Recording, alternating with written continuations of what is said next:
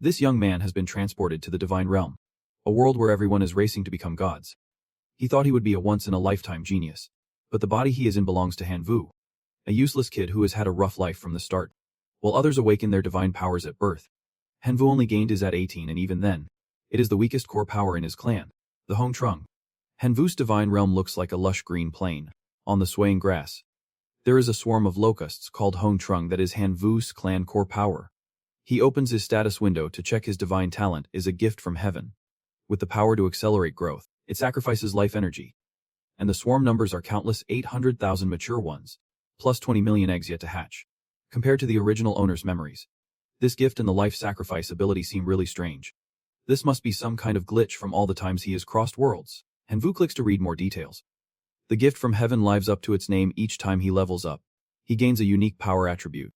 The life sacrifice lets him trade the lives of creatures for random valuable resources. Usable once a day.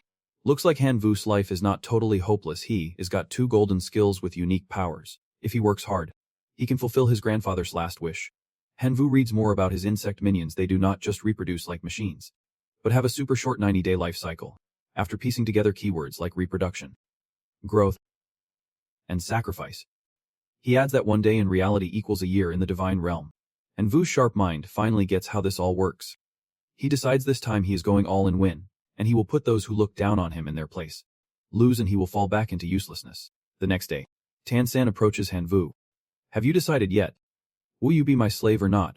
She promises that before he graduates high school, no one will dare bully him, and he might even get married early. I refuse, Hanvu says bluntly, leaving Tan-san speechless. Do you even know what you are saying? Without my protection, those guys will drain you dry until you are nothing but a shell. Tan-san threatens. Hanvu knows his situation but still refuses. He may have no power, but he has his pride. He won't live his life hiding behind a woman's skirt. Unable to convince him, Tan-san turns and walks away, warning he will regret this later. Vuzu, finally seeing that woman off. Next up, he has to deal with that spacey Zhang Bin. Hanvu, have you prepared 100 divine power points yet? Seeing Hanvu silent, Zhang Bin puts a hand on his shoulder. Hanvu snap. Don't touch me. Zhang Bin scowl. Surprised Hanvu dared resist today. He threatens that if Hanvu does not use divine power, Han will destroy his core power. Then let us see about that. Hanvu replies boldly, making Zhang Bin wonder if he has found some backup to be this tough today. Han notices Tan-san turning a blind eye. Looks like she is not backing Hanvu after all. Zhang Bin's lackeys shout for Han to fight Han, curious to see what happens when someone's core power gets shattered. If you are tired of living, do not blame me for not giving you a chance. Zhang Bin snarls at Hanvu. Zhang Bin pulls out a 10-point Divine Realm infiltration card. Locking the target creates a portal into the target's Divine Realm space for invasion. Hanvu is forcibly pulled into his own Divine Realm to face the invasion. In front of him stands a massive teleportation gate. The gate opens, revealing countless glowing red eyes. The dwarf army of Zhang Bin lines up, waiting their turn. Zhang Bin, now a restless spirit in the central realm, commands in the name of the dwarf god, destroy those weak Hong Trung locusts. Ruin the core of this divine realm fragment. The dwarves raise their hands and shout in unison before charging out. Outside, people watch through small screens. Zhang Bin's dwarf army just grew by at least 1,000 more. This force could now break into the school's top 50. His army of dwarves was armed, led by elite creatures that stood out from the rest. To counter the dwarves, Hanvu sent out his self-exploding locust army. Everyone was shocked by his swarm of red flying bugs. The self-exploding locusts were elite creatures. But how did his ordinary locust clan produce so many elites? Still, despite being elite creatures, no one thought highly of the self-exploding locusts. They were no match for the dwarves in combat. The two armies clashed, the exploding locusts causing grenade-like blasts that pleased Hanvu. A day before making a crucial decision, Hanvu sacrificed 200 million locusts, keeping only 10 million to sustain the species. After sacrificing lives, Hanvu could choose one of 3 things: 10,000 elite soldiers, an endless life spring to nurture vitality and improve the environment, or a first-class sacred artifact, a water-hard hair, with a chance to spawn a core locust clan bursting with power. 10,000 elite soldiers could solve the immediate problem but were disposable. What if he faced another threat later? The life spring was a long-term investment, not a quick fix for urgent issues. So Hanvu chose the third option, investing in the core locust clan. After a minute, Hanvu got a self-exploding locust crazy, brainless, obeying only his commands.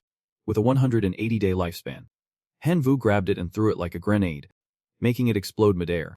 This blast was not enough to take down a dwarf, But Han Vu had nothing but reproduction speed quantity over quality. The outcome? We will have to wait for this smoky haze to clear to find out. After the clash, dwarf bodies lay scattered on the ground. The last surviving elite soldier faced a swarm of self-exploding locusts clinging to him. Truong Ban immediately ordered his dwarves to retreat before Han Vu wiped them out. But it was too late to leave. Han Vu ordered all his clans to pass through the teleport gate and invade Truong Ban's divine domain. The self-exploding locusts sacrificed their entire nests in Truong Ban's domain. Han shouted, Han Vu, order your clans out of my domain now.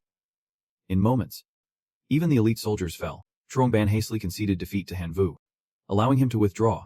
Han Vu felt deeply ironic. Truong Ban wanted to destroy his domain's core. So now he had every right to destroy Truong Ban's core. Truong Ban flashed a threat, saying if Han Vu dared touch him, his parents would not forgive him. His dad was a demigod, and his mom was about to ascend. But no matter what, today Han Vu would destroy Truong Ban's core so he would never bully anyone again. Truong Ban begged and cried for Han Vu to stop, promising to quit bullying and fulfill any conditions. Han Vu demanded, I do not want anything from you.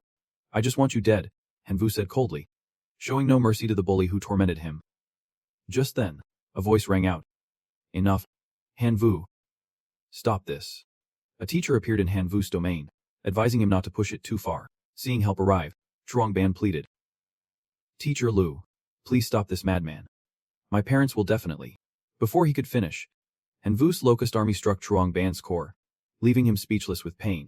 Teacher Lu looked at Han Vu and ordered him to stop immediately. Han Vu smirked, curious why the teacher showed up at this exact moment, as the homeroom teacher. Of course he could sense what was happening to everyone in class. Teacher Lu said something showing he was a dedicated teacher. But the truth was different when Han Vu was bullied and blackmailed by Truong Ban. This teacher was nowhere to be found. Teacher Lu thought to himself that Han Vu was naive. He did not even have parents, let alone demigod parents like Truong Ban's. Then he lowered his voice, advising Han Vu to stop. One last question: if you were the one attacked today, and your domain's core destroyed, would you expect me to show up and stop it? Han Vu's question silenced the teacher. That was enough for him to understand the answer.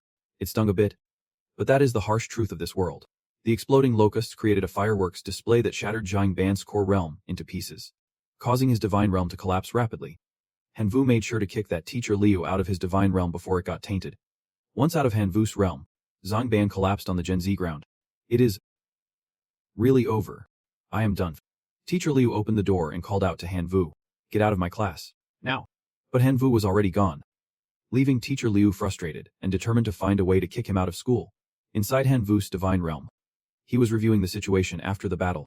The numbers have dropped significantly. Looks like I will have to train more of those exploding locusts later.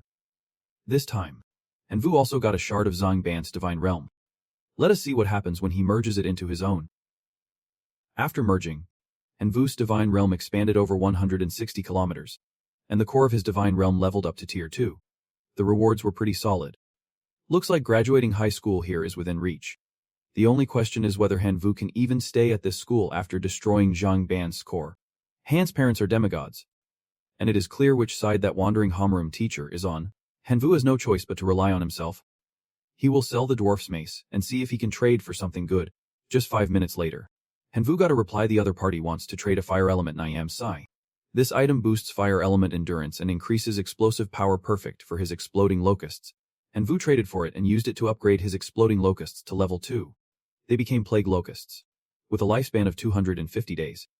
As usual, Han Vu grabbed one and threw it like a grenade. The damage from these plague locusts matches a real grenade. When they explode, they release Niam Sai, causing wide area damage. Han Vu basically has a stash of high-quality grenades. Meanwhile, Zhang Ban's parents came to the school to complain. The teacher said Zhang Ban started the fight and often bullied classmates who broke school rules. Han's dad snapped. So what? You are saying my son's on his own. The school has no responsibility here. Zhang Ban's mom, spoiling her son, demanded the school force Han Vu to drop out. Han Vu chose to confront her directly. The homeroom teacher called Han Vu to inform him that Zhang Ban's parents demanded he be expelled. Both parents were aggressive, acting like they were ordering the teacher around. But the teacher stood firm. She investigated everything and confirmed Zhang Ban was at fault for invading Han Vu's divine realm. Han Vu relied solely on his own strength in the fight, so there is no reason to expel him. Zhang Ban's mom leaned in close, threatening the teacher with her tone. I can't believe you are defending a kid who destroyed another student's core realm. Is this what your school stands for? Please do not twist the facts. Han-vu is a good student who follows the rules. We have plenty of evidence that your son bullied him multiple times. The teacher said firmly, defending Han-vu. Zhang Ban's mom was furious the teacher would not expel Han-vu and called her husband to step in. He could accept the school not punishing Han-vu harshly. But as the victim's parent, he needed to vent his anger. If the school did not meet this small demand, he would not hold back anymore. In the end, Zhang Ban's parents proposed sending a squad of over 1,000 demigods into Han-vu's divine realm. No matter the outcome, the homeroom teacher wanted to see if Han-vu could stand against 1,000-strong demigod squad. Han-vu was grateful to the teacher for her support and promised to come to school tomorrow to honor the challenge. This gave Han-vu even more reason to level up quickly. It was time for the second life sacrifice. Again, there were 3 choices. First, a Tier 1 sacred artifact, the Blood-Hued Demon Copper, which boosts the chance to spawn Blood Copper clansmen and enhances visual acuity. The second choice is a level 1 Fireball skill challenge, helping the clan master the ancient Fireball technique. The highest possible outcome is the ultimate real Fireball. The third choice is the Iron Slicing Sword Wind, a heroic clan sword spirit. 48 billion locusts for a treasure. Han-vu decides to pick the third option.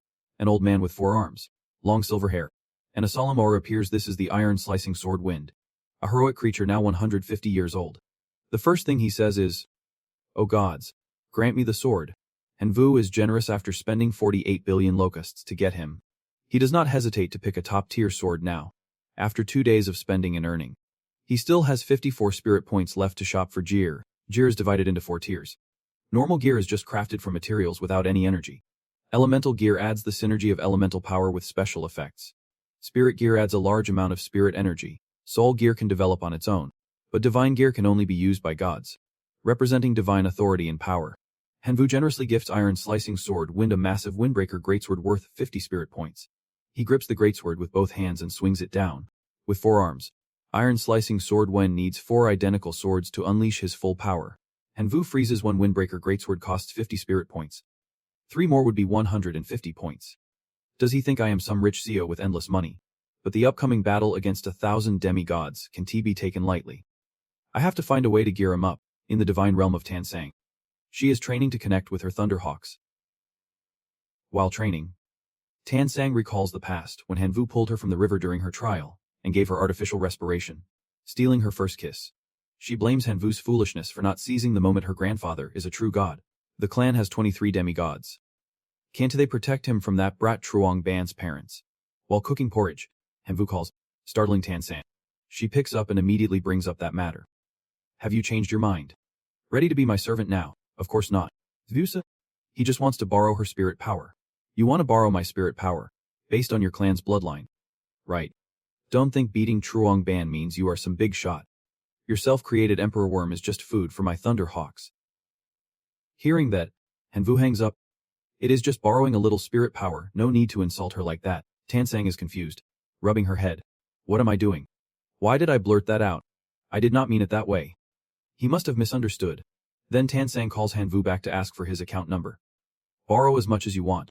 I will send it. So Iron Slicing Sword Wind now wields 4 greatswords.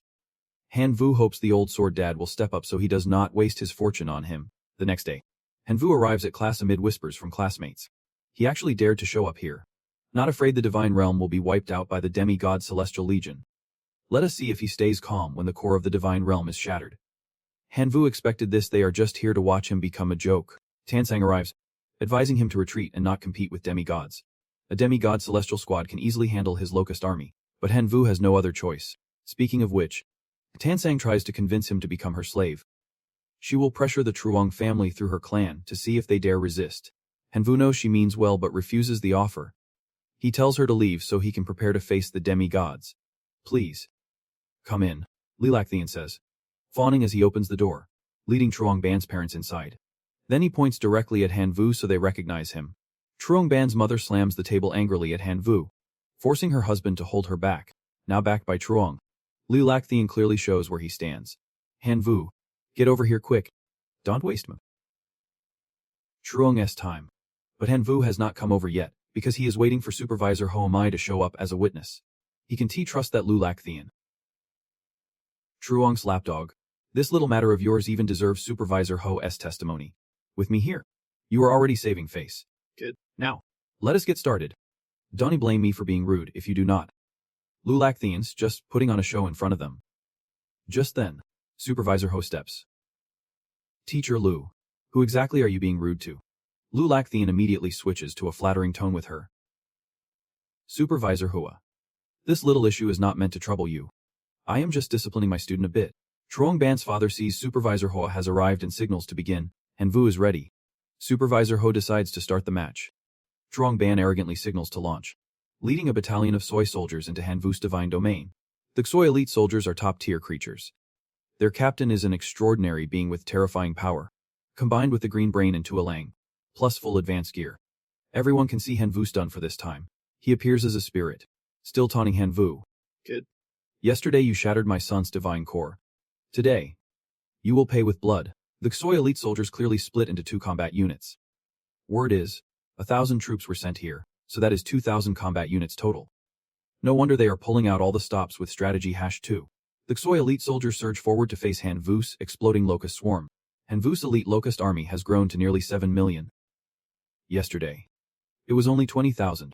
That growth is insane. Even the lowest tier elites are not normally that powerful in such numbers. Too bad Han Vu does not have time to develop further. His core might be destroyed by Truong Kong today. The locust self-destruct sacrifices are useless, only leaving a few scratches on the Xoi elite soldiers. The damage is minimal. Suddenly, dark clouds roll in like a storm is coming. It is a storm but a lava locust storm. They dive from the sky, attacking the Xoi elite soldiers. The exploding lava locusts bring molten lava with them. Everyone is shocked. The blast S force is even greater than the Hong Trung S self-explosion. What kind of creatures are these? Supervisor Ho asks if any student can scan their abilities to give everyone intel on these locusts. A young man investigates and announces, these are lava locusts, an elite species. Supervisor Ho and Tansang now see Han Vu's power differently. Another elite species appears in just one day. Truong Kuang is not phased. How could a bunch of bugs compare to his soy elite soldiers? He unleashes his superhuman power on 7 soy soldiers. They breathe out some kind of smoke that forms an icy barrier, blocking the fire from 7 locusts. As expected from a demigod, Truong Kong's superhuman strength lets him unleash such a wide-range skill. One strike reduces Han Vu's locust swarm to just 500,000. This time, there is no way he can turn things around. Kid. I will show you what despair really means.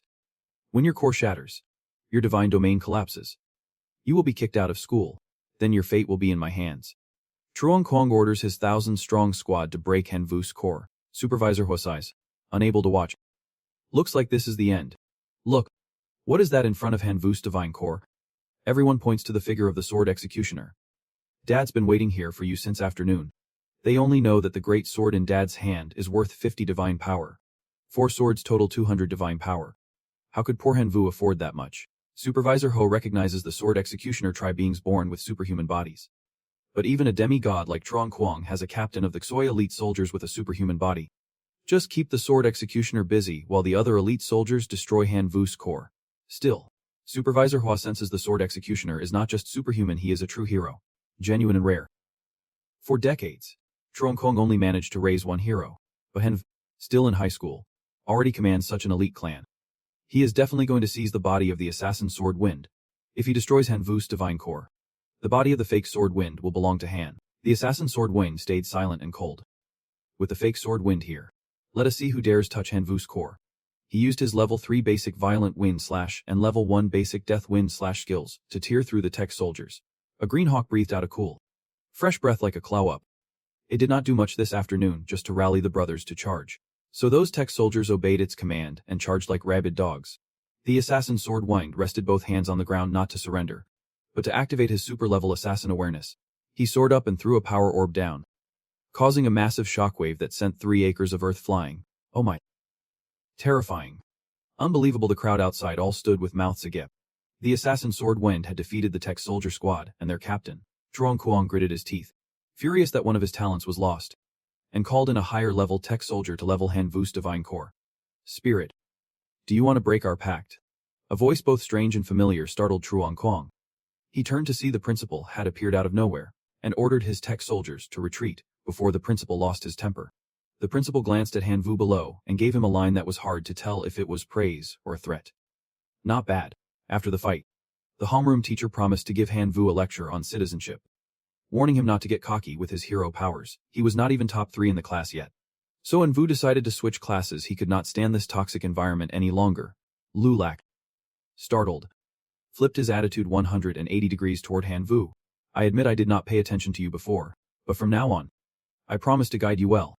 Give me a chance to make up for my mistakes. Only the readers knew he was really just trying to latch onto Han Vu's talent for views and future rewards when Han Vu asked top universities. But Han Vu meant what he said. He was determined to switch classes. The homeroom teacher could not agree right away. Class transfers had school rules. You could not just switch on a whim. If Han Vu really wanted to switch, he had to pass a test arranged by the school. If he met the standards, he could transfer immediately. No surprise, Han Vu wanted to take the test right away. Unexpectedly, even Tans, who had nothing to do with it, wanted to take the test to switch classes. Wherever Han Vu went, she followed. Lulak Thien's face darkened as he saw his talent slipping away. Tan sang, "If you are unhappy with me, just say it. I will change. No need to cause a fuss and switch classes. I am not unhappy with anything. I just do not want to stay in this class." Tan Sang's answer left him speechless. Not only that, another young man raised his hand to ask for the test too. Lulak Thien lost his temper and shouted, "Do you get it? You are class president. Why are you siding with these guys?" "Teacher Lu, thanks for your care and guidance so far. But I can't stay in this class anymore." Tan Sang spoke politely to save his face. But he could not let her fall into anyone else's hands. The homeroom teacher tried hard not to laugh at the situation and decided to schedule the test for tomorrow. As for Lulak Thien, he went back to his room to drink tea and vent. That afternoon after school, Tan Sang chased after Han Vu, asking about the hero life of the assassin Sword Wind. "This has nothing to do with you," Han Vu replied coldly. Tan Sang claimed Han Vu owed her 150 spirit points and had to pay it back by being her servant. So she had the right to know about his hero life. Han Vu looked at her with a judging gaze. If she wanted to collect the debt, he would give her 5 spirit points as interest. But if she wanted to know about his hero life, dream on. Saying that, Han Vu retreated into his divine core, leaving Tan Sang unable to follow. Inside his divine core, Han Vu carefully counted his troops after the recent battle. With so few, he would not pass tomorrow's test. At that moment, Charm the Kim Fong appeared to report after patrolling the divine territory. Some Kbini XY were fleeing and hiding in the mountains. He asked if you wanted to eliminate them. A few dozen Kbun XY escaped, and since Troning Sung left them behind, they must be trouble. Taking care of them quickly is the safest bet. But for someone like Han Vi, this approach wastes resources. So you ordered Triumph of the Kim Fong to capture the Kbin XY alive for future use. 2 hours later, the Kbin XY were trapped right in front of Han Viek. He decided to sacrifice 1 billion ordinary locusts and 24 Kbin XI, no point wasting what might be useful. After the sacrifice, Han Vi had 3 choices: an alpha robot, a blueprint for a large metallurgical furnace to boost equipment production, or 3 observation towers to predict enemy invasions from afar. The robot was cool and useful, but Han V's locusts were not smart enough to operate it. The furnace was useless, since they did not know how to use it to craft equipment, and the observation towers were pointless on Han V's flat, open terrain. None of the options fit, leaving Han Vi disappointed. Then he suddenly remembered the few hundred dwarves he would taken from the trading post. He wondered how they were holding up. Using eagle eyes, Han Vi'd observed they were hard at work farming the land. Though their labor was grueling, they thanked the gods daily for the life they had. Han Vi was puzzled. After capturing them, he would only order them to mine minerals to pass the time. The dwarves clearly had passion for mining and crafting, but were sent to fight on the battlefield by the commander. They were skilled at crafting equipment, perfect for support roles. Looks like the furnace finally had a purpose. Han Vi granted them a large furnace, so they could produce better gear. The dwarves immediately knelt and thanked him, calling him a godsend to them. That day, Lu Du Lux then called a meeting with all the class advisors. "Everyone, I am sure you know about the 3 students Han Vian, Tenin Singh, and Trung Hai Wulong. They want to take a test to transfer classes. The school is handing over the test prep to us. What do you all think?" One teacher spoke up. "What other choice do we have? Of course, we should thank Meh Lugu for the gift. These 3 beast-loving students want to transfer. Sounds like you are giving your guys a chance."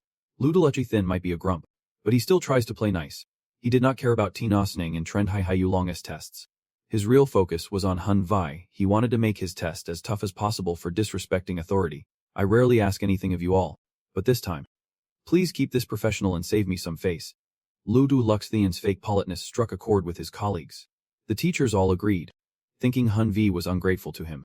Little did they know, Lu Du Lux Thien just wanted revenge after being scolded by the head teacher all day yesterday. The next day, Ludu Lux Theon brought the test requirements for the 3 students. Trangang Haiyu Long and Ten Yarsing Yes tests were level 1 stop 1000 outsiders from invading the divine territory. Easy. Then came Hun vs test level 10.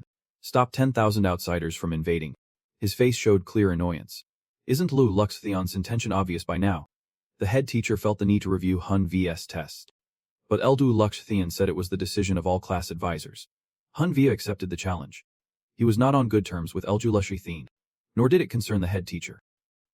Ludu just wanted him to prove himself to the new head teacher. Needless to say, Lu Lucky Thin was furious but powerless against Hun Vi. Every day, Tina Sung begged Hun Vi to be her servant. Today was no different. She talked so much that Hun Vi memorized her speech. As usual, Hun Vi refused. He had a test to focus on first. He would deal with her later. Totally clueless, Ten Sung sighed loudly in frustration. Behind them, Trangang Haiyu Long secretly hoped Vibai would embarrass himself in front of Tina and Sing so he could shine. The test began. 10,000 Red Root soldiers charged fiercely into Hun Vi's divine territory. Everyone watching outside heard your difficulty level was the highest. Who told you to piss off Teacher Aldu? Just wait and see the show. Even Hun Vi had to swear at this point. That Alu Lufthivan guy is seriously ruthless. Yet he led a bunch of fire-resistant troops in here. Luluchi Thin was smug, confident his army of 10,000 troops could shatter your divine domain. A student nearby congratulated him on successfully defending. But Eldu Lux Theon stayed fully in character as the devoted teacher. What is a teacher without a test? After this exam, I am sure Hun Vi Guy will finally understand the struggles we teachers face. Hun Vi sent the Grasshopper Legion out first. The red troops launched fireballs, hurling them at the grasshoppers, causing them to explode. Normally, insects can really form iron spears, but Hun Vi used self-detonating grasshoppers. Those self-exploding grasshoppers only took out about 400 red troops. Meanwhile, Trodhang Haiyu Long and Ten Sung had already finished their tests. Looks like Hun Vi's in real trouble after all. Grasshoppers are just low-level creatures. Hun Vi then deployed the grasshopper berserkers, killing another 3,000 red troops. But the rest swarmed his divine core. Everyone started worrying for Hun Vi. Even with the sword storm, he could at best wipe out half the remaining red troops. The homeroom teacher promised to relay messages to Hun Vi outside, telling him it is okay to lose once he would bounce back stronger. But Hun Vi was determined. He wanted to transfer classes, so he would fight to the end. Even if he was the last one standing, he would not back down. He had not lost yet. Swordstorm charged in with a violent slash, cutting down a few dozen more red troops. The red troops combined their firepower, creating an explosion around Swordstorm. The old man looked like he could not hold on much longer, 150 years old, and dragged into a battlefield. Who'd he stand for that? Lu Luck Thin could not help but smirk.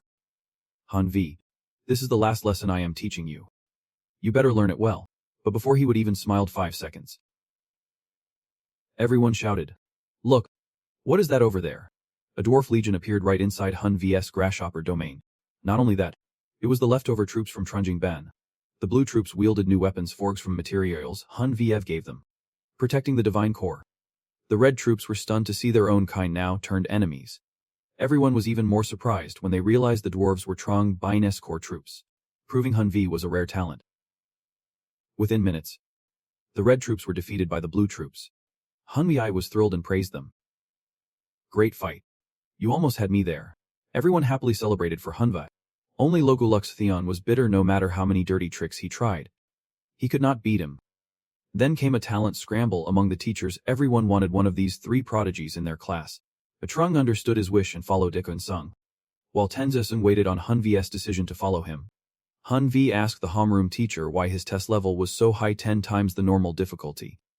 Actually, all the teachers in the department decided together, so even the homeroom teacher could not explain why. Hun Vi wanted to see the voting results from that day. At that moment, other teachers started mocking Eluive Thing, regretting they would listen to him, and voted yes. Only 2 teachers had voted against it. Hun Vi was very grateful but still had to choose between the 2. One teacher, after watching today's test, believed Hun Vi had great potential to train dwarves. If Hun Vi joined his team, he would give him an unlimited dwarf army of 10,000 to fight for a top 10 spot in the department. The other teacher thought training the core troops was more important. He had several useful regeneration types for the core insect troops, which could help Hun Vi perfect the evolution of the grasshopper core troops. Teachers Yin Ven, I want to study in your class. As soon as Hun Vi made his decision, Tinsong and Trang followed immediately, with all 3 prodigies choosing his class. Teacher Yin Ven was overjoyed this year. He finally had a shot at the favorite teacher award. To welcome the new students, Teacher Yin Ven prepared a small gift. This is a level 2 architectural blueprint for the insect nest, covering an area of 1 square kilometer. Every year, it produces tens of millions of insects. You can embed it into a sacred artifact in the insect nest for perfect effect. This gift is clearly made especially for Manhwa. Building the insect nest behind the divine abyss allows the use of 2 level 1 sacred artifacts, the violent core and the fire star lava, for extra support. That way, the nest can activate the power of those 2 items while the insects undergo metamorphosis. So each year, you will have 10 million lava grasshoppers. After the calculations, Manhwa bowed deeply, thanking Teacher Li Vine. Zian Ven waved off the thanks, saying all he wants is for Manhwa to improve his results and earn him a reward. The homeroom teacher clapped and announced, today's test was just a warm-up. The real exam is the school-wide competition in 7 days. It also affects how resources will be divided among classes later. So the prize money involved does not need further explanation. Back in the divine abyss, as usual, Manhwa tallied his troops after battle. The numbers kept shrinking, down to just over 2 million grasshoppers of all types. Manhwa felt miserable. With this strength, if he joined the killing contest in 7 days, he would definitely be at the bottom of the class. Teacher Yin Ven would be so disappointed. That is when Manhwa noticed the dwarves had renamed themselves the Rickshaw Dwarves. He hurried off to see it with his own eyes. Sure enough, after a desperate battle, they had evolved into elite Rickshaw Dwarves. If they are the core clan of Manhwa's tribe, then it is hopeless. Now all he can do is speed up development and restore the Grasshopper clan to its former scale. 4 days later, thanks to Manhwa's relentless effort, the Grasshopper count surpassed 7 billion. He prayed to the gods, hoping this ritual would grant him some decent gear. Finally, there were choices. A level 2 sacred artifact, the Violent Growth Law, which grants the core tribe the power to devour anything to evolve, though only for normal life forms.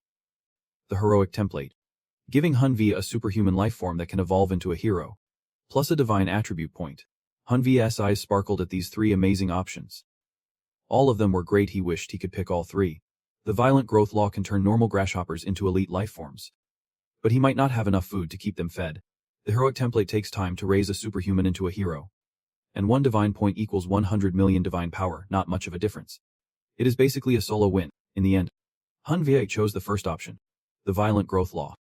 If he can feed 100 million elite grasshoppers, he will use it on the insect nest first, raising 1 million a year to start. 3 days later, entering the divine abyss, Manhwa could not help but exclaim, are these grasshoppers or dinosaurs? His grasshoppers had turned into helicopters overnight. Manhwa named them the Violent Thunder Royal Insects Premium Edition, or just Thunder Royal Insects. The next day, at the assessment test, Tan Sung muttered her usual chant. Have you thought it through about being my servant yet, without backup or resources? Your current strength 1T stand out among the demigods. She added that Manhwa's grasshoppers are still just tiny bugs, and even though he can tame dwarves, they are not his core clan. Blah blah. As usual, Manhwa rejected Tan Sung's offer. Making her frustrated, she just wanted to drag him home already. Seeing Manhwa ignore Tan Sung while she herself was not even getting a word from her, she felt bitter inside. Teacher Zian Venen and the class announced details about the upcoming overall competition. Students with outstanding results will receive valuable rewards like sacred artifacts, divine abyss territories, core tribe fragments, and clan legions. Next came the competition rules. The assessment test is divided into 2 stages. The first stage is elimination. All students get tests of equal difficulty. Those who pass earn 1 point. Those who fail must leave the school. The second stage is ranking. Remaining students can choose to withdraw, but then 1T appear on the rankings. Those who continue will face unlimited combat tests. Anyone who tries to break in will be teleported outside. Each time you get through a wave, your personal ranking goes up. Fail the elimination round, and you are out of school. Harsh. But Hanvu is really looking forward to the rewards this time. Without any fanfare, ranked students will randomly receive a basic regeneration card, plus, the top 100 get special rewards, and the number 1 spot gets a divine point. Hanvu is ready to dive into the rewards. The first round countdown has started. Hanvu has his army of locusts ready, and Gopin is gearing up to fight. A swarm of bloodflesh demons is slowly advancing into his divine territory. Hanvu did not expect the school qualifiers to be this intense. Bloodflesh demons may be common creatures, but they fight like elite beasts. Their thick 3-inch flesh is tough to break, and their slow movement is controlled by their leader. Hanvu sends 50,000 violent locusts to attack, triggering a lava explosion. The bloodflesh demons barely take 3 steps before they are blown to bits. Hanvu can even smell the delicious grilled meat from afar. Is this some kind of violent food law, turning them into snacks for his locusts? Hanvu orders the rickshaw dwarf to haul all the blood-flesh demon bodies back. 15 minutes later, Every corpse is stripped clean, no meat left under his locust's claws. Clearly, this is just feeding his troops, not a real fight. In the observation room, teachers complain about how tough this round is. Dane Van's class has already lost a third of its students. This time, the principal brought 3 vice principals to the front lines to oversee the magical civilizationist battle for territory. The blood-flesh demon teacher found it interesting enough to include in this deadly test beings like them, should not overthink it. Dane Van got excited seeing Hanvu use blood-flesh demons as food for his locusts. What others see as nightmares, Hanvu just sees walking meat. Plus, his lineage can resist the poison in the blood-flesh demons, flesh that is rare. Other teachers start seeing Hanvu's locusts in a new light. This might be a breakthrough worth researching. Dane Van says luck is a kind of talent. And the locust's strength is not weak either. They have reached superhuman life levels, still bottom tier, but superhuman nonetheless, surpassing normal superhumans. Superhuman locusts are still just locusts. Their overall strategy is not even a fraction of Gop Bin's. Dane Van thinks Teacher Lu is biased, comparing locusts' flaws to other species' strengths if it is about reproduction speed. What can beat this breeding machine? Lu Lacthian does not want to argue. His class has a student named Lu Mak whose lineage is Gop Bin. He bets Lu Mak will outperform Hanvu. Dane Van is not afraid to bet either. Both stake 5 divine points.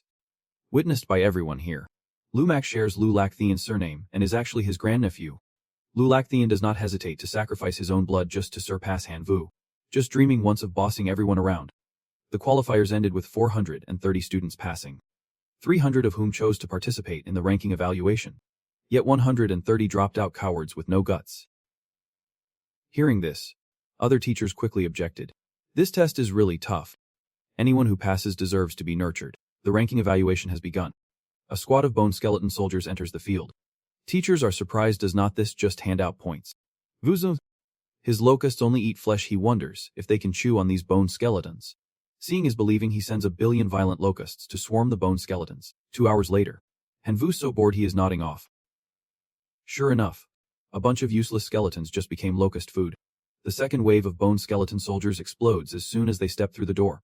Hanvu notices they can swim, so they can cross the lava river into his divine territory. So he orders the rickshaw dwarf to pour molten lava from the furnace onto the ground. The lava flowed so much it formed a huge river right across your sacred realm's gate. Now, those bone soldiers step in and instantly join the heavenly faction. Even the professors had to admire Hanvu's strategy. His level of thinking made Dane Van proud of him. Lu Lacthian crossed his arms, bragging. What is the big deal? Isn't he this just round 7? In my class, it is already round 7 too. Back then, in Lu Mak's sacred realm, besides the little green guy, there were 13 level 1 arrow towers, 9 level 1 shock towers, 12 level 1 fireball towers, and more. Lu Lacthian was smug. He would poured so many resources into Lu Mak just to snag that top spot this time. Suddenly, everyone started shouting, "Quick, check out Tansang's sacred realm." Just the shock towers alone numbered 100, and the other creatures totaled in the tens of thousands. Lu Mak was just a newly rich kid, but Tansang was old money born into wealth for generations. Even the teachers themselves rarely had as many trump cards as she did. Lu Lacthian was bitter about being forgotten, but since he could not do anything to Tansang, he blamed Hanvu instead. Round 10 ended, with 18 contestants left. The next invasion round was even tougher. Right at their sacred realm's gate stood a bone puppet, a heroic creature gifted with the power to control and gather bone soldiers. The bone soldiers on the ground suddenly stirred, following the puppet's command to merge into a massive, giant bone myth. The puppet combined the bone soldiers into a colossal bone warrior with terrifying strength. One stomp was enough to topple a tower. Less than 3 minutes in, 8 students had already backed out. This level was brutal. Lu Lacthian stared hard at Hanvu, wondering why the bone giant in his sacred realm was a single color. The weak bone giant clung to the cliff. Trembling below was a river of molten lava. All the bone soldiers had melted away, no bones left for the puppet to use to revive the giant bone warrior. The fake father wielded his sword, slashing down the bone puppet with a decisive strike. Round 11. Hanvu yawned and passed with ease. This is cheating. Hanvu must have stolen the test. Lu Lacthian could not accept this. When teacher Dane Van asked for proof, Lu Lacthian threatened to report him to the higher-ups. Everyone clearly saw Hanvu acting strangely with the bone soldiers. Who cleans up after defeating bone soldiers? Clearing shattered bones on the battlefield only strengthens the puppet. Right. Teacher Dane Van was speechless at Lu Lacthian's twisted logic. Pushed into a corner, Lu Lacthian accused Hanvu of knowing the test in advance. Finally, the homeroom teacher promised to speak up. The test content was set personally by the principal, who did not even know the specifics, if Hanvu knew the test beforehand. It could only be from the principal. Lulakthian could take his questions straight to the principal. Lulakthian immediately shut up. No more barking. I guess I was overthinking it. Hanvu just got lucky beating the bone puppet. Even if he did not cheat. This result was not fair to the other students. The homeroom teacher was truly at a loss with Lulakthian's nonsense. Their civilized Sacred Realm school nurtured talent fairness was never part of the deal. The best wins. Whatever Hanvu did to get this result is fine. As long as he did not cheat. If fairness is the issue. Lulakthian should look at himself. He used his influence to get his nephew Lumak more resources. Tansang is old money. Backed by family support and countless divine powers. Where's the fairness in that? Diane Van did not realize Lumak was Lulakthian's nephew. No wonder he was so confident making those crazy bets. Like the old saying goes. You gotta work to win. Lumak wants to win without trying. Not a chance. Sure enough. By round 11. Lumak could not keep up and withdrew. The bet's outcome was clear. Hanvu passed round 11. Lumak did not. Diane Van patted Lulakthian on the shoulder, reminding him about the bet money. Lulakthian reluctantly handed over the 5-point divine attribute card to Diane Van, reminding him to keep it safe. He would reclaim those 5 points someday. After an hour, only 3 remained past round 13. Hanvu, Tansang, and Hongfei. Hongfei withdrew in round 14, and Tansang left in round 16. Only Hanvu remains, still holding on to round 20. His Hong Trung statue gets stronger with every hit, while countless bone jars cry out in sacrifice as food for the locusts. After 50 minutes, the divine realm briefly recovers. Waiting for round 21 to ramp up the difficulty, the door slowly opens. Hanvu looks up and oh, it is huge. The ancient Lin Shu appears. Even the teachers are stunned by the principal's sheer presence. By the final round, even at the Lin Chu level, Hanvu's grown bored. He decides to step back on his own. The ancient Lin Chu had just entered the arena, but was immediately sent back, protesting as his body was pulled out of Hanvu's divine realm while still clutching the doorframe. Suddenly, something flies past Hanvu's face from the ancient Lin Chu's direction, causing an explosion behind him. Before Hanvu can figure out what happened, he is forcibly removed from the divine realm. Stepping out, he is surprised to see his name topping the school leaderboard. Teacher Diane Van's class ranks first overall, while Lulakthian's class drops to 8th, leaving him bitter and swearing under his breath, "Damn it. Our class should have been on top." Hanvu proudly accepts congratulations from everyone. From a bullied kid, he is now the top student in school. An hour later, the rewards arrive, tons of rare rank swap cards that make the other students jealous. Every swap card offers benefits, but now Hanvu has to pick the one that fits best. It is a real headache. The next day, Teacher Diane Van offers Hanvu a suggestion, truly a respected mentor. First, get the Divine Realm Territory card to add 20 more square kilometers of secret forest. Then, exchange a level 1 Sacred Artifact card for a rare beast, plus a Sacred Realm Core and a level 1 Divine Land construction completed. Weapons can only be swapped one at a time, so that is not enough for the 4 weapons needed to bombard the Godfather sword. So Hanvu decides to find a weapon for the Rickshaw Dwarf instead. Hanvu spots a Hellfire Battle Spear, which requires a hero with fire element life energy to wield. That means the current Rickshaw Dwarf can't use it yet. They will have to wait for the Rickshaw's beloved to find a fire element hero before it is effective. An hour later, Teacher Diane Van summarizes for the class. The final exam has drawn a clear line with the advanced class. Those with enough skill will soon become elites. Teacher Diane Van invites the top 3 students to come up and receive their awards. Hanvu stands out in the competition, taking first place and earning 100 fan points at the resource vault, which he can spend on anything he wants. Curious about what goodies are inside, Hanvu sees a selection board featuring a bachelor's degree, life essence spray, core mysterious iron ore, and several level 2 skill supplements. Hanvu chooses the life stream, which strengthens life force like flowing water, nurturing and sustaining life, and altering the surrounding environment. During the break, a young man approaches Hanvu, offering 10.05 billion divine power in exchange for one of his divine attribute points. Naturally, Vu refuses. Why would he trade his divine attribute points for divine power out of the blue? No need for reasons if someone agrees.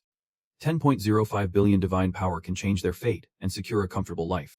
The young man has money but no divine attribute points, so he assumes Hanvu will trade his divine power, but Hanvu flat out refuses.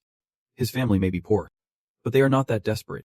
The young man rubs his hands, begging his grandfather is about to ascend to true God but lacks divine attribute points. Besides divine power, the guy also owes Hanvu a favor. 10 billion divine power is no small amount. With it, Hanvu could increase his locust numbers tenfold. Earning divine attribute points would be a breeze. Just as Hanvu considers agreeing, his phone buzzes. Tansang just transferred 15 billion divine power to buy his divine attribute points. Could one divine attribute point really be worth 10 billion divine power? This is common knowledge here. But Hanvu is not from this world. So how could he know? 10 billion divine power can condense into one divine attribute point. But only if it is condensed from the faith power generated by one's own kin, and then used to form one's own divine attribute. Mixing it with faith power from other gods greatly reduces the condensation rate. The current market price for divine attribute points is 14.5 billion divine power. But no one is selling. 15 billion divine power falling from the sky is truly mind-blowing. In Hanvu's divine realm, he surveys his Jiangshan mountains. A level 1 divine temple is built near the dwarf rickshaw forge. As for spreading life seeds, you will place them near the wasteland. Soon, this place will turn into a hobbit of bandits. Mark my word. Next, give the infernal battle charm to the red dwarf folks. Let them bask in the praise great deity. Thank you for granting us all this. Not only that, Hanvu gave them a super seed, later called the divine charm. Hopefully, they will soon become heroic beings worthy of wielding the infernal battle charm. After finishing here, Hanvu flew off like a true god. Next up is the venomous bull that teacher Diane Van told you to pick. Not sure what it does. Though, speaking of Caw, he just called. Hanvu immediately answered teacher Diane Van's phone. Teacher Diane Van just won big against Lulap Thean, earning 5 divine points. Thanks to Hanvu's help, he wants to share some with him. One is a divine point card containing 150 million spiritual power. The other is a nasty black demon seed in his left hand. This is loot teacher Diane Van got from the outer region. A seed born from the heavenly demon insect king, forged through a rare alchemy method into a demon fetus. Even though it is withered, it still produces 10 liters of demon fetus toxin daily. The lowest ranked clan members can consume this toxin to become low-level heavenly demon insects. When Hanvu first enrolled, teacher Diane Van promised to help him complete his life mission for the clan's core. He will do everything he can to help. Everyone at school looks down on teacher Diane Van, thinking the yellow insect clan is trash at society's bottom. But if you hold the path to changing your fate, the yellow insect can become a heavenly demon insect. The clan's potential can compare to elite natural life forms like the Thunderhawk of the Tan lineage. But they can reach the level of ordinary beings like goblins and dwarves. Hanvu decided to take the demon fetus seed because money's not an issue. The combo of heavenly demon insects and high toxicity is potent. Teacher Diane Van advised him to get a level 1 venomous pearl and put it inside for surprising results. Besides thanking teacher Diane Van, Hanvu asked if he could supply a large amount of meat, not necessarily top quality, since meat in Thuong City is way too expensive for him. Teacher Diane Van guessed Hanvu wanted to feed the yellow insects with meat and advised against buying in Thuong City. Prices are steep and quality low. Recently, the principal secured a demon valley with plenty of meat from the demon horde. Hanvu could ask the principal about it. Hanvu thanked him and hung up, then wandered around the divine realm lost in thought. Level 2 sacred artifacts are like normal food now. The yellow insects in the sacred realm are not enough to feed them. Even the production within the divine realm can satisfy their hunger. Better find a food source ASAP. Hanvu went to an ancient tree and placed the demon fetus egg there to produce demon fetus toxin. Once the yellow insects eat it, they will evolve faster. 2 days later, there was demon fetus toxin for the yellow insects to eat. Hanvu eagerly awaited the results. The egg cracked open, and a mutated black butterfly flew out. It is a common type of heavenly demon insect with a 200-day lifespan. Though ordinary, its strength is 100 times that of a yellow insect, but nurturing info is extremely rare. Heavenly demon insects need demon fetus toxin to evolve. 1 drop can assimilate a grasshopper. There are 20 drops per milliliter, so 10 liters equals 200,000 drops. If it multiplies, Hanvu could produce 200,000 heavenly demon insects daily. In just minutes, the heavenly demon insect doubled in size, absorbing the toxin. If the feeding law applies to it, it will soon evolve into an elite creature. Next, Hanvu placed the level 1 venomous pearl sacred artifact into the core of the divine realm to see what happens. The heavenly demon insect instantly evolved into an elite venomous heavenly demon insect, a nightmare for anyone afraid of insects. Meanwhile, the principal was struggling with piles of rotting skeletal corpses in front of him, wondering how to dispose of them all. Besides skeletal corpses, there were also blood-flesh demon bodies. If sealed into cards, the spirit energy drains, and the bodies explode, polluting the air further. Just then, teacher Diane Van called the principal on video, no less catching him off guard. The principal remembered Hanvu was the student who fought the demigod Trung Quang days ago. He did not expect such a small insect to have that much impact. Unfortunately, the survival conditions for the demon eel do not suit the yellow insect's existence. Otherwise, we could just send a swarm of royal larvae to clean up the bodies of those bloodthirsty demons. So the principal had to seal the bodies of those bloodthirsty demons into a card and hand it to teacher Rien Ven to pass on to Hein V. The next day, teacher Rien Ven called the principal again, saying that even 1 million bodies of those bloodthirsty demons were not enough to feed your locusts. hoping the principal could supply them long-term. What? They ate it all in one day and now want a long-term supply. The principal was shocked but quickly masked it, remembering to keep the cold expression of a school leader. Sob sob. The bodies of those bloodthirsty demons are enough for now, but long-term supply can be free. The principal wanted to trade with Han V. 1 divine power for 100 bodies of bloodthirsty demons, with deals starting at 10 million divine power. Minutes later, Han Vike sealed the deal, swiping a card for 10 million divine power, leaving the principal speechless. A few days later, the time was ripe, and many heavenly demon venomous agents were born in Han V's divine domain. Fatten them up, and now they have to repay by sacrificing their own lives. In return, Han V had 3 choices. First, 5 giant warriors with extraordinary life forms. Second, level 3 venom skill crystals, granting the clan basic venom skills. These could be given to heroic life forms to master the highest level venom skill. Lastly, a decomposer machine to break down matter and extract pure energy. No way Henvi VI would waste effort producing 1.2 billion elite royal larvae lives for trade.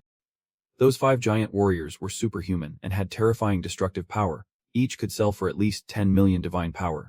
Anmigrev told himself to stay calm and not let money cloud his judgment. The second option was also very tempting. Level 3 venom skill combined with heavenly demon larvae and level 1 venom agents was a killer combo. But his divine core was only level 3. After adding the violent law and venom agents, there'd be no room left for venom skill. Han Vied decided on the third option, the decomposer machine that breaks down matter to extract energy crystals, feeding the clan's magic plants. Top quality and expensive. With this machine, Honey could make money even while resting. The huge machine dropped in front of Hun Vivi. He tossed a few iron pellets in to test it out. 5 hours later, he had 3 precious energy crystals, which could feed certain special races. They could also be used as refining materials, each worth 5 divine power points. This was Han V's long-term startup path. Great gods. While mining, we were attacked by vengeful spirits, injuring 3 comrades. The clan chief is fighting the spirit now. We pray for your divine grace to save the Red Cart Dwarf clan. Their plea came from the temple to Han Vie. He did not know why spirits appeared in his divine domain, but anyone who dared touch his descendants would not get reincarnated.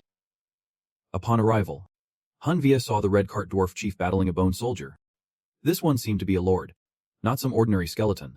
Han Vi was not in a rush to rescue his followers and found the bone soldier more interesting, so he started gathering intel on it. But the investigation failed. Tu Katalu was not Han V's follower, and he lacked the power to investigate further. Frustrated, Han V called Bikaji Kim Fong to fight. If info could not be found, then force would get it out. Bibuji Kim Fong's strike shattered the skeleton into pieces, but they immediately flew back together. Reforming the original body, Han Via ordered it to surrender, promising a new life with flesh and blood. But Tiuka Chulu attacked him. Han V was not hurt at all. His body was like a spirit, not flesh. Only if it destroyed his divine domain could it defeat his divine clone. Hundra Vi ordered the Red Cart Dwarf chief and Bibiga Kim Fong to keep beating Tiakibayu until it surrendered. After 3 days and nights, the Kialo clan knelt before Hen Vi. Avi rubbed their bones, teasing, "If you would listen sooner, you would not have gotten beaten like that." This Kechulalu was actually a clan leader of the Wind Spirit tribe. Though weakened and sealed, its spiritual power was still immense. Not useless at all every day at school, except for days off. It buried itself in studying. The next exam is the real turning point to create distance between students, even affecting each person's future. This important exam is tied to university, making Hanvu take it even more seriously. His grandfather's last wish was for him to attend the Imperial Academy in the Chaos Star Sea to search for his parents. And that is one of the top universities in this divine realm civilization. Grandpa sure knows how to make things tough for his grandson. Next, the students will be teleported to the demon realm at coordinates C793826. Specific details will be emailed upon arrival. Everyone has 1 hour to prepare beforehand. The students whispered about the demon realm, rumored to be constantly shrouded in thick demonic energy. Other creatures entering risk being possessed and turned into mindless demon beasts. Only demon creatures and killers can survive normally here. Su Long was very pleased. This test was not meant for demon beasts like him. Finally, his time had come. Just then, an unknown number called Su Long. It was Li Leffy Thin. He wanted Su Long to take care of someone. When asked for the name, Su Long knew it was Han Vu. Su Long just had to lend Li Leffy Thin a hand this time. He promised not to treat him unfairly and even sponsor him with a demon soul. A demon soul is a super rare life form, as powerful as a hero class being. Li Luck Thin was determined to wait until he was grown. The contest began, requiring students to transform into demon beasts. Each day, Only one chance to summon demon beasts. Up to 100 at a time. The system scores based on points earned from missions. The mission list was as long as a sermon, so I will skip it. First, choose your demon beast form. If you transform into a pig, you revert to your original form. But if your true form is a pig, you are done for. Hanvu had 4 transformation options. Royal Insect, the Dwarf Rickshaw Man, the Fake Sword Wind Dad, and the crippled, disgraced Lord of the Nation, who was also sealed. This place was thick with demonic energy. So Hanvu chose to transform into the Dry Lord of the Purple Soul race to avoid trouble. This was Hanvu's first time transforming. A flash later. Like a roller coaster ride, he lost all his flesh, left only dry bones and clothes. Demon Realm was truly a paradise for spirits and demon beasts. After transforming, Hanvu even felt better than as a human. He ordered 100 royal insect minions to sweep the area. But before they flew a mile, Hanvu's locusts were hit by demonic energy and all 100 were lost, just as rumored.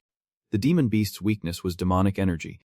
Hanvu had no choice but to rely on the 3 newly nurtured heavenly demon insects. For the first mission, filling an empty stomach, Hanvu sent the 3 heavenly demon insects to gather fruit. Curious how Demon Realm fruit differed from normal fruit. As soon as they stepped in, a pack of killers rose from the stinky swamp, heading straight for Hanvu.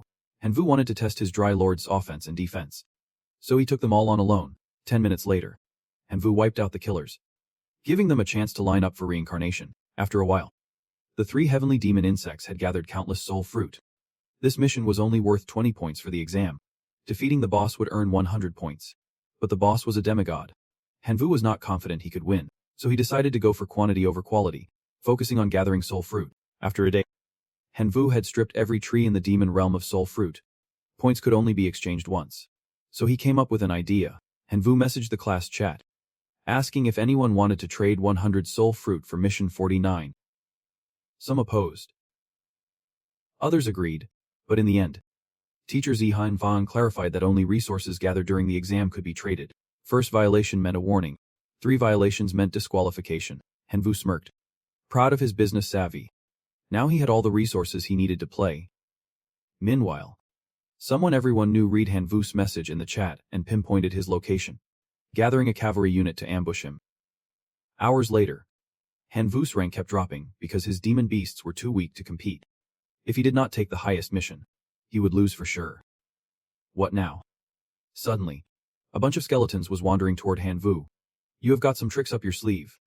But I wonder if you can really control this pile of dry bones once you become the leader. You guys recognize me, right? Hanvu slowly steps toward them. The dry bone soldiers immediately drop to their knees and bow before him. Hanvu's jaw drops in disbelief. Can he believe it? Just one sentence, and he recruits 10 of these stiff guys. Hanvu orders the dry bones to stand up and lead him to their lair to see how many skeletons are left. An hour later, the dry bone soldiers have gathered their whole clan in front of Hanvu, including some badass spirit knights riding skeletal cavalry. Hanvu's hit the jackpot this time. Luck is a kind of talent too. The dry bone knight introduces himself, saying he used to be part of the top legion in the fight against the Bloodflesh Horde.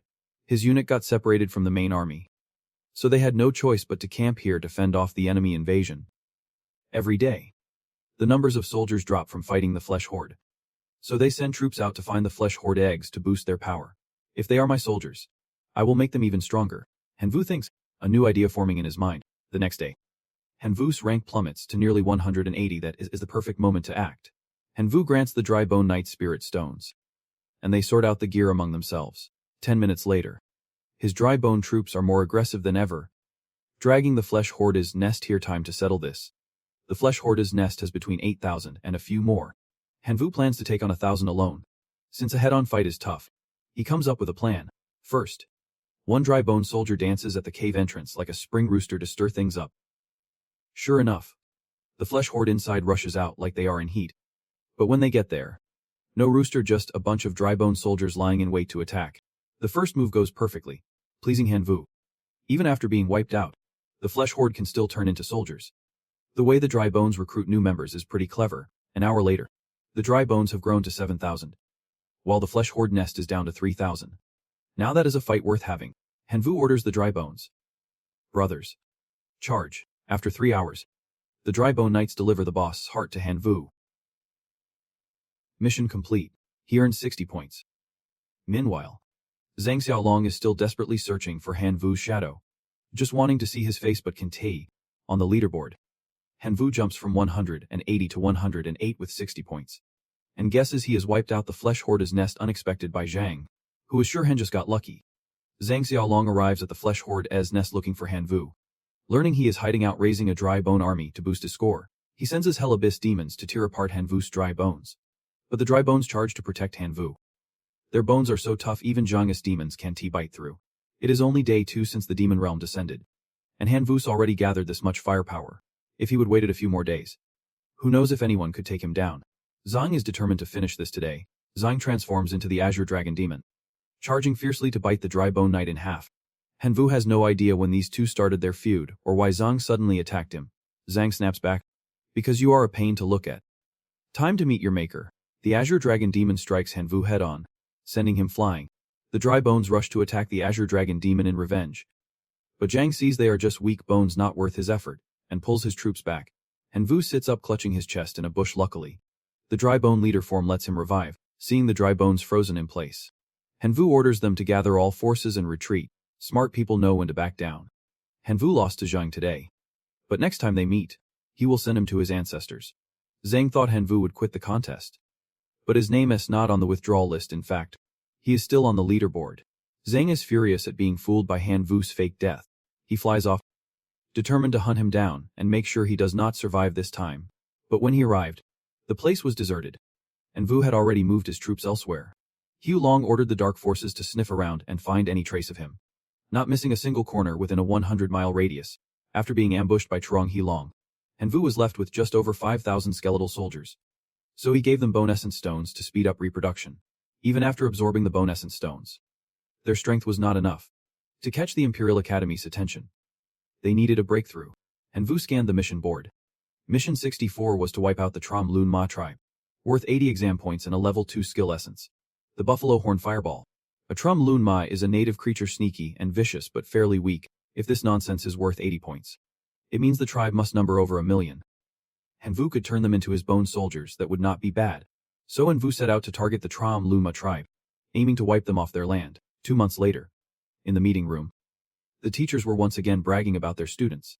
Someone, either clueless or on purpose, asked teacher Diane Van, "Isn't your class led by Hanvu, the top scorer? Why have not we seen him this time?" Liu Luckthifson seized the moment to add salt to the wound, saying Hanvu was just a lucky dog. Liu Luch was number 1, while Hanvu, weak by nature, was spoiled by teacher Diane Van and getting more arrogant. Teacher Diane Van warned Li Luffsai to watch his words and act like a proper teacher. But Li Luffy kept running his mouth.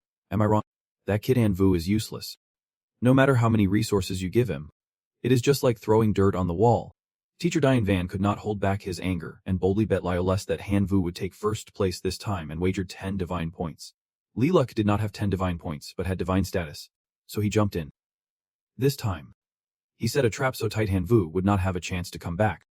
Those 10 divine points were not going to be handed over easily. "I will bet my level 3 divine healer status with you." "Teacher, is this a bet?" As long as Hanvu scores over 80 points on a mission from the start, it counts as success, because 80 points is insanely hard for senior students. But if you make it, top-tier schools will notice you even if you are not number 1. You will still have a spot at the Trum Lun Mas ruin base. Millions once lived there, but now fewer than 100,000 remain. The rest have joined Hanvu, boosting his skeletal army to 90,000. The remaining 100,000 will also have to surrender to his skeletal army. 20 minutes later, Hanvu's skeletal army won a total victory. 3 skeletal soldiers cast a Canadian illusion spell, turning living Trom Lun Ma into resurrected skeletal spirits of a super rare type. Hanvu was surprised there were skeletal soldiers, even stronger than the skeletal knights. Plus, the resurrected skeletons could cast spells on other skeletal soldiers, making them stronger. At this rate, Hanvu's army would not suffer a single scratch. The skeletal knights swept the battlefield and brought Hanvu a level 1 holy artifact, the Fireball Spell Orb. Adding it to his mental core could boost the power to unleash a level 1 fireball, for his clan a divine weapon. There was also the Chemewian Chai Origin, which could trigger life growth, truly a treasure for Hanvu's horde, with an army of over 1 million.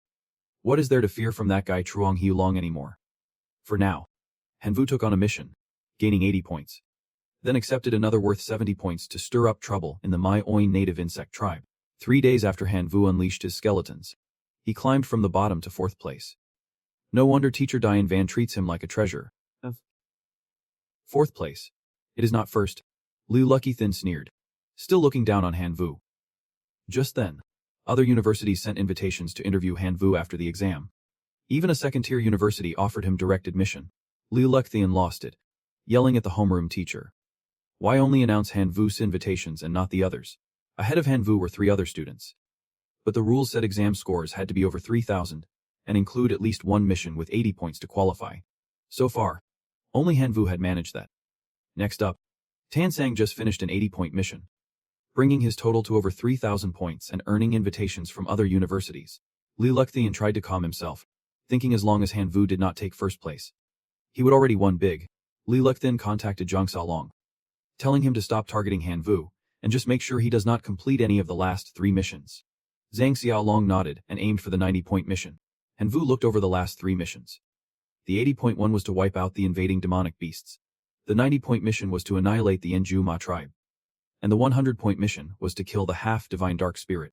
With over 3,000 points, Han Vu ranked 3rd on the leaderboard. If he could finish 2 more missions, he could surpass the leader, but it would not be easy. But he had over 20 million skeletal soldiers, 2 heroic lifeforms, and many other extraordinary beings. So first, Han Vu set out to wipe out the Enju Ma tribe. Meanwhile, at the Enju Ma tribe, Zhang Xiaolong, desperate for survival, teamed up with another guy to attack the tribe.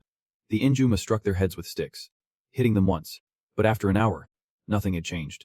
Zhang Xiaolong realized this was not working. If they kept charging, they would lose their whole clan. Time to retreat.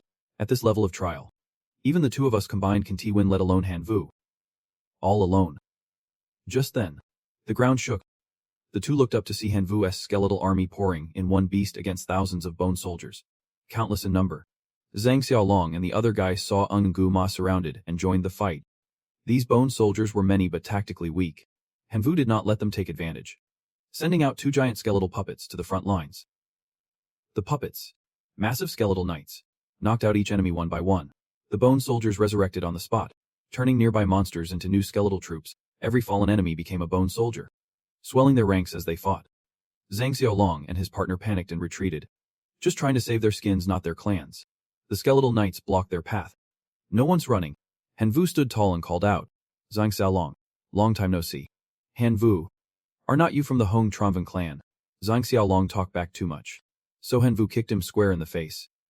Wait, but it was too late. Zhang Xiaolong's body flew backward in an instant, as if sent to the Western Paradise.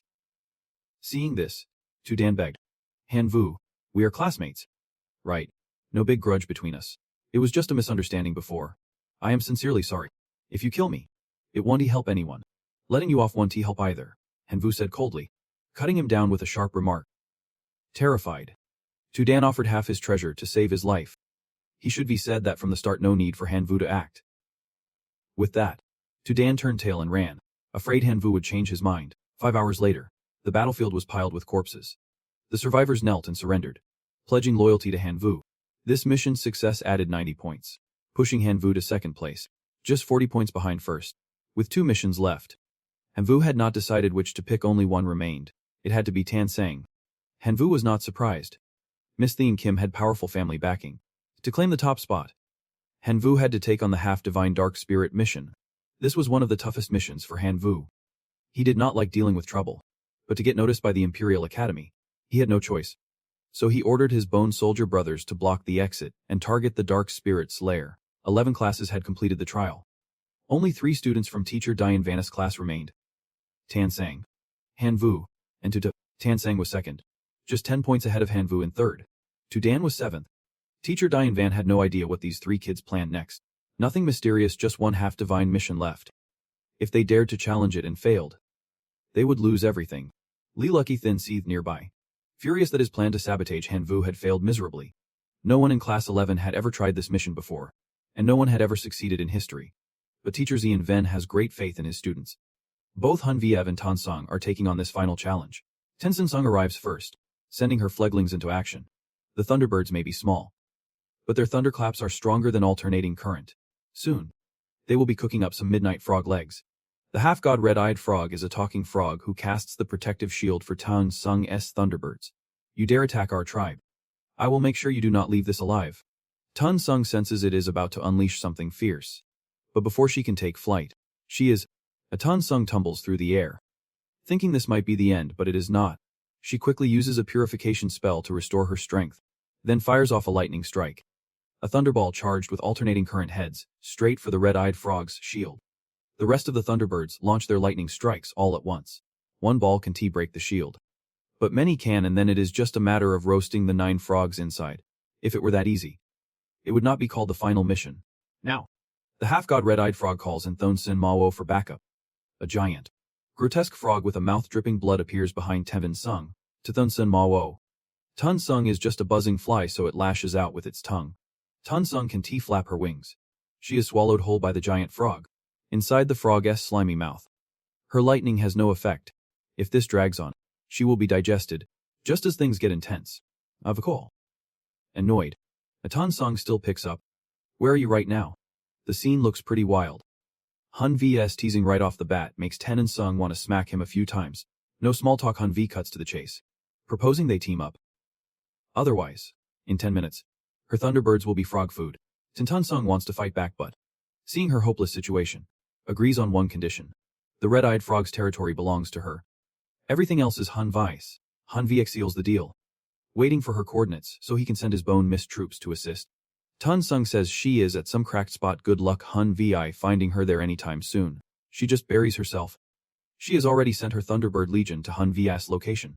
Just minutes later, Hun Vi spots the Thunderbird army in the sky faster than a lover's sudden change of heart. Over here, birds. Hunmada waves his dry misty hand. Then he jumps on the lead bird and orders them to move out. The other dry mists leap onto the Thunderbirds' backs. Following him, at the spot, the Thunderbirds unleash a thunderclap on the red-eyed frogs. The red-eyed frog's breath shatters Hun V's bone soldiers into mist. He orders the bone puppets to deploy. Using magic to reassemble the mist into a dry mist knight with a red scarf, the red-eyed frogs sit in a circle, performing a ritual to revive the swamp hell. The dry mist knight kicks away 5 frogs. Guess they do not like playing with bone mist. Hun Vi sends more dry mist revivals and the sorcerer Nguma into battle. Once all mist, the other all flesh, they rise together. Nguma pounds each frog's head with his hammer, making them jump around holding each other. The revived dry mist turns the fallen red-eyed frogs into new bone soldiers. The living and the revived red-eyed frogs fight each other. No one knows who will win, but with bone soldiers backed by Thunderbirds, the outcome is clear. I underestimated you all. Looks like it is time to get serious. The half-god red-eyed frog uses shadow magic to summon Dark Night Revival. The sky darkens even more tonight. The sun turns blood red. This guy is truly terrifying. Hun V's dry bones have lost all vitality and are fading. He has brought his entire warrior clan here. Does he have to lose? Divine spirits, I vow to fight. A voice echoes beside Hun V. It is the old boss Kam Fong, and the rickshaw dwarf. No wonder he has got his hands full raising these two. If just those two go block the way, you will definitely be able to recruit new clans. Becoming a daughter-in-law of your divine domain. The gate of the divine domain opened.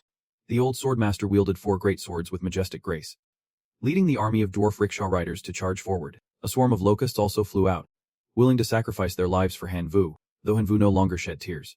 He was deeply moved and, not wanting to disappoint his divine subjects, offer them all in one go. This choice was excellent. Could even the heavens be on his side? Among the options was a special item, the blue flame rod, which banishes dark curses, clears toxic type, and boosts positive energy for the clan. Han Vu did not hesitate to take the rod of light, purifying the darkness. The cursed locust stared dumbfounded at his purifying torch. Han Vu could not hide his excitement after taking so many hits. He was finally striking back.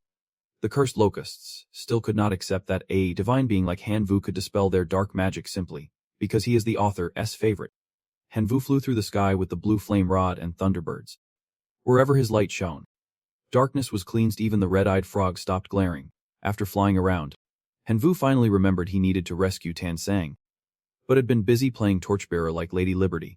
Take down the Thonsun demon frog, Han Vu ordered, and the old swordmaster and dwarf clan leader charged in. Together, they took down the giant frog. Tan Sang burst out from inside its belly. Waiting for Han Vu, she would nearly become frog droppings after being swallowed whole. Tan Sang unleashed a massive electric shock on the demon frog. The frog felt paralyzed, as if floating on clouds. Then a flock of thunderbirds and the dwarf rickshaw riders swept in to clean up the remaining tadpoles. Even the dry knight stomped a few tadpoles while walking a few miles. The cursed half-god frog fled, leaving behind a classic line. You just wait. I do not like waiting. Han Vu shouted from above, illuminating the half-god frog with his rod. Then Tan Sang zapped the half-god frog with a powerful electric shock. when husband and wife team up. Even a half-god frog ends up as midnight barbecue. After the mission, Tansang examined the half-god's body, the half-god frog. Barely alive. Beg at him. Spare me. I will give you everything. Just let me live. Once you are dead, everything you have belongs to me, Hanvu said, bidding the half-god frog farewell as he sent it back to the earth. Half an hour later, the half-god's treasures were gathered. Unbelievable how much a frog could hide. According to the pact, all the treasure belonged to Hanvu. Tansang only needed its body for research. Hanvu crowned Tansang with a crown, settling his debt to her. Tansang beamed but kept a cool front. Fine. I will reluctantly accept. The assessment was over. Teacher Diane Van told Hanvu and Tansang to return and meet the school leaders and university staff. All the Frostbone soldiers belonged to Hanvu. On the way, Teacher Diane Van warned his students not to speak carelessly. All the teachers inside were true deities. He led them inside, then left. Hanvu wondered if the three true deity teachers could see that he was a heaven-sent prodigy with the power to sacrifice life. One teacher started with Tansang. She came from a true deity clan, had resources and wealth, and even captured a divine corpse in the last match. He guessed she would use it to create a life vessel. But the key was how much divine value she currently had. The teacher sitting nearby felt ashamed hearing the vice principal Tansang was already nurturing a life vessel before becoming a demigod. Meanwhile, the school leader had been a deity for a long time but never succeeded in nurturing a life vessel. Tansang honestly said she had 4 points of divine value. Hanvu, hearing this, once again marveled at Tansang's wealth. Rich and thrifty, truly selfishly rich, taking all the wealth for herself. The teacher announced Tansang met the requirements for the 3 schools' staff. As long as you nurture the twin life forms of the cold domain, you can enroll in any school and register as a prep student to get a taste of college life first. Tansang gratefully thanked them. She had anticipated this for a long time. When it was Hanvu's turn, Teacher Truasina's face suddenly darkened, giving him a bad feeling. Hanvu, we have reviewed your files already. Your core race is the yellow worm. Right. After Hanvu confirmed, the teacher checked the box for that core race on his paper. Then he asked about Hanvu's spiritual attribute score. You currently have 1 point, so you still meet their criteria. Next came Teacher Truasun's final question. Everyone's curious how Hanvu's old man in the demon realm managed to detect a cold domain incarnation of the dry bone. This question shows no one really knows Hanvu's true power, so there is no need for him to reveal it. But if Hanvu does not answer, there is one thing he still can satisfy from them. If he wants to register at their 3 schools, he has to keep up that excellence in the next advanced exam. The head teacher expressed regret that Teacher Truasun did not recognize Hanvu's talent. Hanvu did not care much. He would work hard for the upcoming exam, but only to catch the attention of the Imperial Academy. Not them. Teacher Den Wen patted Hanvu's shoulder reassuringly. The advanced school is top tier. Everyone knows that. Not getting in is normal. If you are willing, a few other top schools want you as a prep student. But honestly, I do not think Hanvu's aiming anywhere but the Imperial Academy. As soon as he stepped out of the classroom, Tansang was waiting for him. After I nurture the cold domain life form, I will become a prep student at a top school. The resources there suit my growth perfectly. You want to go to the Imperial School too? Hanvu nodded. His only goal was to head to the Imperial Chaos Sea, to search for his original parents' trail. Tansang retracted her words. If you are going to the Imperial, I will go too.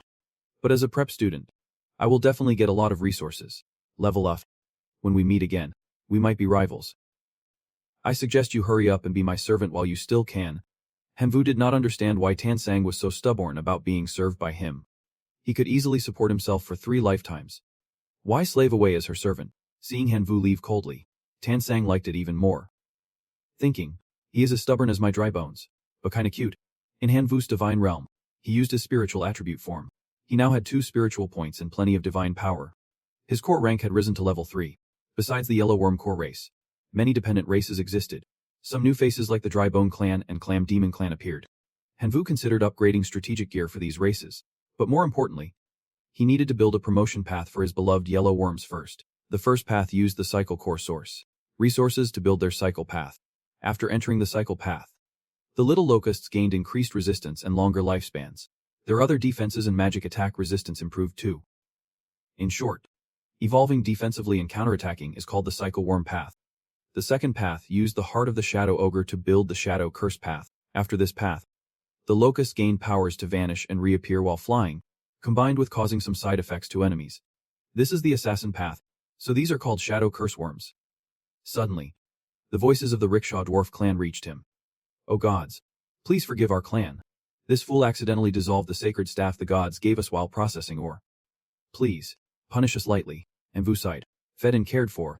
And this is how you repay me. You are hopeless. Upon arrival, the spirit tribe chief knelt, crying and accusing his younger brother. O gods, please forgive us. Han is the reckless one who dissolved the sacred artifact. Envu did not know what else to say.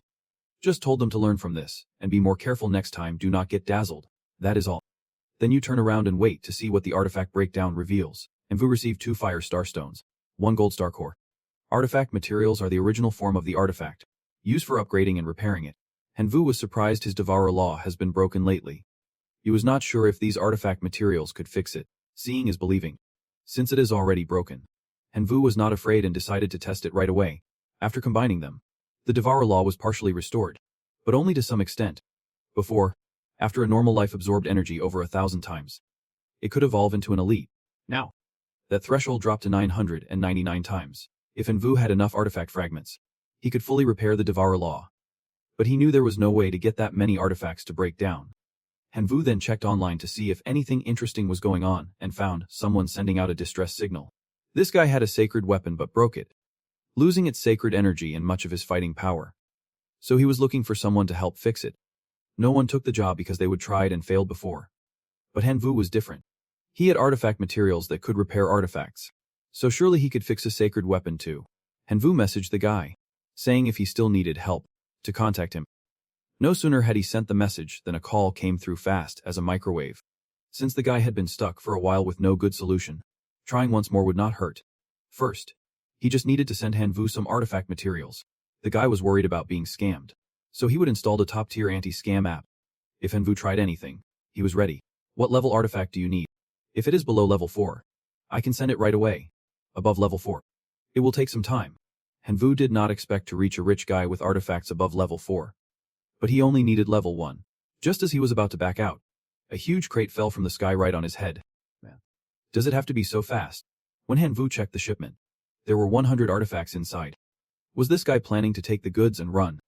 But then he remembered the guy had that fancy anti-scam app installed. So he dropped the thought.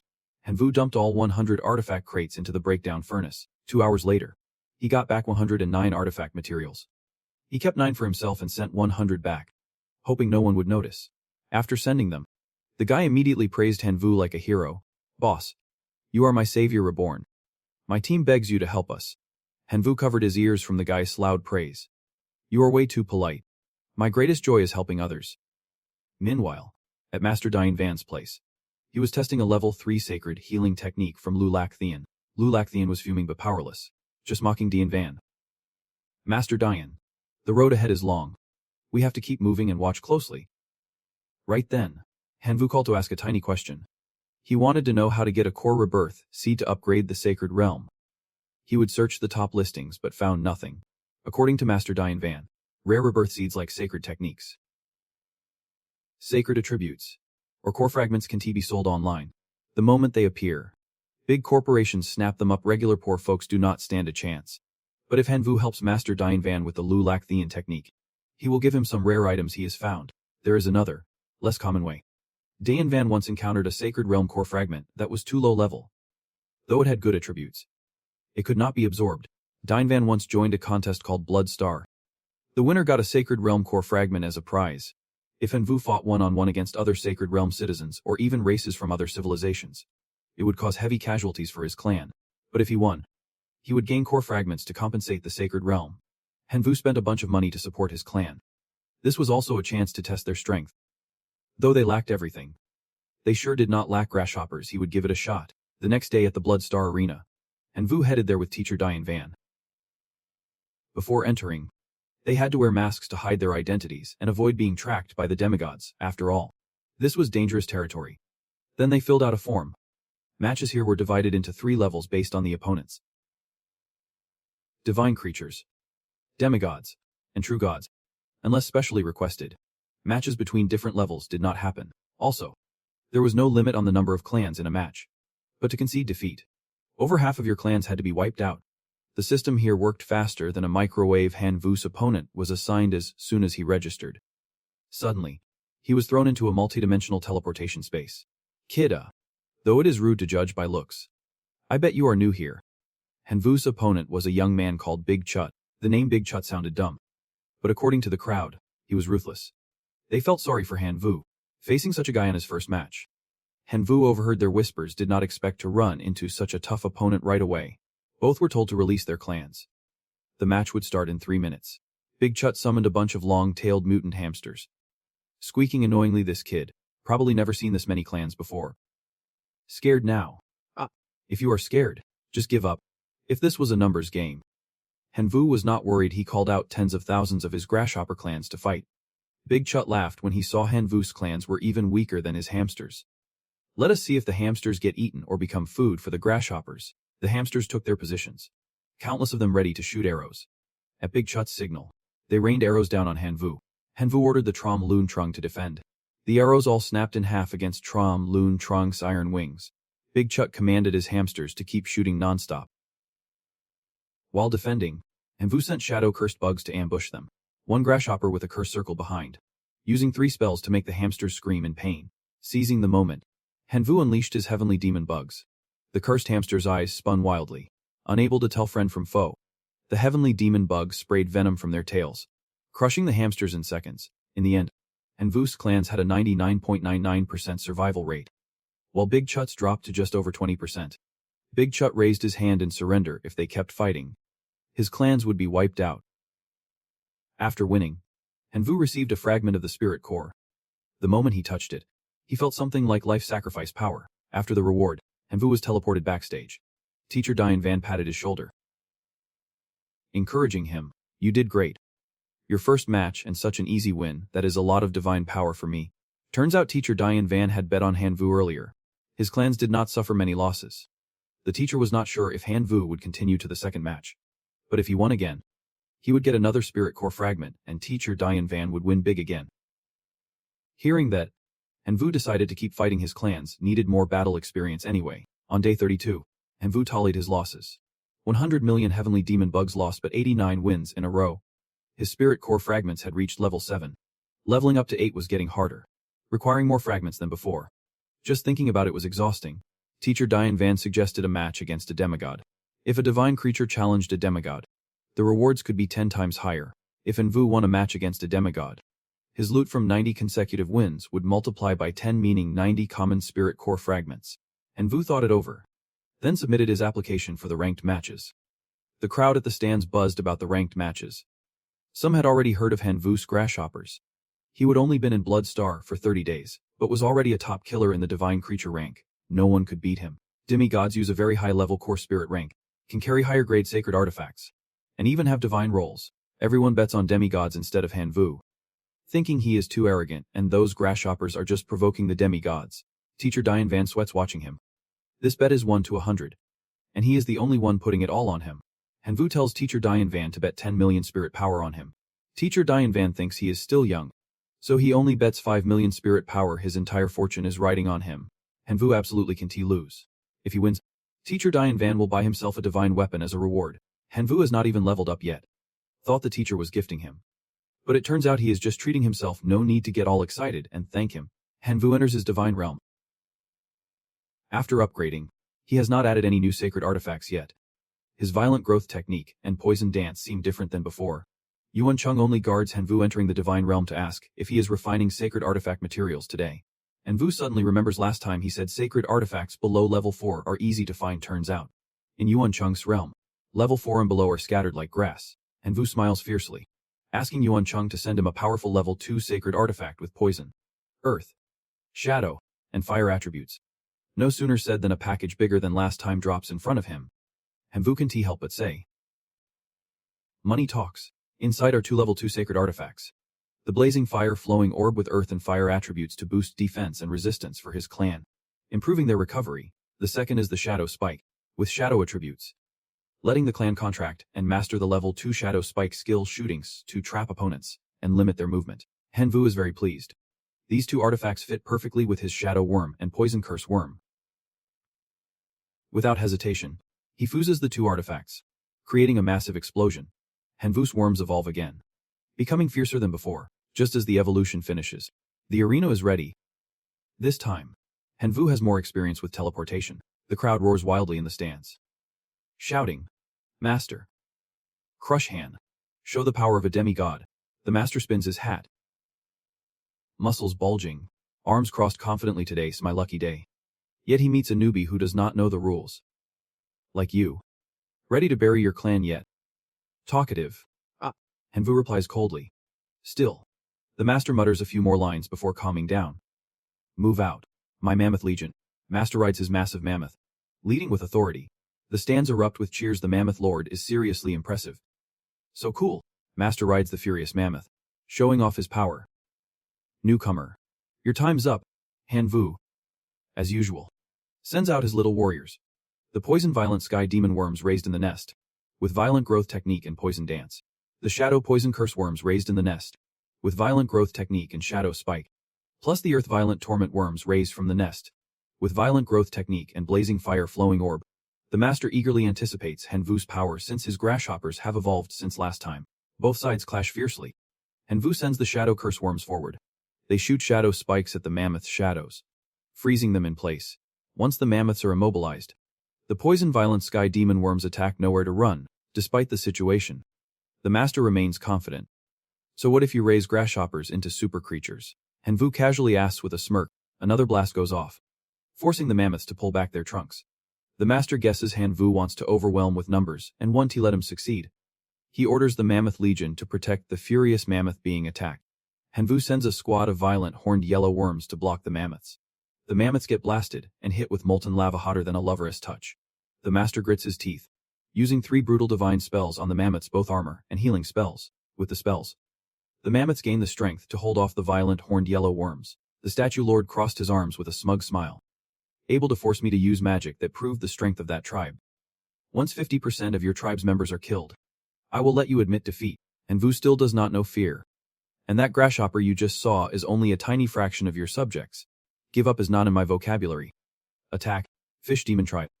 Hanvu commands a pack of grasshopper-headed river people to charge at the mammoths. In this battle, Hanvu finally used a different tribe's emperor charm besides the grasshopper, catching the statue lord off guard.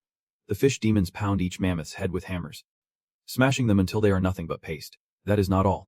Hanvu summons his dry skeletons next, followed by the dry lord, fake skeletons, and resurrected skeletons. Hanvu jumps up beside the dry lord, ordering the resurrected skeletons into battle. The resurrected skeletons wield the great spell of the god lord Alibaba, turning the mammoth's flesh into fresh skeleton soldiers. The statue lord is helpless, cursing under his breath. He hates these dry skeletons that can replenish troops like this. But it is no accident he is a demigod. The colossal war mammoth activates its war stomp power. The statue lord orders the mighty elephant to crush the dry skeletons before him. When there is a swarm of dry fragments like this, Hanvu pulls back the fish demons and sends out the fake skeletons. The fake skeletons gather all the fragments on the ground, forming a giant skeletal knight several times bigger than a mammoth, a living, powerful hero form. The statue lord is stunned seeing this elite tribe. He doubles down, unleashing his colossal thunder mammoth to match the skeletal knight. The skeletal knight grabs the 2 long tusks of the colossal thunder mammoth, stopping it dead in its tracks. Then it roars, plants its right foot, spins 180 degrees, and knocks the thunder mammoth to the ground. While it is still down, the skeletal knight leaps up and uses its level 1 skill, the Sungo Punch, turning the thunder mammoth into elephant meat. The mammoth wraps its 10-foot trunk tightly around the skeletal knight's arm, blocking the punch. It slams the skeletal knight to the ground. Getting revenge for the fall, the mammoth rises on its hind legs, aiming to crush the Sungo bones beneath it. The skeletal knight quickly jumps aside, narrowly avoiding the devastating force of those massive legs. In response, the skeletal knight delivers a level 1 heavy strike, flipping the mammoth onto its side with a powerful blow. Hanvu's eyes flash. Now's the time. End this. The skeletal knight jumps onto the mammoth's head and smacks it hard on the forehead. Then it helps the mammoth remove one of its cumbersome tusks, a true act of comrade in arms. The statue lord, clueless, orders the mammoth to get up and start a rebellion. The skeletal knight breaks the last tusk, earning enough to secure 3 generations of comfortable living. Still, this dry warrior's methods are brutal and ruthless. Hanvu must go home and properly tame it. After losing its 2 most precious tusks, the mammoth loses all will to fight, so the skeletal knight kicks it, sending it flying right in front of the statue lord. When he is outmatched, he relies on numbers over quality. The statue lord sends a herd of colossal war horses to surround the skeletal knight. The colossal war horses swarm like ants beneath the skeletal warrior's feet, Any that get within 3 meters get kicked back to where they started by the giant skeleton's long legs. This brutal battlefield slowly shifts as a few colossal warhorses manage to reach the skeletal warrior. The skeletal warrior is swarmed like a sugar cube attacked by ants, torn apart from all sides. Hanvu summons the bull demon king to the rescue. A swarm of grasshoppers rise, each colossal warhorse loosening the siege around the giant skeleton. The fallen colossal warhorses are resurrected by the fake skeletons, fighting under their command. Using overwhelming numbers backfires on the statue lord. In the end, only a handful of the statue lord's colossal warhorses remain, too scared to attack again, and accepts his defeat to Hanvu. Feeling frustrated, from the fallen colossal warhorses, beams of light gather into a shattered spear. It is a fragment of the divine core of the god, noticeably heavier than ordinary ones. Because the performance was unbelievable, Hanvu was summoned by management for a meeting. They clearly had their eyes on him after watching that match, even though Hanvu used some tricks. He has got talent and even the right to become the heir of this blood crystal arena. This place was originally a testing ground to pick the next arena master. Any winning challenger who steps up qualifies, so right now, Hanvu is totally shocked to suddenly have this kind of power handed to him, a bloody arena with massive traffic, attracting countless races daily. Just the spiritual energy from them alone makes Hanvu a rising big shot. And now he is qualified to inherit and run the whole place. Which means something shady is going on behind the scenes. Hanvu took a deep breath before deciding. He wanted to know how many others qualified to be the next master, what benefits he would get, and what responsibilities he would have to bear. Hanvu thought it through carefully, not letting short-term gains cloud his judgment, which only made management like him more. Right now, there are 349 heirs in this bloody arena, 221 divine beings, 118 demigods, 9 true god, and only 1 supreme god. Once he becomes the blood crystal master, Hanvu will gain permanent coordinates to this place. Teleportation points allow fixed location entry without devices, but each use costs 1,000,000 spiritual points. Hanvu will also be allowed to build special arenas within his divine realm for training and raising his clans. As for responsibilities, once the number of heirs hits 500, the arena will start the succession ritual. Specifically, they will pick the best among those 500 through a mutual challenge. Based on what he knows about this arena, Hanvu guesses that succession ceremony 1t be a walk in the park. 500 people fighting for just one spot as the arena's master, and he is only number 350, still far from 500. By then, he might already be a god king. Plenty of time to train. Hanvu agreed to join this challenge, nothing to lose, everything to gain. Suddenly, a beam of light shot through Hanvu's body, and teacher Diane Van popped out. Grinning, "Hanvu, you really are my lucky charm. This time, we are going to be rich." Hanvu was still stunned, about to take off his hat, when teacher Diane Van shoved a phone into his hand with an account balance showing dozens of zeros. "Now you gotta figure out how to spend 1,000,000,000 spiritual points. That is a headache. So I suggest you get yourself a nice divine weapon first." Hanvu did not know what to pick since he is only a divine being. Not even a demigod yet. How could he craft a divine weapon? Teacher Diane Van patted his chest confidently. He just happened to know a shop that sells divine weapons wholesale and retail. There is definitely something right for you. Hanvu felt like his teacher was perfect for multi-level marketing. "Hey kid, I finally found you. You are like a hungry tiger when it comes to rewards." Hanvu immediately hid behind teacher Diane Van and signaled so's. Teacher Diane Van spread his arms wide, puffing out his chest to shield him. "Let us see who dares mess with a student who just earned 1,000,000,000 spiritual points." The guy raised his hands in surrender. He was not here to get back at Hanvu or anything. He just saw Hanvu's strength was off the charts and wanted to be friends. "I am a freshman at Taekun University. My real name is Hangman." Hanvu shook Hangman's hand. Being a Taekun student explained his skill. Hangman thought Hanvu looked like a teenager, guessing he had not started college yet, probably just a prep student. Turns out Hanvu was still a high schooler who had not graduated. Hangman could not believe it. He was sure Hanvu was exaggerating. Hanvu introduced teacher Diane Van as a witness. Teacher Diane Van was suddenly on stage, drawing a few curious looks. This grasshopper student really was not a college student at all, though many universities had invited him. He wanted to aim higher, only wanting to join the capital. But the capital did not seem interested in him. Hangman gets it. Teacher. Hanvu's got a sharp eye. He knows how to see the big picture since the Imperial Academy is one of the country's top 3, and he really likes Hanvu. So Hangman promised to report your situation to the Western Capital School so you can take the exam. When you get back, you need to work hard to improve your clan's resources as much as possible. If you pull it off, this could be your chance to catch the Imperial Academy's attention. Hanvu still can't believe someone he just beat is now offering to help him. Hangman laughs out loud. "Haha. You have got huge potential. The road to becoming a god is long. And having teammates to lean on makes it way easier than going it alone. Plus, if Hangman introduces you to the school and you pass the test, they will reward you with some energy boosts. No wonder Hangman's so eager. Hanvu is deeply grateful for his help.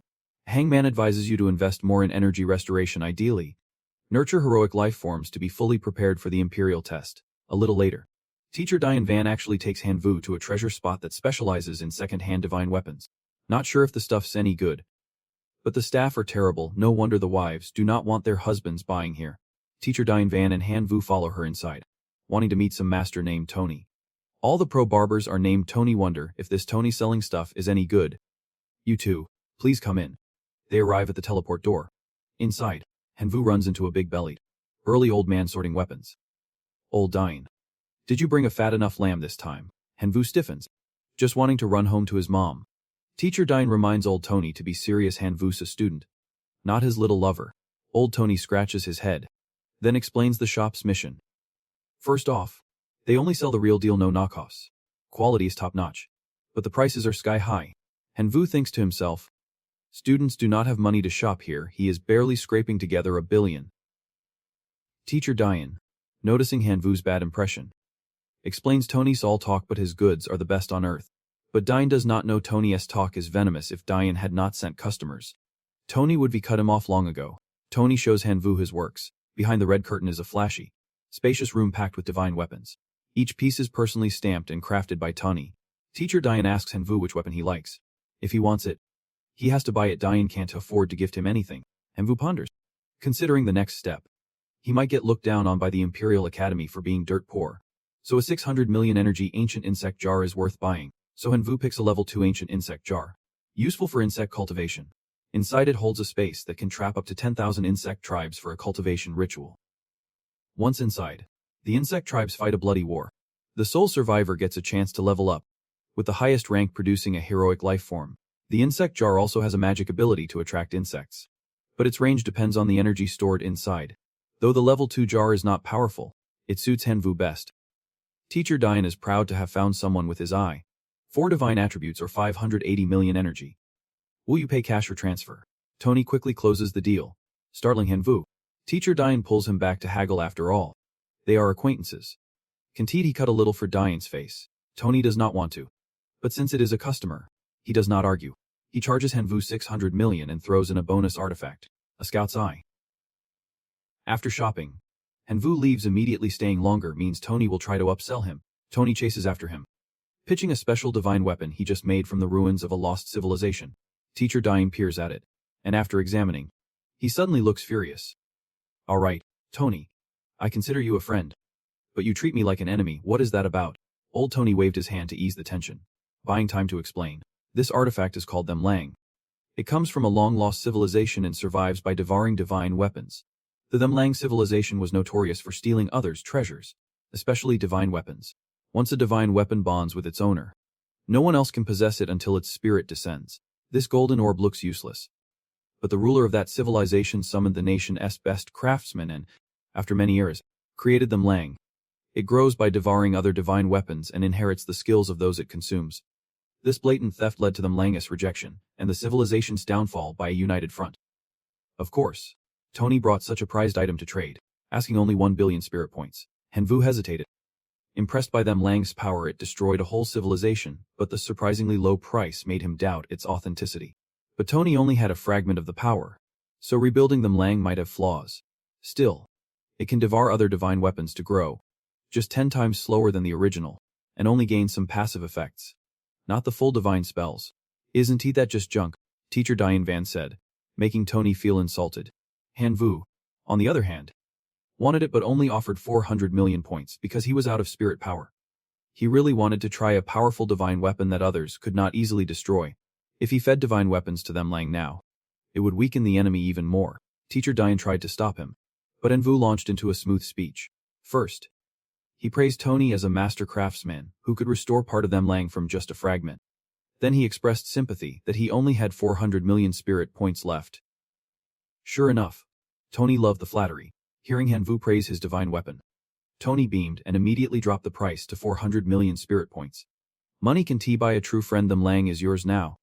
Hanvu went home to test the 3 divine weapons he just got. He pricked his finger and nose to bond them to himself. The ancient relic reacted first. So Hanvu put one of his grasshoppers inside to repair it. A green frog jumped out, snatched the grasshopper, and dragged it inside. But Themlang still had not moved, making Hanvu a bit anxious. Maybe Tony really was selling snake oil. Just as he muttered that, Themlang glowed and a small husky pup appeared. Hanvu thought it looked completely out of place compared to the fierce, hungry beast described. Surprisingly, the goofy husky barked, meaning hurry up and feed me the divine weapon. Just hatched and already affected by the devouring law. But Hanvu was so broke he would eat dirt before he would let the divine weapon go. Hanvu gave it a shard of divine territory to chew on. The goofy husky sat quietly once it had something to munch. He wondered what his other creatures were up to now. The grasshopper was sensing the weather. The always red one was mining gold with a national pickaxe. The head bugs were pulling a cart. Every creature was working hard to grow, thanks to the holy relics tricked from the last cursed bugs. Hanvu could even upgrade the devouring law to level 3. Level 3's effects were stronger. Just filling the stomach could evolve a creature into an elite life form, step by step. Restoring and upgrading could evolve ordinary life into something extraordinary. And Hanvu's golden bugs had plenty of food, meaning all his life forms could evolve to the extraordinary level. Hearing that, Hanvu's eyes lit up. Billions of extraordinary life forms were about to be born. A week later, it was finally time to start the new law as sacrifice. Hanvu offered 13 billion grasshoppers to heaven and earth. The reward for 13 billion golden bugs was as long as a formal memorial document. The first option is 10,000 superhuman life form locust warriors. Second is a 3-star divine weapon, both a divine weapon and a sacred artifact, boosting damage and granting magical abilities. Lastly, a level 2 sacred fossil artifact. Fossil points only apply to non-human and non-subhuman races, allowing the core of the clan to partially fossilize into a half-human form. Hanvu crushed the fossil point in his hand. The swarm of locusts merged into the beam of light released from the fossil point. Moments later, a group of locusts took on human-like forms. Hanvu's eyes lit up. This was a huge evolutionary leap. His locusts evolved into Huangzhong beings, all superhuman life forms with low-level intelligence and a 10-year lifespan. Hanvu skimmed their threshold stats and reproductive abilities. Getting even more excited, let us see who dares to underestimate locusts now. At that moment, Teacher Diane Van called to inform him about the Western Capital Academy test. Tomorrow, a recruitment teacher will come to meet him at school. The next day, a young man in class approached, offering to sponsor Hanvu's regeneration. He bragged about raising many demigods and rare regeneration cloths that are not even available online. Hanvu could not let this opportunity slip away. He urgently needed core shards from level 7 to 10 in the Spirit Abyss. The young man nodded eagerly but mentioned the price was steep. Based on their connections, it would cost about 400 million spirit points. Hanvu nodded. Poverty was holding him back again. The young man was shrewd, saying if Hanvu sold him 1,000 superhuman dry soldier lives, it would cover the 400 million spirit points. Hanvu agreed immediately. He had a whole farm of superhuman dry soldiers. The young man regretted not asking for fake hero life bones sooner after seeing how quickly Hanvu closed the deal. At that moment, Teacher Diane Van arrived to take Hanvu to meet the survey teacher. The half-bald teacher from before was surprised to see Hanvu again. As expected, the teacher did not think highly of Hanvu since he failed the preparatory student test last time, which was much harder than the general high school exam. Plus, to prevent cheating, only core clan members could participate and Hanvu's core clan was the lowest level Huangzhong. This time, Hanvu had to infiltrate the border of a small giant town called Dalong City. The giant civilization there had a strict hierarchy and profession system that could affect both Hanvu and his clan, labeled as a harmful demon regime. The fake profession players in Dalong City would actively hunt Hanvu down and kill him. His mission was singular, and he even had to hunt down a hero protector of Dalong City. Hanvu wanted to ask about Dalong City's total military strength and the number of heroes there. According to the teacher, though it was a small border town, Dalong City had tens of thousands of residents, over 10% fake profession players, and a total of 5 heroes. For other info, Hanvu had to find out himself. He had 1 hour left to prepare before the test. Hanvu asked Teacher Diane Van to exchange his tongue points for 3 level 1 sacred artifacts in the Spirit Abyss. Hanvu used shards from his fight with the fierce rank to upgrade his spirit domain. His spirit domain reached level 3, expanding his space. Next, he just needed to load the 3 sacred artifacts Teacher Diane Van gave him. The first was a poison gland, which would develop poison attributes in his core clan. Next was an earth nodule, boosting earth attribute defense for his core clan. Lastly, a goblin bow group, both a sacred artifact and a spirit domain weapon. It allowed his core clan to summon bow groups as weapon energy. And Hanvu could summon the goblin bow group's true form, after successfully loading them. Most celestial demon bugs develop poison glands. Half of the heavy shell bugs upgraded their defense, and most Huangzhong beings could use bow groups in combat, and Vu was confident he could handle this test. Once ready, the recruitment teacher prepared to teleport Han Vu to the outskirts of Daelong City. It was Han Vu's first time using this teleportation orb service, so he felt a bit awkward. Han Vu fell from the teleportation gate in the sky. But luckily, he landed with expert skill. As soon as he landed, the info panel sent out an urgent warning. If Han Vu did not leave the area fast, he would be classified as a hunted monster. Han Vu's alias is the Demon King. Level 80, and all his personal info was fully exposed. He used that to check the rank info of the two heroic beings, the Huangzhong Ren, who just appeared. The info panel showed they were level 60, but Han Vu had no idea how strong level 60 was, since he would never taken them into battle before. The Huangzhong Ren warned Han Vu that a creature was about to attack them. Han Vu immediately jumped on their backs to scout the situation. Suddenly, the sky filled with monsters, so many that even Thrawn, the second-generation professional explorer, looked worried. The first-generation Rage Warrior explorer, on the other hand, was thrilled. More monsters meant more money. The first-generation Water Illusionist was happy too, having just gotten a core shard while killing locusts. Meanwhile, the Fire Mage was busy cooking up some delicious roasted locusts. A team of 4 worked together to take on Han Vu's Huangzhong Ren. Meanwhile, Han Vu was flying overhead, using his mysterious fire insect to scout. Thrawn Avon, Level 3, was a dragon-blooded warrior of the second generation. All 4 wore the same kind of metal, except Thrawn's was silver. Only the best gear went to him. Looks like Thrawn was the leader. Thrawn decided to retreat when he saw the sky darken with locusts, but it was too late. Han Vu sent a low-level Huangzhong Ren down to toy with them. Danger closed in fast. What looked like ordinary Huangzhong Ren were actually third-generation monsters. Thrawn told everyone to split up while he held the monster back. Thrawn swung his sword hard, striking first, but it did 0 damage. The monster barely flinched. It was way too strong, no chance at all. While Thrawn was distracted, a lone Huangzhong Ren suddenly charged, kicking him hard and sending him flying 100 meters. After dealing with Thrawn, it went after the others. The rest scrambled to hide, but were quickly cornered. The Huangzhong Ren chased them relentlessly, no escaping the sun. In no time, the F4 were caught and tied up in a corner, easily and quickly. Han Vu appeared before them, looking extremely annoyed. The Rage Warrior's words to Han Vu were just gibberish. Don't he come any closer. Ugly monster. Han Vu was hit right where it hurt. He would always been stunning, yet some explorer dared call him ugly. He told them if they wanted to survive and leave this place, they just had to answer a few questions. Thrawn and the Rage Warrior glared at him, teeth clenched, looking like they wanted to rip Han Vu's head off. Han Vu asked how they saw him. The Rage Warrior coolly said he would never answer a monster like Han Vu. Before anyone could react, the Huangzhong Ren standing beside Han Vu suddenly attacked the Rage Warrior, stabbing through his limbs, making Han Vu jump in surprise. Han Vu shouted at the locust, "I said from the start, just scare them. Do not actually attack." The locust looked shocked and embarrassed. Seeing this, the first-generation Water Illusionist and Fire Mage turned pale with fear, which annoyed Han Vu. He ordered the locust to curse and finish off the rest. Thrawn lost patience and asked what Han Vu really wanted. Han Vu repeated the question, which sounded odd and made Thrawn uncomfortable. He honestly described Han Vu as if he were the giant locust instead.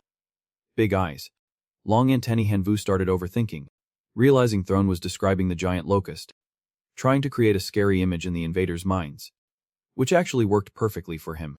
You were really satisfied with Thrawn's answers, and kept pushing him to keep talking. For 3 hours straight, Han Vu just sat there asking questions and making Thrawn answer. Once he got what he needed, Han Vu stepped forward and freed Thrawn, just like he promised.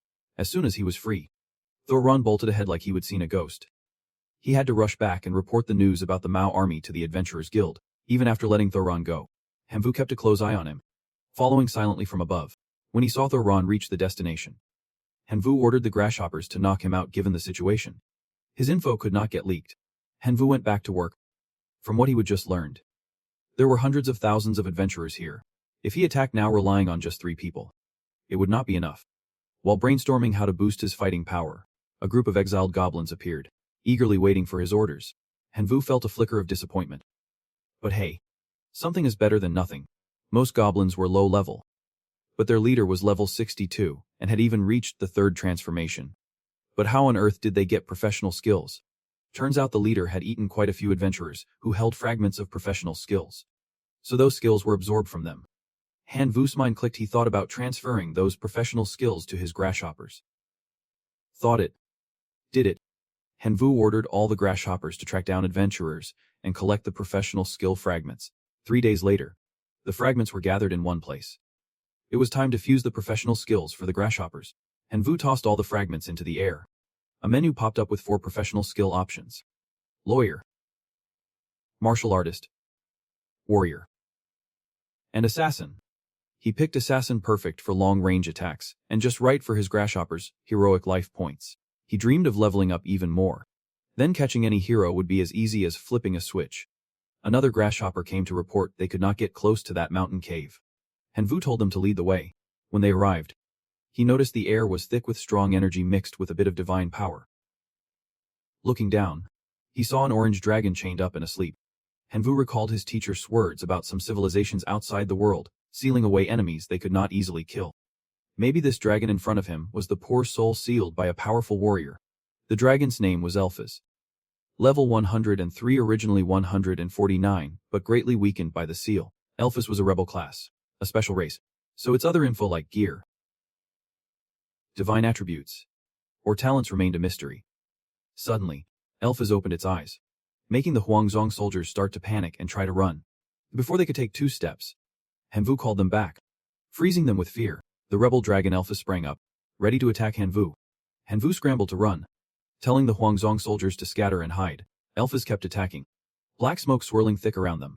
5 minutes later, Han Vu peeked out and asked if Elphys had used all its moves yet, which only made the dragon angrier, and it kept attacking. Elphys opened its mouth wide, conjuring a growing orb of power. Han Vu ran to hide again while Elphys kept throwing punches and strikes like a show, but never actually hitting anyone. After 10 minutes of wasted effort, Elphys started to tire. Han Vu appeared again, saying he was not here to fight but to help, but obviously Elphys did not buy it. The dragon thought Han Vu was just playing tricks. If I am not angry yet, you better leave now, or I will tear you apart. Since talking did not work, Han Vu pulled out his bow and fired the first shot at Elphys. Take this. The arrow hit Elphys but bounced off immediately. Elphys sneered, calling Han Vu a bug. Its defense was unbeatable. Han Vu could not hurt it. Seeing that was not working, he switched to his sword. Han Vu lunged forward and swung a powerful strike at the rebellious dragon. But it did not even flinch. Not a scratch in sight. He switched tactics, unleashing a barrage of divine strikes aimed near the dragon's head. If he could not hurt it, there'd be no talking. Han Vu used a defensive technique and finally managed to injure the rebellious dragon.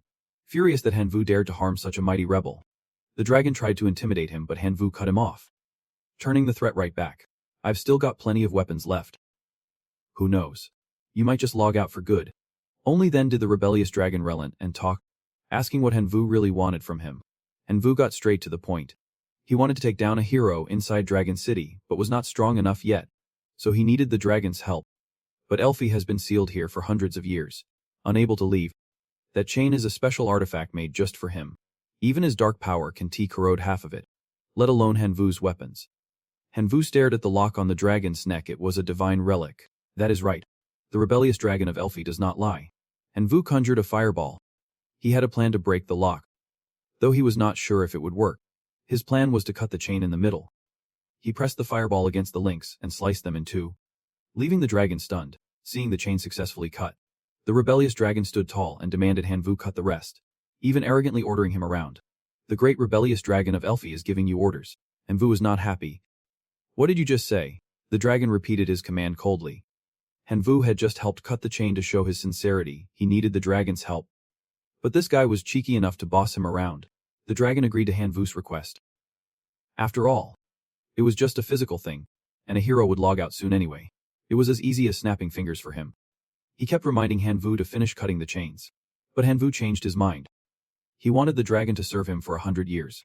As repayment for rescuing him, the dragon roared, calling Han Vu a crazy traitor, saying he was out of his mind. He was a mighty rebellious dragon. Why would he serve some kid like Han Vu? Han Vu's face turned serious. If I can save you, I can also make you disappear for good. If you refuse, you will just be a stepping stone for me to get stronger. Your body is full of treasures. If you vanish, your essence could make some great weapons. The dragon shivered, quickly agreeing to serve Han Vu for 100 years, just hoping for his mercy as soon as possible. He could not stand being chained up any longer. With his wish granted, Han Vu smiled and handed the dragon a contract. asking him to sign it. After reading it, the dragon lost his cool. According to the contract, it was basically slavery. No way. I'm no slave. As he shouted, Hanvu pulled out a fragment of a divine artifact and held it before him. The dragon fell silent. Hanvu knew the dragon was weak now and needed to recharge, so he used the fragment to lure him in. Just moments ago, the dragon was shouting he would never do this. But now he was ready to sign immediately. Hanvu kept his promise. Once the dragon signed, he released a small flame to burn off the chains, freeing him. After years of imprisonment, the rebellious dragon of Elfi was finally free, no more daily chains. Elsewhere, at the guild hall in Dragon City, 5 heroes gathered as soon as they heard the rebellious dragon had broken free from the seal. They guessed the dragon was still weak, and now was the perfect time for them to team up and take him down. The Holy Maiden hero predicted the dragon would hide in some secret spot to regain strength. The city outskirts were vast. Finding him would be like searching for a needle in a haystack. They would need help from the adventurers in Dragon City. Another man, Hero Bang Ho Kim Hao, dressed all in white with an air of elegance, said they had to strike first and seize the upper hand before the monsters started rioting. The dark power radiating from the dark dragon would only make more monsters stronger. The other hero Fengang was calm, saying those guys were overthinking it. After all, it was just a dark dragon that had just broken free from its seal, no need to stress over it. Then he turned to the dragon hero, who looked trustworthy. Isn't he that right? Dragon hero. The dragon hero tilted his head, eyes sharp as stars. It is just a giant dragon. What is there to debate? I once took down a wind element green dragon all by myself. But it still can break the formation of all the explorers in Dragon City. The infinite saint hero quickly warned that this dark dragon was not like the others out there. According to ancient texts, it is a traitor to the dragon clan. Never underestimate it. The dragon hero's face darkened. You are doubting my strength, are not you? After all, I am a 4th level dragon hero, chosen by destiny. My whole purpose is to kill dragons. Just those words left the infinite saint hero speechless. The dragon hero decided to handle the dark dragon himself, telling the others to stay and protect Dragon City. It was clear everyone respected him. His words carried weight. The Fenging smiled and asked to accompany the dragon hero for support. The dragon hero said nothing and started walking, with Fenging trailing behind like a loyal shadow. Hanvu and the dark dragon had gathered all the monsters in Dragon City. They all knelt before Hanvu and the dark dragon. Hanvu began rallying them to rebel, urging unity and forming a monster alliance to fight the Exploration Guild and hunt down the explorers. The monsters were shocked beyond belief, mouths agape. They never imagined overpowering the explorers, since their strength was limited. The monsters' words made Hanvu pause. In reality, their tribe's power was not enough to win for sure. They would need the help of this general's elite troops to control the situation. He promised the monsters he would help boost their strength. Once they joined the alliance, they would be rewarded with energy crystals to enhance their power. A few days later, they began the first steps of their plan. The dark dragon was letting its own blood drip for Hanvu to bathe in, as its blood essence helped Hanvu break through the 3rd level. It also reminded Hanvu to give it 500 dark crystals, since it would be weak from blood loss. Hanvu knew the dark dragon was faking weakness, but since it had given so much blood, he promised to pay the steep price of 500 crystals. After bathing in the blood, the system notified Hanvu he would been upgraded to a 3rd level dark dragon warrior. His physique and resistance to various elements increased by 50%, and his power grew significantly, especially his dark dragon control skill. Without delay, Hanvu activated the dark dragon transformation skill. Purple smoke began swirling around him. In an instant, 2 buffalo-like horns and a pair of wings sprouted on Hanvu, his new skill manifesting. His current secret weapon was the Demon Emperor Chivu, level 125, with talents like Heaven's Chosen Sun, Dark Element Sensitivity, Dark Dragon's Ancient Defense, and many more. Hanvu was now in a whole new league, confident he could take on the heroes of Dragon City one-on-one. Hanvu was suddenly interrupted by a loud roar from the dark dragon. What is going on? 2 beams of blue and red light appeared in the sky as 2 men landed. They were the dragon hero and the Fenging hero, who had tracked down the dark dragon's hiding place. The dragon hero targeted the dark dragon. Taking it down would elevate his status to a new height. He ordered the Fenging hero to shield the area and keep other monsters from interfering with his mission. The Fenging hero raised his hand, creating a green energy barrier called the Windstorm Barrier, turning the sky over Dragon City a fierce shade of blue. Hanvu and Hak Long were trapped within the hero Feng Hangjia's barrier. Seeing Han, the Demon King Chi Vong at level 125, they did not expect such a powerful monster outside Delong City. Hanvu originally planned to master his skills first, then come to Delong City to deal with a hero. But the heroes showed up right in front of him instead. The hero Feng Hangji's real name is Kazmit, level 131, gifted with head defense mastery, wind fire. And when his body is fortified and transformed by violent wind, compared to his level, Hanvu and Hak Long are at a serious disadvantage in today's fight. The battle begins. Hanvu strikes first, flying up and slashing twice toward Kaz. Take this. Sweetheart, Kaz dodges easily. Jumps high. Then suddenly appears behind Hanvu and strikes. Turns out Kaz can create clones. Hanvu is hit by 2 attacks from both front and back, his mind going numb. Meanwhile, Hak Long keeps attacking relentlessly. The Royal Cicada clan breaking through the barrier. Looks like they are trying to break the barrier Kaz set up earlier. The hero in the dragon domain is fighting Hak Long, though seemingly at a disadvantage. Suddenly he appears behind Hak Long, sword raised high to strike down.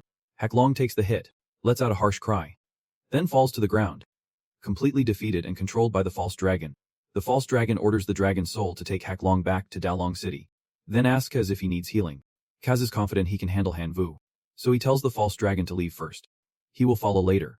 The false dragon hero says nothing more, draws his sword, and with 2 dragon souls escorts Hak Long back to Dalong City.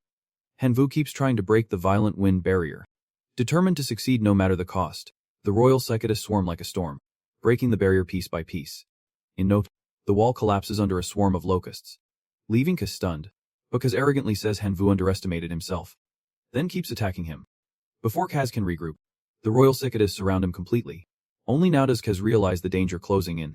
If this keeps up, he will run out of energy. Of the 36 strategies, retreat is the best, but it is too late. In an instant, a level 131 hero is wiped out by the royal cicadas, which wrap around Kaz's body, corroding him until only bones remain. Kaz logs out, meaning Hanvu's mission is complete. The screen displays a message from the teacher. The teleportation portal is now open. You can return. But the situation is cruel. Hanvu does not want to leave yet. The teacher quickly understands why. Hanvu wants to enter the camp to rescue Hak Long. He must save him because they signed a 100-year contract. He can't just abandon his life like that. The teacher's face is grave as he warns Hanvu about the danger of this move. Rescuing Hak Long means facing not just one hero but 4 stronger than Kaz, plus millions of explorers and tens of millions of armed civilians. It is too risky. Even the original spirit could fail. Right now, Hanvu is just a small divine creature. Hanvu knows this well. He asks to release all the tribes in the Holy Domain to fight alongside him. He is ready to raise the mission's difficulty, changing it to capturing all of Dalong City. The teacher is stunned by this challenge. It sounds like a joke, but he agrees to this dangerous and dramatic request. Before disappearing, he sincerely warns Hanvu not to die here. His true self is at risk. He must win and complete the mission at all costs. As the teacher vanishes, a group appears. The highest level among them is a Sword Wind clan hero, Trem Thick Kin, level 140. There is also a Bone Restorer at level 86, and the lowest is a Boneless at level 75. This lineup satisfies Hanvu. But there are many explorers in Dalong City. Though the clan's strategy is strong, it is insignificant compared to the human numbers. They must find people to help manage the low-level explorers. Now is the time for the Monster Alliance to shine. Hanvu ordered the Locust clan to immediately send word to the Alliance. The longer this drags on, the more danger Hak Long faces. Hanvu summoned Cham, Thich Kim Fung, and Nunguma Tatman to join him in heading to the secret forest. Somewhere in the forest, a group of monsters were plotting. They believed Hak Long was dead, so the Monster Alliance had no reason to exist anymore. A wolf among them hatched a plan to take out Hanvu, steal the energy crystals from him, and split them evenly among the monsters. Before he could finish, someone attacked from behind, knocking him flat and motionless. The nearby monsters looked shocked and scared. That was Hanvu's warning. A bunch of spineless bugs dared to scheme against him if he did not put them in their place. They would turn on him. Hanvu narrowed his eyes, clearly fed up. Looks like that green goblin still has not learned to be afraid. The goblin pointed right at Hanvu, saying he only wanted to serve the traitorous Hak Long, did not respect Hanvu at all, and called him worthless. Hanvu immediately taught him a lesson. Those goblins did not know their place and dared to act tough. The goblin who was so loud before was now writhing on the ground. This was not an invitation to join the siege, it was an order. The other goblins, seeing this, quickly dropped to their knees and bowed deeply. My lord, we are ready to follow your command. Hanvu was fired up now, ready for a fight to the death. He was determined to save Hak Long. Hanvu and the monsters marched to Dalong City to rescue Hak Long from the heroes. Inside Dalong City, Hak Long was chained hand and foot, motionless, surrounded by a crowd of onlookers. Hero Dulonga sat smugly in his chair, sipping wine and admiring his work. Someone came to inform him that the ceremony for Hak Long was set up in the square. Lady Tongvi sent someone to ask why hero Feng Han Jia had not returned with Du Long Jia. It had been over 12 hours. And even Du Long Jia did not know if Feng Han Jia was back yet. He told a commoner that maybe Feng Han Jia was delayed, resting after the festival, but once finished, he would personally go find him. Suddenly, the ground shook, spilling Du Long Jia's wine. Even he was thrown off balance. Meanwhile, Han Vu and the monsters had arrived. The horn sounded, alerting everyone in Da Long City to prepare for battle against the massive monster attack. Chaos began to spread through the city. Women and children were herded into shelters, while all the explorers and men took up arms to fight Han Vu's forces. The Guben had summoned every monster ever named, and now they appeared together. Plus, a huge number of flying monsters, the royal locusts, under Han Vu's command, were swarming in. Soldiers called on nearby mages to use magic against the invading army. But before they could act, a volley of arrows rained down, taking them out. Those arrows came from the royal locusts. Below, other mages tried firing magical beams at the locusts, but they dodged effortlessly. Unharmed. Encouraged, the monsters grew bolder and more aggressive. The power of unity was not to be underestimated. Han Vu stood tall behind, issuing orders to each group. Little skeletons. Fake skeletons. Get ready to move out. 2 monsters charged ahead fiercely. In moments, the soldiers were wiped out with no way to retreat. The monster kept attacking relentlessly. Han Vu swung his giant hammer again and again, but no matter what, he could not land a hit. The tiny vines confused him completely. Hero Aminia Tongvi unleashed an attack. Tentacle-like vines wrapped around the monster, blocking Han Vu's view entirely. Elsewhere, Hero Du Jiafeng swung sparks to block the monsters, leaving them no way to attack, only standing still. Seizing the moment, Hero Vo Kuk Than led the soldiers to form ranks and took advantage to strike down the monsters. Other mages were encouraged to launch magical attacks, creating a combined spell assault. The goblins, too weak to fight back, were blasted 2 billion meters away. The magic alliance of the people in Dalong City grew stronger, leaving the monsters no way to resist.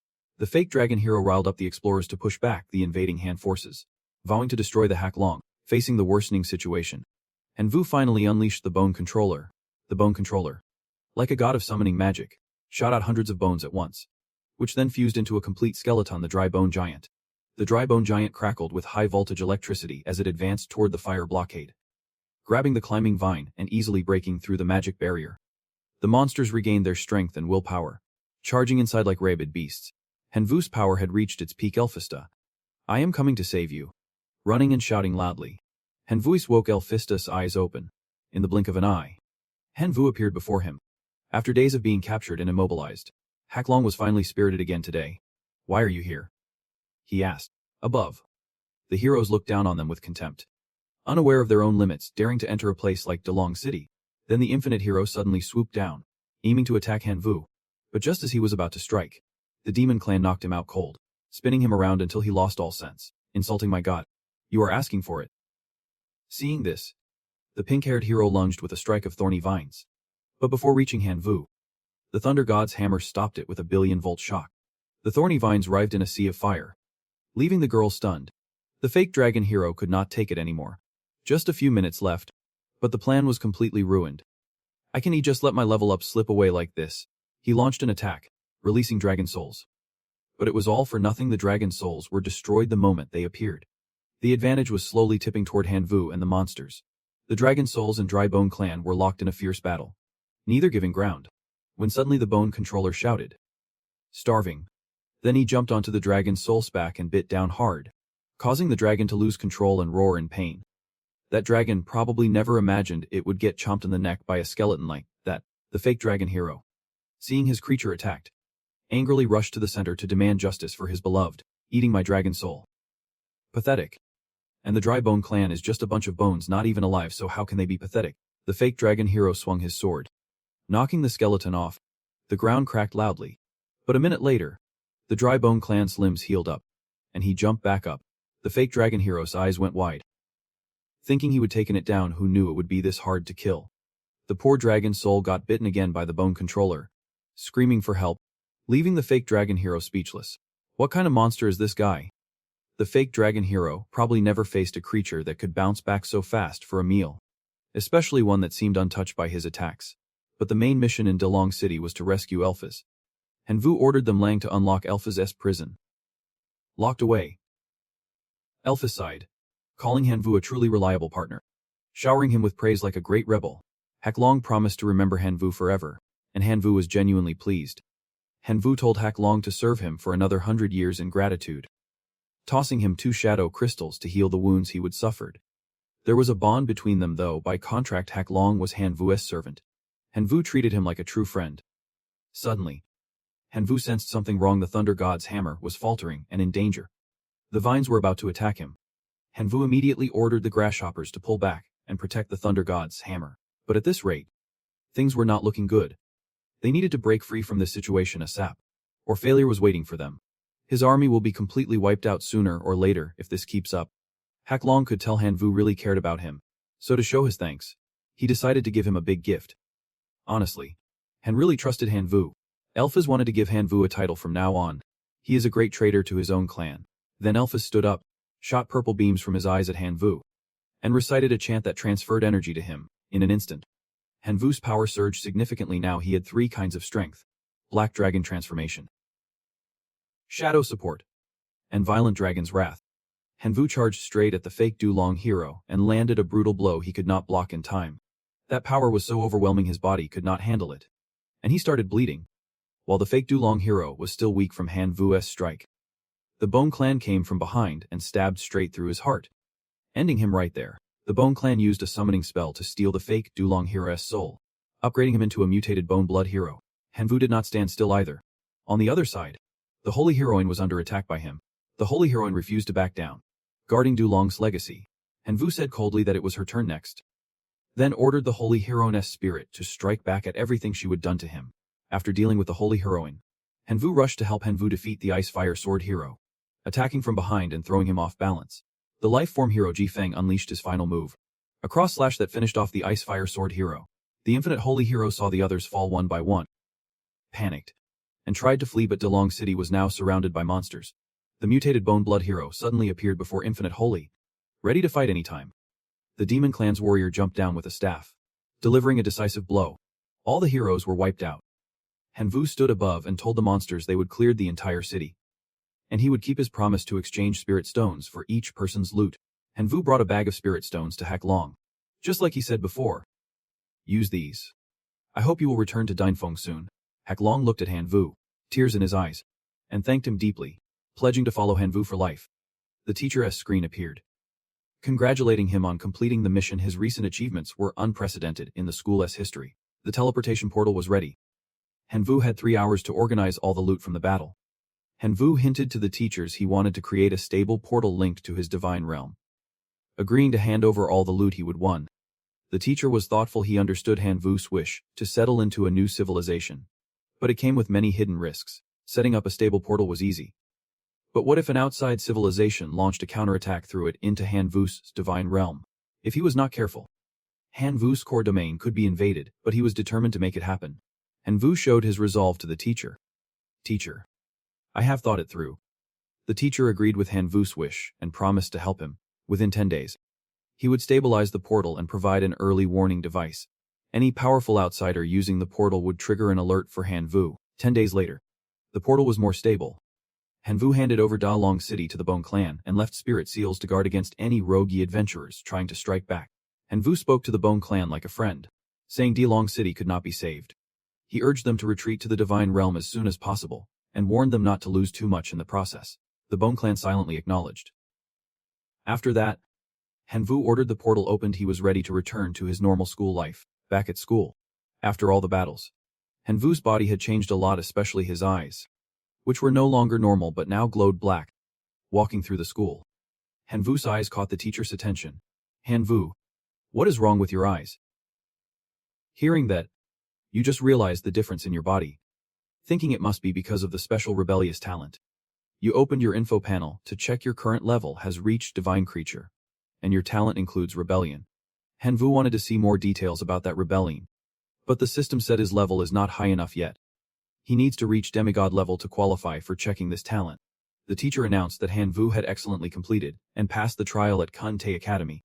You earned a spot as a prep student at the academy, but to officially enroll, you still have to meet some conditions.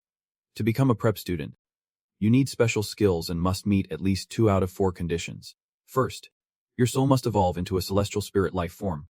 Second, Hanvu must cultivate a heroic life form. Third, your divine attribute score must be above 4. And lastly, you must have a monthly stipend. Right now, Hanvu meets the second condition, but he needs to fulfill one more to pass. But this notice came too late, which might cause trouble for Hanvu. After speaking, the teacher left, just encouraging him to keep pushing. The academy's door was opening right before him. Hanvu looked to the teacher beside him, hoping for help to gain a divine attribute point ASAP. But the teacher shook his head with regret, saying it was too late. If Hanvu had said this just one day earlier, the teacher might have given him a divine attribute point. But now it was all gone. The teacher suggested Hanvu could join the school's evaluation in 28 days, with a reward of 1 point. Hearing that, Hanvu turned with a doubtful look. Hard to believe it could really work out that way. Hanvu, stop doubting. I swear on my honor. What I said is the truth, with no other choice. He had to rely on himself. Hanvu headed to his divine realm. Go all in or lose everything. Hanvu placed his hand on the ground, casting a life sacrifice spell to gain divine attribute points. But the system showed no increase. He had to save it for tomorrow. The next day, Hanvu trained again to earn divine attribute points. But today's results were no better. For 7 days straight, Hanvu kept trying to earn points, but kept drawing blanks, sometimes laughing, sometimes crying. Before, Hanvu had a divine attribute card, but foolishly exchanged it for 150 million spirit points. Now, regret was too late. If heaven gave me another chance, I would hold on to that sacred card and never sell it. System notification. New message from Vian Chung. Boss, where does the origin of the sacred artifact lie today? Hanvu did not answer immediately. Instead, he messaged to borrow a divine attribute point from Vian Chung. Though he thought Vian Chung, being a true god, probably had none. On the other side, Vian Chung received the message. Half doubtful, half amused. Vian Chung figured Hanvu must be at least a high-level demigod, if not a true god. Yet he immediately asked to borrow a divine attribute point. Still, he was a big shot in his eyes. No way he would risk offending him. So Vian Chung instantly sent a divine attribute point to Hanvu, who was thrilled to receive the gift. But when he opened it, it was a broken divine river artifact, not what he would hoped for. What the heck is this? Hanvu quickly searched online, and a flood of info appeared before him. The Divine River ruins are an abandoned civilization site considered a relic. But due to excessive research, the mineral structure of this plane changed, carrying a certain level of radiation. Many life forms living there were affected by radiation. Over 90% mutated into genetic monsters. To survive, these monsters had to consume more radiation to boost mutations, using poison to fight poison. If they absorb too much radiation, their bodies synthesize crystals that can absorb the mutated genes, causing the abnormalities. That stone is called a gene stone, known for its special and miraculous effects in nurturing the lineage. Although it is the lowest grade gene, it is comparable to a level 3 sacred artifact and worth hundreds of thousands of divine power points. It is quite popular among demigods and even some true gods. This claw is really valuable, definitely from a divine creature. I wonder how many divine power points this ticket could fetch. Here is some hot news. A certain god king bought low-quality radiation, causing an artificial mutant breeding farm, which invested hundreds of billions in divine power, to go bankrupt. Hanvu remembered he had a decomposer machine. Even low-level radiation can be refined into radiation crystals with it. After feeding it to mutant beasts, it can transform and condense stronger gene stones. Either way, I need to go out there and check it myself. Hanvu got to work and headed out right away. He arrived at a small town outside the Divine River ruins. Dressed head to toe with a black mask, safety first when stepping into unfamiliar land, someone appeared behind Hanvu, offering to show him around, which immediately put him on alert. "Give me a reason to hire you," the man said, boasting about his knowledge of the Divine River, even claiming to know who is honest and who is not. After rambling on with info Hanvu did not need, Hanvu cut him off, asking only if he knew anyone selling radiation here. The man looked at Hanvu with utter confusion. So a divine being actually came here just for radiation. The blonde man told Hanvu about the recent low-quality radiation incident. He smugly added it was because the other guy did not buy from him, which caught Hanvu's attention. Suddenly, a guy with spiky hair approached Hanvu and raised his hand in greeting, a certain sign. The blonde man quickly ran up to hold the guest back, then introduced the spiky-haired guy to Hanvu. He is called Haxian, the biggest mine owner in the Divine River wasteland. The spiky-haired guy proudly introduced himself further. Haxi is the largest radiation trader in the entire Divine River. Over 70% of the radiation in the Divine River comes from him, and he insists he never deals in low-quality stuff. Hanvu stated his request for some radiation samples. He needed pure samples that could give him 10,000 divine power points to take back to the divine domain for testing. Hagzi happily accepted the deal. No problem at all. The trade was done. 40,000 divine power points worth of radiation minerals exchanged for 21 radiation crystals. Pretty cost-effective. Without wasting time, Hanvu took them out to test immediately. The first subject was a common wild soy, a level 1 mutant beast suffering from chaos and gene mutation. He tossed a crystal to the soy, which ate it eagerly. Right after, the normal soy grew a horn and a powerful mane. Hanvu was surprised by the mineral Sefek soy just licked it once and hit level 2 mutation. The soy kept eating, triggering another upgrade. It was now a level 3 mutant. Hanvu thought about saving this for the divine domain's lineage. It could be a real game changer. But suddenly, the koi exploded, turning into a red crystal. Radiation is dangerous if uncontrolled. It blows up from its own power. The red stone, called a gene stone, causes rapid genetic mutation in the lineage but shortens the mutant's lifespan to 3 years. Suddenly, a voice behind ordered Hanvu to hand over the stone. It was none other than Zhang Gang himself. Hanvu coolly asked back, "What if I do not give it to you?" Zhang Gang said then death would be waiting for him. He raised a hand and summoned a pack of soy to attack Hanvu. But they were no match. In an instant, Hanvu used the dragon transformation technique. 2 wings sprouted, radiating immense power, leaving the soy stunned. Before they could react, Hanvu struck. Zhang Gang ordered the others to jump in and attack. A swarm of soy charged at Hanvu. But he was not scared. He flew straight up. "I know your tricks, you pests." Zhang Gang could not stand Hanvu's childish antics. Using a forbidden technique, he dragged Hanvu from the sky down to the ground before he could react, causing him to fall right into a pack of wild dogs. He ordered the dogs to attack Hanvu. And because of Zhang Gang's forbidden technique, all Hanvu could do was run for his life. Seeing a no-entry sign ahead, Hanvu dashed inside, thinking the dogs would not follow him there, but to his surprise, they kept chasing him. Zhang Gang pushed his entire cavalry to pursue Hanvu. The situation was getting desperate, so Hanvu had no choice but to hide. Zhang Gang followed him inside. Furious he could not catch Hanvu. Then he sensed something strange in the air and ordered his beasts to retreat for now. Hanvu was still hiding underwater, waiting for the others to leave before surfacing. As soon as he reached the shore, he was startled by the mutated fish. The river he just swam in must be contaminated with nuclear waste for the fish to look like that. The safest move was to turn back. Checking the map again, Hanvu realized the river was not on it, meaning he would lost his way. Suddenly, a pack of mutated beasts appeared, ready to attack. Hanvu stayed calm and faced them head-on. He threw genetic stones at the beasts. In moments, all those huge creatures exploded. He would narrowly escaped. Night had fallen. Yet Hanvu was still wandering through this dangerous wilderness. So he looked for shelter and spotted a building on the other side. Shena Luoxu was an abandoned site of the Shena civilization. So that building was likely a relic from that era. Either way, resting inside was safer than staying out in the wild. Hanvu transformed and flew toward the building, which looked like an old, long-abandoned castle.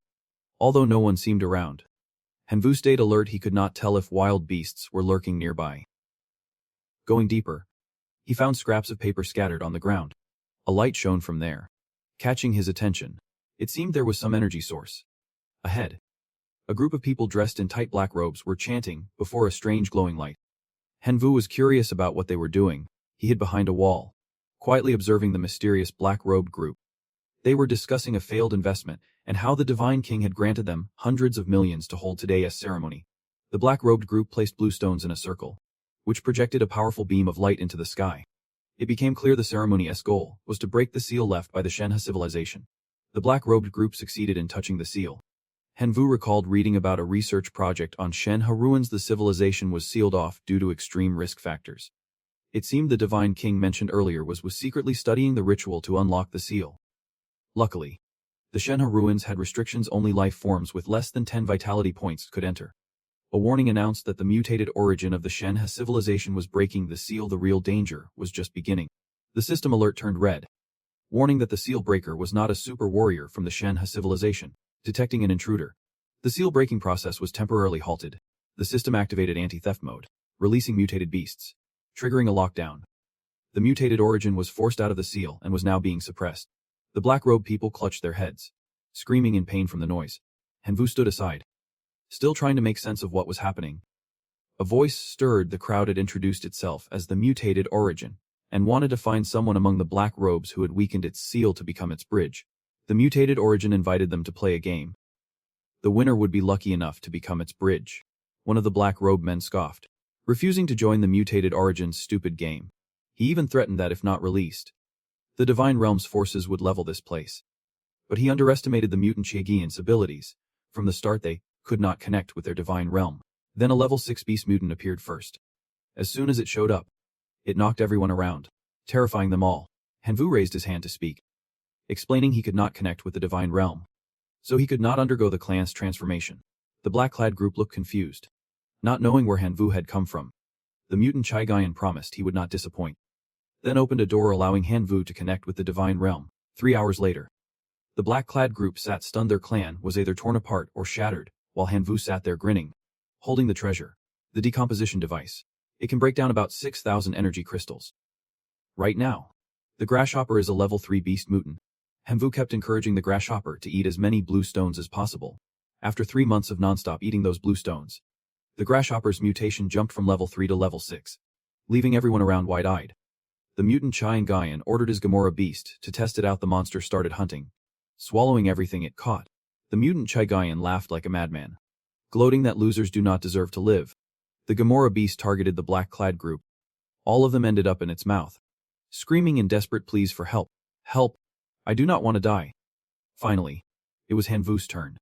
The mutant Chamian was extremely defiant. Your turn now. The grasshopper has fully evolved. Hanvu named it a Kong. To gain this power, it ate all the gene stones. So now it is a bit overloaded. Hanvu regretted that a Kwang's lifespan was cut down to just 1 day. But now was the moment for it to prove its true worth. Hanvu successfully sparked the mutant Chiagian's interest. He ordered Gamora to attack. The dragon lunged like a missile at a Kwang but got hit right after, driving it mad. Not backing down from a Kwang's strikes, Gamora attacked again, breaking a Kwang's claw and smiling with satisfaction, but a Kwang's claw immediately snapped back, making Gamora furious. A Kwang made that dinosaur so angry even the mutant Chiagian had to praise its evolution. They fought for hours without a clear winner. After 18 hours, nothing changed. Gamora kept charging at a Kwang but never landed a hit or caused damage. Instead, it kept pushing itself into danger. The mutant Chiagian was thoroughly entertained by the fight. That was an amazing fight. Do not you agree? My dear representative. Hanvu played along, pretending to whine to the slimy green guy, making him lose his cool. What do you want to do with my pure body? The mutant Chiagian said from now on Hanvu's body would be shared between him and Hanvu. Then cast a spell to merge himself into Hanvu. Everything was done. The personal info panel popped up. The identity section no longer just said Hanvu, it now included the mutant Chiagian as well. Hanvu's body did not know if it was Hanvu or the mutant Chiagian form anymore. Suddenly, blue flames appeared before Hanvu. This was the mutant Chiagian, the source of his body's super mutation. Although the mutant Chiagian lived off Hanvu's body, it also gave him the strength to surpass the civilizations of the Divine Realms. They were now symbiotic and had to help each other. The green guy talked a lot, but Hanvu just wanted to know how to get out of here. Right now, it is easy to leave because the ceiling layer was broken by the mutant Chiagian, and the only guardian beast, Gamora, was dead, so they were free.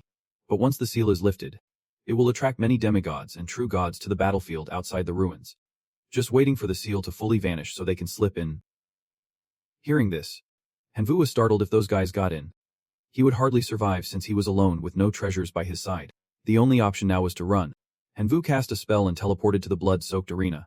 After a while, the seal disappeared, just as expected. The demigods and half-gods rushed inside to search for the treasure, but it had long been empty. The only thing left there was a Kwang's body, raising suspicion that Hanvu had once been here in Kwang's mind. One guy wearing a crown like hat got furious because his treasure was stolen. He ordered all clans to broadcast signals day and night, demanding they retrieve the signal seed with the highest price. Hanvu is currently hiding in the bloody arena. The last teleport cost him 100,000 spirit points. If things keep going like this, returning to school looks bleak. The screen shows Hanvu has a challenge from the hair of the evil dragon divine creature. He can accept or decline, but if he refuses 3 times, he will be kicked out as the hair of the bloody arena. Barely arrived, and someone's already throwing down the gauntlet. Hanvu immediately hits accept. The battle's about to start.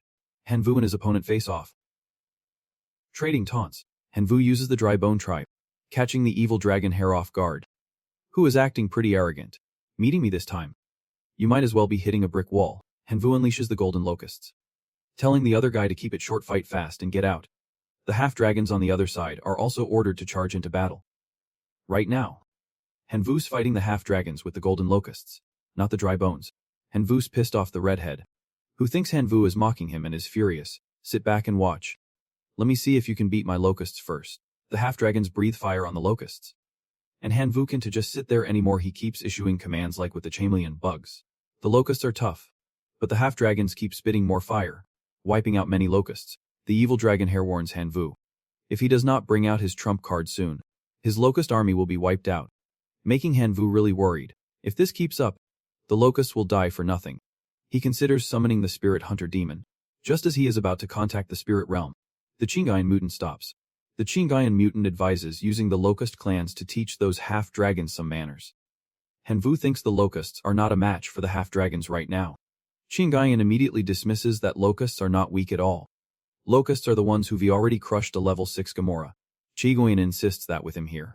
No race is weak, only those who accept defeat. Chingayan demands Hanvu use the directional mutation power he gave him to destroy those arrogant half-dragons. Hanvu complies. Not because he trusts Chingayan, but just to test this directional mutation skill. Then Hanvu starts casting the directional mutation on the locusts. Will it work? What will the outcome be? Chingayan asks Hanvu which direction he wants his clan to evolve. Hanvu thinks it over and decides to boost the chameleon bugs' damage resistance, so they can take more hits than the others. The system shows 3 options, getting stronger from 1 to 3. But the cost rises too. At level 1, the chameleon bugs lose 50 days of lifespan. Level 2 costs 90 days. Level 3 only gives them 24 hours to live. Hanvu's out of options. The half-dragon's attacks are brutal, and the locusts are dropping fast every second. If he wants to hold on, he has to take the risk. Hanvu picks level 3. The chameleon bugs morph into giant super locusts and charge to take down the half-dragons. He rallies after the mutation. The chameleon bugs do not disappoint, landing continuous blows the half-dragons can't handle. The redhead who was so cocky and mocking Hanvu is now left speechless by Hanvu's sudden turnaround. Could they have been doping from the Piao Lion Kingdom, or something? He was stunned and called for a referee, while Hanvu kept commanding the Hong Trung soldiers to keep attacking. Watch out, you little dragons. Then he raised his bow and fired at the half-dragons, scattering them across the arena. The mutated grasshoppers, seizing the chance, charged the dragons again under Hanvu's orders. The red rice guy was so scared he started crying, begging Hanvu to stop and promising to concede the match. A spectator who had just poured 5 million spirit power into the half-dragons could not stand the outcome and shouted in frustration. Hanvu thought to himself, maybe this is the perfect moment to shoot a video promoting the anti-gambling ban. The reward for the challenge was a rare fragment of the Divine Realm, and a scarce blood-soaked arena seal. The special blood-soaked arena building now belonged to Hanvu's Divine Realm, a place where disciples could hone their skills. The winner had a chance to level up and, with extremely low odds, surpass the hero simulation's guidance, allowing superhuman lifeforms to directly ascend to hero-level beings. This was truly unexpected. Defeating the hare seemed nearly impossible, but somehow it happened. This was a major surprise. The Chingayan mutant suddenly appeared from behind, checkmating him. The small gain in front of him was already compromised. Just a drop in the ocean compared to their true value.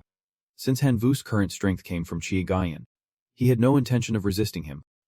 The boss words were spot on. Hanvu asked Chingayan if he should upgrade now that there was nothing else to do, but the guy ordered him to kneel instead. Hanvu was deeply annoyed. Once he got stronger, sooner or later he would have to take down that green rookie. They began the life sacrifice ritual. A blue whirlwind appeared, revealing the items inside one by one. The level 4 sacred artifact was the Windstorm battle armor, granting the disciple the power to summon it at will.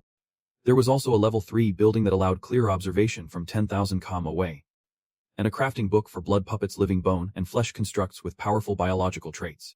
The book caught Hanvu's attention. He chose it, and maybe it was time for him to rise up. Over half a year later in the Divine Realm, Hanvu successfully created a living puppet. It was not pretty, but its power matched that of a hero-level being. He named it Tiu Kuang, in memory of little Kuang who sacrificed himself fighting Gamora. Everything was ready. It was time to face the next challenges. Hanvu remembered his grandfather's words and stepped through the gates of Kantei Academy, keeping his promise to find his parents in Tinhai. 3 days later, he arrived at the prestigious Imperial Academy, stunned by the sights before him. This place housed the best. More than half the passers-by radiated their own power. A man behind called Hanvu over, asking if he was a provisional student at Kantei Academy. That is, the polite man was specially sent by Kantei Academy to welcome him. Please follow me to the plane. I will help you with the registration. The plane took Hanvu to a new place, where the man led him to the dormitory he would stay in. Inside, It was empty. Hanvu asked about the teachers and other students. The man said this place was reserved just for him. Hanvu was blown away. This was over the top for just a dorm. The man finished his job and left, reminding Hanvu to attend class tomorrow. Hanvu wandered around, knowing there were many talents here. So he took the chance to absorb the divine energy in the area. The next day in class, whispers about Hanvu's arrival spread, none of them kind. They called him trash. Said he got in through connections and back doors. Hanvu ignored it, guessing they were plotting to take him down. Lost in thought, the teacher suddenly appeared behind him, calling his name and making him stumble. It was Lin, the beautiful teacher of the provisional class Hanvu would attend. She led Hanvu into class to start the day's lesson. Just walked into the classroom. Did not expect to run into someone I know here. Tansang jumped up, excited the moment she saw Hanvu. Hanvu. Tansang's outburst caught everyone's attention right away. They whispered among themselves, how could a goddess like Tansang be so close to Hanvu? Lin introduced Hanvu to the class, mentioning he and Tansang went to the same middle school. When suddenly a student slammed the desk, cutting her off disrespectfully. Lina. I want to know why he has been placed in the remedial class. This student's name is Tuthiat.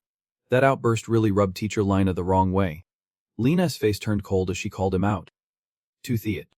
I do not know what they taught you before, but in my class, you raise your hand before asking questions. Lina's icy glare made Tuthiat visibly shake as he sat back down. Lina. I should not have asked so hastily. Please forgive me. You could tell the students were both scared and respectful of teacher Lina. After Tuthiat apologized, Lina smiled warmly again. She told the students if they wanted to know why Hanvu was here, they should ask him directly. Lina's sharp turnaround made Hanvu break out in a cold sweat. Then the teacher left the students alone. But Tuthiat was determined not to let Hanvu off easy. He challenged Hanvu, but Hanvu flat out refused. Feeling irritated, Tuthiat lunged forward, ready to throw down. Tansang, standing nearby, was annoyed by the students' antics. She slammed the desk, stood up, and demanded they stop their pointless nonsense.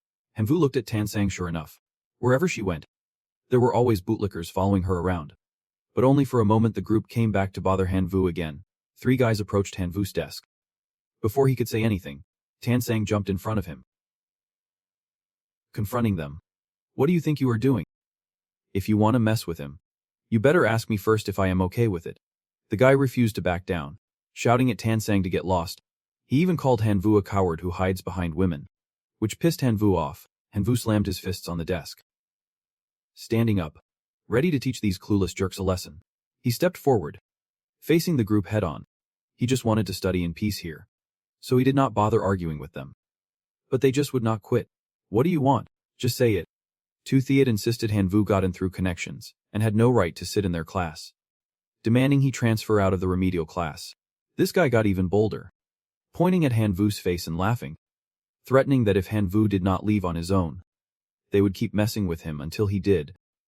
Hanvu looked down on these idiots. Who are they trying to scare? Not him. Hanvu turned to Tansang, mocking the group.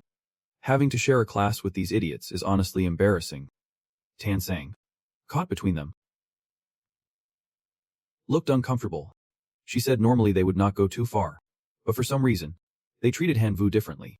So there is no history between Tuthiat and Tansang. Hanvu went over to confirm. If there is nothing between Tansang and them, then he can go ahead and deal with these guys. Tansang, worried when Hanvu said he would fight them, warned him not to underestimate Tuthiat, and his core strength is a natural-born elite warrior. Incredibly powerful. Tansang's lightning power might not even be enough to match Han. Hanvu teased Tansang if she was worried he would hurt them. Just say so, and he would back off. Tansang immediately denied it. Whatever. It is up to you. Okay. Tuthiat and his crew overheard Hanvu say he would hurt them and fired back. Han's arrogance made them doubt their own lives. Then they all headed to the fighting arena to settle the score. Hanvu smiled confidently. He was sure he would beat that brat out. And Tansang watched Hanvu's back as he left, wondering when exactly he would gotten so stubborn. No matter what, he would help Hanvu keep his pride as a man intact. The system popped up with combat options, asking Hanvu to pick one. There were 6 choices, but the 10 versus 10 mode caught his eye immediately. He picked it right away, eager to test those 10 upgraded VIP Pro Max little tough guys. Tuthiat scoffed, calling Hanvu stupid for choosing the 10 on 10 fight instead of battling within the Legion. Hanvu wanted to say he thought his squad was strong, but before he could finish, the scene before him wiped the smile off his face. Surrounding Hanvu were 10 VIP Pro Max little tough guys, all bulky with huge Powerful noses. Now it was Tu Thiet who doubted life itself. He never expected a hero's life form to radiate such a bizarre aura. He realized he could not underestimate the opponent. He had to fight seriously or risk losing face in front of Tan Sang. Some things never change like a guy's ego. Tu Thiet began deploying his own elite squad of iron-powered units. Confident in his lineup, he believed even a domain-level powerhouse would have to surrender to them. Everyone watched their match on the screen. Tan Sang was shocked when he saw Han Vu's formation. Since when did he have such a slick squad? A friend next to Tan Sang rattled off details about the two teams. Han Vu's squad was actually a set of puppets. But they were on par with hero life-form puppets. Still, fighting against Tu Thiet's iron units was a gamble. If they got damaged, it would be heartbreaking. This classmate was sure Tu Thiet would win easily. I can't wait to see that transfer kid cry later. People around were buzzing about how expensive these hero life-form puppets were. Yet Han Vu just pulled out 10 of them in a flash. Tan Sang did not understand how Han Vu, all alone, could put on such a powerful show. But that did not matter now. First, they had to wait for the results, then ask Han Vu what was going on after the match. The fight began in the arena. Tu Thiet ordered his iron units to charge and suppress the enemy. The iron units pounded the little tough guys relentlessly, each hit echoing like thunder. Tu Thiet smiled, acting like he was enjoying the victory until reality hit him hard. The little tough guys barely flinched. They stood their ground, showing no sign of falling or injury. Tu Thiet lost it. What the hell? What did you do to their bodies? Now it was Han Vu's turn. He ordered his little tough guys to counterattack and teach those guys some manners. The little tough guys' strikes were so strong the iron units had no chance to fight back, surprising everyone watching. Even Tan Sang was stunned. When did Han Vu get this strong? Not long ago. He was just an ordinary guy. Now, everything was different. Han Vu taunted, riling up Tu Thiet. Han Vu, do not get cocky. I have not even unleashed my full power yet. Iron units combine. Han Vu laughed, thinking Tu Thiet had been watching TikTok for over 3 hours straight, but when the iron units merged, the smile faded. After merging, the iron units grew 10 times taller, and the battle got even more intense. Tu Thiet started bragging about his squad's strength again. He was sure today he would show Han Vu what real reserve students could do. Han Vu pretended to be scared, clutching his chin and saying, "That is impressive." Tu Thiet thought Han Vu was actually scared, riding his high. He babbled that if Han Vu gave up now, begged for mercy, he would spare the little tough guys. This offer stood for 10 seconds. This guy started counting over. But as soon as Han Vu reached 8, he cut in and started counting too. He told him to just shut up and stop wasting time counting. Tu Thiet literally froze on the spot when he heard Han Vu say that. Tu Thiet kept bullying Han Vu. He said not to blame him. But then he saw the little Tiu Kuang kids who were barely breathing moments ago, now standing in front of him perfectly fine, smiling like nothing happened. So they healed themselves. Han Vu told the Tiu Kuang kids to smash that iron shell. And they did it right away. One of them sent electric shocks inside the skin. Another used some rare materials from their mouths, turning the cyborg device into a pile of scrap metal. Tu Thiet's good buddies who witnessed the whole fight could not help but say the Tiu Kuang kids fought with brutal tactics. Tu Thiet watched his beloved fall piece by piece. Now all that was left were fragments of the cyborg. Making his head spin, Tu Thiet collapsed. Everything was gone. Back at the study area, Han Vu walked confidently, catching the curious eyes of his classmates. Suddenly, someone called him Grasshopper, and the owner of the voice rushed up and hugged him tightly as soon as they met again. It was Man, the guy Han Vu had defeated in the bloody arena. Seeing him again, he looked a bit different. Used to be covered in scars and not very pleasant to look at, but now he seemed decades younger. His old look was because, back in the arena, he built a tough uncle image to avoid being bullied. But here at school, with so many girls around, he could not keep that look forever. Other classmates gathered around, apologizing for the past misunderstanding, and Han Vu happily joined in with everyone. Manka put his arm around Han Vu's shoulder and introduced himself as Hangman, a freshman at the academy in this city. From now on, he would have Han Vu's back. Anyone who messes with Han Vu is messing with him. Then Hangman took Han Vu to meet his friends, Athean and Deeplin. Han Vu modestly said that beating Hangman before was just luck. Deeplin teased that luck is a kind of skill and got straight to the point. In the upcoming school exam, reserve students will enter a low-level secret zone in Trantang Town, collected by the Imperial Academy to simulate survival in the outside world. They want Han Vu to help retrieve something from inside. Han Vu was not thrilled and questioned them. The three of them are semi-god level experts. Why would they need help from a rookie like him? Deeplin told him not to be so modest, joking that if he is a rookie, what does that make the big guy? Making the burly guy blush. He pretended to cough to stop Deeplin from teasing him further. Diep Line explained that Tranquang Thai is a low-level secret zone for super elite students. By rules, it is only for reserve students to simulate major projects. Semi-god level like them can't enter. Manko agreed with Diep Line, flexing his muscles and joking that if he went in, he would be done in 2 or 3 hits, making Diep Lin and Hanvu laugh awkwardly. Diep Line wants Hanvu to get an intelligence fruit that can boost non-human intelligence types. They agreed to pay 1 divine point per fruit, hearing divine points. Hanvu felt like he hit the jackpot. Fireworks going off inside. But he kept a calm face. Fine. Diep Lin pulled out a seed and handed it to Hanvu, saying it would help with his next project. Fair trade. That night, Hanvu stayed up thinking about divine points. He planned to prepare the ritual to become a semi-god after collecting 6 divine points. But today Kalena enlightened him with new knowledge. Sure, 6 points lets you prepare the semi-god ritual, but with 6 points, you can only use the lowest level 1-star divine role in the future. Students at the Imperial Academy would not waste their potential like that. They usually keep accumulating divine points, upgrading gradually up to 10 points, allowing them to master the highest 5-star divine roles. Hanvu was excited about everything now. Kalena really trusted him, so he would do well on the Academy Headmaster's mission to earn divine points. A few days later, while in class, a fellow student studying the language came up to Hanvu to talk about the upcoming Academy exam. It matched exactly what the strong crew had told him. From Tuthiat to their place, they invited Hanvu to compete with him. It seemed that after that match, this guy still could not let go of his rivalry with him. He wants you to compete with him. If his results are better, you are not allowed to get close to Tan Sang anymore. On the other hand, if your results are better, he won't bother with Tan Sang at all. Hanvu mocked him. How did a short guy like you even get into Emperor City Academy? No matter what, Tan Sang never paid any attention to this Tuthiat guy, so his challenge was basically meaningless. But this guy was stubborn. He ignored Hanvu's words and was willing to pay any price. As long as you stay away from Tan Sang. Tan Sang appeared behind them, wanting to confirm once again what Tuthiat had just said. Tuthiat, you said if his results are better than yours, you won't chase after me anymore. Right.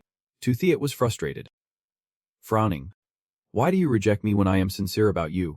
Who could possibly date someone like that? Tan Sang brushed it off, just wanting him to answer the earlier question. He promised on his honor he would follow through. Tan Sang asked Hanvu for help competing with him would be helping her this time. Hanvu agreed to help but warned her that all the students here are geniuses. If he loses, do not blame him. Tan Sang stood firm in her opinion. She truly believed Hanvu would crush that clueless Tuthiat. Lena announced it was time to start class. The students entered the exam zone. This place was special friendly exam zones greet guests with a kiss on the cheek, and at night, they come out to celebrate. As soon as they arrived, 2 classmates complained about being hungry. But in here, items like spiritual weapons could not be used. They were all blocked. Hanvu pondered. Even if they are divine beings, going 10 days or half a month without food would not make them hungry. But here, with spiritual power gone, could this be a survival test? He opened his system to check functions and saw his key skills were fine, so the problem was not hard to solve. Hanvu invited Tan Sang to take a walk around the exam zone.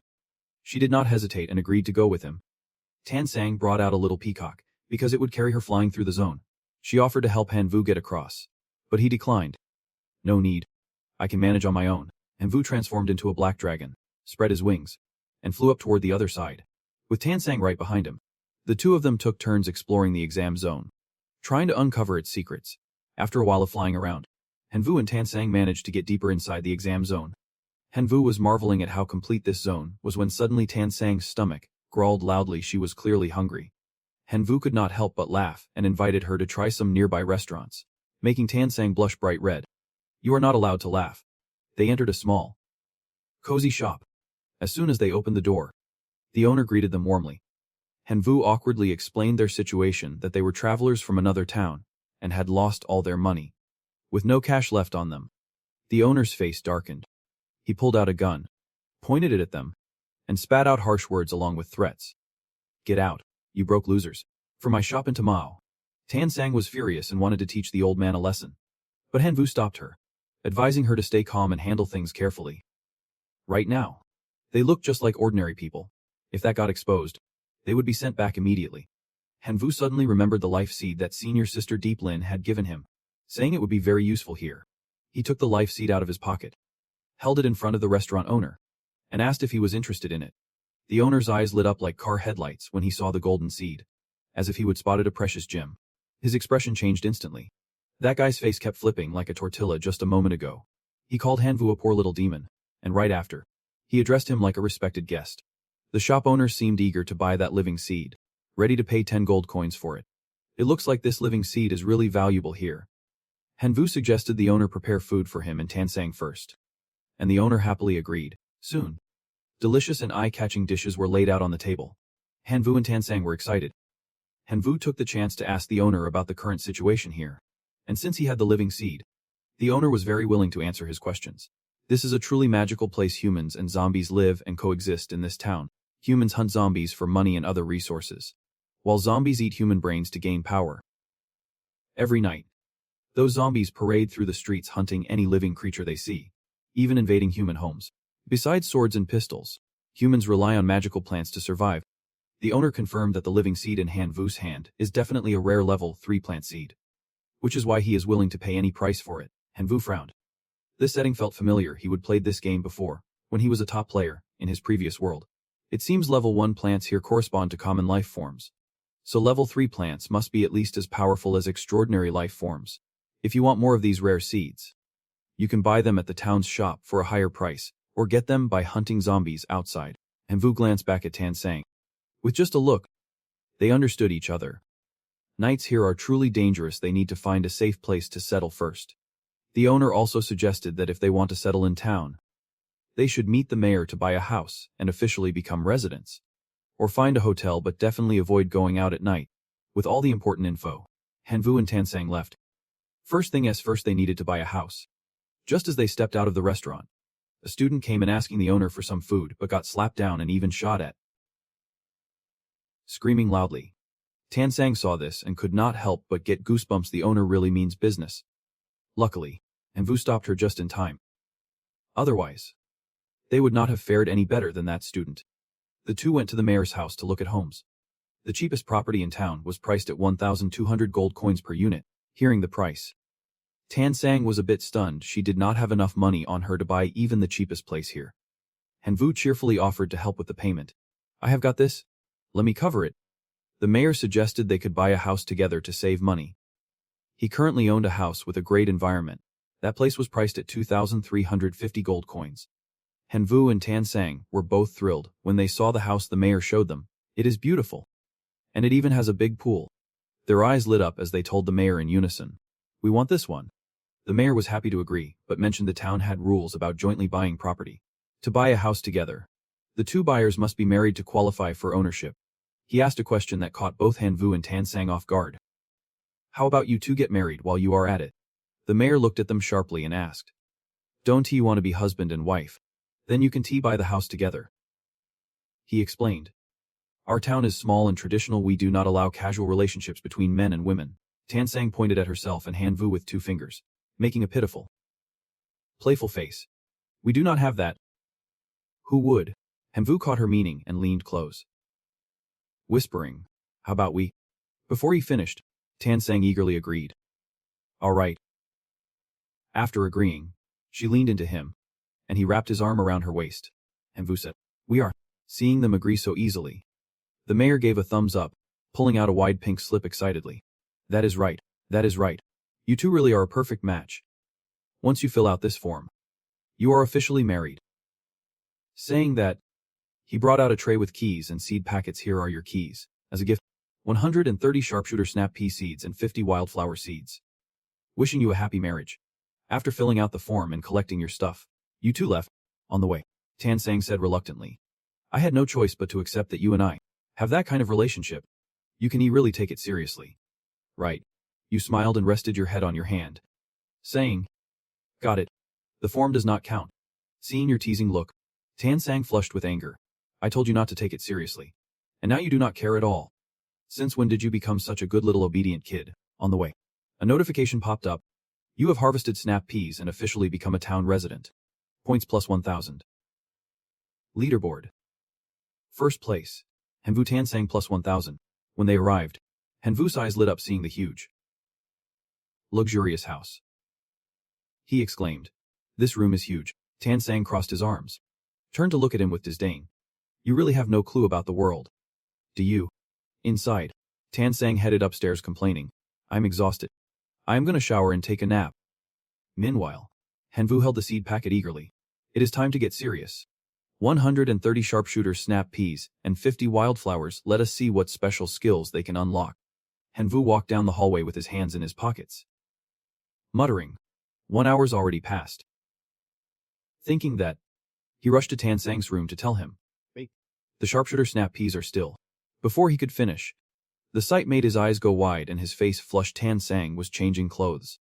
Tan Sang finally snapped back. Get out. Get out now. Hanvu hurriedly explained. I did not mean to. The moment passed. Hanvu looked up as a system notification appeared. Plant name. Wildflower. Plant level. Plant ability. Produces wildflowers. For every unit of absorbed energy, 1 wildflower is created. 10 wildflowers equal 1 silver flower. 10 silver flowers equal 1 gold flower. 1,000 gold flowers equal a diamond. Plant lifespan. 1 year. Watching the snap peas grow fast. He marveled. Growing so fast. Not sure how strong they are yet. Next to them was detailed info. Plant name. Sharpshooter snap pea. Plant level. Plant ability. Shoots peas at a rate of 1 per second, dealing damage to nearby creatures. Plant lifespan. 1 year. Tan Sang came up from behind and asked. What are you muttering to yourself? Hanvu shook his head. Nothing. He answered absent-mindedly, then noticed Tan Sang beside him and blushed. She looked at him curiously. Why are you blushing? Don't he tell me you were thinking about Hanvu? Embarrassed. Thinking back to the earlier scene of Tan Sang changing. Stammered.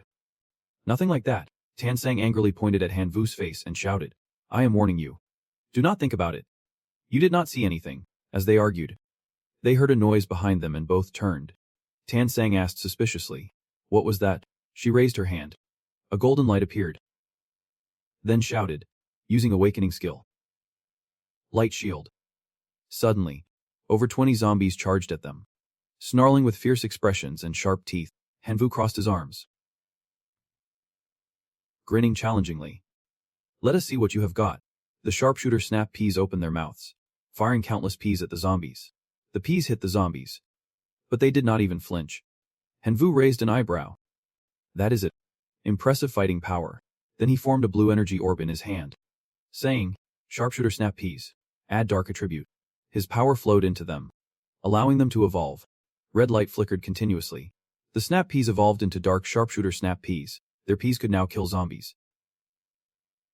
System notification. Defeated level 1 normal zombies. +1 point. Defeated level 1 flag zombies.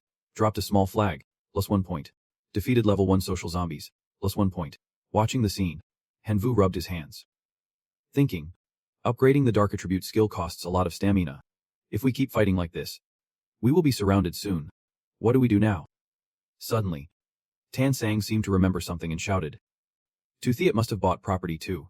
Our points have hit 1300. If we keep this up, we will lose. Hearing her, Hanvu muttered to the Dutch sniper beans. No way. We have to find a way to speed up their attack rate, he thought to himself. Plants are living beings too. Maybe they get jealous. Maybe they can mutate. With that, Hanvu gathered energy in his hands. Sending a red light straight at them, he shouted the activation command.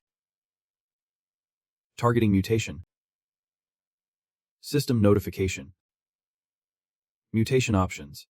Mindshot mutation extends mindshot duration. Cost doubles mindshot each time. Lifespan reduced by 1 month.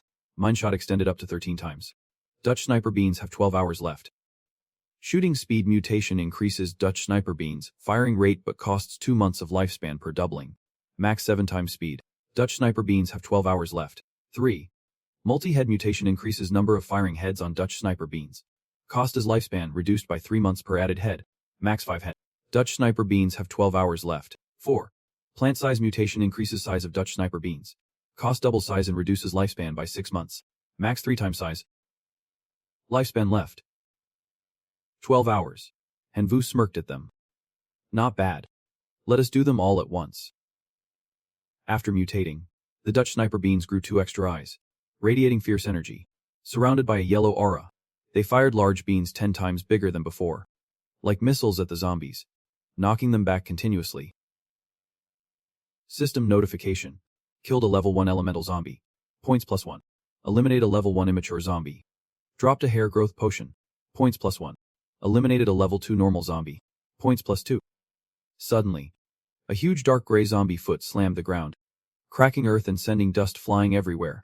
Another group of muscle-bound evolved zombies approached, their leader carrying a flag. Hanvu judged these zombies were higher level. The leader zombie stepped forward, ready to throw the flag at the two of them. It planted a foot, leaned forward, and threw the flag with all its strength. When the flag flew toward the Dutch sniper beans, it caused a shockwave, kicking up dust and debris. The leader zombie looked confused. Why was not anyone hurt? Question marks hovered over its head. Before it could react, the Dutch sniper beans fired red beans at it. While the thrown flag flew right over their heads, Hanvu caught the flag. The pole had tiny sparks. He smirked. Turns out it was made from hundreds of refined steels. Wasteful.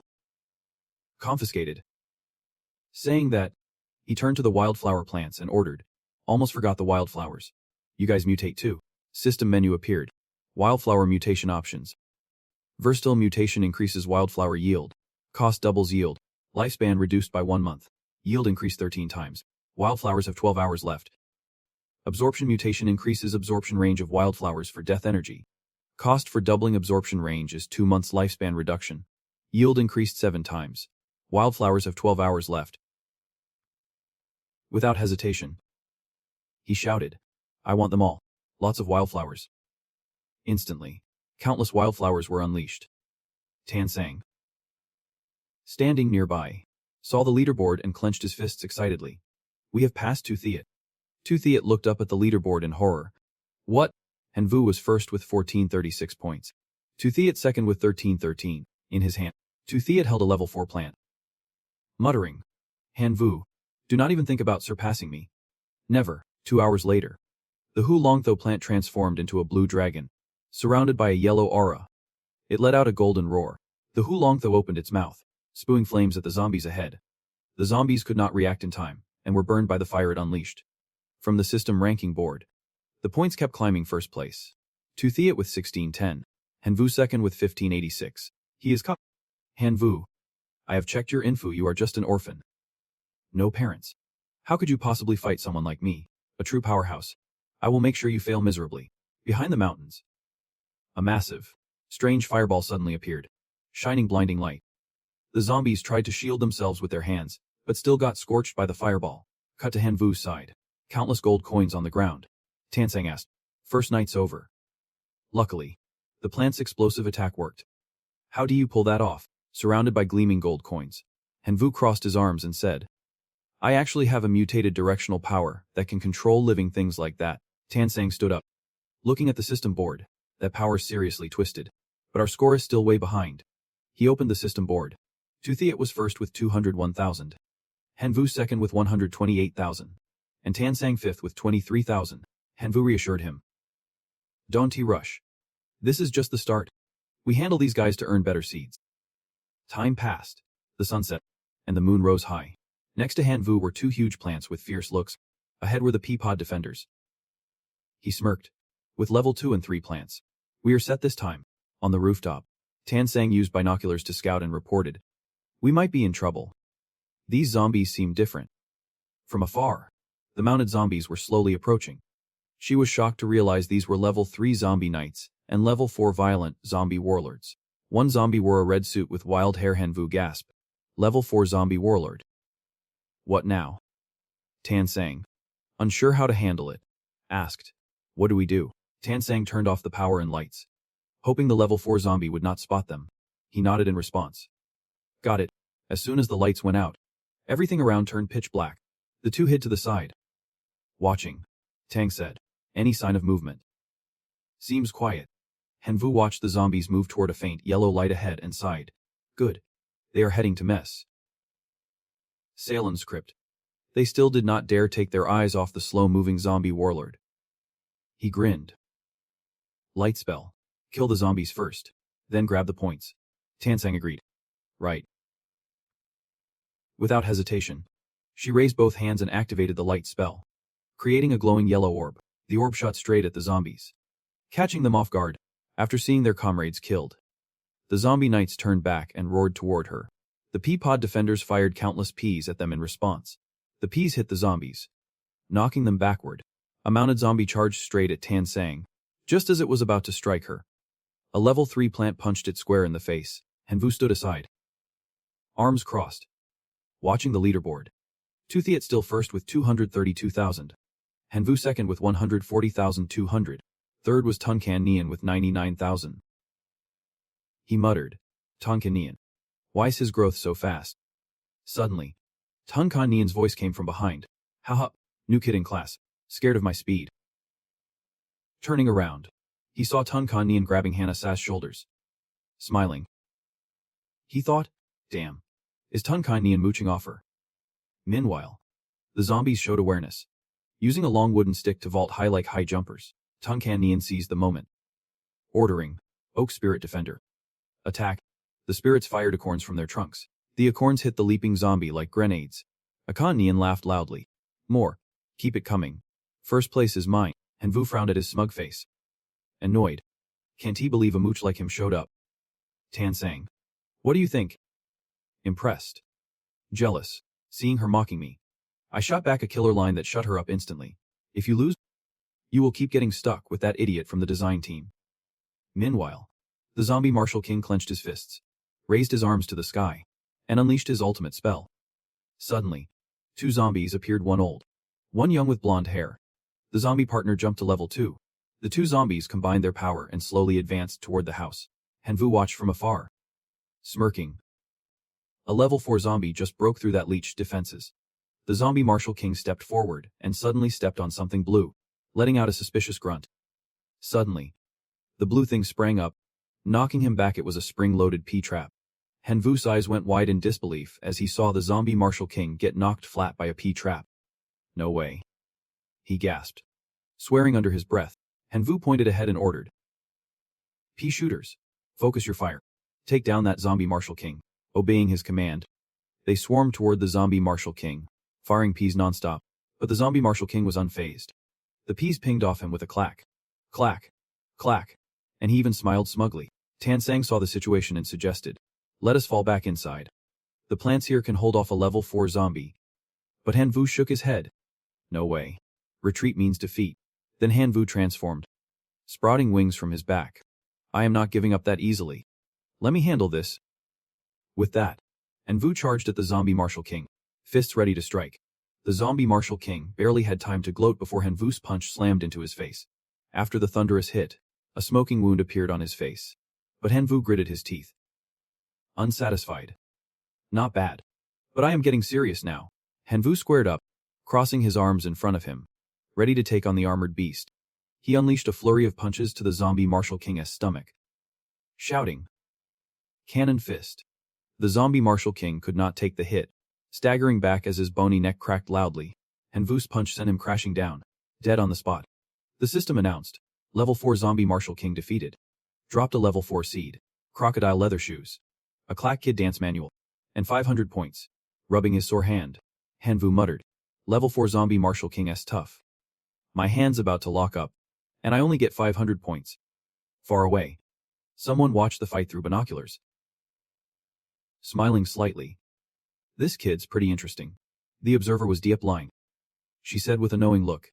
Can't he see the rankings yet? Next to her, Hangman excitedly said. Show me, see, holding the binoculars. He commented. This time. Sharp eyes. And I did not expect him to team up with the reserve class goddess. This kid's got skills. Hathian. Standing nearby. Quickly added. Don't get too full of yourself. Can the junior find the wisdom fruit for us? He replied.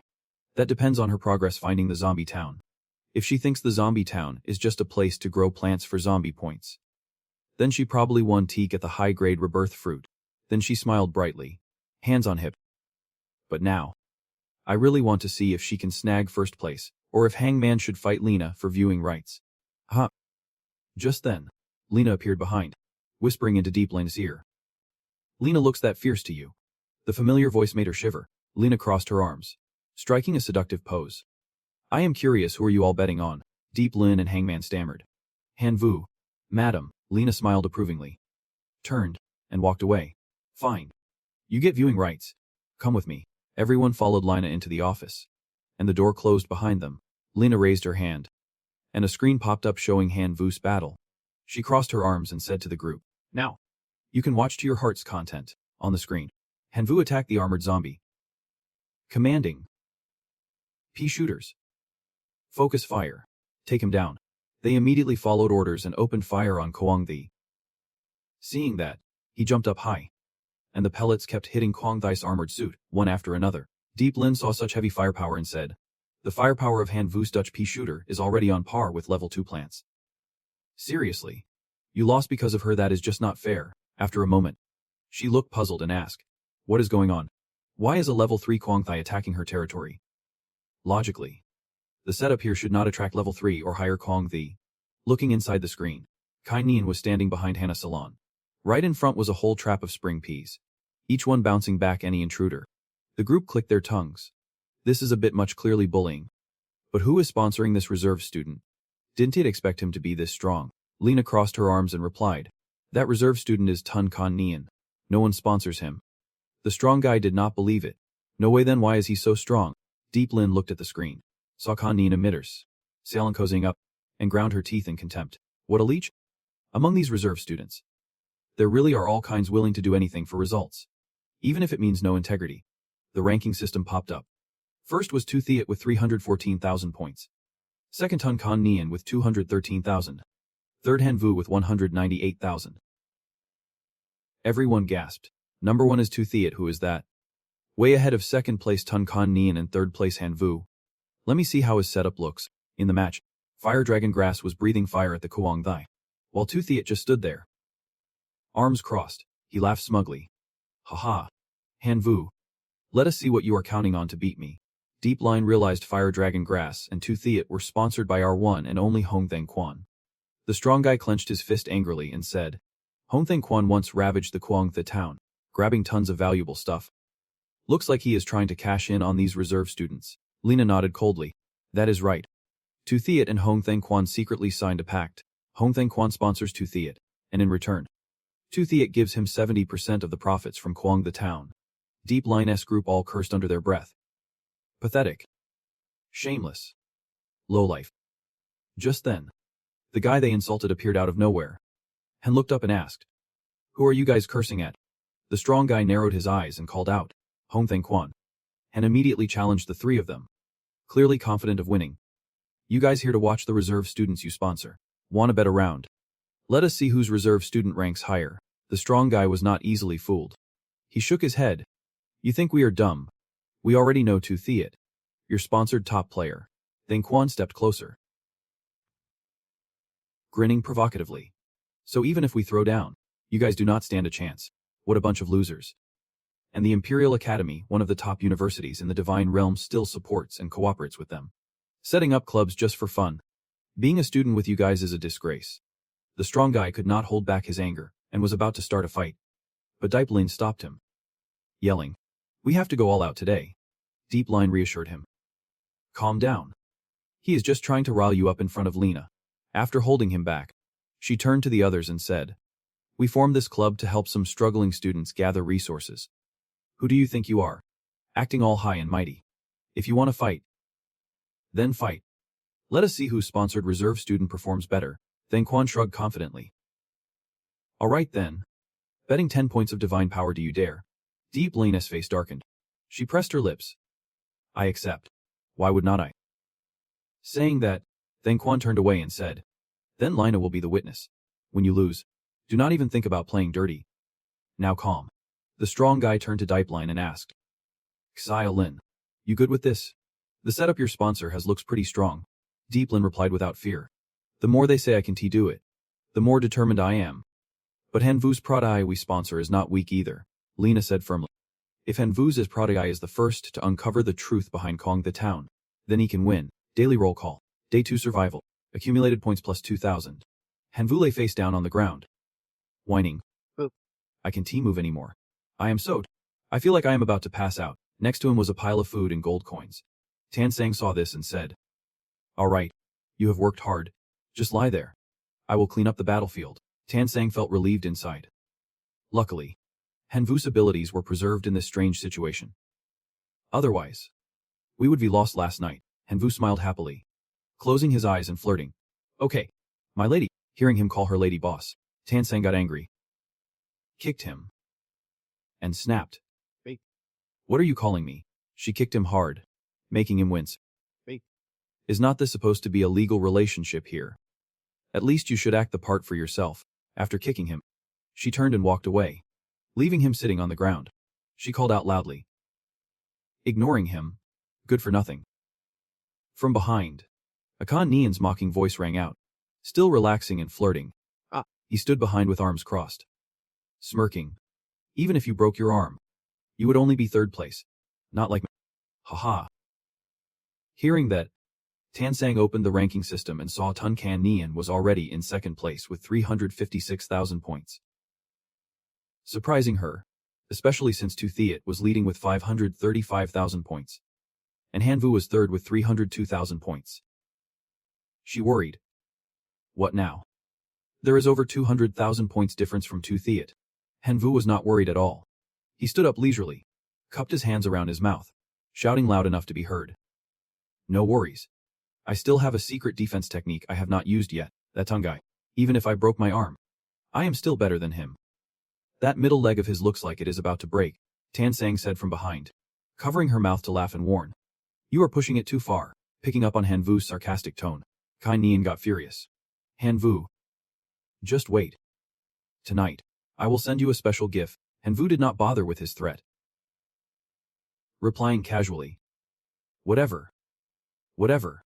As long as you are happy. Suddenly, his eyes flicked to a red seed on the ground, and he said suspiciously. Hanvu examined it skeptically. Level 4 seed. The system info popped up. Level 4 enchanting mushroom. Effect. Fires energy bullets with a sleep-inducing essence. Any zombie hit has a chance to be controlled by the mushroom, turning against its allies, effective against zombie clans. Also has brainwashing effects. Zombies that eat it get brainwashed. Level 4 corn cannon. Effect. Fires exploding corn bullets that can instantly kill level 3 zombies and cause area damage. Hearing enchanting mushroom, Hanvu sat down happily. This is perfect. Isn't this just what I need to tame battle beasts? And the corn cannon is like a pursuit bomb. A divine weapon for points. Tansang did not want to hear his nonsense. So she gathered the stuff on the ground into a full cart and urged. Let us go to the loot shop. See if we can buy some high-level seeds first. So you won't be so tired. Hanvu raised a thumb, about to say lady boss, but remembered her kick and quickly changed it to. Sounds good, boss. Tansang blushed, pretending to be cold. Fine. Follow closely. She thought to herself. He is about to say that nickname out loud. If he does, he did. An hour later, Tansang and Hanvu had sold everything on the cart. As they went down the stairs, Hanvu sighed. I thought collecting zombie dance move data for the clack kick would be a treasure. But the shop won tea take it. She held the gold bag. Eyes shining. We earned 243 gold coins this evening. Not bad. The shop owner, Truong Chan, is a monk who specializes in cold weapons. Maybe he can trade your core column for a good weapon, she said. Hanvu replied firmly. The lady boss is all in. Tansang raised an eyebrow, a few red streaks on her cheek, and asked, why not Hanvu? Hanvu's just a joke. If it were Tanvu, would not I be the sidekick? Tansang got angry, swinging her hand to chase him. All right. Hanvu. You are teasing me again. Hanvu ran off quickly, shouting. Domestic violence. Domestic violence. At Truong Chan's place, a voice suddenly rang out. What? You want my weaponsmithing skills? The man looked displeased, eyeing the two skeptically. Your core column is rare gear. I am interested. If you want to trade for weapons, go ahead. Pick what you want. Hearing this, Hanvu stayed silent. The atmosphere got awkward. Suddenly, Hanvu broke the silence, sensing the sword's aura calling him. It feels like this sword is calling me. Hanvu picked up the sword. A golden red aura radiated from it. He said confidently. It is definitely resonating with the black dragon blood in my body. Then he turned back and said. Truong Chan, I want this one. The generous guy nodded with a condition. Fine. But your muscles are not enough to trade. Do you have anything else to offer? Hanvu immediately pulled out some treasures from his pocket and said. Here's a dance routine for the clack kid and 2 level 3 seeds. That is all my valuable stuff. Truong Chan shook his head, refusing the offer. That clack kid dance routine's useless to me. I want 2 level 3 seeds. You figured you were not losing much and agreed. Deal. La smiled, cautiously reminding you as a friend. That clack kid dance routine might be useless to me, but the town's former dance queen, your neighbor Miss Sirlon, would probably love it. Then you slipped the sword behind your back and turned to leave, saying, "Come on, let us go visit Kim Chu Mama of Tunkai." Just as you stepped out, you ran into Tu Thiet. You saw him and his fire dragon Herb approaching, and Vu thought, "What an impressive presence." Tu Thiet strutted over arrogantly. "Han Vu, the gap between us keeps growing. You have dropped to third place. Just admit defeat now. Maybe I will be generous and let you share a dorm room with Tan Sang later." You ignored his words, hands in your pockets, and casually turned back to ask Tan Sang, "Wifey, is this idiot your friend?" She glanced back and shook her head. "Don't you know him? Hearing you call Tan Sang wifey." Tu Thiet clenched his teeth in anger. "What did you just call her? How dare you? I will show you what real pain feels like." And Vu paid no mind to his furious face, calmly took Tan Sang's hand, and said, "Forget him." Watching the two of you walk away hand in hand, Tu Thiet seethed with hatred, every word dripping with venom. "I want to just beat you, I will cut off your hand too." And Vu and Tan Sang approached a small house and knocked loudly. "Salen, are you home?" "Hannah, Salen." And Kan Yen came out.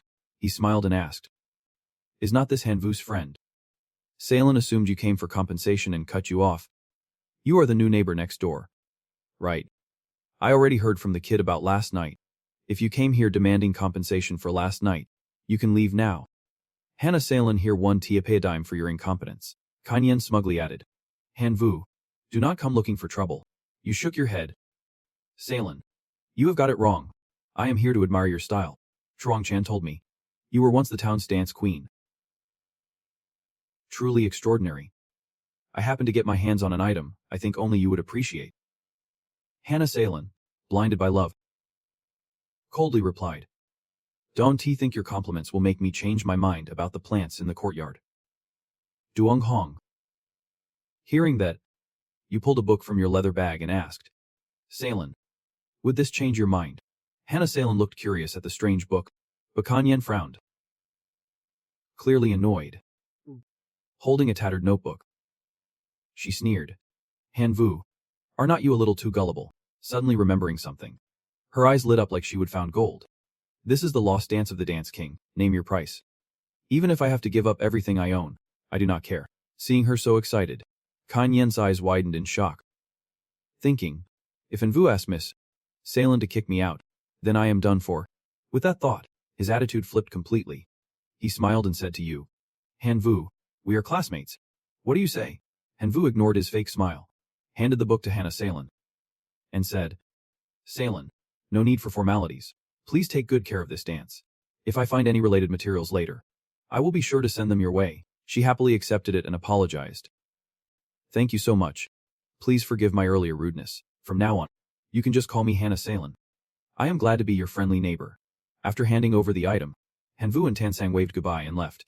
Hannah Salen cheerfully saw them off, reminding, "Don't forget to come visit." The system notification popped up. Established friendly relationship with the town's dance queen. Hannah Salen. Friendship level 99. Open personal shop for Hannah Salen. Seeing the points, you gaped and stammered. 30,000 points. How many zombies did I have to kill for that? Could this be the key reward for killing zombies? Tan Sang looked at your expression and curiously asked, "What is going on? What did you just do?" "I just got a notification that I have established a close relationship with Queen of Dance Hannah Salen. Unlocked her personal shop, and gained an extra 10,000 points. Han Vu did not answer, crossing his arms and smirking at Tan Sang.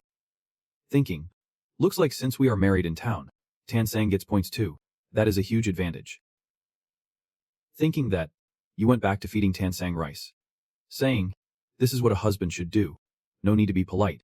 You did not get beaten this time." Tan Sang blushed and walked off. "You really have no shame. I am done paying attention to you." Watching her leave, you opened the system menu to check out what is interesting in Mess Salen's shop. The system notified. Salen's shop offers level 30 clover seeds for 30 friendliness points, dance lessons for 20 points, a costume for 35 power points, an intelligence fruit for 90 friendliness points. You said happily.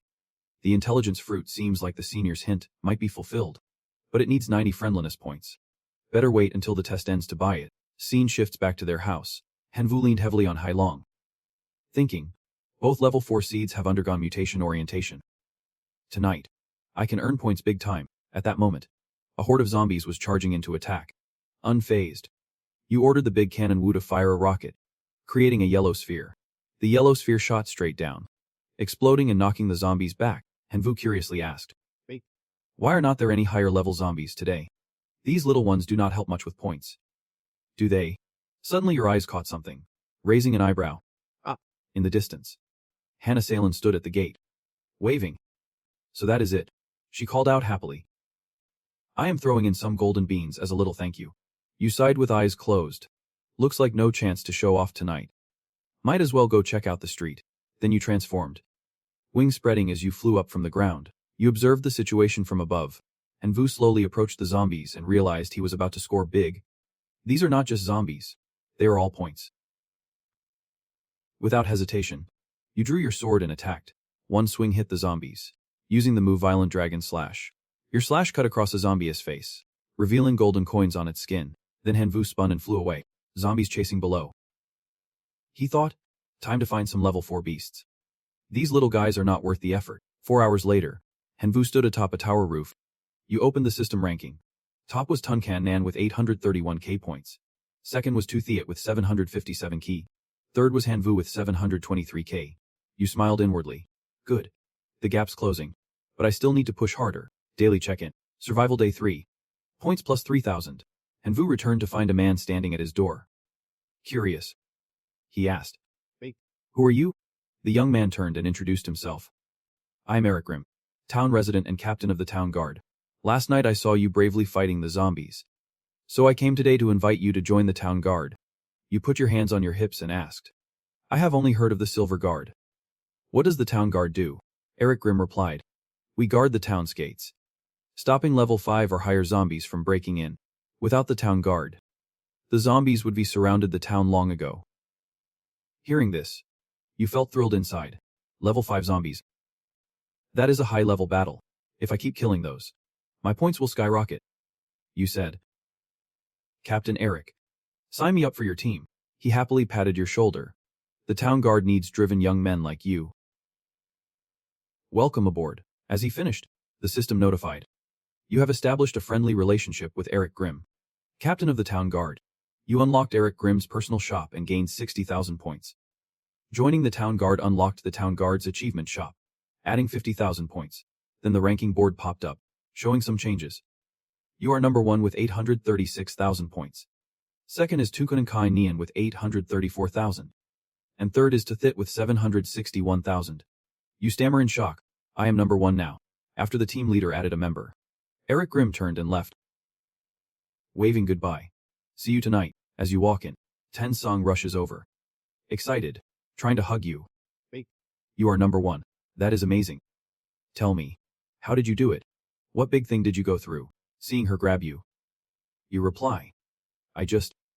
Suddenly, a noise at the door makes you glance over. Annoyed, you open the door and ask, who is here this early? A blonde woman with a seductive look raises her hand to her mouth and says, An, you are so strong. Han V, with no memory of her, asks, who are you? She leans forward, vague and flirtatious. Seeing how strong you are, I am really excited. From behind, Tun Sung eyes you sharply. Tun Sung says, Han V, what good deed did you do last night? Someone's even come to your door. Hearing that, you break out in a cold sweat. She spots Tina Sung and interrupts. Wait, who's this? Tun Sung awkwardly introduces herself. I am his wife. You ask, and you are. She ignores Tenjin Sung's words completely. Leaning close, Livin asks, An, you are so young and already married. No worries. I am just, if you agree, I could be your lover. After saying that, Jessica quickly leaves, reminding, An, see you tonight at the town's guard squad. Seeing you wave goodbye to her, Tin Sung's face darkens with jealousy. Look at you, can't let go? When you do not respond, Ten Sung gets mad and pinches your arm. You jerk? Were you out causing trouble with some other girl last night? No wonder your points shot up so fast. You are just mooching off Tazan Kine. You shout defensively. I do not have a home. That is not fair. This girl, hey, Sis does not even talk straight. I am out there fighting monsters for points. Then the guard squad captain, Taiyu Chujin, noticed and invited you to join. Your points went up thanks to the rewards from joining the squad. Hearing your explanation, Tun-sung, let's go. Feeling guilty. Why did not you say anything? Someone came all the way here, praising your strength and saying how excited they were. You rub your arm and shout. So you are jealous? I am just trying to catch up to Thit's points. Tun-sung quickly denies it. Jealous. How does that even involve me? You pull out a bag of seeds and hand it to her.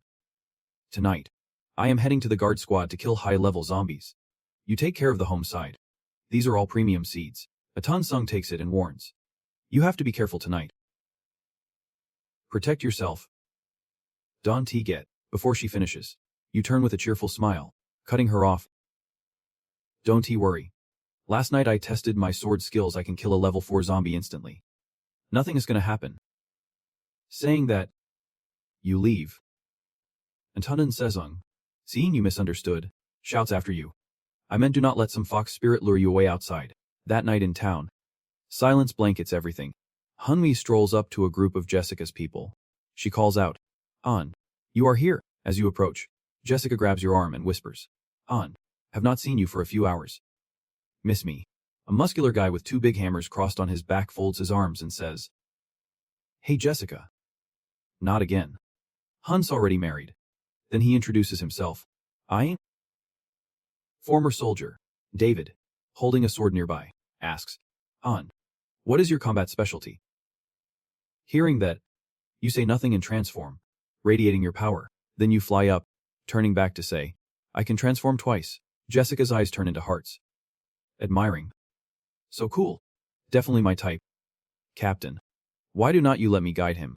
I love working with handsome guys. Eric Grimm agrees. Alright. Jessica will lead Hun tonight. Then he looks up at you. Fighting zombies is dangerous. You have to follow Jessica's lead. Jessica pulled back her mischievous smile, pulling out 2 guns, 1 fire, 1 ice and even a level 5 plant. Shouting, get ready to fight. Hanvu stared in shock. Thinking, 2 level 5 plants. And once a fire controller. The other ice and bone. Johnson transformed, muscles bulging all over. Next to him his level 5 crane bachelor teammate. Merging powers. As he spoke, his arm muscles slowly swelled. Bulging muscles appeared all over his back. Then he transformed into a giant muscular man with dark, tanned skin. David held a golden sword in one hand and a blue spear in the other. 2 high-level plants appeared beside him shouting, Swordmaster Sword Orchid. Tower Guard. Merge. Eric Grimm transformed too, his legs radiating a blue aura. His whole body glowed with jade green energy as he announced, the tough ones are here. Without hesitation, he shot straight up from the ground into the sky. Jessica fired her 2 guns rapidly. Taunting. Come on. Come get some of this. 3 aggressive tough ones were stopped by her, bullets hitting their bodies. Johnson grabbed a weapon from behind and said, leave this to me. The hammer in his hand smashed straight into the tough one's head. Suddenly, his eyes widened as he took in the scene before him. The tough one's head was unharmed, but tentacles sprouted wildly from its head. The tentacles attacked Johnson before he could react, leaving him stunned. Eric Grimm shouted from the side. Johnson, get out of the way. Then he unleashed a blast of blue energy at the huge tough one. You are done for. David thrust his spear at a tough one, shouting, leave this side to me. Hanvu hovered above, watching the wide battle below. Thinking, so this is the peak of Alavich. Impressive? I can fall behind now. Saying that, he dropped down and punched the tough one. Thinking, I'm hang. The God Killer, Hanvu swung his sword and shouted, this is how you escape death. Suddenly, Jessica's warning came from behind. Watch out. Hanvu glanced back. Puzzled, he saw her rushing quickly toward him. After pushing him down hard, Jessica raised her gun to attack. While he gasped for breath. I can breathe. What is going on? She fired behind them at the tough ones. Her shots hit the tough one's arms. Jessica explained while watching the fight. Level 5 zombies can take way more damage than level 4. Even if you hurt them. Their attack power 1T drop. Hanvu finally snapped out of it and smiled. Thanks for saving me. She replied. Don't mention it. Just stick close and help out. With guns in both hands, Jessica charged into the tough ones, firing nonstop. He stood up and attacked too. His points stacking up plus 3,000 combat points. Plus 3,000 more earning a level 4 radiant sunflower seed. 3 hours later, Hanvu's body ached, wiping sweat. He groaned. I am dead tired. Nearby, The town guard team kept fighting. He wondered. Are they using some kind of stimulant? Jessica saw his tired face and teased. Little heartbreaker.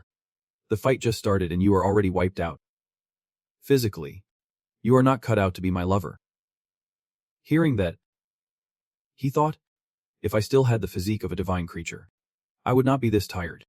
I could fight all night no problem. Suddenly, a voice appeared beside Hanvu. Representative. Guess who I am? He was pulled into a white space with a blue dot nearby. He said. Mutation origin. You finally have time to visit me. It replied. I smell the stench of deep grudges. I heard someone say your health is not great, in a mocking tone. It said. You are the mutation origins representative. How could you let a woman say you are unwell? I have decided to grant you a power. So you can stand before a female creature with big breasts and wide hips. He snapped the iron chains off a lock that appeared out of nowhere. The mutation core explained. This power is called the jealousy lock. All right. Sit down. Let us move out. As he spoke, the chain snapped, and the lock opened. Then Hanvu felt a surge of power flowing into his body. Golden light surrounding him everywhere. His eyes flashed yellow light. Excited. He said. This feels amazing. Like endless energy. The core added more explanation. When the jealousy lock opens, you can temporarily mutate your body by absorbing any strong biological cells. He held the sunflower seed in his hand. The combo between this and plants is strong and durable. If I get the chance, I will try it too. Without hesitation, Hanvu swallowed the sunflower seed. The seed was absorbed by his body. Golden light spreading everywhere. He shot upward, carrying the sunflower's power. Then Hanvu clenched his fists, creating a glowing yellow sphere around his body. The sunflower light blasted the zombies, burning them painfully.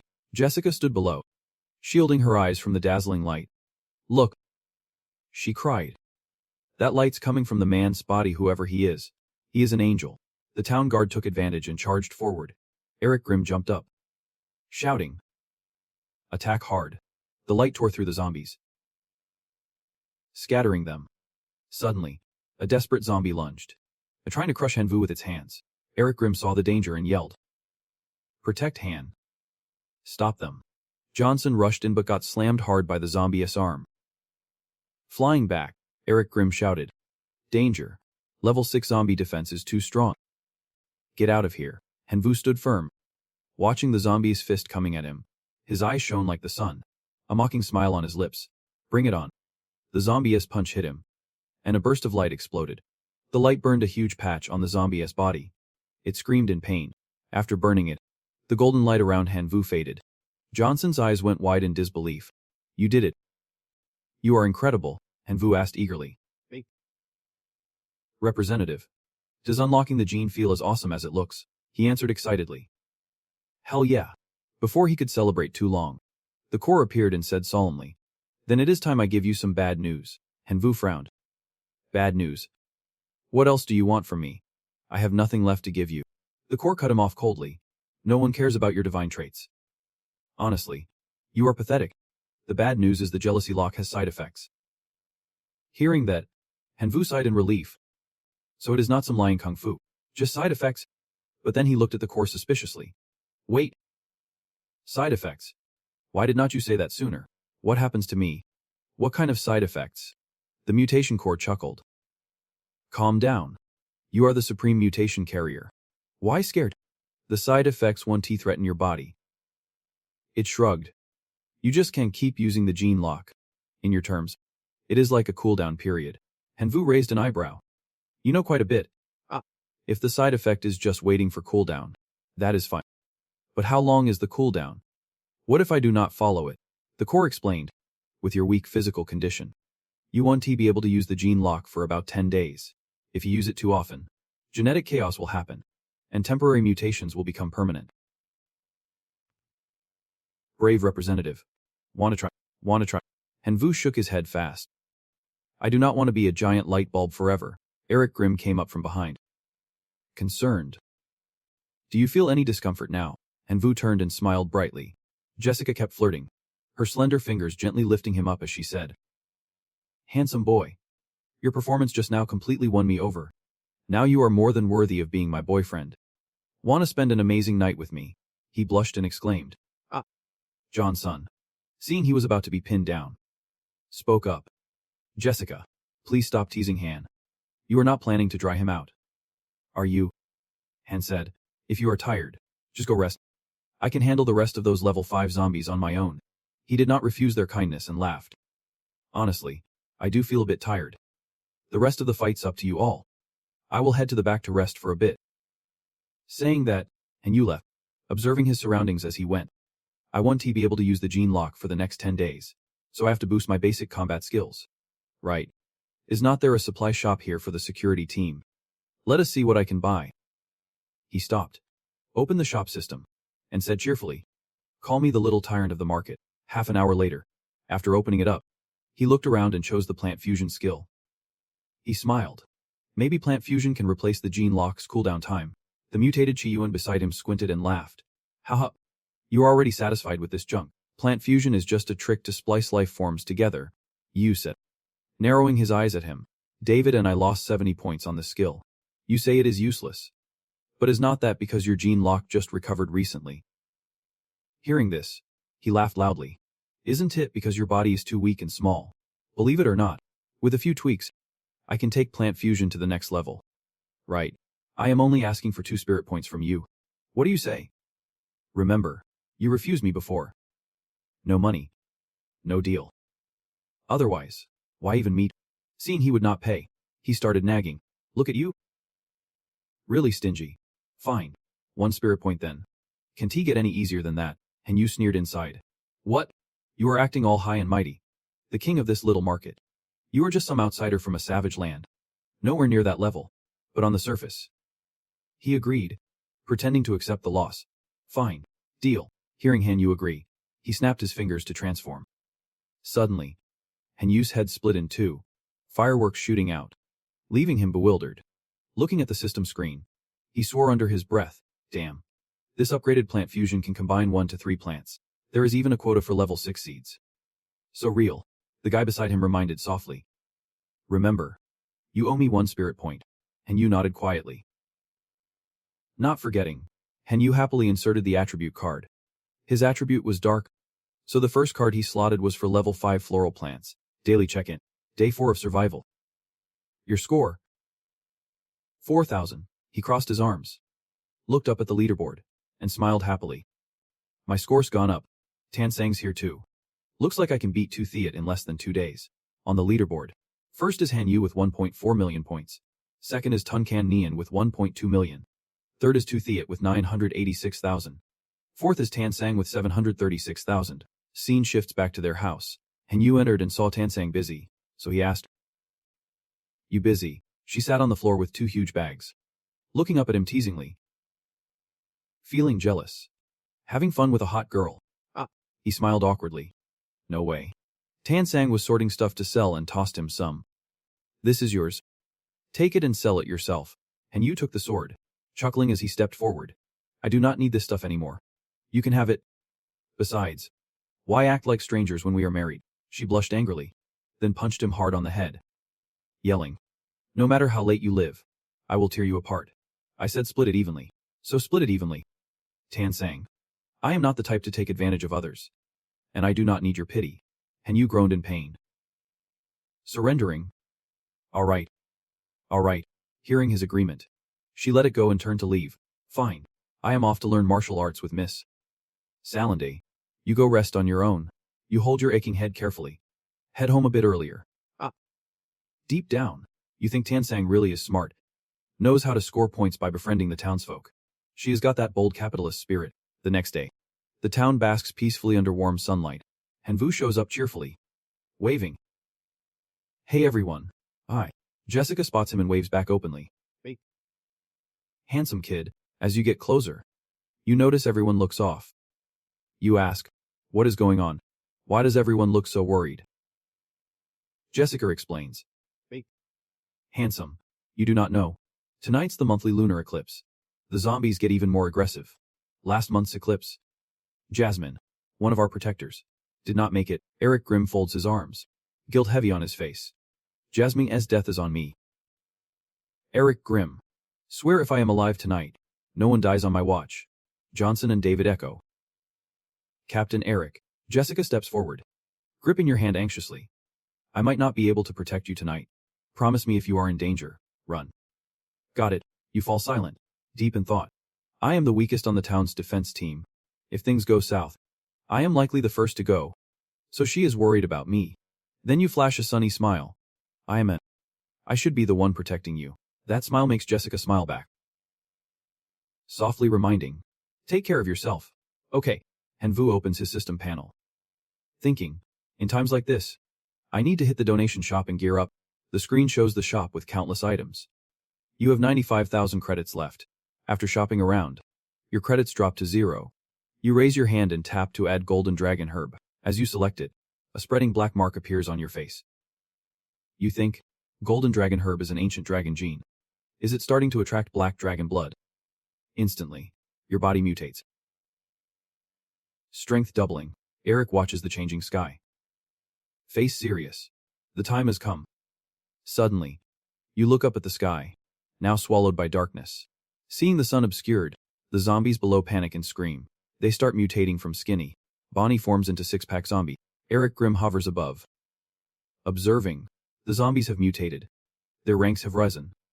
Everyone, get ready for a brutal fight. Jessica grips her gun. Eyes fierce. Ready. Captain. Junsun also mutates into a muscular form. Nodding. Ready. Captain. David dons armor, spear in hand. Poised to strike. Hanvu flies up.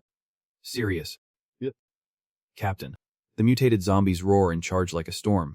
Eric Grimm conjures a blue energy orb, hurling it at the zombies to block them. Jessica fires everywhere, but the zombies barely flinch. She keeps up a relentless barrage with both guns, trying to suppress the advancing horde. Watch this. The giant zombie remains unscathed. Junsun grabs its arm and tells teammates. Captain. Jessica, cover us from afar.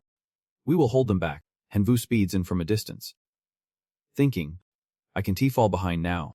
You draw your sword and slash.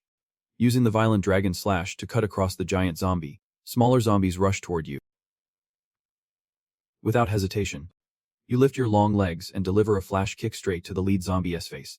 Eric Grimm praises from behind. Well done. An hour later, zombie corpses lie scattered everywhere. Seeing the attack continue, the captain orders. Jessica, find Seneca's chief. Tell him to send reinforcements. She obeys. Running off but glancing back. Hang in there. Everyone. I'm coming. On the other side, David is being attacked by a zombie. His shoulder bleeding. He screams in pain. Johnson sees this and rushes forward to block the zombie's attack. Worried. He says, Johnson, just leave me.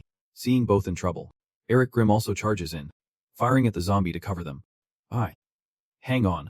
Johnson says as he spots him. Captain. Eric Grimm gathers his strength and punches the zombie straight in the face.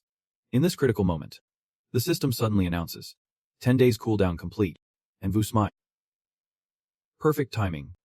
Then he rushes forward to the three of them, saying, Captain Eric, let me buy us some time. Seeing this, Eric warns anxiously. Do not overestimate yourself. If it is too much, run. Hanvu turns back with a reassuring smile. I am part of this town's guard team. Of course, I will protect the people here. Saying that, he opens the system and presses the button to unlock the skill. His whole body glows with a pale blue energy as the skill activates. Hanvu's body releases an immense power outward.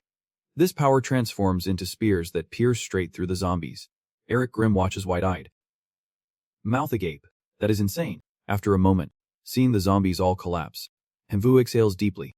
Phew. But before he can celebrate, another zombie suddenly appears and attacks, making him shout in shock. There is still more.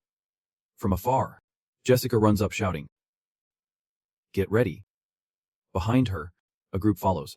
She calls out loudly, We are here. Mayor Schwarzenegger wipes sweat from his brow and yells, Keep pushing forward.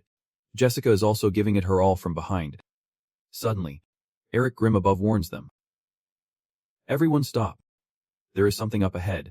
Mayor Schwarzenegger immediately pulls out a spyglass to survey the situation. He looks around carefully, noticing the fog is unusually thick. Worried. He says, This fog does not feel right. Eric Grimm hurried up to the brave man. Mayor Schwarzenegger, the fog is lifting. We can see through the darkness. Hearing this, the mayor pulls out a strange seed from his pocket, a level 4 withered clover seed. Hearing that, he immediately took out a strange seed from his pocket. It was a grade 4 clover seed. Then the guy put it into the soil and continued planting. 1 second later, the seed broke through the soil. The clover plant instantly appeared right before everyone's eyes. Hanvu was surprised watching this, thinking to himself, this thing grows way too fast. Immediately, the withered clover transformed into a giant fan, blowing nonstop at the zombies. Hanvu immediately pulled out the scout's eye. The flower pot suddenly glowed in a strange way. System notice. Ceramic flower pot, used for sowing seeds. It can speed up the growth of seeds planted inside by 100 times. Seeing this, you are amazed and say, this is some kind of divine artifact. The mayor smiled gently and explained as Seanager turned back to look at you. If you like these flower pots, I can gift you a few later. I just heard Eric say you did really well tonight. When the eclipse ends, I will represent the town to reward you. Hearing that, Hanvu replied happily. Thank you, Mayor.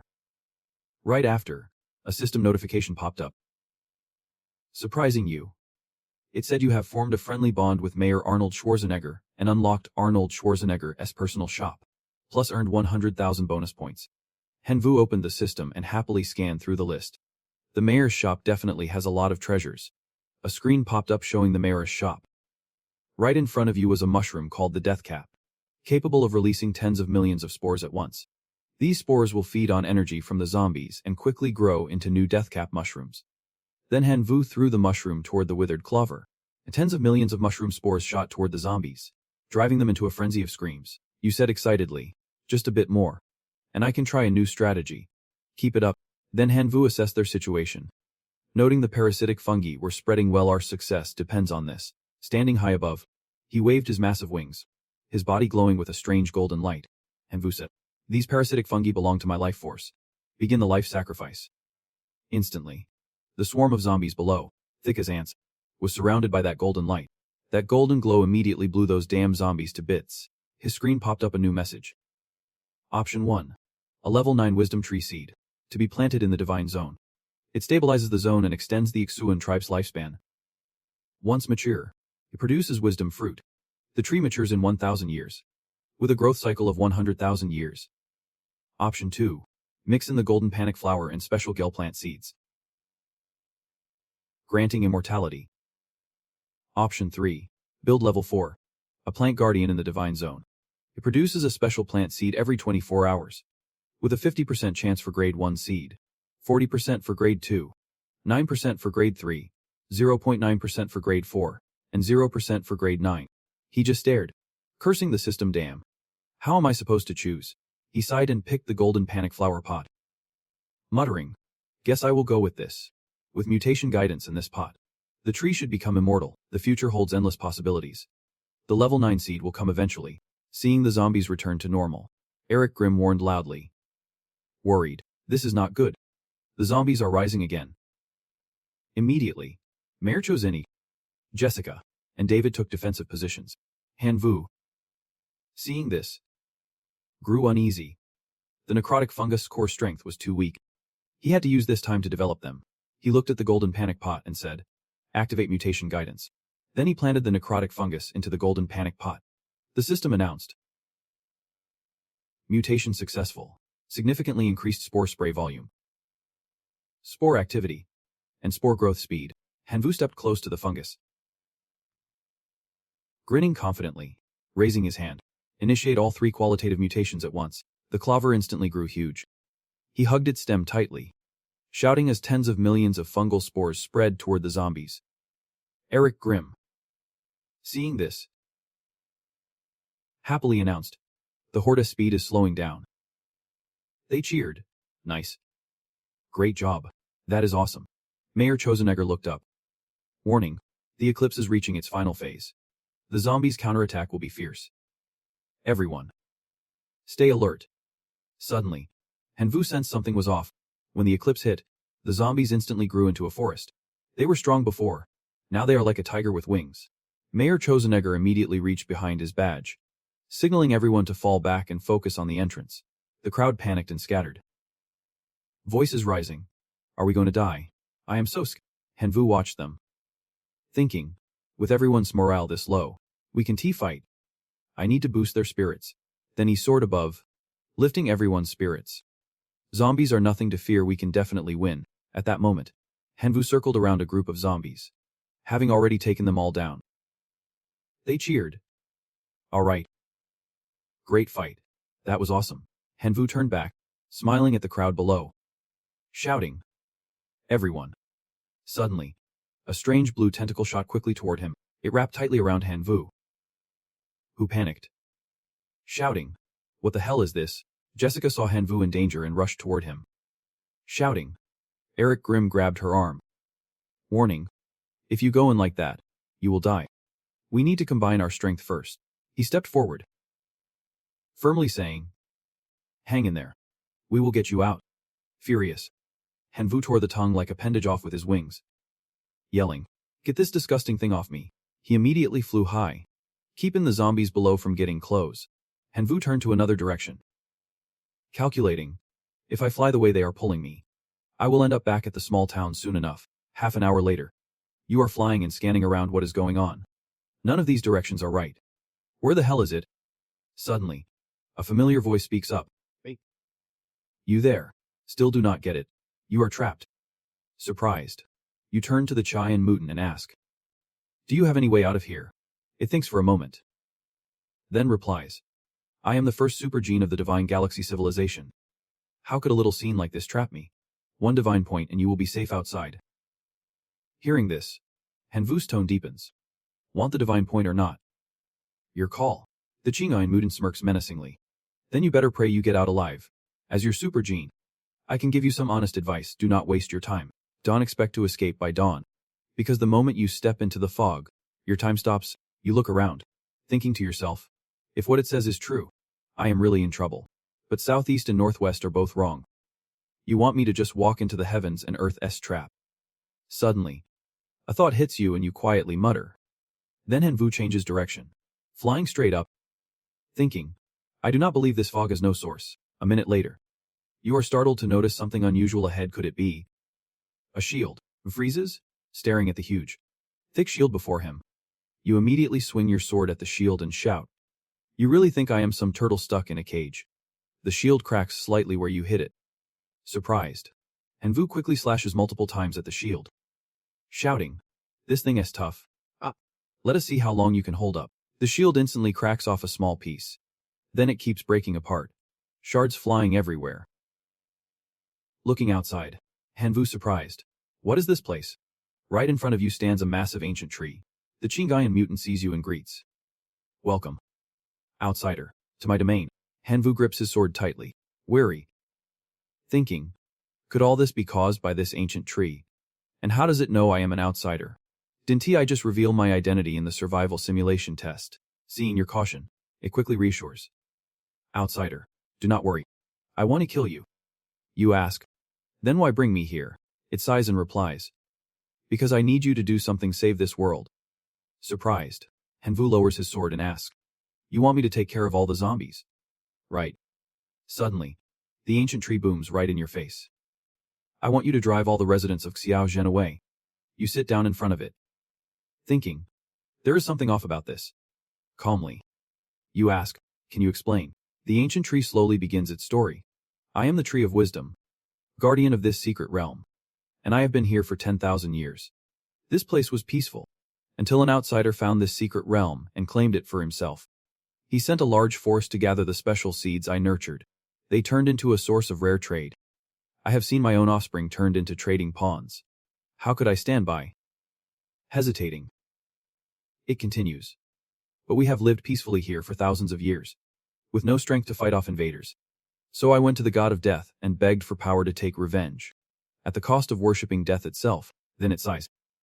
"Since then, I have gained the power to turn the dead into zombies." Images of zombies appear as the tree sadly says. "And so began the endless war between humans and zombies, lasting thousands of years. The number of zombies kept growing, and ordinary people could not fight back. 30 years ago, I led a full-scale counterattack. I thought we had a chance to win, and humanity retreated to the last town. But at the crucial moment, a powerful warrior like a shooting star appeared. He described the scene of hundreds of zombies being driven away. I do not know what method he used, but he managed to cultivate a special level 4 plant with immense power, the fire dragon herb. Its massive damage kept us from attacking for a long time. Seeing you so focused, He spoke with renewed energy, continuing his life story. Years later, I realized that mysterious man might be an outsider, because he had abilities unlike anyone in Little Town. And today, when I launched another full assault, I noticed that person had tactics eerily similar to his. Hearing this, Hanvu was surprised and asked, "So you want me to betray the town to help him?" "Right." He immediately laid out his proposal. "If you agree to help me, I will give you 10 wisdom fruits." Hanvu hesitated, thinking it over. 10 wisdom fruits, that is equivalent to 10 divine points. The great tree saw his hesitation and quickly added, "Plus I will throw in the 3 divine names. Though they died thousands of years ago, their bodies are preserved as if alive." Hearing this, your resolve seemed to waver. You swallowed hard, thinking, "This is way too generous." You hesitated immediately. 2 thoughts racing through your mind. First, whether you could even repel the humans. But these little town zombies are the Academy's tools. And the god behind them is likely a high-ranking leader of the Academy. If I help the wisdom tree, I will be betraying the gods. That is the biggest offense. Hanvu turned and started to leave, saying firmly, "Please understand, I can't do it." The great tree, seeing you leave, offered a more tempting reward. "If you agree to help me, I can introduce you to the Great Death Palace." Hanvu was surprised and turned back to ask the great tree. Death Palace. He thought to himself, isn't he that the chance to gain a powerful level 5 divine rank? Death itself. If I could get that, I would be worshipped like a god. The great tree, hearing your question, spoke with a hint of joy. Exactly. Are you ready to accept? You hesitated, then turned and explained, I will try. But I have one condition. I want to contact the divine realm and bring my clan there. Alone. I do not have the strength to do it. Hearing this, the great tree was a bit speechless but continued, that is not impossible. But first, you must swear an oath before the Death Palace. If you break that oath, your entire clan will be cursed until they are wiped out. Hanvu was surprised by its attitude, then understood it must fear I will be like that outsider before. You have reached the secret realm, yet you still underestimate the appeal of a level 5 divine rank. Death. To me. You raised your hand to swear the oath and laughed. I agree. I swear to the Death Palace. Then, a seal appeared on the palm of your hand. Hanvu looked at his hand, confused, and said loudly, Is this the seal? The great tree immediately linked the surrounding trees into a small circle. Hundreds of scouting eyes shot out. You closed your eyes, happy, soaking in the sunlight and relaxing. Beloved divine realm aura. I should be reached the level of life domain lord by now. The great tree softly spoke to you. All right, outsider. I hope you quickly fulfill our pact. Then it pushed you down to the lower world. As you fell, you startled and shouted. Finally. Damn you. Hanvu landed successfully among the zombies. You looked up angrily and muttered. That old tree's really rude, did not even bother to grab me a coffee. Then you sighed and continued. How do I get our people to regroup at the old spot? Eric Grimm saw you and smiled. It is. Hands has back. Jessica immediately turned to look at you. Then Hanvu landed successfully in front of everyone. Jessica ran up and hugged you tightly, happily saying, I am so glad you are okay. While you blushed, Johnson and Eric Grimm also ran over, excited. You are amazing. Mayor Chozinij placed a hand on your shoulder and laughed. This is to recognize your contribution. I will give you credit for starting this one starter. One starter. One starter. One starter. One starter. One starter. One starter. One starter. One starter. One starter. I advised him to speak up, said it is okay. You are way too cocky already. The townsfolk cheered as the zombies began to vanish in the light, saying, the lunar eclipse is almost over. We have won.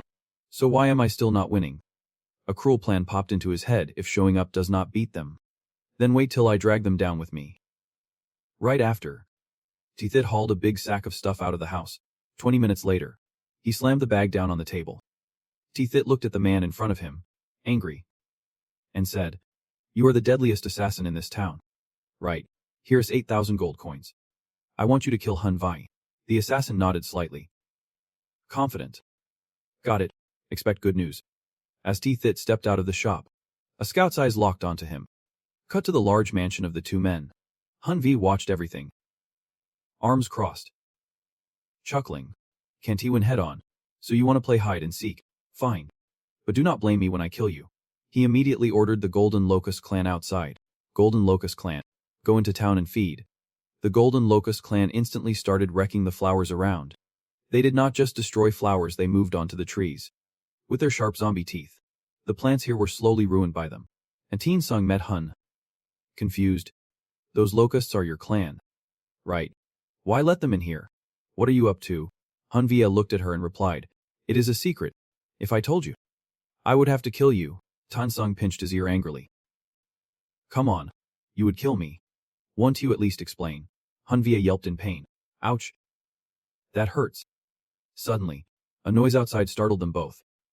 Hun V, get out here. Tithit stormed into the house, pointing at him, shouting, don't he tell me this has nothing to do with you? Hun V laughed. Come on. What good have I done? The Golden Locust clan swarmed toward Tithit, who ducked, pulling his cloak over his head in fear but still cursed. Hun V, you are shameless. You do not have special plants like I do, so you let those locusts destroy my trees. You really think you can beat me this way? Hun V smiled and explained. Stop talking nonsense. How could the clan get in here? Even dirty water needs some logic. Besides, I am no math. But over 12 million sounds way bigger than over 7 million. You keeping up with me? Then he struck a pose, jokingly controlling his bike. Relying on your precious bike. Tithit clenched his teeth, glaring fiercely and spat out harsh words. Tithit's whole body trembled with rage. Silently vowing, Hun V, I will make sure you do not see the light of day tomorrow. At that moment, the townsfolk poured out of their homes, angrily telling the shop owner, I want locust. Me too. I want to buy some. The shop owner smiled and explained. Everyone, the locusts are really all sold out. We will make more soon. Please come back tomorrow. Hearing this, an old man looked disappointed. What now? No locusts left? My crops are doomed. A young man nearby added. Tell me about it. My carnivorous plants are dried up. How are they supposed to survive tonight? Mayor Chozinage appeared, announcing to everyone. Attention. Townsfolk, the town is initiating an emergency evacuation plan. Tonight, the gates of the small town will open for residents to take shelter. Please rest there for the night. Hun Vi watched the man happily and thought. Right. When the townsfolk flee, I need those locusts to quickly eat all the special plants left. That way, all the special plants will be gone. Then the townsfolk will not stand a chance against the zombies. When that happens, whether they want to or not, they will have to move somewhere else. Cut to another part of town. Eric Grimm sees you approaching and says, surprised. You are here already. Today's mission should be pretty easy. Last night, the zombie squad took heavy losses. So you can take it easy today. Jessica immediately runs over happily, linking arms with you. If you want to hang out, we are always happy to have you. And Vu points behind him and says, alright. Then I will go look around and pick up whatever's left. Suddenly, a scout drone flies in to report. Tithit and the assassin are about to make their move. Hearing this, you rush forward. Then I will find a spot where no one's around and wait for them. Hanvu calmly sits down, watching the two rushing toward him. You two finally showed up. You look up at them. You guys took your sweet time. Tithit immediately turns to the assassin and asks, did you say that? The assassin replies coldly, you can insult my personality, but never my professionalism. Tithit snaps at you. Forget it. This is not important. What matters now is that you, Hanvu, die right here. Hanvu looks at him calmly. You really think you can kill me?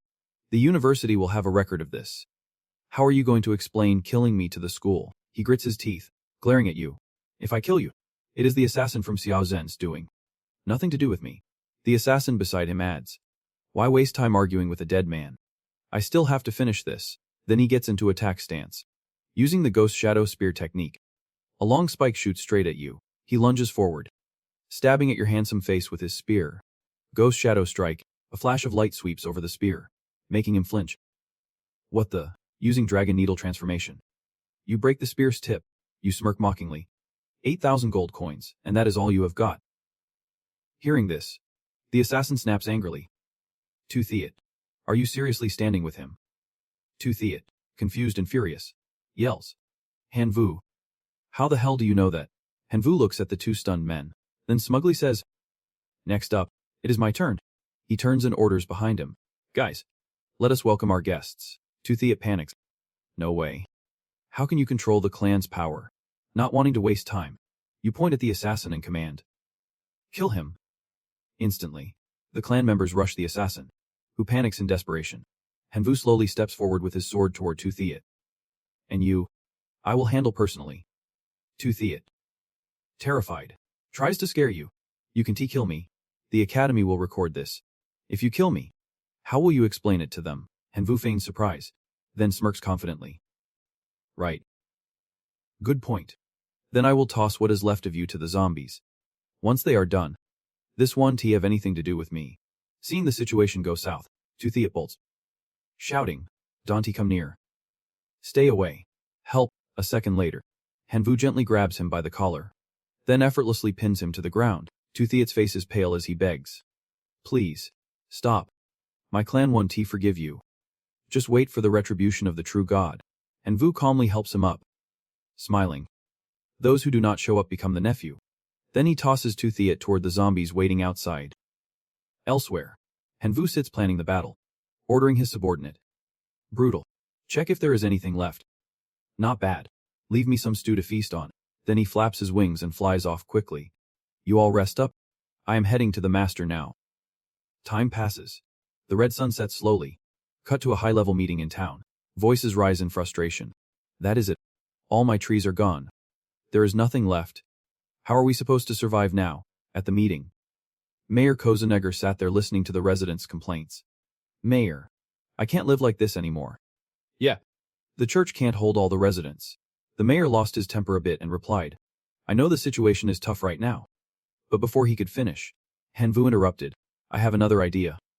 Surprised, the mayor asked, "What do you mean?" "Tell me." Hanvu smiled and said, "We will go to another world." The residents looked at the mayor in shock and asked, "Can we really go to another world?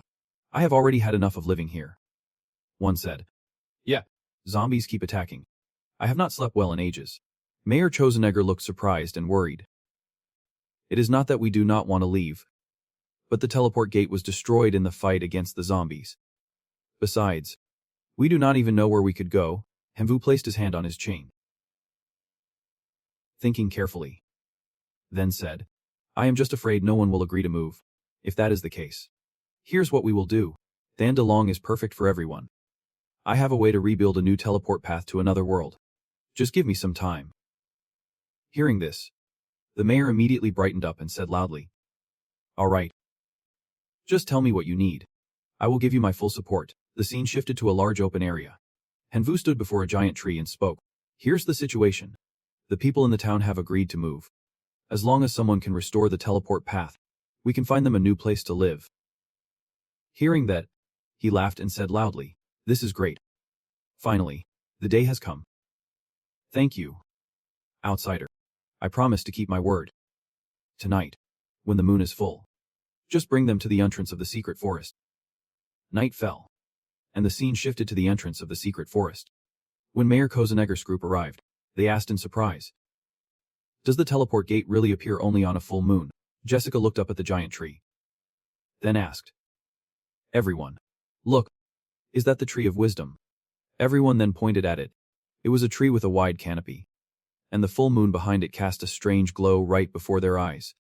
"That is definitely the tree of wisdom." Right after, the teleport gate activated. The group immediately cheered. "The teleport gate is here." Once everyone had stepped inside, Hanvu waved goodbye. "Everyone, hope we meet again someday." The residents were moved and waved back, some even tearing up. "Thank you. You are truly our savior." Jessica took the chance to kiss him on the cheek, making him exclaim in surprise. Then she quickly covered her mouth, blushed, turned, and said, "See you again. Don't forget me." The teleport gate slowly closed right before his eyes, and Vu sighed. "Finally, it is." That was a long evaluation.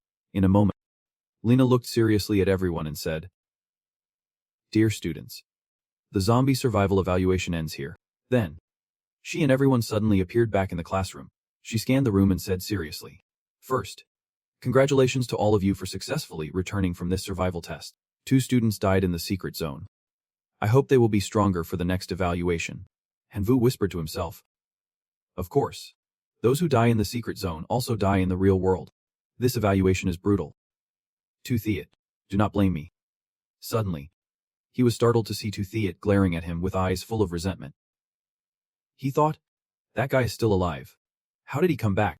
Lena smiled and announced the results. Everyone, please sit. Now we will read the class rankings. First place is Hanvu with 16 million points. Second is Tansang with 12.03 million. And third is Tun Can Line with 10 million. Tuthiat stood up and loudly accused. Teacher, I accuse Hanvu of cheating. Hanvu looked at his companions and saw their smug, nasty smiles. Lena asked in surprise. Tuthiat, do you have any proof? Tuthiat stared at Hanvu defiantly and slowly explained. We saw Hanvu's Locust clan in the zombie secret zone. Besides, I saw that guy take the puppet's hit. And the two guys next to him immediately jumped in. Right, you saw it too, did not you? She smiled gently. The topic of this lecture is survival simulation in the outer zone. And it does not cover the inability to endure clan regression. Hanvu relied on his own effort to endure clan regression into the secret realm. There was some luck, but mostly it was skill. Hearing this, Tuthiat immediately clenched his teeth in anger and said, Miss, you are covering for Hanvu. I am going to report this to the higher-ups. Lena's expression turned fierce as she looked at him. Who you report this to is your choice. But as your instructor, I have the right to punish you for disrespecting your teacher. He looked a bit unsettled by her sudden intensity. Then she pushed him through the time door and warned. I am sending you to the labor camp for a year. Tuthiat screamed in despair. What? I do not want that. She immediately glanced at Tuthiat's two disciples and smiled, making them uneasy. Anyone else want to join Tuthiat? One of them nervously said, Miss Lena is right. The other cracked a smile. How can you disrespect your teacher? He deserves it, she cheerfully continued. Next up, the awards. Hanvu will receive a bottle of jade flower and can sing. After the awards, as you walk down the hallway, a voice called out, Junior brother Hanvu. Over here, you saw 3 people smiling as they approached. Surprised. You said, Senior brother. Senior sister. I did not embarrass the mission. I brought back this wisdom fruit. Hangman smiled. You got it back. Wanna? Hanvu thought to himself. Before the evaluation ended, I traded all my friendship points for wisdom fruits, including the plant wisdom points. I had 12 total. Used 9 to get spirit points earlier. Outwardly, he shyly held out his hand. Sorry. This is all my ability can do. But 9 spirit points is not small. Maybe. Before you could finish, Hathian gave a thumbs up. 9 fruits. Junior brother, you nailed it. Deeplin happily looked at you and said, Luckily, you took first place. So we got 10 spirit points from Hong Theng Quan. Keep those 9 spirit points. Now come with us for some spicy, tasty food. Haha. Suddenly, a voice from behind you shouted, eating and drinking. Living the good life. Hong Theng Quan stepped forward and said, So Hanvu's the one who cost me 10 spirit points. Right. Hangman immediately stepped in front of Hanvu, angry. Hong Theng Quan. What do you want? You still did not get what was going on. Man. What is going on here? Deeplin smiled and explained. Someone lost and got pissed off. Hathian stepped up and explained. That guy's Hong Theng Quan. He has never gotten along with us. Before the test, he was provoking us.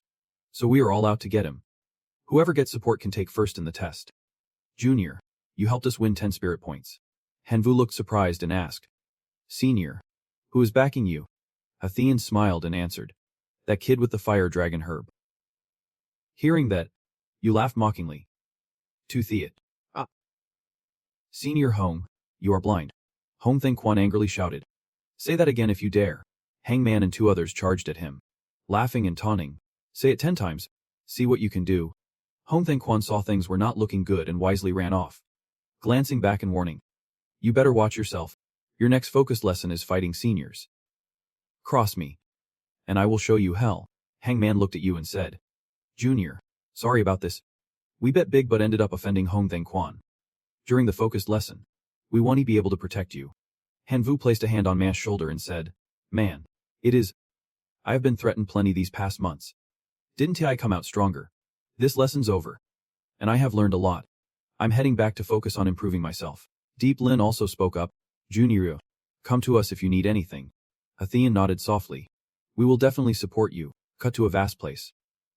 Voices rise. Lord Din. A lesser god requests an audience. Then Lord Dinha commands. Bring him up here. Lord Dinha sits on his golden throne and asks. Lesser god. What business do you have with me? The man immediately reports. I present myself, Lord. With a request to meet you, I am Zongang. I have come to report that the salt trade is linked to the scrapyard at the Spirit River. I have a suspect. Hearing this, Lord Dinha stands up at once, urging, speak quickly. If this is true, a generous reward awaits. Zongang stands and opens a box, revealing a grasshopper from Hanvu. He reports, Lord, I found this grasshopper at the scrapyard by the Spirit River. Spirit King, I found this grasshopper assassin in the junkyard ruins at Spirit River. I know one player from the Divine Realm Grasshopper clan, his name's Hanvu. I believe this involves him, Spirit King Dinha asked in surprise. Hanvu, how much else do you know about him? Zongang immediately recounted everything from start to finish. He is a high school student. No parents. Now transferred to the Imperial Academy as a probationary student. His current rank is Divine Creature. Hearing this, Spirit King Dinha immediately flew into a rage.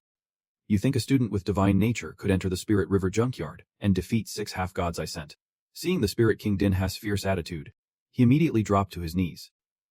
Head bowed, apologizing in fear. Spirit King, calm down. At first, I did not believe Hanvu could get into the Spirit River junkyard either, but I took Hanvu's photo to scout the area. And sure enough, I found clues that Hanvu had been to the Spirit River junkyard. He told me everything. I found out Hanvu bought a batch of radiation ads at the shop, paid with divine power. And the registration machine at the shop recorded it too. Spirit King Dinha glared at him angrily. Don't try to fool me with lies. Half-god. I won't let you off if you do. Then he tossed a token in front of him and said, all right, take your reward and step back. Zongang saw the token and happily said, thank you, Spirit King. Then the Spirit King ordered his subordinates to take the signal device and scout Hanvu for me. I want to confirm if he stole my treasure. His eyes flashed coldly. If that is really him, I want to turn him to dust. Suddenly, Hanvu let out a sharp cough. He rubbed his nose and sighed. Looks like it is cold now. I need to focus on leveling up in the next class. Hanvu smiled at the thief and said, Kalina's stuff is really good. It binds the special plant seeds with the Jade Thief flower. Every growth spirit receives a special plant seed. The growth spirit's length corresponds to the plant's rank. The higher the rank, the longer the spirit. After using it the first time, he smiled with satisfaction. This level 6 Shadow Demon seed, combined with plant fusion techniques, can unleash powerful Shadow Demon abilities. Looks like I am set. The Jade Thief flower and the level 6 Shadow Demon seed will later grant continuous Shadow Demon seeds without stopping. Then he looked at the 3 dry seeds in front of the shrine. These divine seeds can train blood flesh divine energy, helping create grasshopper lords. Once that happens, using the intelligence fruit, their combat power will skyrocket. Suddenly, Lena called, surprising him with a warm hello. Hanvu immediately picked up. Suspicious?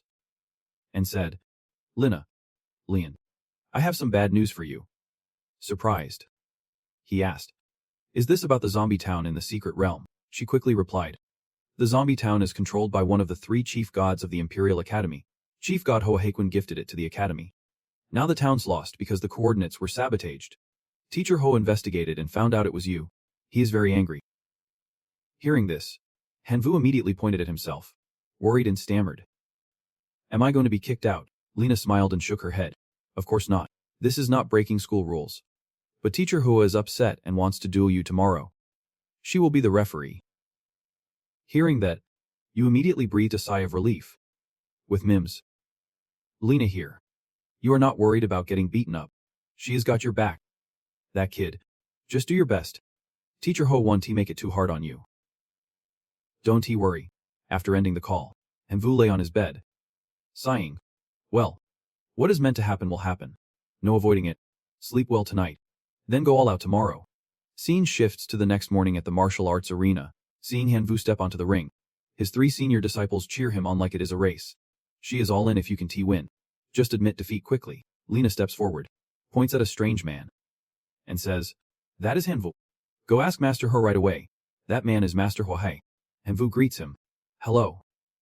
Master Hawa. Hwahai seriously warns him. Hanvu, since I am fighting you, I want to use any special powers. Divine arts. I will only use 1 million kai to fight you. Win or lose. Your destruction of my secret realm will be forgiven. Any objections? Hanvu smiles confidently and replies. Your student would not dare. I will fight with everything I have got. I won't let you down. Lena looks up at the system and announces. Good. The duel begins. The battlefield is Lang. Both sides can recover Kai. The atmosphere heats up. Fierce battle is about to erupt here. Hoahai raises his hand behind him. A blue vortex spins wildly. He commands. Identical figures emerge from behind, stepping forward toward Hanvu. Facing him is a massive, intimidating army of strategists. On the barren ground, Hoahai's army forms a straight line. Hangman can stay calm seeing their overwhelming presence. He gasps at the shocking sight. What kind of monsters are these? How can their presence be this strong? Athean folds his arms, grinning at Hangman's clueless face. These are Homo sapiens, a subspecies of humans, an extremely rare kind. Homo sapiens are naturally extraordinary beings with high intelligence and potential once matured. With some effort, they can level up to heroic beings. Deep Line crosses her legs, watching the fierce Homo sapiens, and can't he help but admire them. Though no heroic beings are here now, their drive rivals any hero-level life form. Hanvu's got some serious potential. Hangman, worried, yells at Hanvu with all his might. Kid. Surrender. If you give up, you only lose half. Revenge can wait 10 years. The mountain is still there. What is there to fear? Before he finishes, Hoahai snapped. Quiet. Leading the Homo sapiens. Hoahai faces Hanvu's lone figure. Seeing Hanvu unmoved, Hangman's heart sinks. Surely Hanvu is scared. Hoahai eyes him deeply and asks, Hanvu, won't you submit to your clan's Kai? Hanvu finally moves. Flicking his hand back, a squad of self-exploding locust soldiers appears. Excited, he says, bring it on.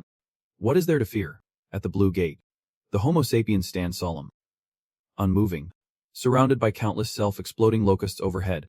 Hoahai was initially a bit disappointed in Hanvu, but now he witnesses a terrifying scene. His mood is struck like lightning. So this is a superhuman life form, and the numbers are terrifying. It does not stop there.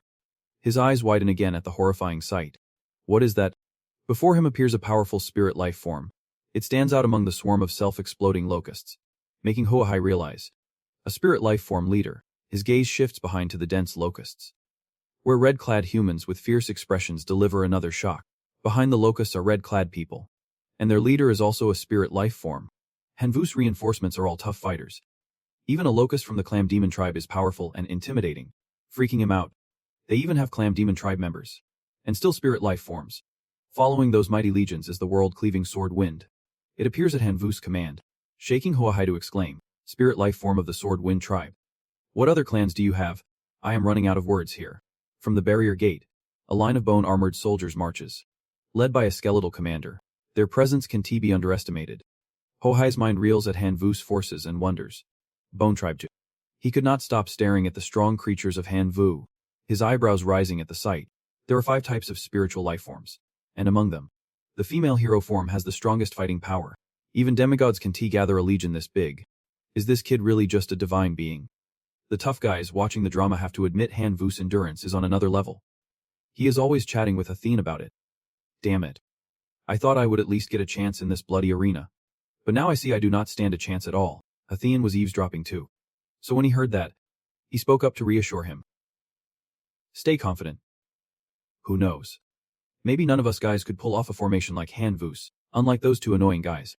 Deep Line watched him fight with genuine admiration. She kept praising him quietly, thinking if he got into the Imperial Academy, he would definitely rise to the top in no time. Though each had their own thoughts, all 3 were happy to support and encourage Hanvu. Come on. Little bro. Show us what you have got. Fueled by the tough guy's support, Hanvu's will to fight grew stronger. One command from him, and they all obeyed. The Locust Legion launched their attack. With their master's order, the Locust army quickly flew toward the motionless Homo sapiens, weapons ready to strike. Meanwhile, the Homo sapiens stood calm, raising their hands and clasping them together, chanting in unison. From their murmurs, a protective shield formed, rendering the Locust's attacks useless against it. Seeing his counterattack had no effect, Hanvu panicked and shouted, "What the hell?" After creating a shield to block the Locust's attacks, the Homo sapiens counterattacked, launching fireballs aimed at the hovering locusts. Those attacks quickly defeated Hanvu's forces, leaving him worried and scared. Not wanting to lose more, he quickly ordered, "Retreat. Locusts. Lava locusts. Cover the rear." Immediately, a new wave of larger, stronger locusts appeared, carrying out their mission under their master's command. Seeing that his attacks still had not caused much damage, Hoahai started to look down on them. He shouted, This defense still won to stop the Homo sapiens. Under the orange sky and desolate land, Hoahai's army looked even more imposing. At his word, all the Homo sapiens raised their hands and attacked together. From afar, Hanvu stood with tens of thousands of lava locusts. Stunned as he saw the connections of a barrier forming, he could not help but exclaim, "What the hell is this? That is a nuclear bomb." This godly master has seen Dragonbona before. Hoahai raised his hand, and from his palm, a surge of power radiated along with his command, "Fire." At his order, his army launched a fierce attack annihilation gas. Seeing his forces weakening, Hanvu quickly gathered his strongest divine maces. "We can keep this up. We have to break through the Homo sapiens' shell." Divine mace. "Move out." The divine mace obeyed immediately, lifting its huge hammer to strike hard at the Homo sapiens. Yeah. His figure hovered mid-air with the hammer strike, a bright red silhouette against the sky. With a serious expression, the divine mace slammed down, unleashing a blinding surge of power against the Homo sapiens' shield barrier. The hammer strike created a perfect crack. As the shield shattered, Hanvu shouted orders to his army. "We did it." Lava locusts. Attack. The locusts swarmed to surround the towering humanoid figures. The three onlookers were thrilled by the scene, all trying to encourage Hanvu, saying, "You might actually pull this off, watching my defense line break." Hoahai showed no worry. He quietly stared at Hanvu and his strong army, silently thinking, the game's just getting started. Against the vast sky, huge dark swarms created by the locust army surrounded the massive Homo sapiens forces. Hanvu glanced at the current situation, quietly unsettled inside. Though the locusts were many, their fighting strength was too weak. But even if it is 1 against 10,000, killing a few Homo sapiens gives me hope. Because your eyes just glance back there. The mighty Bone Lord standing behind you stirs up a storm of thoughts. "This is my way out." You signal with your hand. "Go on." Bone Lord. Hanvu's attention shifted to the scene of Homo sapiens, struggling to fight back against his locust army.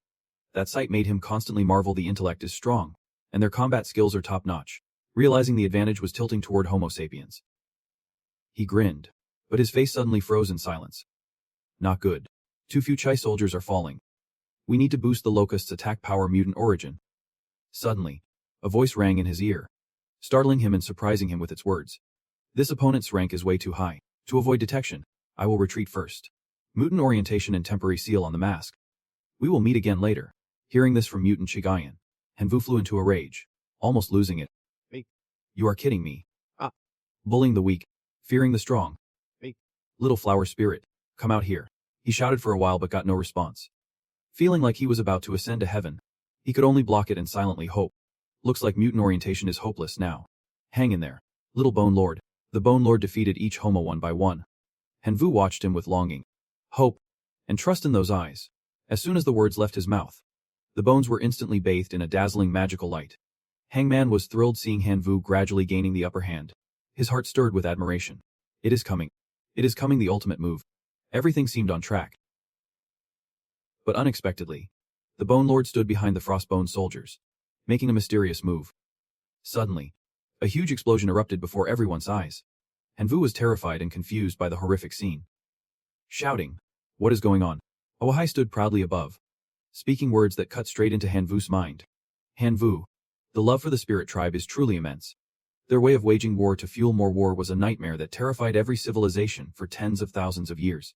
He looked like a smug fisherman watching the small guy below, but in the end, it is just history. After countless players studied the divine realm, there were countless ways to suppress the spirit tribe. Almost everyone had a trump card immune to their influence. If you consider this your trump card, your future path's going to be pretty rough. Hearing this, Hanvu had to pause and think. Everything seemed to signal he was about to lose. The locust attack is not working, no heavy damage. Frostbone can recover. Little Bone Lord and fake Frostbone are trapped and dying. The number of fish demons and rickshaw riders is not enough to fill the Chai army's ranks. Are we going to lose? Right then, the fish demon's sword wind was desperately trying to cut down the Homo sapiens. The sound of killing ringing out nonstop. Each Homo's body was sliced apart by the sharp sword, the huge fish demon fiercely taking down each Homo. It looked like these two were about to win. But in Hanvu's eyes, they were fighting alone against thousands of Homo sapiens. Hanvu worriedly spoke up. "This is not good. Sword wind and fish demon seem to have the advantage. But they are surrounded. At this rate, they will just die from exhaustion." Seeing the situation unstable, Hanvu released his strongest unit, the Golden Insect Man. who flew up with bow and arrow ready under his command. Dark Emperor. Attack. A powerful arrow was shot by. The arrow flew straight up, drawing the attention of the Homo sapiens like a sunbeam.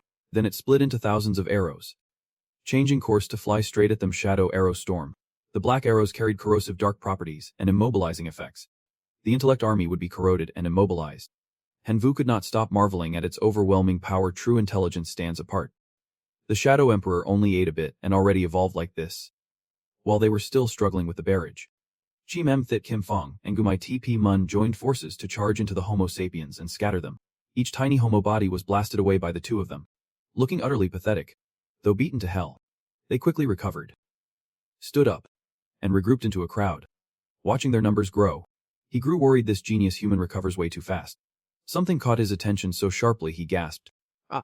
Haklong Amphius flipped spectacularly right over his head, looking at him with amusement. Reliable teammate here, Haklong Amphius. The Great has come to help you. It arrived here, and with just a wag of its tail, Amphius summoned a pack of powerful clones. The 10 little strong ones appeared. This revival caught the attention of the 3 gossiping men. Deep Line quickly pulled Athean aside and pointed. Athean. Look, it is Haklong. Pure ancient dragon blood. Never thought Hanvu was hiding such a treasure, the fierce man exclaimed in shock. Good heavens. This is a pure ancient dragon, could evolve into a life king someday. Hearing this, Athean got fired up and teased the fierce man. Tough guy. You lost fair and square. That crushed him. He slumped to the ground, drawing a circle around Athean like a turtle, looking at Haklong Amphius. Hoahai could not help but respect him, a rare talent that surprised him silently. Still just a prep student and already this strong. This kid's got a bright future, he thought, then spoke up. Hanvu, this treasure of yours. But then Hoahai glanced at the 10 little strong ones Amphius had revived, a bit unsettled. What kind of monsters are these? The strange creatures appearing before Hoahai broadened his horizons. But he could not keep fighting forever. After all, they were still students, so he hesitated. Their fighting power was strong, and their recovery was terrifying. With this pack, no one was sure who'd win. Finally, he proposed a ceasefire. Hanvu, why did not we stop fighting? Hanvu looked at Haklong Amphius flying toward Hoahai, ready to attack, and asked suspiciously. Stop fighting, Amphius growled angrily. Amphius does not agree. The fierce man could not hold back and shouted. Did I hear that right? Hoahai himself requested the ceasefire, and Athean immediately echoed him. Could it be even Hoahai is afraid of Hanvu's pack? Deep Line, eyes wide, said excitedly. Good heavens. If this moves outside. Won't Hanvu's pack? A familiar voice cut in. What will Hanvu do? Lina, watching the kids chatter, snapped. You little brats do not know anything. If Teacher Hoa gave it his all, not even a sliver of chance would remain. Hanvu shook his head. Teacher Hoa values talent. Deep Line looked surprised and whispered. Miss. Lina nodded confidently. The strength Hanvu showed in this fight has been recognized by Teacher Hoa. He won to overlook such a good seed. Hanvu's pack is about to take a huge step forward. At that moment, Hoahai stepped closer and said, Hanvu, teacher's already made up his mind. Continuing will only lead to pointless sacrifice. Besides, teacher plans to give the remaining genius soldiers as a gift to you. Haklong Amphius snapped, showing anger. No stopping. Keep fighting. Hanvu turned to him and whispered. Chill. Do not cause trouble. Then he smiled and asked, Teacher Hoahai, are you serious? Teacher Hoahai clasped his hands behind his back. Stern. I will give you the genius soldiers. But there is one condition. You have to officially enroll in the Imperial Academy and join my disciples. Hanvu was startled, pointing at himself. Join your disciples. Before he could react, Lina tugged his shoulder, urging, Aren't you going to thank Teacher Hoa? She quickly emphasized. Teacher Hoahai is one of the 3 most famous instructors at the Imperial Academy, powerful and top-notch in teaching. She gave a real example. Every enrollment period, students wanting to be Teacher Hoa's disciples line up for 500 meters. Hanvu frowned, whispering to Lina, only 500 meters. If it is 1 person per square meter, that is just 1,000 people. But hearing what you said, she lifted her head proudly. That is right. Every year the Imperial Academy only accepts up to 2,500 students.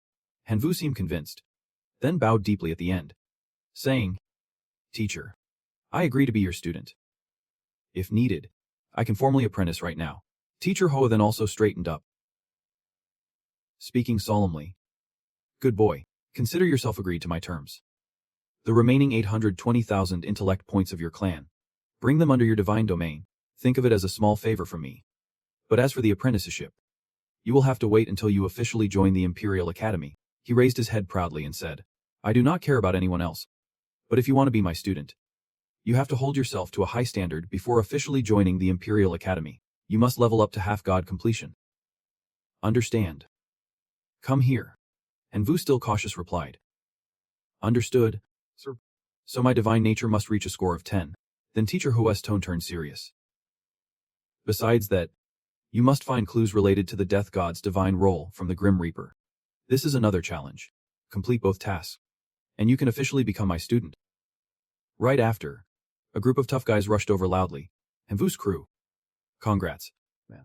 Before they could celebrate, Teacher Hua put on a serious face and said, Enough waiting. Whatever you saw today, do not spill a word outside. Especially do not tell your own teachers.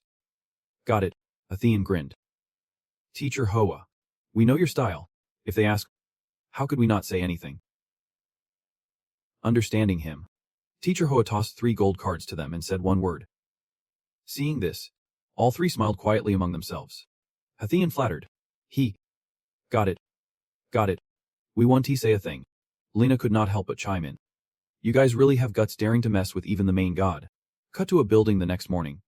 Tan Sang nervously fiddled with her skirt and said, Han Vu, can you help me with something? She hesitated. My family wants to arrange a marriage alliance with the two family. And I am the poor sacrifice. Han Vu frowned. What error is this? Your parents agreed to this. Tan Sang looked sad. My parents just got a half-god divine role. They can change my great-grandfather's decision. He is the only true god in our family. His word is law for all of us. Curious, Han Vu asked. Who is the alliance with? The two family. Tan Sang whispered, not daring to look up. Originally it was with Tu. But after he failed his test, they switched to his older brother. Tu Kong. Hearing this, Han Vu understood and said, looks like they are dead set on marrying you into that family. How can I help? If it is something you can do, I know you will give it your all. Tan Sang seemed relieved and touched. Thank you, Han Vu. Han Vu looked at her with a teasing smirk and said, Thank what? We were married once. Remember? Hearing this, Tan Sang lost her cool and slapped him hard, shouting, Shut up. Han Vu was caught off guard, tears stinging his eyes. Ouch. Surprised, he rubbed his red cheek and said, That is more like you, so stop acting tough. If you do not want this, I will go with you to cancel the alliance. Maybe his words touched her heart. Tan Sang closed her eyes and murmured, Okay. I agree. Cut to 3 days later, at the Tan family estate. Amidst the tall buildings bathed in evening light, 2 voices argued. You are not the lord here. Are you? The other replied calmly. Though Tan estate is not as grand as the capital, it is still a big city with 10 million people. Just then, a servant entered respectfully. Miss, old master and madam have specially ordered me to fetch you. They are waiting at the main house. Uncle Trung arrived. Tan Sang greeted politely. Thanks for coming. Uncle Trung. This is my friend, Han Vu. He looked surprised. So you are Miss' classmate. Then you must be the young genius from the Imperial Academy's prep class. Pleased to meet you. Han Vu responded politely. Uncle Trung, you are too kind. Without delay, they quickly reminded each other. Let us get in the car and go. Tan Sang sat quietly, a shadow of sadness flickering in her eyes. Seeing her in that state, Han Vu sat beside her, patted her reassuringly, and said, It is, if anything happens, I will protect you. Hearing that, Tan Sang gradually relaxed. Though her face showed no joy, she still managed to say, Okay, after a while. They looked out the window. Tan Sang, worried, said, They are here. The car stopped in front of the towering gate. Looking inside, the villa was lit up, and a loud voice echoed. Last year, the family split the benefits. There is no share for my wife and me. Now they want to force a marriage and push my daughter aside. That is not right. Whoever wants this marriage can go ahead. Anyway, my daughter won Tigo. La luck. You can say that. Since she was little, Sanai has enjoyed the family's resources to get where she is today. She should share for the family. Standing behind the big door, they clearly heard a quarrel inside. Lao Tam. Does any daughter in your family not get the family's resources from childhood? Why have not you shared once? Your daughter wasted family resources to get into a second-tier university's prep class through backdoor connections. I think she is perfect for this marriage alliance. Marrying there could even save family resources. Another voice sneered. La la, do not talk nonsense. Speak properly to your third brother. Hemvu could not hold back and judged. This family really can't keep their cool. Tansang stormed inside, shouting, I do not want to marry that damn Tuda. Inside, a group of bodyguards stood at attention. The man in red, Lantanda, sat angrily. Enough. Adults are talking here. Someone like you can butt in. Someone. Take Miss Sang, she is exhausted, back to her room. Seeing the tension, a man with glasses tried to calm things. Miss Sang. Please. You are a family member. You should contribute to the family. Tudai is a true divine lineage with rich assets. Once you marry there, you won't lack anything. Hearing Lao Tam's order, the bodyguards rushed at Tan Sang. Luckily, her father quickly stepped in front of her, shouting, I am right here. Let us see who dares lay a finger on my daughter. Lao Tam stood up, holding a pill, and said, La luck, spoiling your kid is only hurting her. Tan Sang's father not only ignored this but showed clear displeasure. My daughter, and I am proud of it. She is a prep student at Didu Academy, with a future chance to become a true divine. I won't let you ruin her hard-earned start. La Tan, hearing the loud tone, pointed at him. You are rebelling. Rebelling? La luck. Do you want the true divine ancestor himself to beg you before you agree? His face veins bulging. He said, your daughter's talented, but she is not even a demigod yet. Becoming a true divine takes decades. Maybe centuries. Right now, Tanra only has one true divine. No matter the cost, we must protect her. Imagining rival families trampling them, he said fearfully, if Tanra loses its true divine, those hungry families will tear it apart. You know this better than me. It is a burden you can bear. Outside, and you heard everything and asked curiously. Uncle Trung, what does the marriage have to do with the only true God?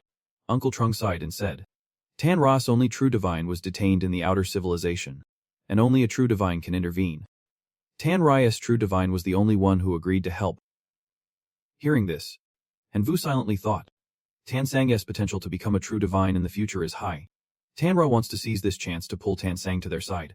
That is some deep strategy. Wait. True divine. Isn't he that idiot Vian Chung a true divine too? Thinking that, he took out his phone to call Vian Chung. On the other end, Vian Chung was drinking and talking. You are still lacking divine power. And Vu shook his head. This time I am calling to ask for your help with something. To the outer civilization to rescue a divine player detained by that world's true divine. The exact location is before Hanvu could finish. Vian Chung interrupted. I have heard about that outer civilization. I know that true divine.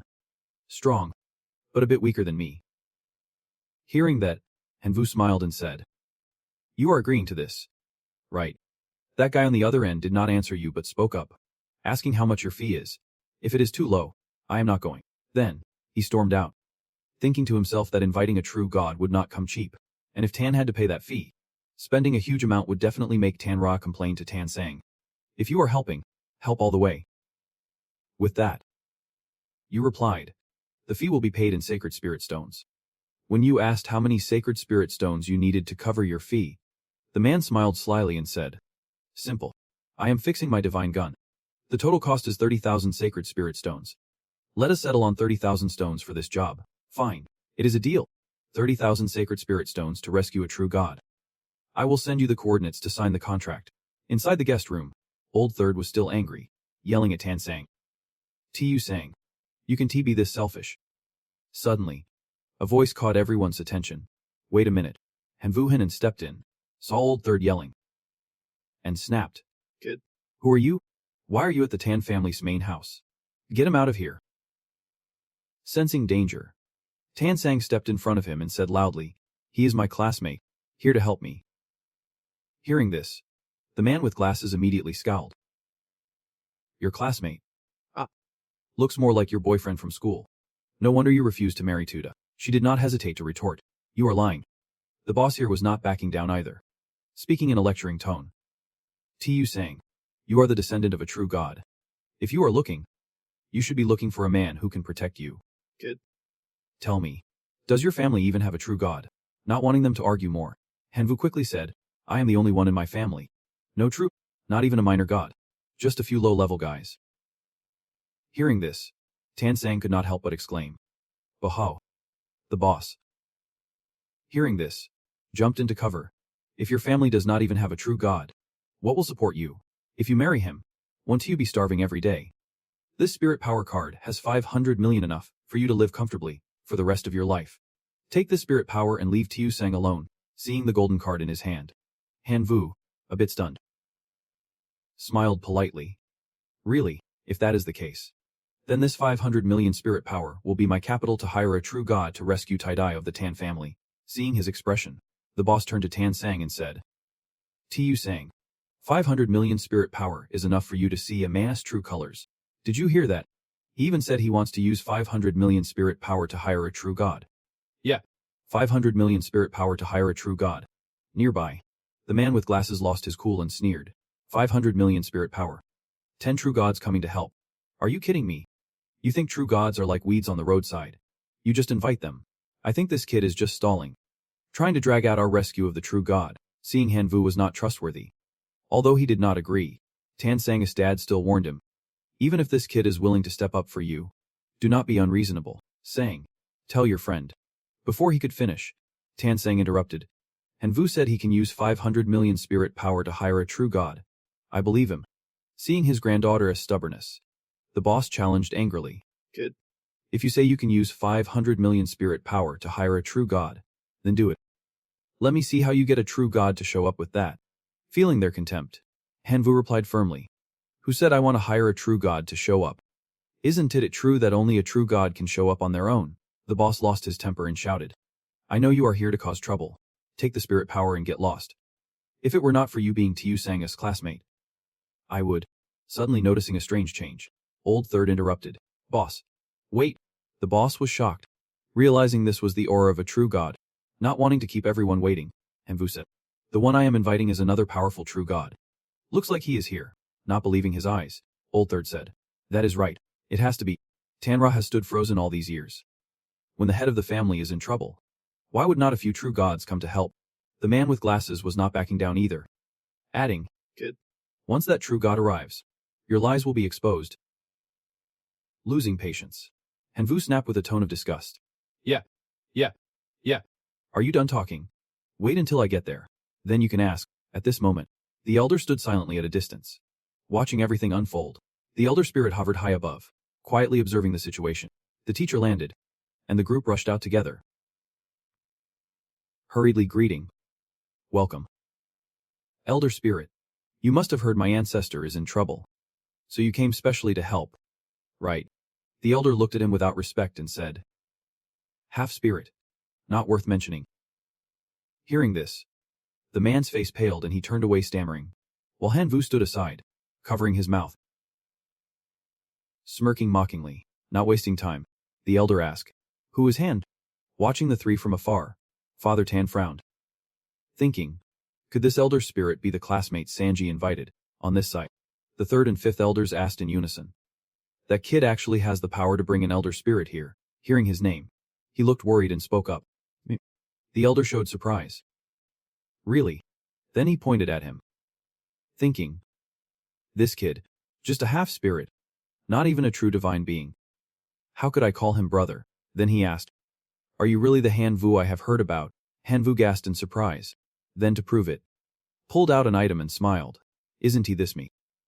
Old Yuan. This sacred artifact, recognize it." Confirmed by him. The elder placed a hand on his shoulder and said, "Can't he believe you are so young?" Han Vu grinned back.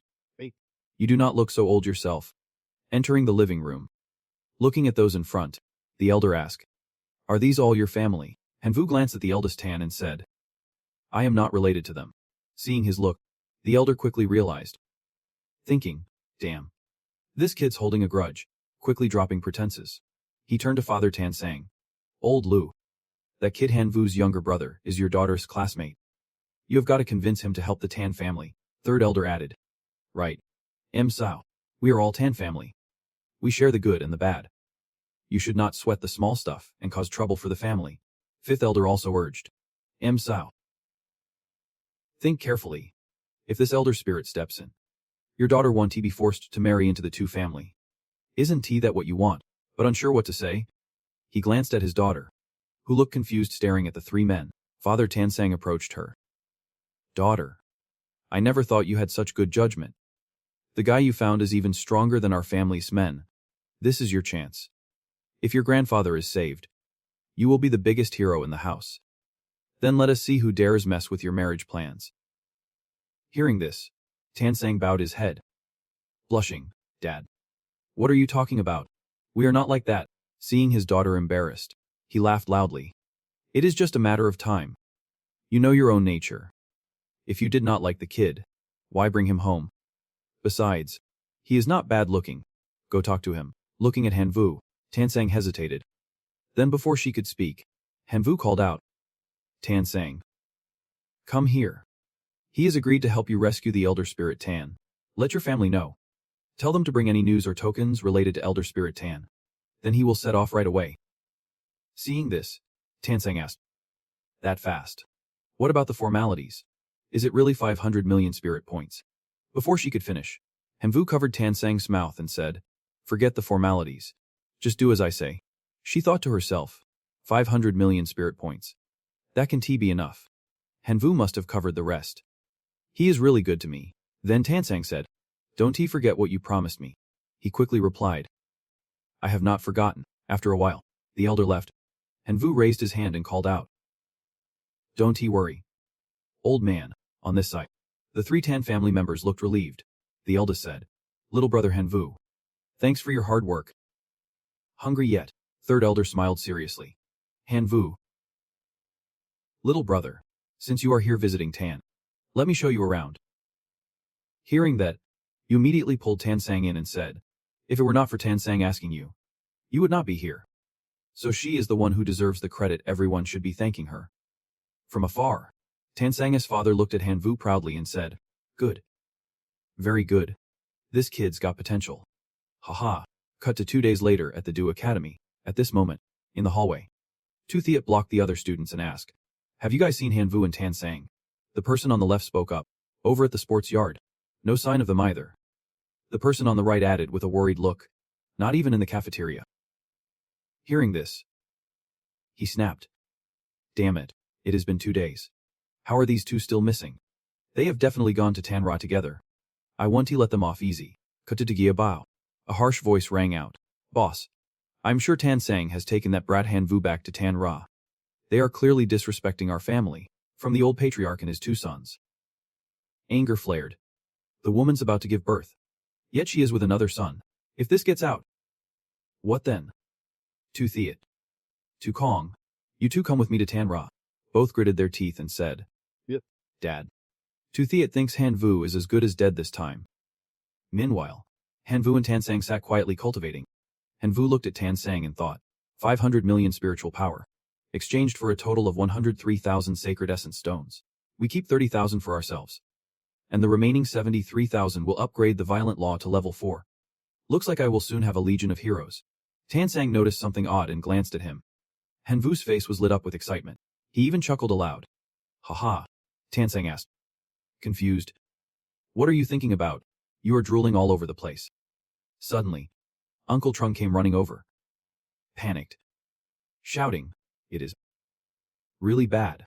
Seeing his frantic expression, Tansang asked worriedly. Uncle Trung. What happened? Uncle Trung replied immediately. Tran then Tujia brought Tu Kuang and Tu Thiet here. They searched the place and told me to warn you two to run, inside the house. A man's voice was heard. Based on the magic formations alert, they arrived in less than 15 minutes. Tran then from Tugia is fine. But suddenly announcing a visit to Tanji estate likely means it is about the arranged marriage. Tansang's father snapped angrily. Now that the patriarch has Tran then to rescue him, we do not have to honor this marriage anymore. Hearing this, the eldest of the Tan family sighed and explained slowly. Old Lu, you are thinking too simply. Tran then from Tujia is not someone to mess with. If they knew the real situation, would not they use the marriage as an excuse to stir up chaos in Tangia until it is in ruins? Tansang's father got angry and turned to him, saying, Then do not tell them the truth. Just keep delaying until the patriarch returns. The third elder looked at him and said, It is easy to say. But do you really think Tran then from Tujia is an idiot? He is coming in person this time. He has got a plan. The fifth elder sighed slowly. Right now. Our clan lacks a Tran then to stabilize things. If 2GS Tran then wants this marriage, it is best to agree. Otherwise, once Tran then gets angry, all 10 million people of Tanjai estate will be in trouble. Tansang's father immediately crossed his arms and shouted. Nonsense. If we agree, how do you expect me to explain this to my son-in-law? Don't forget. The real hero of Tanjai is the friend of my son-in-law who came to rescue the patriarch. The third elder immediately scolded him. That was just a last resort. Old Lu. Do you want the entire Tanjia estate dragged down because of your daughter? The eldest snapped at both of them. You two are grown with kids of your own, can you act like adults for once? He slowly addressed everyone. We can't afford to offend either side, then organize a duel to pick a groom. Let both sides fight it out. Whoever wins gets Tan Sang. The three looked confused. Her father was furious. You treat little Sang like a prize. The fifth elder gave a thumbs up. I like the eldest brother's idea. That way, Tanjia won't offend anyone. The third elder added. Old Lu, do not hesitate. This is the only way to save Tanjia now. Suddenly, a stern voice rang out, startling everyone. Descendants of Tanja. Why is no one here to welcome the honored spirit? The big boss led the group rushing out to greet. From the old ancestor. Since the grand arrival. Making this house shine even brighter. The old ancestor loudly ordered everyone. Cut the nonsense. This time, I came to arrange a wedding for my grandson before heading out to rescue your god. So go call that girl. Tan sang. Here now. The big boss stepped forward and said to him. Old ancestor. The girl's friend already invited me to save your god. Please go easy on her and do not trap her like that. Hearing this, he immediately got furious and shouted curses. How dare a half-god talk back to me? You think I won't lose my temper? A massive light burst appeared here, radiating terrifying power. Seeing him so angry, the big boss and everyone immediately knelt down and begged. Please. Old ancestor, stop using your powers. Suddenly, Tan Sang ran and yelling. Stop. Don't destroy my home. Tu Thiet pointed at Han Vu running over and said. That guy is Han Vu. Tu Kwang nodded. Good. He won't last through today. Then the old ancestor slowly stepped up to Tan Sang. Challenging. Good. If you want me to spare Tan, you better behave and marry my grandson. I want a street family. She immediately snapped back. Who'd want to marry your grandson? Dream on. The third elder rushed up to stop her, then turned and said. Old luck. Advise your daughter not to provoke the old ancestor anymore. The big boss also chimed in meekly. Old ancestor, do not be mad. The kid does not know her place. When my old ancestor returns, he will teach her a proper lesson. The old ancestor glared at Han Vu angrily. So this is Tan's savior. Kid. You came here to ruin the bond between our families. Today, if you do not explain yourself, do not expect to leave alive. Han Vu stayed calm. I am just here to help a friend. No need to explain to me.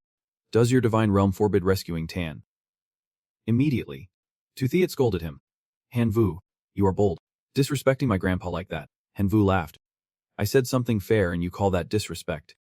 Your divine realm is petty. Tu Kong glared and spat.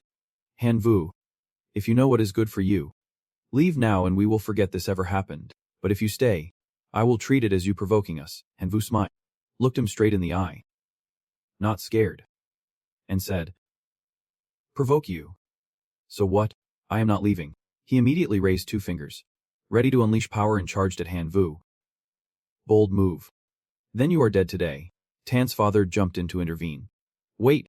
The old ancestor blocked the way and said. This is a fight to protect my grandson's honor. Think carefully before deciding whether to step in. At that moment, he rushed at Han Vu with lightning speed and activated divine power, surprising him. Next, he opened a teleport gate toward Han Vu and laughed smugly. Your divine realm still has wild lands untouched. Pathetic. Hundreds of soulless armored soldiers appeared before him. A clan warriors. Heavy armor troops. Clan rank. Super beings. Young rich clan members. Heavy armor. Divine power. Clan abilities. Magical creations. Heavy steel. Able to reshape their forms with armor attached. Seeing this, Han Vu slowly thought it through. Heavy armor troops with solid armor. Able to reshape forms. Offense and defense combined. Much stronger than Tu Thiet's gear. Tu Kong spread his arms and shouted. Heavy armor troops. Crush every mutant you see. Han Vu immediately summoned the golden insect soldier and challenged. Bring it on. Both sides charged fiercely into battle. A golden insect soldier rushed forward to attack a heavy armor soldier. It drew its sword and charged straight in. The heavy armor soldier quickly dodged to the side, narrowly escaping the strike. Another golden insect jumped up and stomped hard on a heavy armor soldier. Tukong glared at Hanvu, gritting his teeth. I have been generous with you. But no matter how strong you are still limited by this place. He raised his hand and shouted. Heavy armor divine troops. Deploy. A giant arm appeared right here. Then Tukong, grinning at Hanvu, finally relented and summoned the armored divine soldier. The armored divine soldier's eyes blazed fiercely as it charged its sword straight at the Hong Trung swarm. Seeing this, it froze, startled and confused. One slash from the armored divine soldier instantly severed a Hong Trung's arm. Hanvu's eyes widened in awe. This was a high-level locust warlord who already gained wisdom fruit powers, with unlimited potential ahead. Tukong laughed smugly at Hanvu's reaction. Sure, he is a life-form warlord, but he can't handle a little locust power. Fine. I will show you the terror of locusts activating targeted mutation. At that moment, the Hong Trung swarm immediately shifted into new forms. Tukong panicked, shouting, "What the hell?" Hanvu pointed forward, ordering a full assault on the giant Hong Trung. Then he shouted, "Mutated locusts. Charge." The swarm surged forward at his command, seeing the danger. Tukong quickly ordered his troops to retract their weapons and form armored shields. The armored divine soldier slowly retracted its sword, transforming it into a massive shield, splitting the blade to merge into the shield. Hanvu smirked proudly. This is just the start of our counterattack. Act 2 is still coming. Calmly, he spoke, and the locusts, powered by mutation cores, activated their targeted mutation into Hong Trung warriors. The Hong Trung warrior swung its weapon hard at the armored divine soldier, causing it to hesitate and shout, "How? It can break through the armor's defense."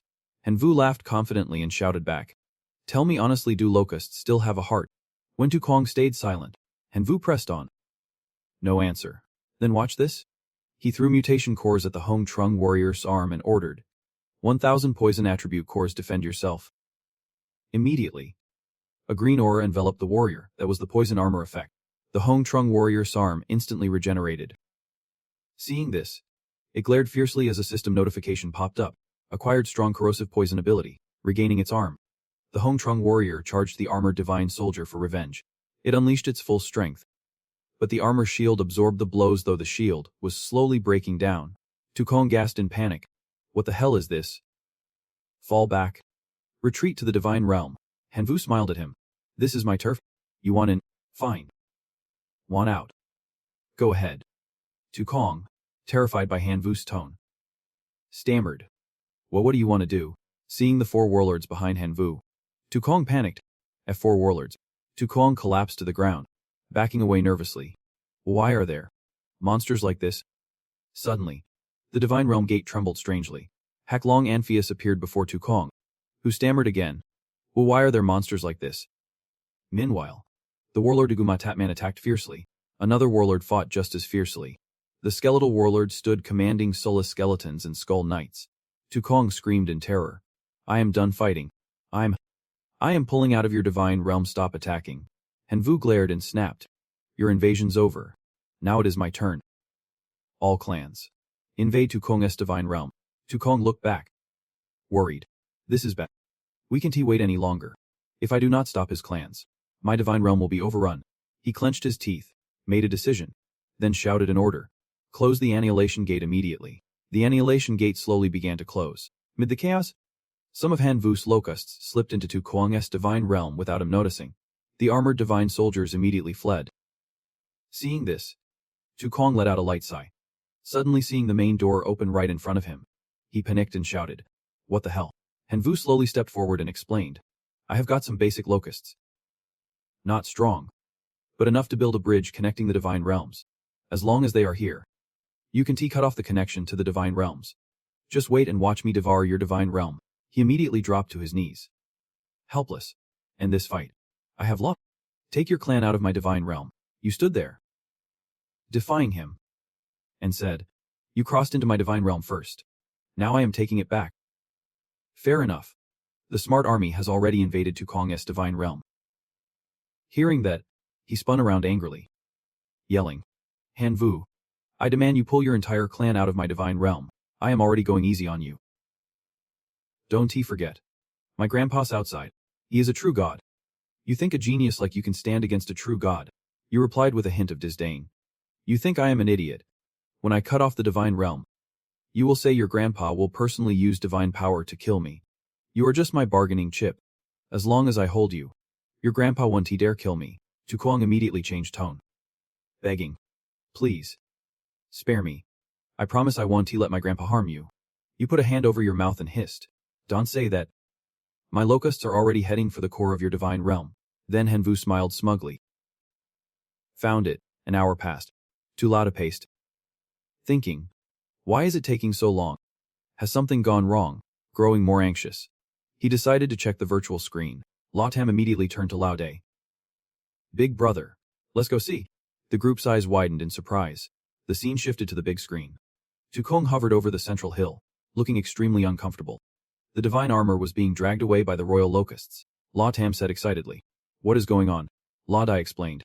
The core of Tu Kong's divine realm is now in Xiao Han's hands. At that moment, a royal locust stood guard, one leg resting on Tu Kong's divine realm core. Tu Lao appeared as a phantom, angrily shouting, You brats Xiao Han, release my grandson's divine realm core. Henvu was surprised, looking back at him. You threatening me? I am not impressed. Then he called out. All clans. He immediately ordered them. Speed up and destroy the divine armor. Lauda glared at him angrily. What exactly do you want to do to spare Tu Kong? Henvu raised both hands and smirked. The true God will decide. You are mistaken. What we should discuss is what I want to do to make you spare me. Tu Lauda clenched his teeth, silently swearing. All right, brat. Once Tu Kong escapes, I will torment you for 3 days and nights before I kill you. Suddenly, Henvu sensed the aura of a true god descending. Henvu brightened and announced. Another one's back. Looks like Tan Lauda has returned. The Tan group checked the screen and cheered. Lao is back. Lao Dai raised his hand in salute. Smiling. Tu. Today's a celebration for your return. Tan group will throw a big feast. Why do not you stay and have a few drinks? Tu Lauda hesitated but replied. I need to go. The scene shifted inside the divine realm.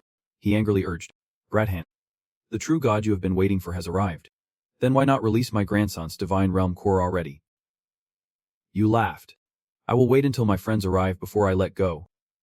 Who knows? Someone might sneak in and kill me using divine authority while I am distracted. The group appeared before you, assuring, we are here. No one can stand against us. You looked surprised. Thinking, they are back. So that means, Henvu guessed the situation outside. Tandi's true god had also returned. You smiled at Tu Lao Tu and said, Doc Hong. Order the entire clan to leave the divine realm core. Let us retreat. Right after that, you immediately dispelled the divine barrier. From Anger, Tu Si Hung stepped forward and said, Henvu, I remember you now. Next time we meet, there'll only be one of us left. Hearing that, you laughed and said, You would better find a way to restore your armored troops. Otherwise, you do not even deserve to fight me. Seeing it come to this, the old ancestor Tu Song, still cocky, slapped him hard across the face. Mouth shut was not embarrassing him enough. Time to leave. Old ancestor Tan, seeing them flee, angrily scolded Tu Chu. You dare bully my descendant Tanda when I am in trouble. My Tanda will draw a clear line with your Tu Day. The alliance between Sung Nai and Tu Da. From now on, no one mentions it again. At that moment, the Tanda group stood there, stunned, watching the Tu Day trio run for their lives. Old ancestor Tan handed you an item and smiled. Han Vu, kid. This time you stepped up just in time. Thanks to the great minister's help. Consider this resource a thank you gift. You looked at the item in your hand in surprise. It was a primal stone capable of restoring any life's lifeblood, reverting it to the original ancestral source. You furrowed your brow, worried about your locusts. Doesn't this mean they could revert to their most ferocious form in history? That is terrifying. 3 days later, a voice called out, Henvu's crew, we are here with intel for you. The Athean group called out happily. Over here. This way. You smiled and walked toward the three, asking, Brother Man, Senior Athean, Senior Deepling, what is the good news? Hangman smiled and said, the next class is about to start. Hong Thang Quan will definitely target you. Here's a detailed intelligence notebook on Hong Thang Quan we prepared for you. Athean added, I hate to admit it, but he is the top freshman leader. You need to watch out. You looked at the book, recalled the goblins, and said worriedly, his main clan is the common goblins. To lead goblins to such achievements. He really is a super genius. Deep Lin smiled approvingly. Han Vu, you led the Locust clan to even greater success. Aren't you way better? No need to fear him. Hathian nodded in agreement. Exactly. He only has a few hundred Lord-class life forms, 3 King-class, and 3 high-ranking divine officials. Nothing to be scared of. Surprised. You asked the 3. Isn't this something to worry about? They just pretended not to hear. Scene shifts to a cozy, spacious place, Han Vu's home. You sat cross-legged, focused on training. Thinking, Hong Thang Quan will definitely target my 3 Locust Lords to slaughter. Not allowed. None of these 3 lords can be lost.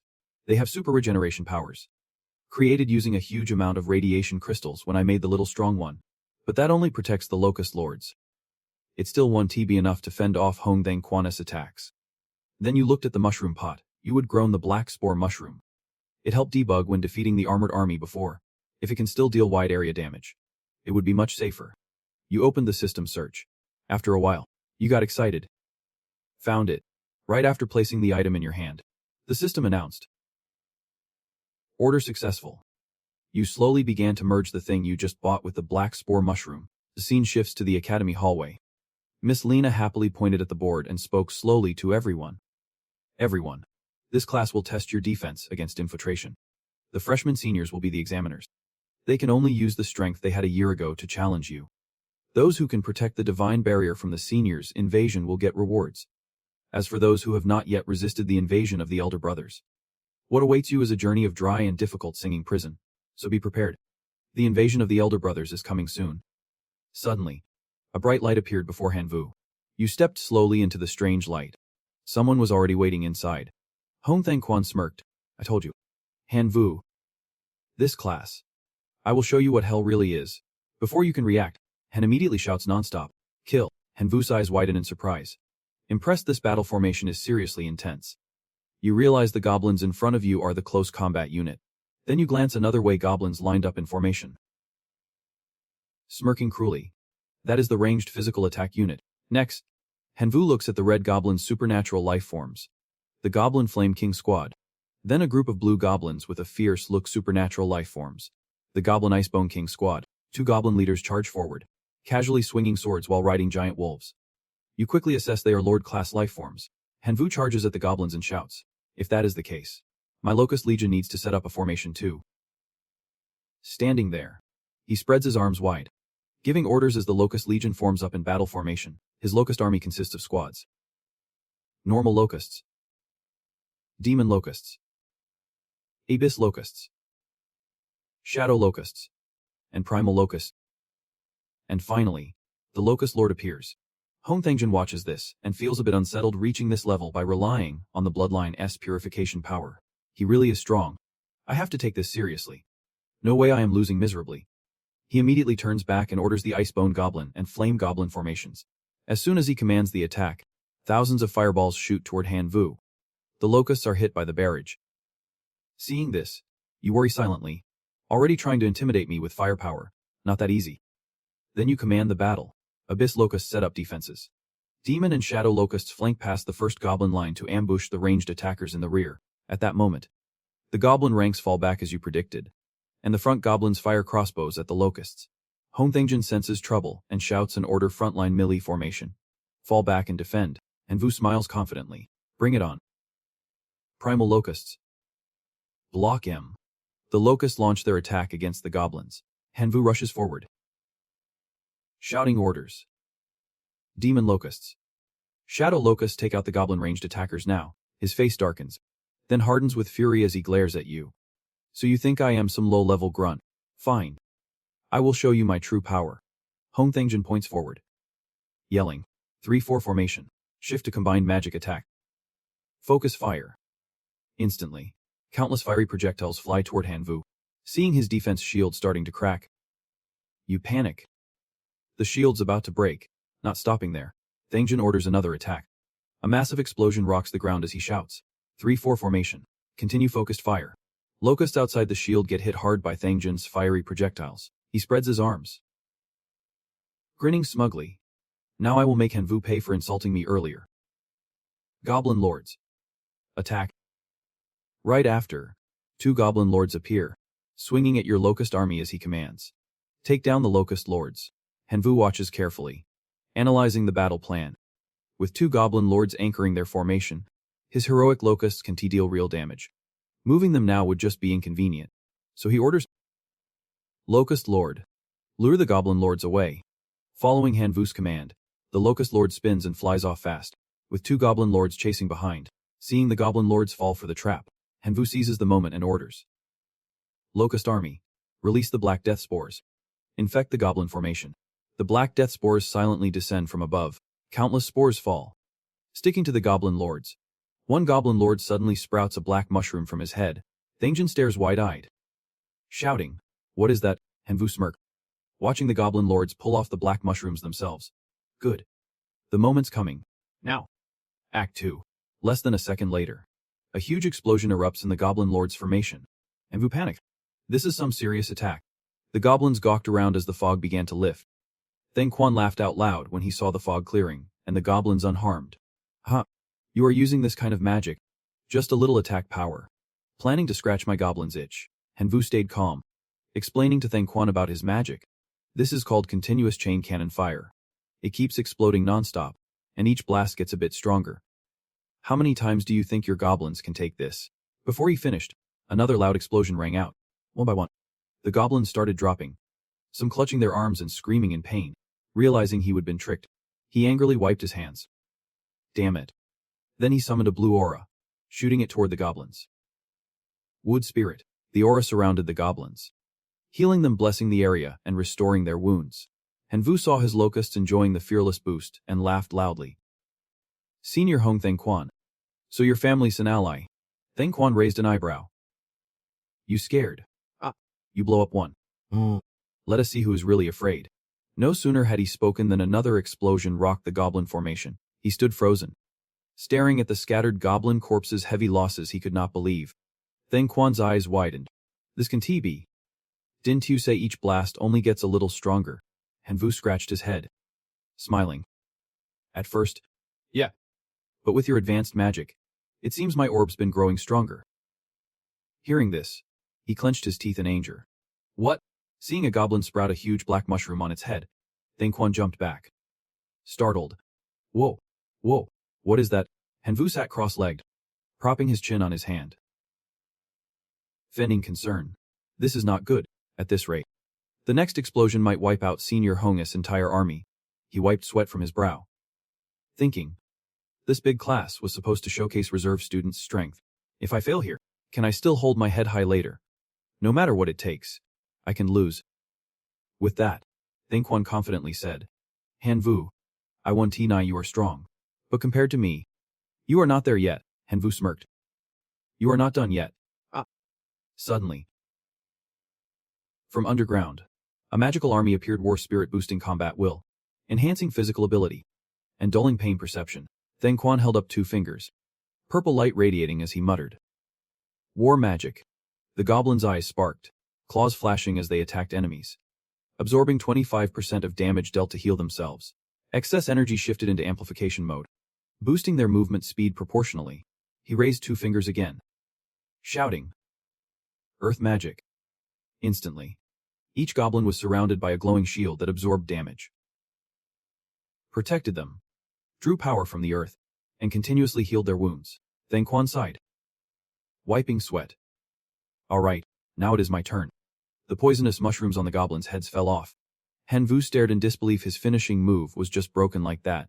The goblins brandished swords, shouting, The goblin god blesses us. Comrades, follow me to wipe out these locusts. They all roared in unison. Destroy them, for the glory of the god. Meanwhile, Hanvu raised his hand, ordering the locusts to attack. Locust army, fight for your lives. Elsewhere, Lena watched the battlefield intently with the teachers. She asked, Do you have any suggestions on how to grade the reserve students? The bald teacher spoke up, supporting Tan Sang. Kim Kwanloi too, the life lord nurtured by Tan Sang, is a valuable asset for training. He has got what it takes to enter the Imperial Academy. Opposite him, the glasses-wearing teacher shrugged, backing Tu Thiet. Tu Thiet's iron body is impressive. I heard his brother even has a rare clan iron armor. Maybe we can convince Tu Thiet, and even pull his brother into the Imperial Academy, said the brown-robed teacher, rubbing his chin thoughtfully. Tungkan Nian's goblin clan fights average. But they are really smart. I heard he plans to go into logistics, a real promising talent. Suddenly, Lena mentioned Hanvu. What do you all think of him? All the teachers focused on the screen tracking the battle between Hong Theng Quan and Hanvu. The teacher with glasses said, "This is a classic example of failure. I do not think Hanvu's skills are quite there yet." The bald teacher shook his head. Disagreeing. I am not so sure Hong Theng Quan is the top freshman. He was pushed so hard that he had to use all the allowed rules to prove Hanvu's ability. Lena crossed her arms, frowning as she reminded them. Don't forget. Hanvu still has 5 strong goblin clans that have not fought yet, just using his main grasshopper clan. He fought like that, even though he lost. It was impressive. Give him a good rating. As soon as she spoke, heads nodded around the room. Voices chimed in agreement. Agreed, I second that. Me too. On the battlefield, Hong Theng Quan angrily pointed at Hanvu. That goblin army killed their leader. Suddenly, thunder cracked in the sky, signaling the end of the match. Both sides looked confused. Wondering, is it over already? Lena's announcement startled them. This round of the goblin battle is over. Theng Quan gritted his teeth, cursing inside. Damn it. I was so close. I led 100 million goblins. Now only 50 million are left. The goblin heroes lost a few. Even their leader took a hit. The other kid's leader is still alive, big loss. Lena stood on the podium, addressing the students. Those who did not meet the standards in this goblin battle will be expelled. Now, we will announce the results. Those with outstanding performance will get a chance to personally join the Outer Region War. She tapped the board. The top students were Tan Sang, Tu Thiet, Tonkin Nian, Lin Li, and Nu Fuang, and Vu sat below. Feeling down. His results would be terrible. Could he really get expelled? After all, he lost so badly. Tu Thiet, hands in his pockets, shouted sarcastically. Hanvu, is that all you have got? Tan Sang smiled reassuringly. It is. Everyone saw your skills. Besides, your opponent was senior Hong Theng Quan. Tu Thiet crossed his arms, smirking. Well, you lost. What is there to say? Lena's words left him wide-eyed. Hanvu, congratulations to the 6 students who got good ratings. Tu Thiet looked like he would just been punched, muttering a curse, unwilling to accept it. Tu Thiet raised his hand. Excuse me, I have a question. Lena raised an eyebrow. Tu Thiet, what is your question? Tu Thiet leaned toward Hanvu, asking, I want to know the criteria for grading this subject. Why do some who lost to seniors still get top marks? Lena smiled and explained. All your grades are based on evaluations by me and several official academy teachers. Even though Hanvu lost to Hong Theng Quan, his performance earned praise from all the teachers. That is why we gave him a good score. Then she fixed a sharp gaze on Tu Thiet. Are you satisfied with that answer? Tu Thiet's hair stood on end as he shook his head. No further questions. Madam. Lena smiled, slapping the table. All right then, the results stand. Those with good ratings get 1 day to prepare. Tomorrow, the academy will take you to the outer region for the most realistic outer region battle. Saying that, she briskly left, slamming the door hard enough to shatter the table into pieces. Tu Thiet broke out in a sweat. Lena is terrifying. That table was made from a 1,000-year-old tree. The guy next to him shivered. No wonder she is the war goddess for invasions. He jumped up and left coldly. Wait. Hanvu, do not celebrate too soon. Let us wait and see. Tungkan Nian ran over, smiling. Bro. Here is some news. Tu Thiet and senior Hong Theng Quan might be teaming up, figuring out how to deal with you. You better watch out. Then he turned and waved goodbye. I have to find my rich senior sister. Good luck, man. Tan Sang stood beside him, teasing. Jealous much? Then you should go too. And Vu turned his head, smirking. I despise freeloaders the most, those who do not rely on themselves. Tan Sang crossed his arms, glanced coldly. Yeah. Outside the door, Hang kept nodding, waving his hand. And Vu's crew. Take a break and clean up. At a temple, a voice spoke. Among the outer region civilizations the Imperial Academy is invading. There are 3 suitable for reserve students to join, Hathiat said. They are the Fu civilization, the Du Dang civilization, and the biochemical civilization. Some things can be revealed now. But we have got this for you. Deep Lin handed Hanvu a brocade bag with instructions. Inside these 3 bags are info on the 3 civilizations, plus some support items. But you can only open them after entering the civilization. Hanvu took the 3 bags, thinking, to officially join Master God at Ha Hai's disciples. Ascending to the perfect demigod level is a must. In this outer region war trial, I have to perform well. Level up. Deep Line S group cheered with glittering balls. And Vu's crew shouted, "You got this?" The next day, Lina gave Han Vu and Deep Line 2 rings. Explaining, these are devices to log into the divine realm. They let reserve students, still divine creatures, connect to the divine realm. The others are already waiting on the rooftop. Then the group quickly moved onto the spaceship. The spaceship flew into space through a wormhole.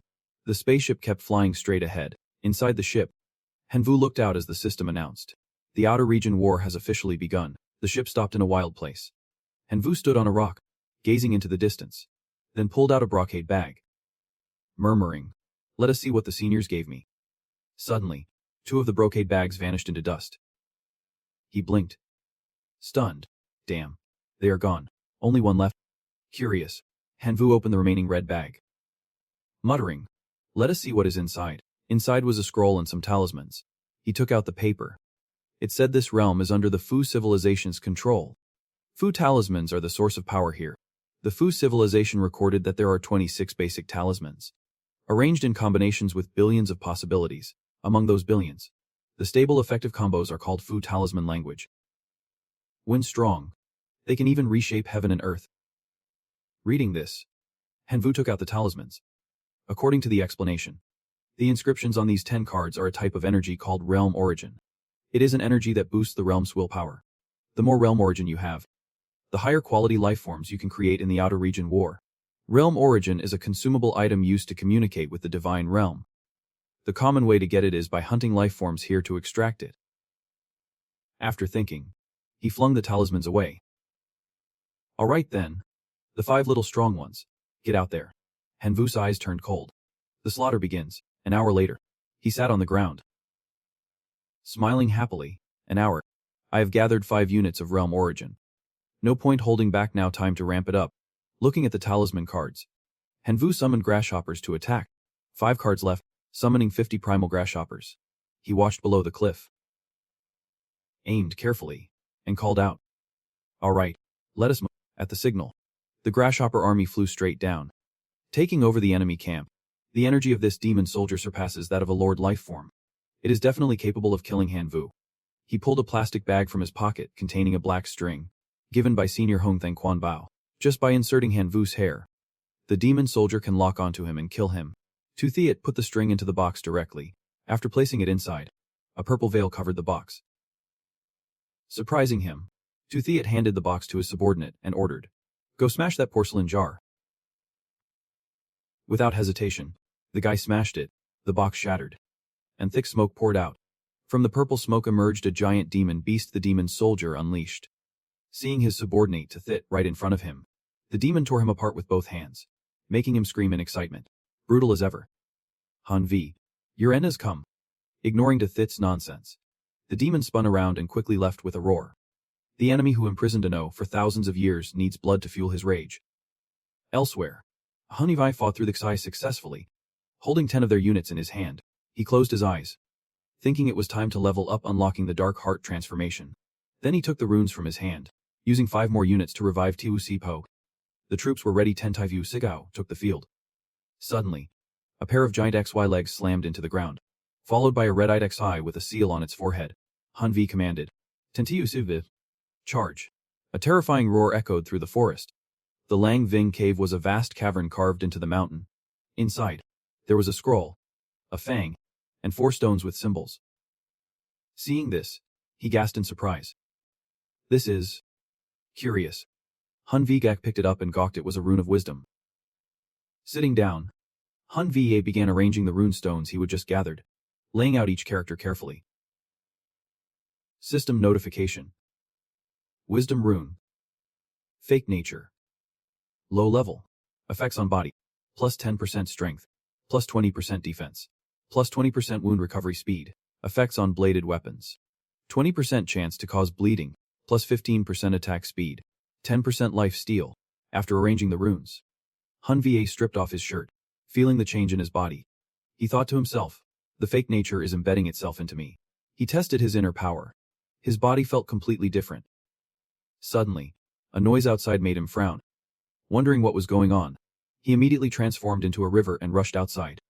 Landing, Hanvia called out to his subordinates. A wild cat appeared, leaping straight onto Taiyu Suving and attacking with a shout. Cat, using its sharp claws. It sliced one of Hanvi's subordinates in two, unleashing a move called Colonel Script. Hanvi raised an eyebrow. Cat, my beloved life lord. Cut down Tevuda Seto. He ordered his troops to follow the river and kill. The cat showed no fear, leaping and tearing through the Taiyu Sibung with a sweeping strike. Even Hanvi was caught off guard.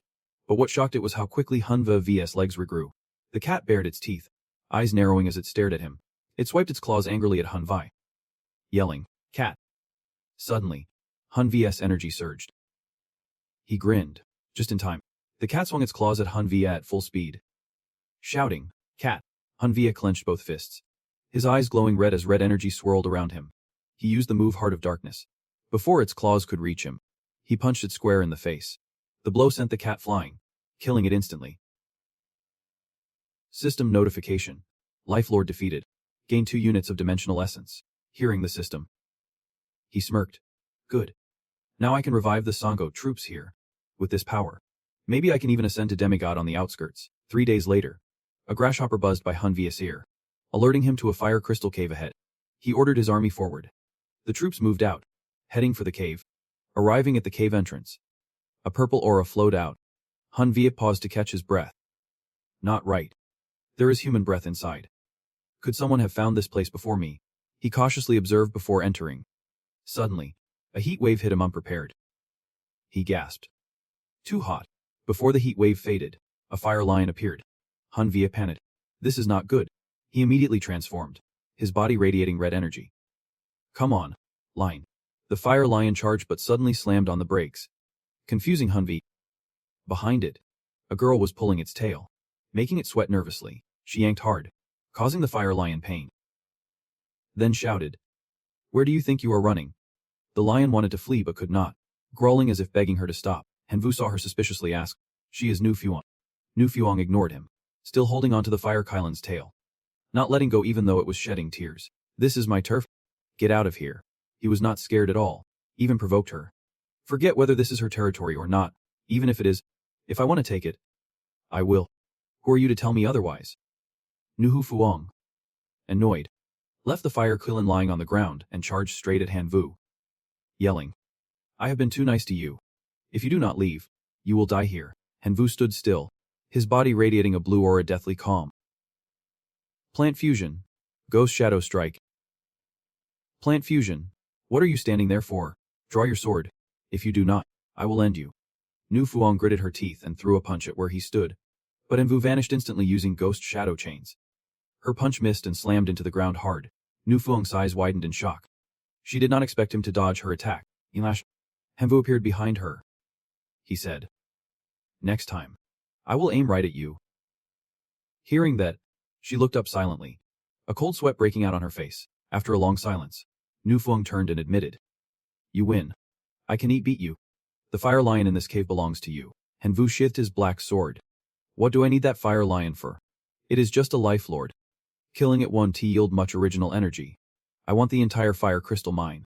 She thought for a moment, then stood and nodded. Fine. The fire lion is yours. We can cooperate from now on. Hanvu turned and left, waving his hand to command. Continue the Bone Frost squad. Start mining the fire crystal here. Suddenly, dark clouds filled the sky, and demonic energy surged. A wave of dark aura shot out from the cave entrance. Nu Fuang raised an eyebrow and asked, Is this your Bone Frost squad too? You still have the nerve to joke. I am scared I am about to soil my pants. A pair of red feet with sharp claws appeared. It was the Iron Skeleton Demon, holding a skull in its hand. Without a word, seeing hand, it charged with the Iron Skeleton Spear. Shouting, Enemy scent detected. Ano wants to cleanse his shame with your blood. Hanvu's expression darkened. He used the move Golden Dragon Grass. Plant fusion. 2 dragons behind him opened their mouths, breathing Golden Dragon Earth breath, blasting the Iron Skeleton away. The Iron Skeleton Demon sneered coldly. Golden Dragon Break. It launched a supercharged Iron Skeleton attack, tearing its pants in the process. Hanvu did not back down, using the move Knee Shadow Chains. Nearby, Nu Fuang clasped her hands forward, summoning a great fireball. Iron Skeleton Fusion. Hanvu raised an eyebrow, thinking the fire attribute could suppress this demon. With that, he used Burning Human God's Mace. He activated a talisman that burned original energy. Summoning the Burning Human, Hanvu pointed forward, ordering, Mace, Smash this demon to pieces. The mace responded coldly. At your command. Great divine. Then it radiated a purple aura. Ready to strike. The iron skeleton demon laughed coldly, firing diamond-shaped arrows at the mace. You are too big. Loser. From behind the mace, many snakes emerged, opening their mouths to attack and block the demon's arrows. The demon could not defend in time and was bitten on half its body. Now terrified, it begged. Stop hitting me. The mace ignored its pleas, raising itself along with the snakes to strike down. The hammer's blow caused a smoky explosion, obscuring what was happening inside. Hanvu stood outside the ancient martial incense, urging, Dante, let it live. Keep hitting it. The mace, excited by Hanvu's encouragement, swung another blow forward. Hanvu covered his eyes, exclaiming, Oh man, that is brutal. The iron skeleton demon lay flat on the ground. Watching the hammer slowly coming down on it, Hanvu signaled to stop, then stepped forward. Leaning down to look at the demoness soul writhing on the ground, the grasshopper beside him said, The demon's soul is still intact. Hanvu nodded. This guy's tough to kill. Keep it. Maybe someday it will come back for revenge. Hanvu looked at it coldly. Then let the bone puppet swallow your soul whole. The demon hurriedly begged for mercy. He quickly begged. Ano admitted defeat. Ready to be your slave. Just begging the great god to spare Ano's soul. He sat cross-legged on the ground, pointing at its body. And what he said made the iron bone demon sweat bullets. I do not trust you. Not unless you sign a contract with me. He stammered. Forget it. It agreed. So Han quickly pulled up the system panel. Now, drafting the contract. Slave contract. Contract parties. Hanvu and the iron bone demon. Niu Fogong watched nearby. Impressed. You are sneakier than any shady merchant I have ever met. He pointed at the iron bone demon. A blue light flowed into it, sealing the contract. Hanvu stared at it and asked, Right. What powers do you have? It was too scared to hesitate. Sir, Ano is a demon, with demon blood, can transform into a demon, and can also possess metal and living beings as demon tools. Hanvu barked at his men. Sounds impressive. But many players in the divine realm have fire powers. Fire completely counters the iron bone demon, so its weakness is obvious. Seeing him ready to leave, it quickly said, If the master does not mind, Ano can be your weapon. Ano has demon blood, can turn any weapon it touches into a demon tool. Hanvu paused, thoughtful and seemingly pleased. Not bad, I say. Hearing the master's approval, it breathed a sigh of relief. Swishy pulled out a sword and plunged it into its soul, which immediately entered the blade. Hanvu slung the sword over his shoulder, grinning. Looks like my strategy just got a whole lot stronger. The closer I get to perfect demigod power, the more I need to slaughter to boost my realm essence and expand my team. Cut to a few days later in a vast forest. In a clearing, a guy in a green tank top was sneaking around, watching the scene with wide eyes. Oh man. Is that the Spirit Legion? Seeing the huge number of spirits, the guy in green gasped. The Spirit Legion's size is up to 500,000. I have to report this to the city lord immediately. With that, he hurriedly left to report back to the city. The city lord of Langdong slammed his fist on the chair. Furious. What did you say? A Spirit Legion of 500,000. The subordinate dared not lie, sweating nervously as he bowed. My lord, the Spirit Legion has appeared just a few dozen miles from us. The city lord fell silent, deep in thought. Our city guard is less than 50,000, even with some mercenaries. We only have about 100,000 troops. If that 500,000 strong Spirit Legion attacks, we are doomed. His face went pale as he ordered sharply. Send urgent calls for reinforcements to the surrounding cities. Move. The subordinate quickly obeyed. Yep. My lord, a day later, on the city wall, a subordinate came in to report. My lord, reinforcements from nearby cities have arrived. Guards and mercenaries total 300,000, plus 50,000 clerics sent by the church. The city lord stood on the wall, smiling broadly. Good. Clerics can hold back the spirits. Maybe this time they want to stand a chance. Guards, mercenaries, and church clerics, this is a fight for survival. Swear to stop the Spirit Legion at all costs. The soldiers below shouted in unison. Protect our home. Stop the enemy. The lord, clad in armor, raised his hand heroically from horseback and led the charge. Advance. Crush the Spirit Legion. Hanvu and Nufeng sat under a tree. Send a message to report. A 350,000 strong human army is approaching. Hanvu perked up, shouting. They want to come fight me.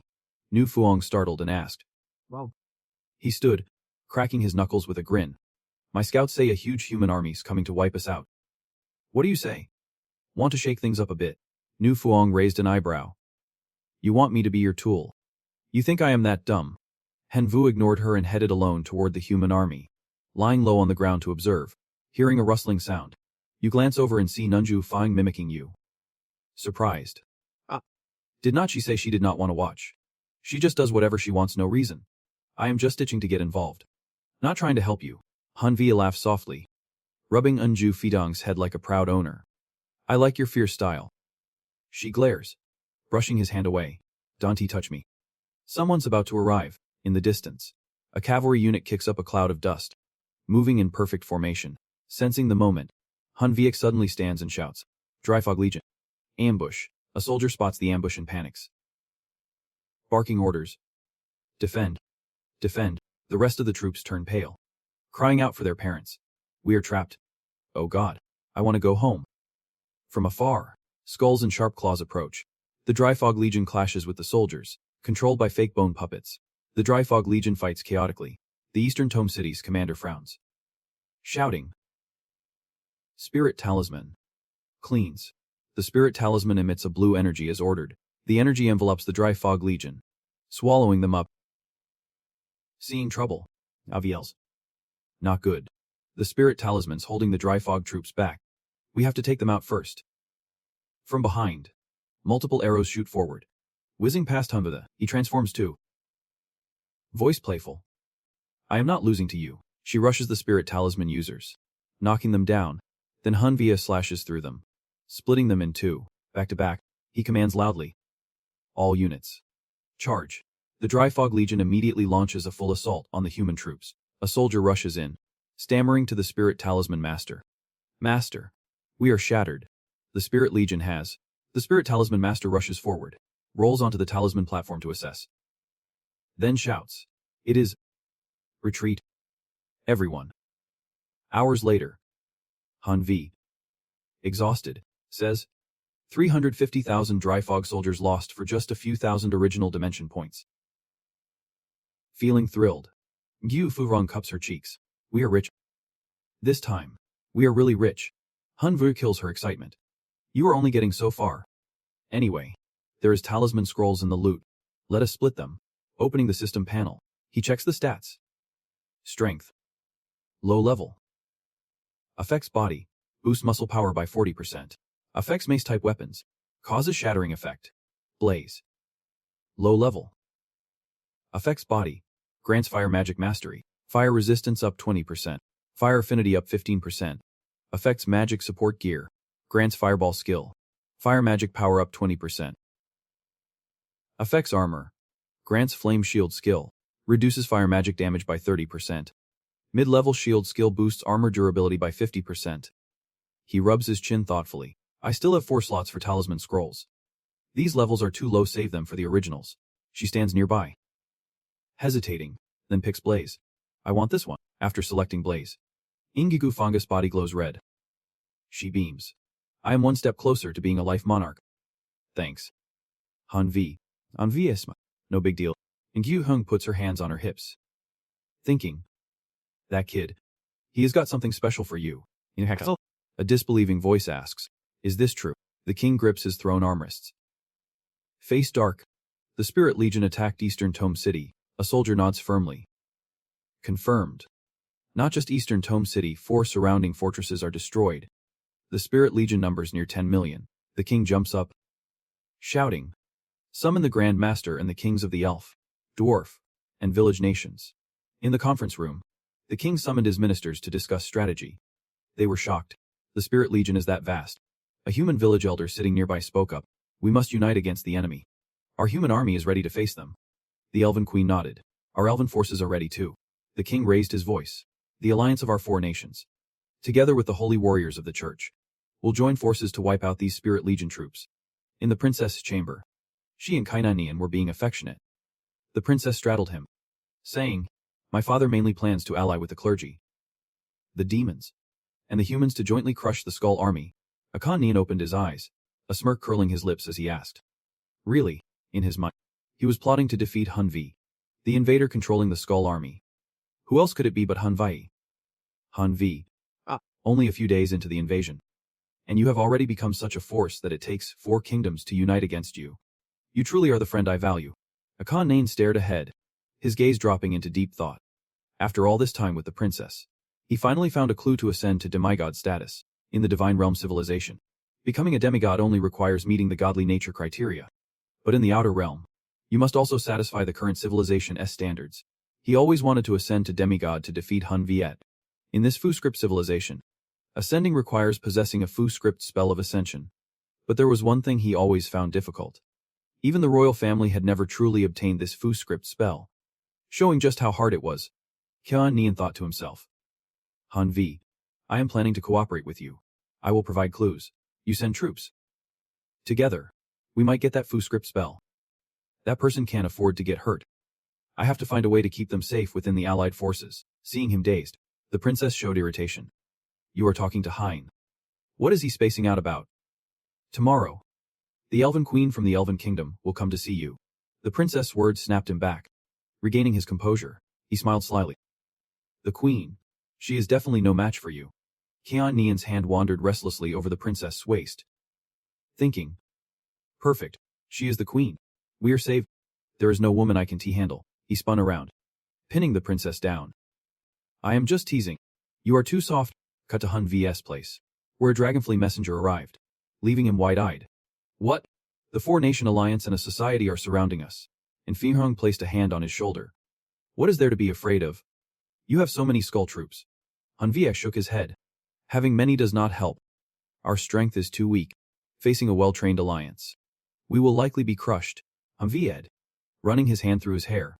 This is trouble. The mutant Chingain appeared. Grinning. Look, host.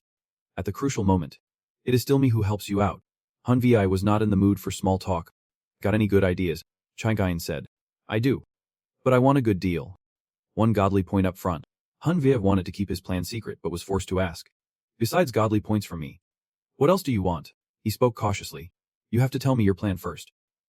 Otherwise, how do I know it is worth a godly point? Chingain smiled. Actually, I have heard about the Fu script civilization. I know a Fu script spell that can boost mutation greatly. Hun Vi quickly asked. What kind of spell? Tell me. Hurry. Chiglin's idea sounded reasonable, so Hun Viev gave him 1 attribute point. Chingain happily accepted it despite Hun V's frustration. Thanks for the support. 1 godly. After receiving it, he leaned close to Hun V's hand and whispered. Hun Vie crossed his arms, smirking. Interesting. Let us see how this goes. He thought. 1 godly point is not wasted. And Fiong noticed Hun V's constantly shifting expression and grew curious. Why do you keep changing like that? Have you figured out a solution? His eyes darkened as he smiled. Just wait. At the human legion, they saw a swarm of bone fog troops. With locust legions flying overhead, the leader ordered. Attack. The locusts and skulls are on the same side. They all obey Hanan. The human legion charged, swords stabbing straight into the locusts. Seeing how easily 2-1, they cheered happily. It is. Great job. But when the locust's body was cut, its blood sprayed, and the spores of the black fungus stuck to the soldiers. The soldiers saw black smoke rising from the blood on them. Then a black mushroom sprouted. One of them shouted in shock. What the hell is going on? A curious soldier reached out and plucked the mushroom. Suddenly, his whole body emitted a red-black aura, and he turned pale with fear. The Bone Legion glared at them with blood-red eyes. The soldiers turned ghostly white with fear. Moments later, the soldiers lay dead all over the ground. Hanvu and Nufuong approached, and he sighed. That was effortless. These black fungus spores are seriously effective. Killing these guys took no effort at all. Hanvu said with a grin. No wonder I did not have to burn through tens of thousands of spirit points. The mutated Chaiyuan standing nearby looked pleased. The black fungus spores can transform into a virus. Combined with the talisman spells, it spreads the plague and prolongs it. After using the talisman spell, the plague spreads evenly. He picked up a mushroom, muttered something, applied it to his body, and became a host for the disease. Every cell in his metabolism carried the plague virus. Once that was settled, Hanvu coldly ordered. Fight. At his command, the Bone Legion immediately attacked the soldiers, firing relentlessly. The soldiers could not fight back and died at Hanvu's hands. With the plague talisman's help, Hanvu defeated the allied forces in just 3 days, successfully capturing 10 surrounding cities. Among the Skull Army appeared 5 special heroic spirits. The king ground his teeth angrily. Is there any way out? If this keeps up, my kingdom will be wiped out. He proposed a ceasefire to negotiate. The werewolf sighed. Now, the only option is a ceasefire to talk. The king was doubtful. But negotiate with who? We have fought the Skull Legion all this time. But we still have not met their leader. Suddenly, the sound of footsteps echoed outside. The door opened, and Khan Nian, the princess, and the elven queen entered. Khan Nian stepped forward and said, Your Majesty, leave the negotiations to me. What do you think? The werewolf looked at Khan Nian suspiciously. You have never been to the battlefield. Yet you want to negotiate with the one behind the Flower Spine Legion. The king looked at his pale face with disdain. You are just a weakling. This is not your fight. Khan Nian did not get angry, he just smiled confidently. The princess stepped forward. Father, I believe he is fully capable of negotiating. Seeing the princess support him, Khan Nian gained confidence and said, Your Majesty, do not you trust your own daughter? The elven queen spoke with strong conviction. I can vouch for him. He is smarter than anyone here. Both the princess and I agree he should get a chance. The king finally relented. We have no other choice. Let him try. At the Kala military territory, the king entrusted Khan Nian with the negotiation. Khan Nian went alone and saw Hanvu sitting not far away. Hanvu sensed someone staring and turned around, calling out, Wait, you. He jumped down and clapped Hanvu on the shoulder. What are you doing out here? Khan Nian smiled. That is a long story. Save it for later. Right now, as the representative of the 4 nations' allied forces, I am here to negotiate a ceasefire with you. Hanvu frowned. You are siding with them again. Fine. If you want a ceasefire, let us see what price they are willing to pay. Khan Nian nodded. Of course. You name the price. He smirked. Gold and jewels are a given, but we will also need talisman spells, not just any, the rarest kind, plus talisman stones, starting at 5 figures. Khan Nian rubbed his fingers together. Negotiating. Then the human king must supply 20 talisman spells, including 1 high-level spell, along with 200,000 talisman stones. He thought, the princess has trusted me this long. I owed her some respect. His eyes turned cold. For the elves, double that. Werewolves, fishhead men, and the clergy all doubled. So it turns out he is playing both sides, sleeping with the princess and the elf queen. Khan Nian thought, since he is already in bed with the elf queen, we can't let her get the short end of the stick. We will split these things evenly later. Anvia happily slung an arm around him. All right. Thanks for taking one for the team. I won't let you lose out. Khan Nian said with a smile. Do not be so formal. The reason I blended in with humans was to find clues about becoming a demigod in this ruined civilization. Finally, there is some trace. As he spoke, he leaned close to Hun Vi's ear and said, Once we find the ancient divine relics. Hun Viu nodded at the plan. All right, let us team up. After the negotiation, Khan Nian was about to leave. I will head back first. Inform them of the terms. Settle their issues. Then we will meet again. Hun Vi nodded. Good. Tell them if they refuse, I won't hesitate to lead my monster legions to crush their city and turn all their allies into immortal souls. Back at the king's castle, the advisor said after hearing about the negotiation, We basically do not have that many high-level runes. How can we compensate? Khan Nian smiled and said, If you do not have high-level runes, use info about the ancient divine relics instead. Or if that does not work, trade with divine power. The elf queen sitting beside him frowned and said, The elf tribe's compensation already exceeds my expectations. Why do humans only offer so little? Khan Nian said. Because too many humans have turned into spirit monsters. The elf queen does not want the elf tribe to suffer the same fate. To his left, the princess leaned close to Khan Nian and said, My father said he has no objections. Everything is up to you. He gave a charming look and asked. The negotiation went well. Right. Didn't he embarrass me? Isn't the princess going to reward me? She blushed. Shyly replied. Of course. Before he could finish, the door suddenly burst open. It was the God King, furious beyond words. This is robbery. And you all agree so easily. The righteous order will never bow to spirit creatures. Khan Nian shrugged casually and said, Whatever. Both the advisor and the wolfman shared the same thought. Let the order fight one more round. If they win, no more compensation. We will wipe out their army. If we lose, compensation can wait. Below the city walls of Kwangmin, the skeleton legion stood ready to attack. The God King stood atop the wall, frowning. In previous joint battles, although many holy warriors were sent, the Order's core forces were untouched. Now I have summoned all elite holy warriors for this battle, plus my 3 elite legions. Their captains are near demigod strategists. Undefeated. The previous clashes were just warm-ups. This is the Order's decisive battle. The outcome is still uncertain. At Hunvia's house, glowing spirit stones sprouted everywhere. He looked around. All the buildings were made from these stones, filled with light energy great for suppressing spirits.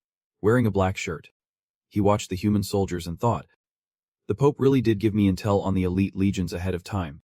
Hunvia thought, their fighting power is incredible. He thought to himself, Kwangmin Port is like a solid steel fortress now. Good thing I told the troops to siege, not rush in blindly, to take the city. You have to find a weakness first. So what do we do about Kwangmen Port? Then he pulled out a purple spirit stone from his pocket. That is it. Without hesitation, Hunvia popped the stone into his mouth and swallowed. Then green vines sprouted from the ground as power, unlocking a gene. Hunvia closed his eyes as a ghostly image appeared in front of him. Surrounded by strands of vine, he clenched it tightly and thought, let us see what this can do. As he gripped it, Hunvia swung his arm back. The ghost image smiled. He opened his palm, looking at the ghost image with satisfaction. Good. This ghost image exceeded my expectations. Hunvia lunged forward, swinging the spiked ghost image in his hand. Time to mess with those holy warriors. The holy warriors heard the noise, turned around, and shouted, who is there? Stop right there. He raised his sword to the sky, the ghost image glowing behind him. Without a word, he swung his sword and the shadow demon lunged at the holy clerics. The two clerics were caught off guard, frozen and ready to take the hit. One was pierced through the wrist by the shadow demoness strike, and a black mist escaped from the wound. Seeing his comrade injured, the other panicked, shouting, quick, purify. He grabbed the wounded wrist, shaking his head. No use. Another soldier, fearless, leapt high, brandishing his spear fiercely at Hanvu, eager to see where he would run. The spear's blade sliced through the air toward him. Hanvu stood still, making no move to block, but the moment the blade came down, Hanvu vanished. The spear struck the ground, shattering the earth beneath. The soldier was confused. He clearly hit him, so how did he disappear? Before the soldier could react, Hanvu appeared beside him, slashing his sword across the man's belly. The soldier took the full blow, clutching his wound in pain. He then kicked off, jumping back while thrusting his spear toward Hanvu, gritting his teeth. Damn you. Once again, the spear's blade shot toward Hanvu, who stood still, a cold gleam in his eyes. The soldier did not realize when Hanvu had slipped behind him. Without hesitation, Hanvu raised his sword and delivered a fatal strike to the soldier's back. The soldier collapsed, still clutching his belly wound. Hanvu turned around. Hanvu looked back at the remaining soldier and smiled. Just you left. The soldier stood firm, fearless even after his comrade was cut down. A golden aura radiated from him. Hanvu recognized the golden light instantly. Holy radiance. Alarmed, he thought, he has got holy light.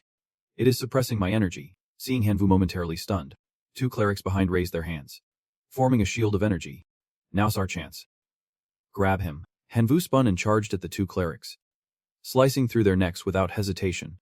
If I can't handle him, how could I fail you? But before he could move on, the soldier with the holy light attacked, backed by two clerics. After some time, a purple aura rose from a nearby building, surrounded by countless fallen clerics. Hanvu stood atop the shadow demon's body, thinking, it is. He then ordered the Dry Mist Legion to assault the city. Attack. The Dry Mist Legion obeyed, spreading out as the purple aura expanded. A blue beam shot through the Dry Mist soldiers, burning them. Then another was consumed by the purple aura, swallowed whole. At the Bright Harbor battle, over 2 million clerics died in the frontline clash. 3 royal legions suffered heavy losses, and the Dry Mist forces were severely depleted. 10 years. Millions of Dry Mist soldiers lost forever. Seeing his troops crushed, the warlord was stunned. How did it come to this? The losses are unbearable. He pondered, blaming himself. Was it my fault? If I would agreed to the compensation from the start, would the church have suffered so badly? What now? The warlord opened his eyes, sweat pouring down his forehead. Keep fighting, or surrender. A voice called from outside the door. Your Holiness, I can help push back the Dry Mist forces. The warlord spun around, startled. Who is there? It was Tuthiat, Hanvu's rival who had lost 1-1 with him. Meanwhile, outside on the battlefield, everything was a ruin. The clerics rushed to aid the wounded. Suddenly, a group of Dry Mist cadets burst through. Soldiers panicked and shouted warnings. More Dry Mist troops are coming. Hanvu's face darkened. He shouted orders. Attack. The Dry Mist cadets charged forward in a dense wave. The two armies clashed. The royal forces had the upper hand. but the dry mist crushed them with a single volley. At that moment, the Pope's spirit appeared. Aloli, he shouted loudly, boosting morale and calming the troops. Then warned Hanvu and the dry mist soldiers to halt their advance. Withdraw from Bright Harbor, and there is still a chance to live. Otherwise, the gods will deliver justice. The dry mist troops suddenly froze, uneasy and uncertain. Right after, mysterious sparks of magical power slowly fell from the central mound. From the orb, iron soldiers gradually stepped out, charging forward fiercely, each step shaking the ground beneath them. The mighty holy army, with fists of iron justice, crushed these pathetic lost souls. And Vu stared in awe, mouth agape. Iron soldiers. Nui and Jiang looked around suspiciously, wondering since when the iron had allied with the Pope. In a hidden corner, the Pope silently stood watching. The brutal iron soldiers charged, using sheer force to break the Dry Bone clan's necks. The Dry Bone warriors quickly regained their spirit, shouting fiercely as they rallied their strength. Kill. Crush these hated lost souls. Avenge our fallen brothers. Divine justice descends. Our God's wrath. And Vu's face darkened. He silently raised his stone hand, coldly commanding, Dry Bone Giant, attack. Immediately, shards of purple energy rained down from the sky. Those purple shards gathered, forming a massive giant radiating intense energy. At the same time, something suddenly streaked across from the other side. A faint, misty aura took shape, passing through the iron soldiers, shattering them wherever it went. The giant iron soldier struck first with lightning speed, throwing a powerful punch straight at the giant. The Pope watched closely, then ordered, Iron soldiers, keep releasing more. No matter how many essence fragments you need, the church will provide. He carefully monitored the battle through the communication orb. Excited, he grinned and nodded in agreement.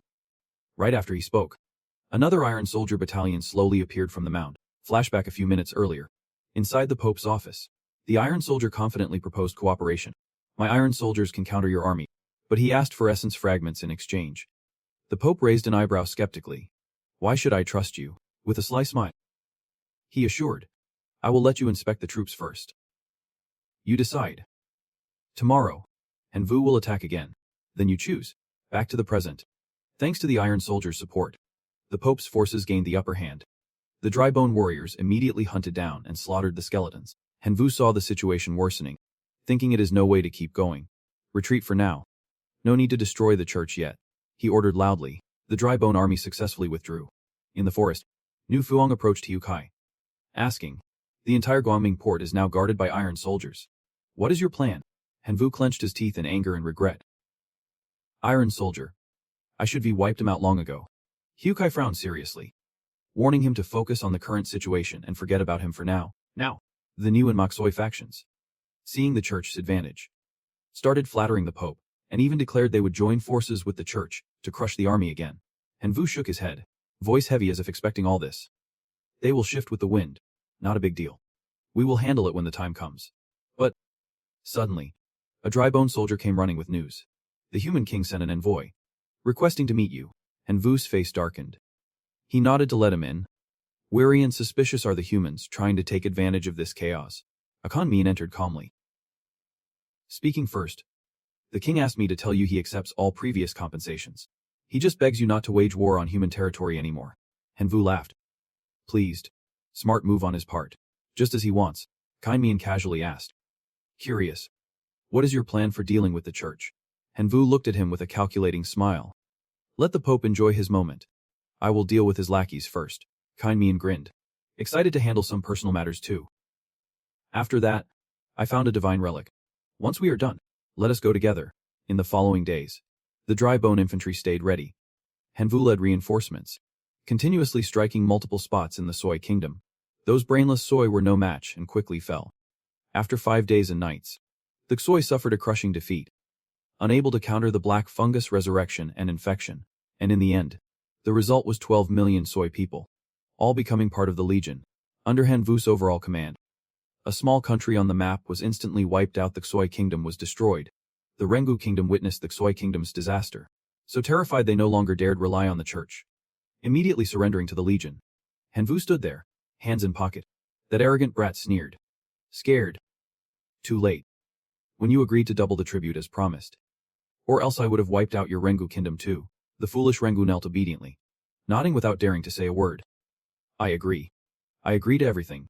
Just please spare my life. Inside, He silently cursed himself for regretting helping the Xoi with the church. The Xoi were silenced, and the church just stood by watching. Pathetic. After dealing with those messy matters, Hanvu returned to the main task. He stood still inside the formation, arms crossed, deep in thought. Around him was a dazzling matrix of runes. Though all 10 high-level secret runes were precious, his body had limits. He had to pick the most useful ones. After a moment of careful selection, he excitedly pointed to a rune cluster. That is it. Hanvu opened his hand, feeling the power and warmth slowly flowing into his body. Rune of the Emperor. High level. Effect in the body. Skill Enlightenment. Emperor? All skill power increases by 100%. Plus the rune of Berserker. High level. Effect in the body. Passive skill Enlightenment. Berserker. The more creatures killed, the stronger the body becomes. Up to a 1000% limit. Next, Rune of Essence. High level. Affecting the eyes. Seeing red increases overall body attributes. Up to 500%. Finally, Rune of Nature. High level. Affecting the body. Active skill Enlightenment. Voice of all things. Allowing communication with any creature. His body was surrounded by endless energy, lifted into the air. Hanvu savored the exhilarating feeling. High-level runes really made a difference. He felt power coursing through every inch.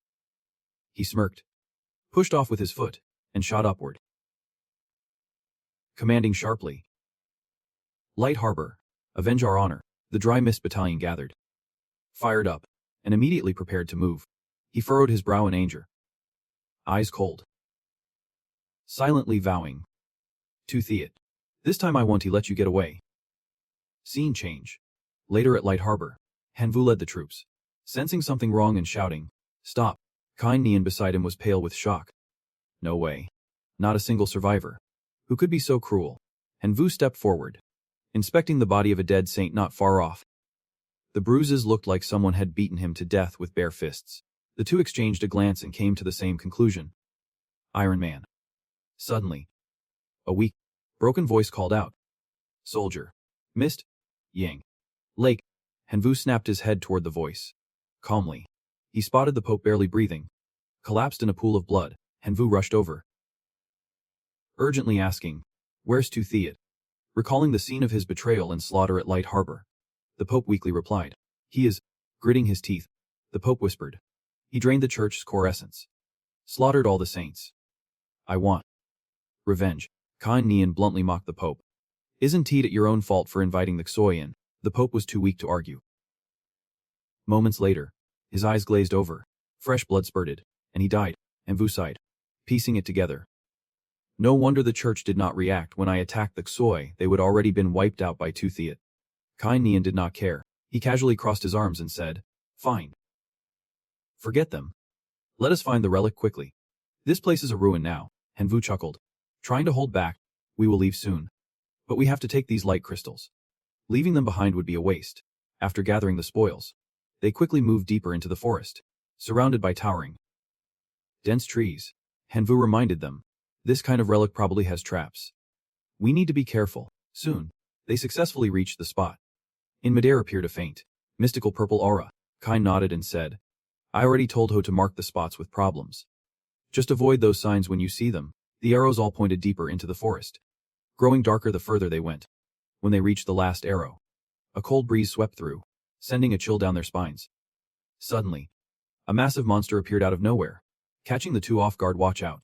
The tension was thick as Hanvu and Kan faced off against the terrifying beast. Without a word, it swung its heavy arm in a brutal attack.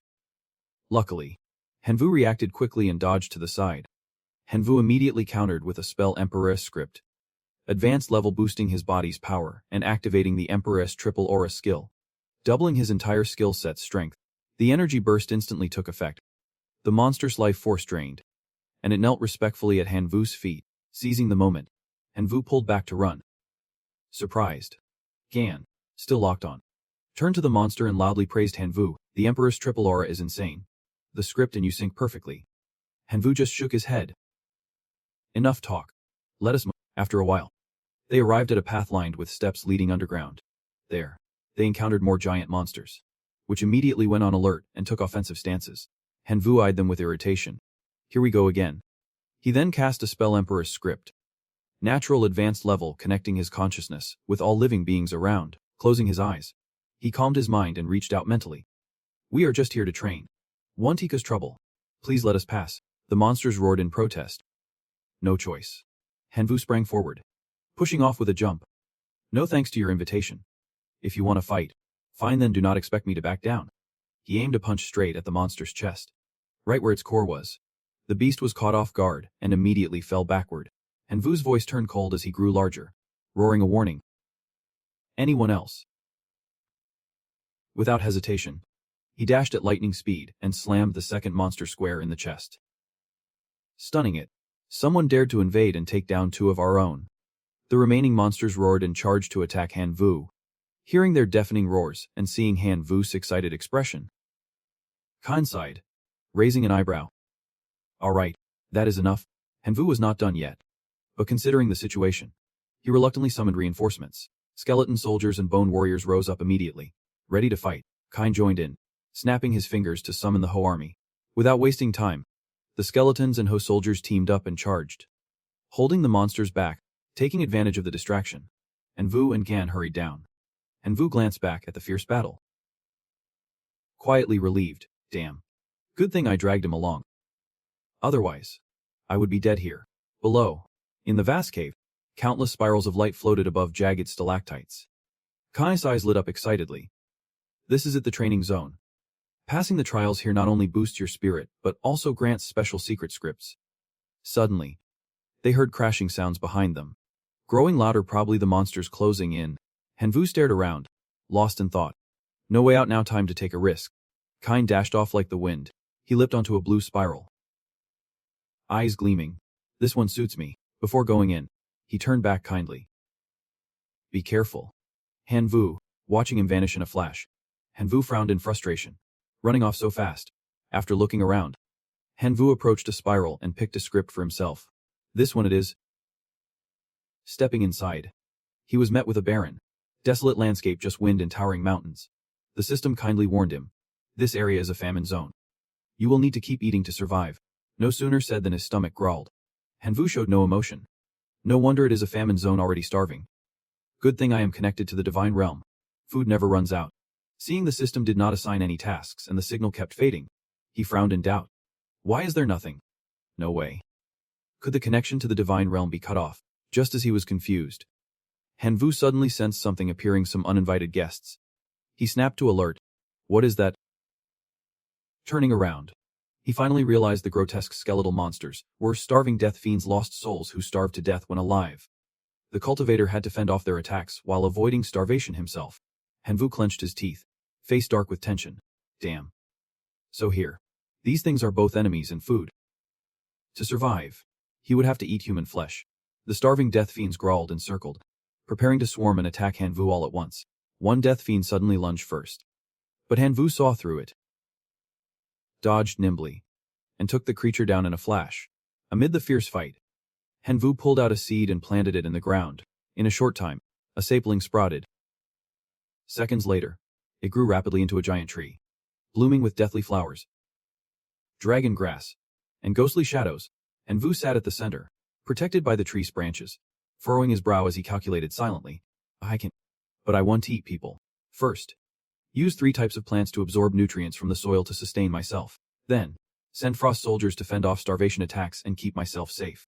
Watching the starving death fiends grow in number, their bodies swaying and crawling, ready to attack and devour me. He sighed, closed his eyes slowly, and resolved to use a desperate strategy, put his body into hibernation, minimizing energy consumption. Just need to survive 30 days. Then Meanwhile, Wangcheng was also in ruins, with smoke and dust rising everywhere. The Iron Legion was fiercely battling to seize this place. Inside the palace, it was no better, everything destroyed. The death fiends lay dormant. Tu Thiet sat arrogantly on the throne, smug as ever. Wang Cheng, the human kingdom, will all belong to me. From the clergy to the human kingdom. Even the merman's land will be leveled by my iron forces. Thinking of the other side, the fairy queen's kingdom was also setting up magic formations to create a tough shield, defending the realm. He sneered, mocking them silently. The fairy kingdom might hold out a while with those formations, but they won't last long. Suddenly, one of Tu Thiet's iron men dragged Yu Feng to him. Tu Thiet stepped down, smirking mockingly, touched her face. then threatened. Unexpected catch. Did not think you would run all the way to the new Niu tribe. And you want to be queen. This time, you are mine. Yu Fuong cut him off angrily. Don't underestimate me. Let us see how long your arrogance lasts. Wait for Han Vu's return. He caressed her soft cheek, then coldly replied with confidence. He won't he come back. Don't he think I do not know kind Nian took him to find the ancient divine relic. That place. You either die or get stripped alive. Even my Iron Beast soldiers can be beaten by him. You really think he will survive? Without another word, Tu Thiet turned and ordered his Iron Beast soldiers. Throw her in prison. Yu Fuong struggled and screamed. You won't end well. Later, another assassin reported to him. Teen Lili has surrounded Tan Sang in a courtyard, as you ordered. Remembering Teen Lili's reckless nature, Tu Thiet laughed with satisfaction. Good job. Teen Lili might be greedy, but once paid, she works properly. He thought of Tan Sang's graceful figure, smugly muttering to himself. Tan Sang. This time, you want to slip through my fingers. Scene shifts to a peaceful forest, suddenly shattered by a loud explosion. Approaching, they found Tu Thiet's Iron Beast soldiers fighting Teen Lili's troops. Tan Sang watched the chaotic scene. Puzzled. Tu Thiet's assassin. Why is he here? Fighting Teen Lili. After some thought, she nodded hopefully. Good. Better if both of them get hurt. Then I can escape. A second later, another explosion rocked the battlefield. Money flew as fists clashed. But after a while, everything fell into a heavy silence, no sound at all. She was confused. Surprised. Why was it so quiet? Lost in thought, Tan Sang suddenly heard someone calling her. Classmate Tan Sang. Sure enough, she was here. The one who came was Tu Thiet. He pretended to be kind, smiling as he stepped closer to ask Han. I heard Teen Lili wanted to kill you, so I rushed here. Luckily, you're okay. I already chased her off, out of politeness. She gave a brief thanks. Thanks. Tu Thiet. He stepped closer, dropping friendly words. Classmate Tan Sang. You are a long way from home. It is just a family matter. Seeing his bad intentions, Tan Sang quickly stepped away toward the giant bird and gave an order. Tu Thiet frowned. Curious. Classmate Tan Sang. You want to leave now? He stepped closer, smiling softly, making an offer.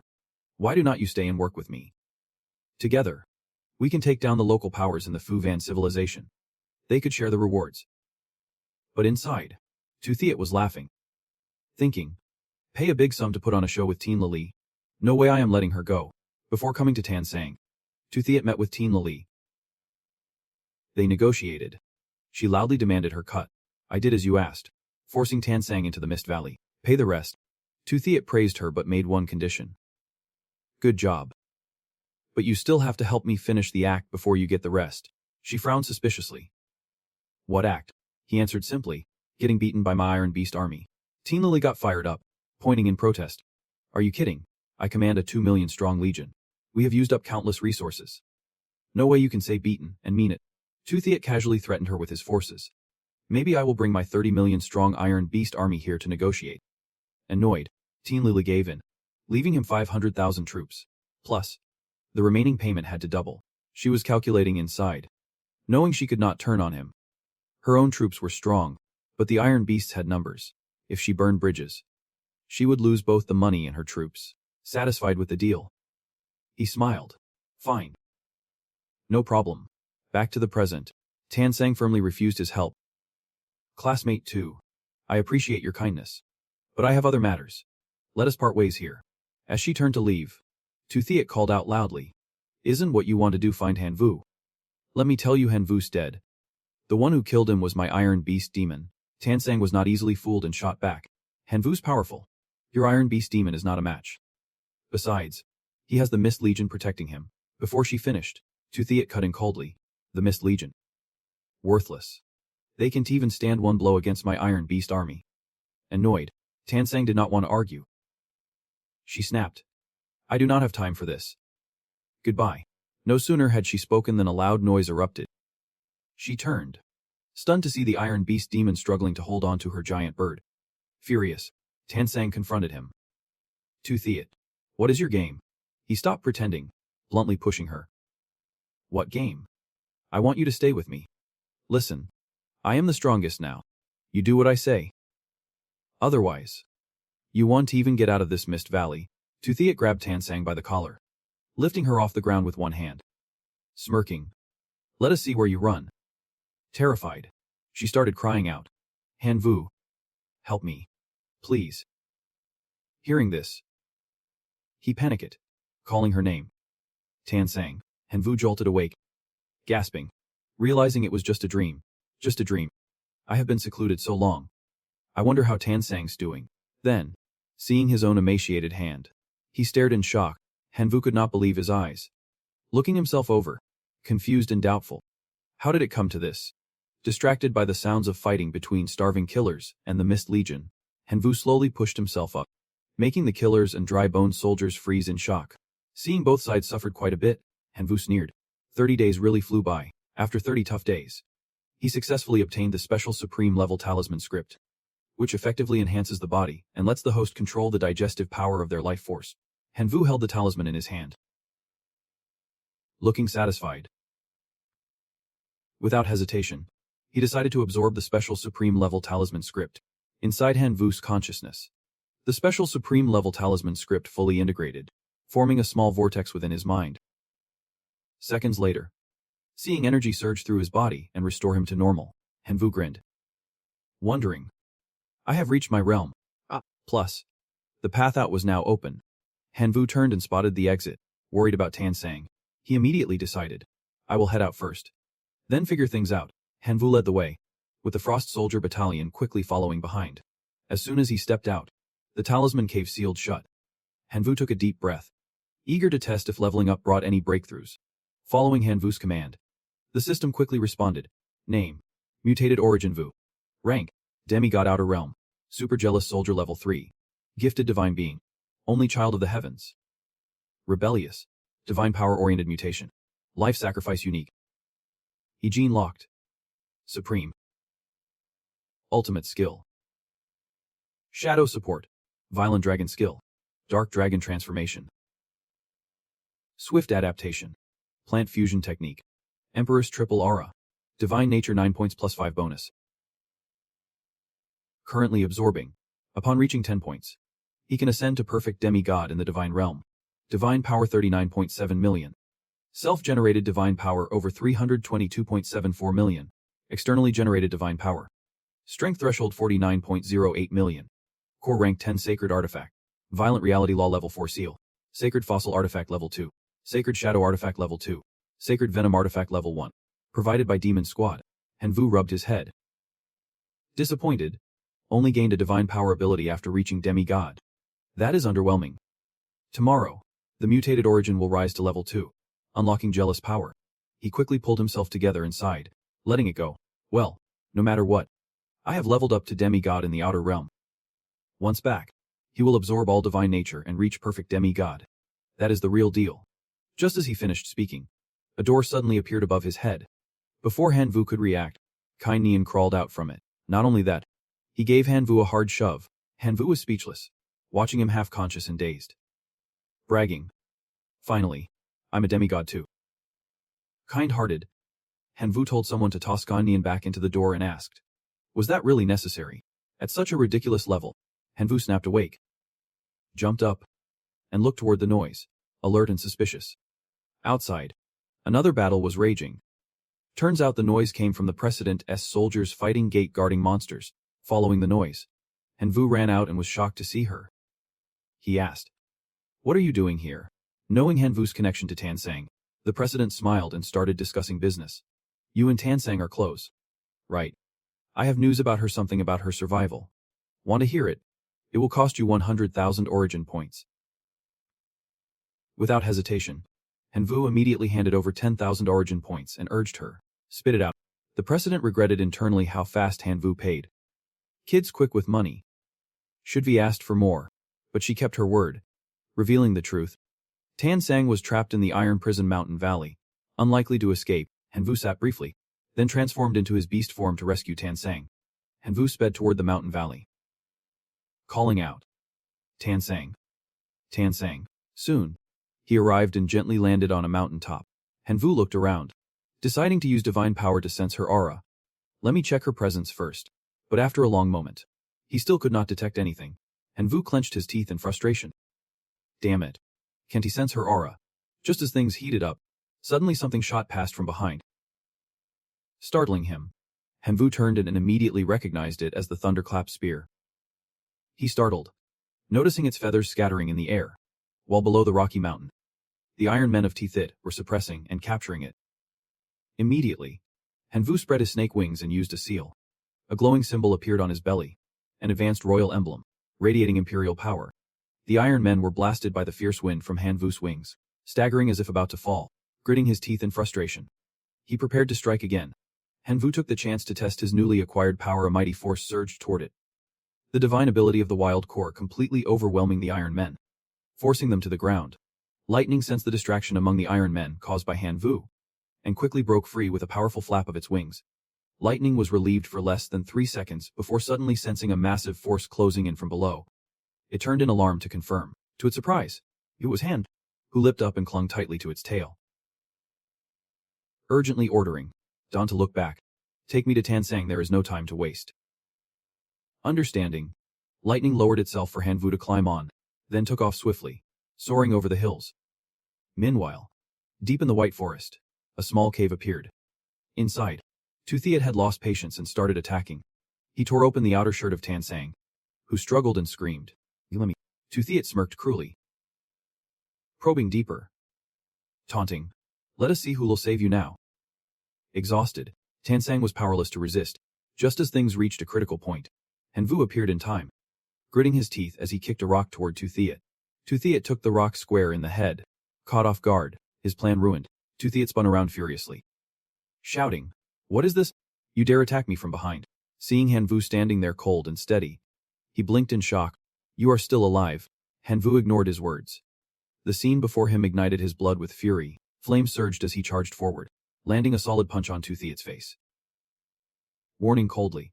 Even if I die, I want to go down without a fight. Tithit sneered, blood dripping from the corner of his mouth. Lunging forward with eyes blazing like bullets aimed at Hanvu. Hanvu, today I swear I will kill you.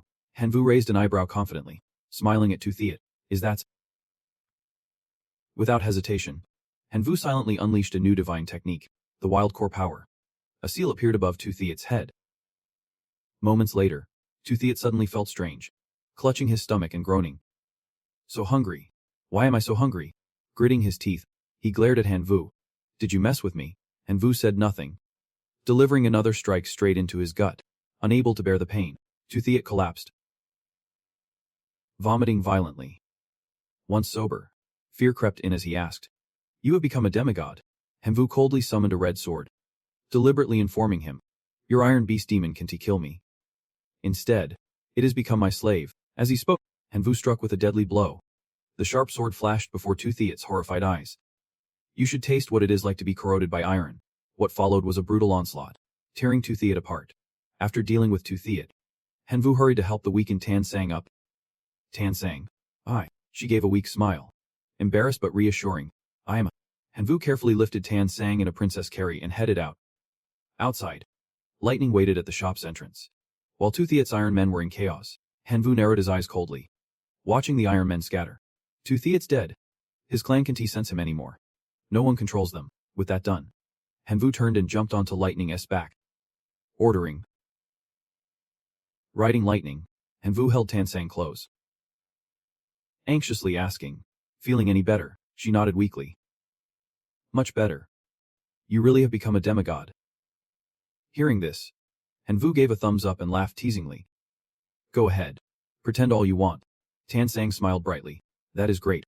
Then Hanvu stroked her hair, eyes full of affection. Once we find the ancient relic's location, we will gather more of the original essence. When you are ready, you can level up your clan too. Tansang agreed too, worried and puzzled. 4 nations and a sect were devastated by Tithit until only the Spirit Nation barely survived. So where do we go to find the origin essence? This is simple for you, Hanvu said confidently with a smirk. Reassuring her, we can head to the wilderness, take a walk, and try our luck. After a while, the Thunderbird spread its wings and flew them over a mountain covered in purple stones. As soon as he saw it, he shouted excitedly. Iron ore. We can use the decomposer to break down the metal crystals. Suddenly, a loud noise grabbed both their attention. Tansang warned anxiously. Did you hear that? At the foot of the rocky mountain, a huge bear was charging straight at them, roaring and attacking with a sonic blast. Seeing it, Hanvu got even more fired up. He snapped his fingers proudly. Isn't he this the origin essence right here? Moments later, he was about to dive down, saying, "Wait here for me." But she quickly stopped him. "Don't he risk going alone?" No sooner had she spoken than Tansang smiled and snapped her fingers. Immediately, other birds nearby flew over to them. The thunderbird led the charge, bravely diving in first. With the others following one by one, it dodged lightly, then slashed and scratched the bear's face, forcing it to struggle defensively. From the smoky village near the forest, countless eyes appeared, watching. Soon after, countless bone-horned soldiers swarmed the bear. One bear was infected by the toxic fungal bacteria. Its eyes turned milky white as it let out a roar. The bear staggered, its body covered in wounds, and moved toward another bear. Without a word, it bit down hard on the other's shoulder. Then chaos broke out. It bit the other bears one by one. Bite. Bite. Wow. You traitor. System stats. Total absorb 0.03 units of origin essence. Seeing good results. Hemvu high-fived Tansang to celebrate their smooth teamwork. Then the thunderbird slowly landed, and they stepped onto the ground, backed by a legion of their bone soldiers. He gently nodded to her. "Let us rest here a while to gather enough origin essence." Tansang blushed, nodded and Vu. "Yeah, that sounds good." Time passed, and 10 days later, the burrowing team was working hard collecting iron stones. Tansang shyly pushed away Hanvu's hand as he tried feeding her, hinting something. "It has been 10 days. We have gathered quite a bit of origin essence. I want to head to the ancient city." But he just smiled with eyes shut tight, wanting to keep feeding her. "No rush. You just got better. You need to rest." Just then, Kai Nian suddenly jumped out of nowhere, startling both of them. He stretched and yawned. "Man, I slept way too long," Tansang awkwardly greeted. "Classmate Tun, long time no see." But Kai Nian did not respond. He frowned, eyeing the two suspiciously. "Where is this? How did you two meet?" And Vu stared blankly, bitterly thinking, "Can't he sleep? Can't he wake up? And now you show up like a bad omen." And Vu raised an eyebrow and shot back sarcastically. "You still have time to care about us. Your princess was killed by Tu Thiet, and even the spirit queen is barely hanging on." Hearing this, Kai Nian jumped, shocked. "What did you say?" And Vu reluctantly gave a brief rundown of recent events. Kai Nian's anger flared, cursing under his breath. "That damn Tu Thiet. I just slept a few days, and he has already destroyed the First Nation sect. Poor princess." The two watched his inner monologue play out, his face full of raw emotion, leaving them speechless. After speaking, he turned and hurried off. "Can't save the princess anymore. I am going to pull out the spirit queen. We have been close. After all." "Go then," he said, then dashed off. Tansang watched this and sighed, surprised that Kan Nian actually values loyalty. Hemvu cut her off without much care. "From what I see, he has lost it everywhere. Leko, you should rest a few more days." Suddenly, Tansang remembered something and looked at him worried. "You killed Tu Thiet. When you get back to school, he will definitely come looking for you." Hemvu could guess it, but did not care. "If I do not kill Tu Thiet, will Tura spare me? Pressure from Tura means nothing. I am only worried if the academy will discipline me." Speaking of Kaka, here he comes. Lena suddenly appears, snapping orders. "Hanvu, Transang, get back to school immediately. There is an important matter." Transang quickly glanced at Tranan. "Don't he worry. My kid's right here." Meanwhile, trouble erupted at the academy. Father Tu Thiet slammed his fist hard on the table. Then, furious, he pointed at Lena and shouted, "I want that Han kid to pay for my son's life." His mother sat crying pitifully on a chair. Tu Thiet, on this side. And Vu patted Transang and Tranan on the shoulder. "Your wound just healed. Now's not the time for training. Don't push yourself for me. I am not afraid of Tura." Transang smiled confidently. "Who said it is for you?" "Before officially joining the Imperial Academy, I have always been leveling myself up." Hanvu looked at her determined face. The refusal he was about to say caught in his throat, but, instead, Transang expertly placed her hand over Hanvu's lips to silence him. "Relax. You have already told me all the maps and intel in the shrine. I will definitely get through." With no choice, Hanvu gave in. "All right, I will take you." Transang ran to the space gate, giving last instructions. "Then we head back and wait." After dropping her off, Hanvu felt mostly helpless but firmly ordered the Frostbone soldiers to protect her. They obeyed immediately, rushing toward the time-space gate. Time slipped by silently. A month later, he still stood patiently before the portal, but his heart burned with worry. A whole month passed. Why has not she come out yet? Hanvu anxiously analyzed the situation. Even the Frost soldier sent in had not reported back. He feared she was in danger, but the deadline was long past. Without overthinking, Hanvu stepped through the gate. No more holding back. As soon as he entered, countless huge monsters appeared, not scared at all. Hanvu instantly transformed into a fierce demon. Commanding loudly, "Clear the way."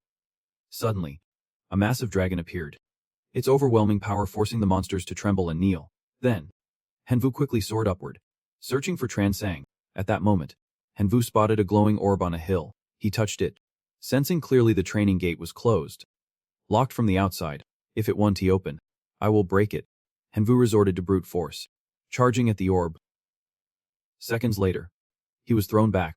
Hanvu frowned, wondering if those who had broken through before could not enter again. He unleashed his ultimate power, combining 3 seal spells in one attack: Emperor's Wrath, Elite Berserker, and Crimson Spirit, all high level.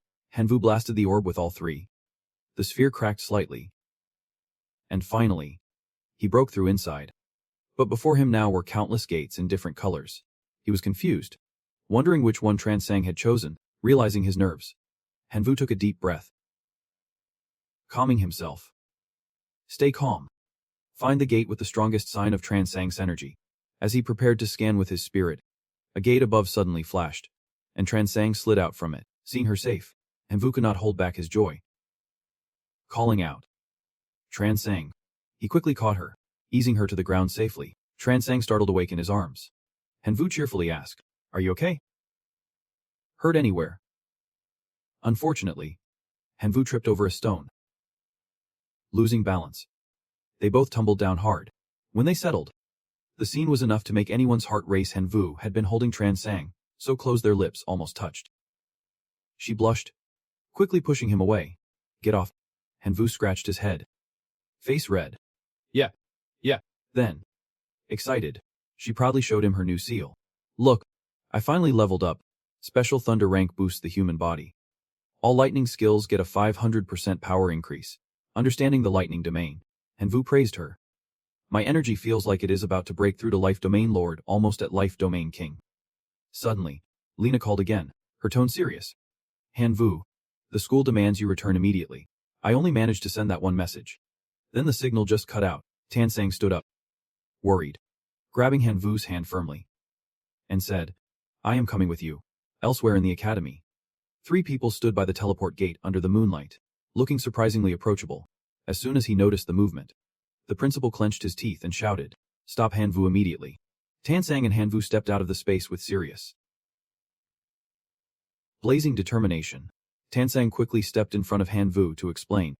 The principal wanted to confront Tuthiat, so Hanvu stepped in. Tuthiat's father, of course, did not believe it. He growled back angrily, babbling nonsense.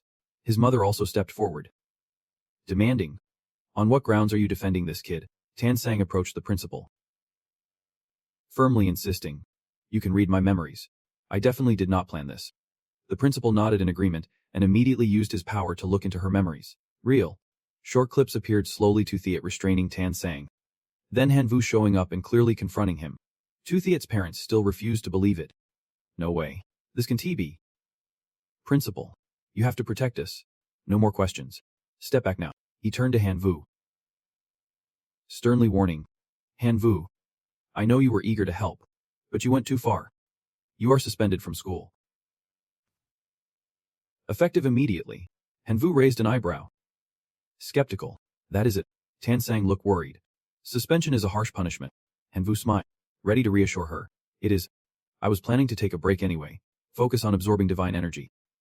That way, I can level up to demigod status in the divine civilization." 15 days later, before leaving school, he stood before the ancient statue, bowed, and reported, "Student Hanvu, divine energy absorption complete. My divine energy reached level 10. I hope to ascend perfectly to demigod in the divine civilization." As soon as he finished, the statue suddenly radiated a brilliant golden light. A golden beam shot from its third eye, and the energy around it was pure and powerful. The divine energy stone flew into him, surrounding him with strength. Hanvu beamed with joy. This was divine light. His wish had been granted. The divine light carried energy that could change heaven and earth. It could strengthen the body, nurture all things in the divine realm, and unlock greater potential there. He jumped up, amazed. Is this what leveling up feels like?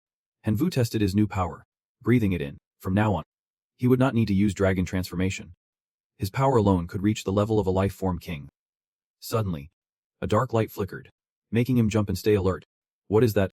A new info panel appeared. Name: Anomaly Origin Han. Rank: Demigod. Super Jealous Warrior Level 2. Young God Protector.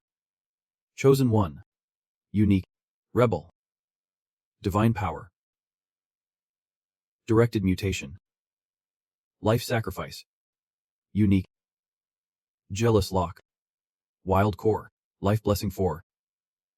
Unique Fusion. Skill: Great Force Slash. Sub-skill: Violent Dragon Slash. Dragon Transformation.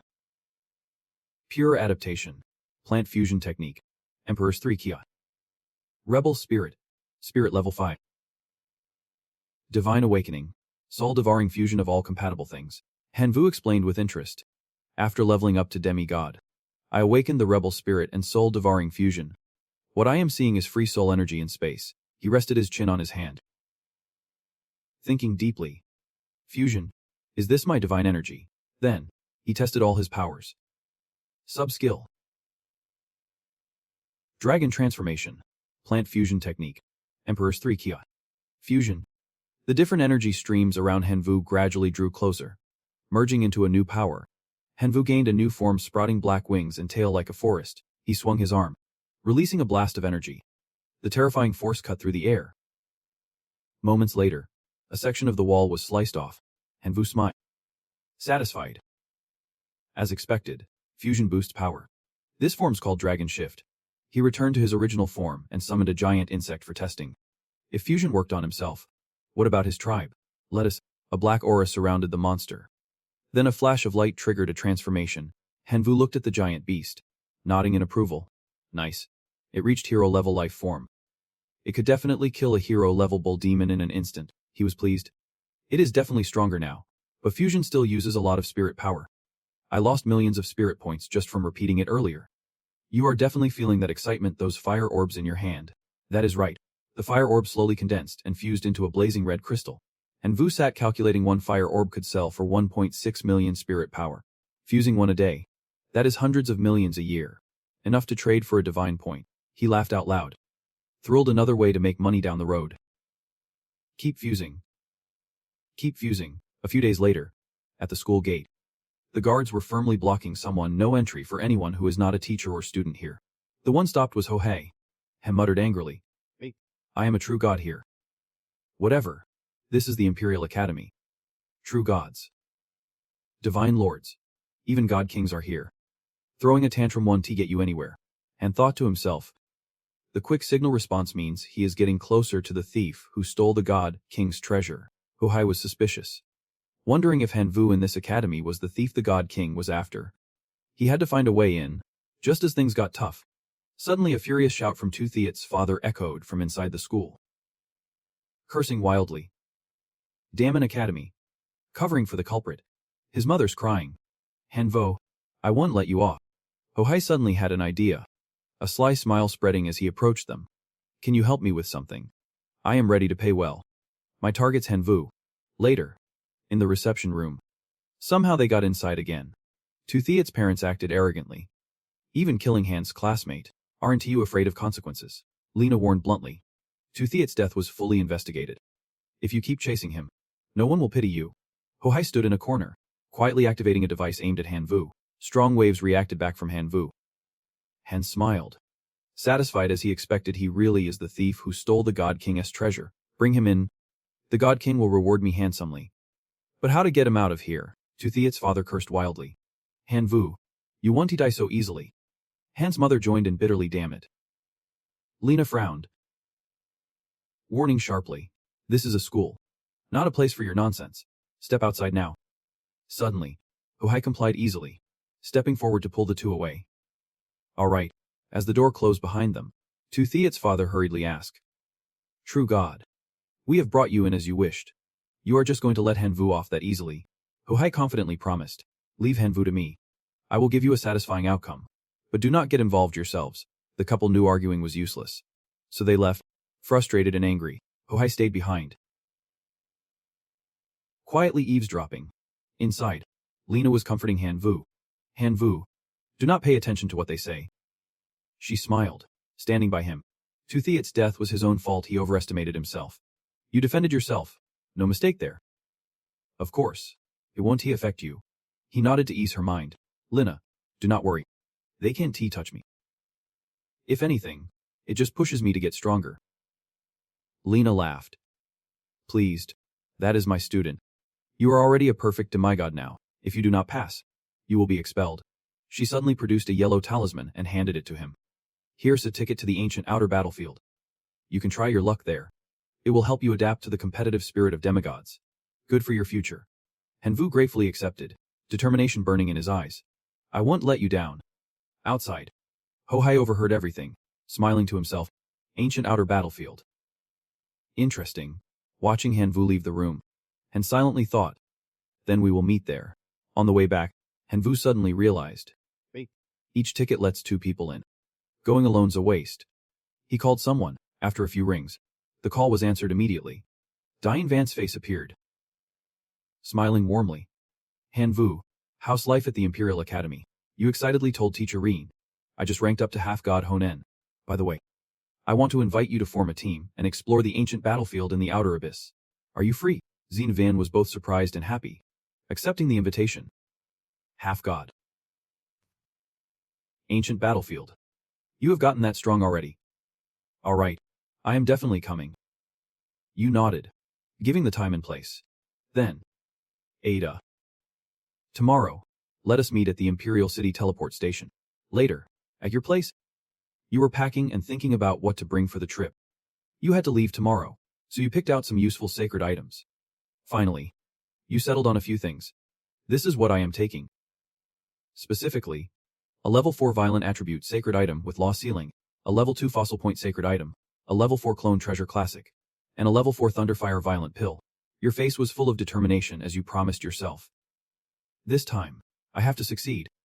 Suddenly, you thought of Tao's song. Feeling conflicted. This trip might take months, and she is probably entering seclusion to absorb divine energy now. You were not sure. Scene change. Night falls. Someone knocks at Tansang's door. She hurried out to open the door. Seeing him, Tansang stopped and called out, "Why are you here? Come in quickly." Hanvu refused, seriously explaining, "No need. Tomorrow I will head to the outer battlefield to train. I am saying goodbye now, since you are probably in seclusion and won't be around to see me." She was surprised and regretful. So soon, the girl did not dare look directly. By the time I return, you will probably have leveled up. See you then.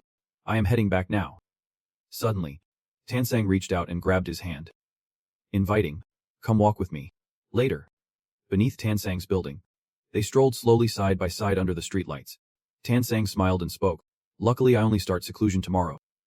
Otherwise, I would have missed your goodbye today." Hanvu laughed teasingly. "Does this count as spiritual connection?" She did not answer, just worriedly asked Han about his situation. "The battlefield is dangerous." She asked if he was fully prepared. Tansang, worried, handed him a sacred artifact. "This seal has its limits, but it will help you. Take it with you. It is actually a level 4 sacred seal. Once activated in the spirit realm's core, it helps the clan's core members transform into soul form before death. It only works for core clan members under heroic life form." Hanvu's eyes flashed as a thought struck him. His spirit's rebellious power needed to consume the elder soul through the magical eye seal to level up. The more soul energy absorbed, the faster the level up. This really works. Hanvu smiled gratefully. "Thank you." At this, Tansang suddenly got emotional, hugging him tightly, reminding him again, "I can go with you this time. Be careful." This time, Hanvu took the initiative to hold her shoulder. Suddenly, he bent down and gently gave her a sudden, passionate kiss. Remembering how he kissed her lips earlier, strangely this time Tansang did not resist. In fact, she deepened the kiss. Hanvu felt a surge of joy inside. She did not reject him at all. After that kiss, they silently confirmed their relationship. His heart soared, reluctant to let her go.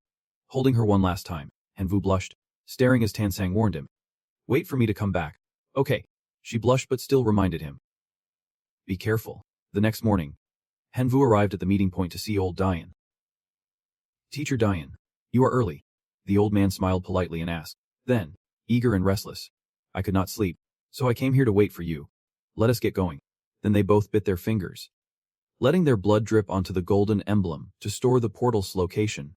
The moment blood fell, the emblem instantly lit up, a deep red spiritual energy swirling around it.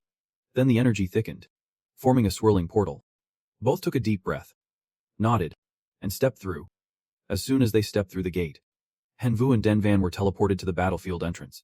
As soon as they arrived, a guard was waiting to welcome them. Here's your temporary residence.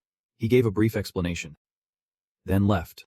If anything comes up, you can find us. We will support you both fully. As soon as Hanvu saw the torn raft, he wanted to flip the table in frustration. Living conditions like this are brutal. A rag tent, just to kick me out. While he was fuming, the guard smiled slyly, turned his back, and walked away as if he had not heard. Hanvu called out several times. Wait! Don't just leave us here. Unlike Han, Teacher Dian seemed calmer, patting his shoulder and advising. Don't get worked up. Let us check out the tent first. So the two of them tensely pulled back the curtain to look inside. But what greeted their eyes was a spacious, orderly tent, fully stocked. At that moment, you were stunned, completely thrown off. You reluctantly nodded in acceptance. Inside was a whole different world. Just make do for now. Suddenly, you spotted a guidebook placed right in the middle of the room. The two of you stepped forward to read it. At first, it seemed fine, but after reading, Hanvu was shocked, his mind blown. Turns out this pill could block the scanning ability of the ancient battlefield's willpower. The arena here allows clan regeneration, but the tournament limits the number of reinforcements. You got angry, losing patience, and slammed the guidebook back in place. Disgusted. Who came up with such a cruel rule? Inside, Hanvu worried, thinking, I've been relying on numbers to win so far. If the numbers are limited, how am I supposed to play? Teacher Dian suddenly seemed to realize something. He smiled and reminded you. Hold on.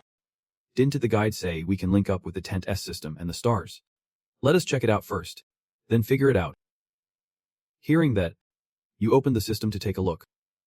Sure enough, the system showed options.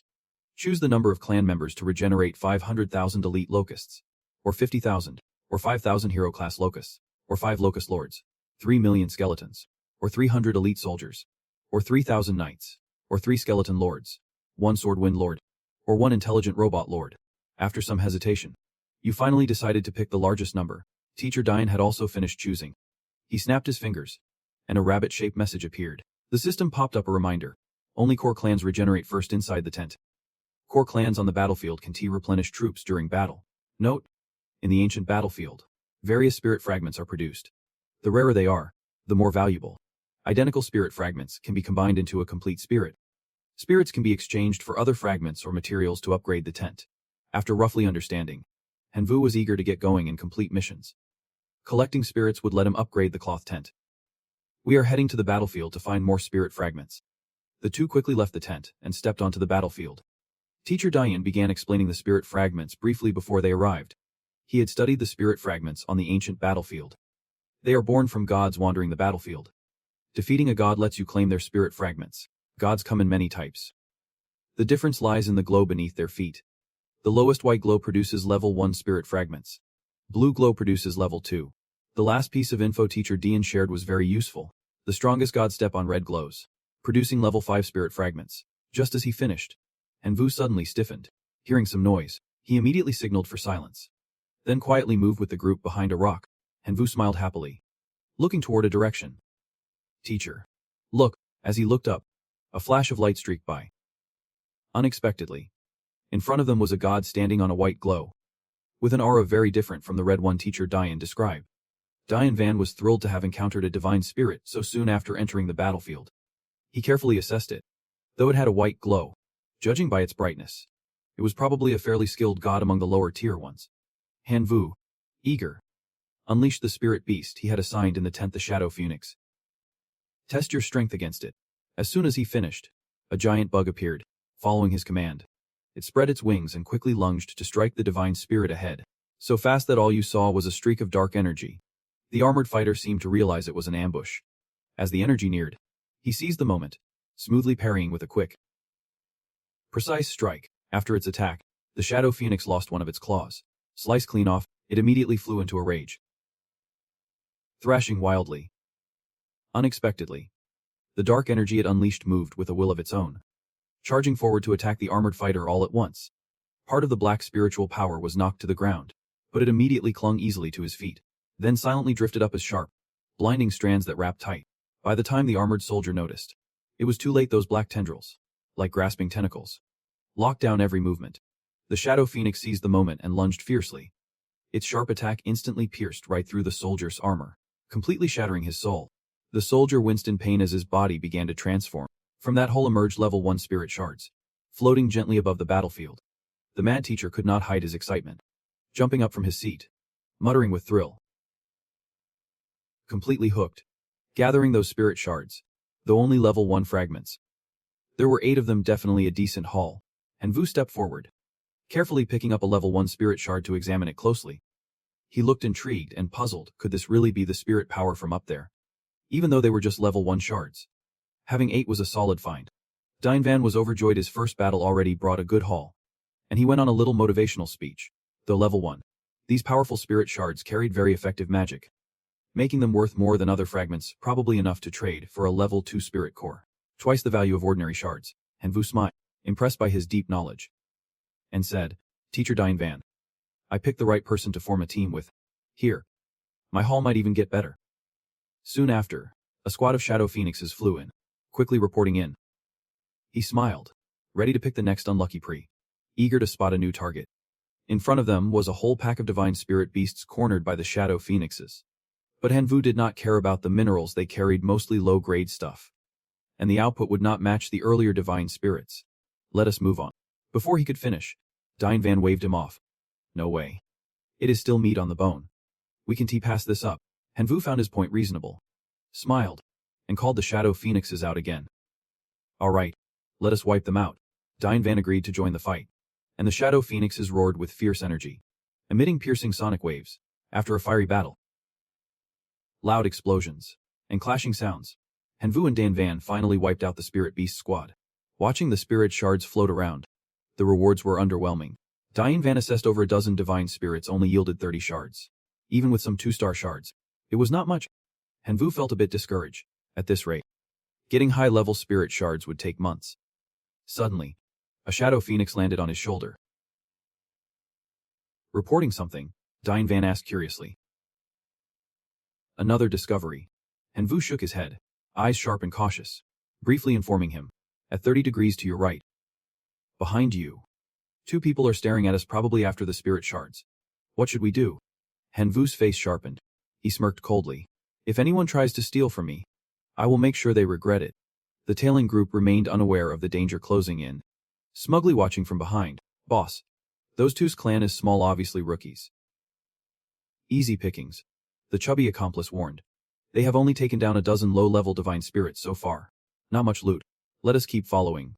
Fatten them up. Then kill." The skinny one grinned. "Boss, your idea is solid, but Teacher Van was worried, not wanting to get tangled with reckless thieves." "Hanvu, maybe we should head back to camp first and handle the shards we have." Hanvu smiled calmly, slinging an arm over Mayor Tranina's shoulder. "Don't worry, Teacher Van. Everything's under control. Trust me. The Shadow Phoenixes will alert me to those two's moves." Van felt reassured by his confidence and nodded.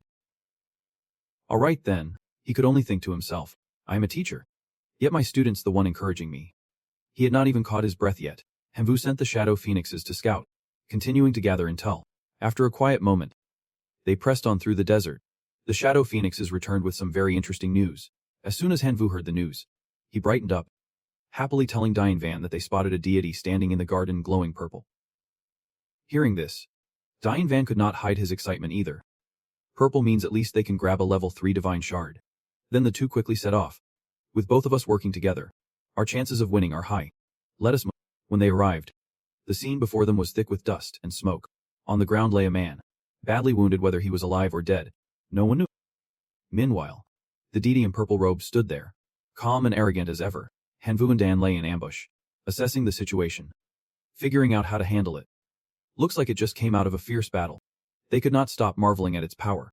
The clans it wiped out were all life-form lords. Seems like it is a top-tier wind element manipulator. That is when the teacher's rabbit might be able to hold it off. He and I seriously laid out a formation to take down the armored warrior. We can take this down. I will use my clan's clone ability and lightning fire self-destruction, while the teacher manipulates his clan to continuously launch carrot-shaped missiles, wearing it down to death. But unlike him, Hanvu was confident. Secretly smirking. Just relying on that alone would not make me waste so much time. He anxiously asked again. Do you have a plan? Before he could finish, Hanvu transformed into a demon form and shot up to the mid-hill.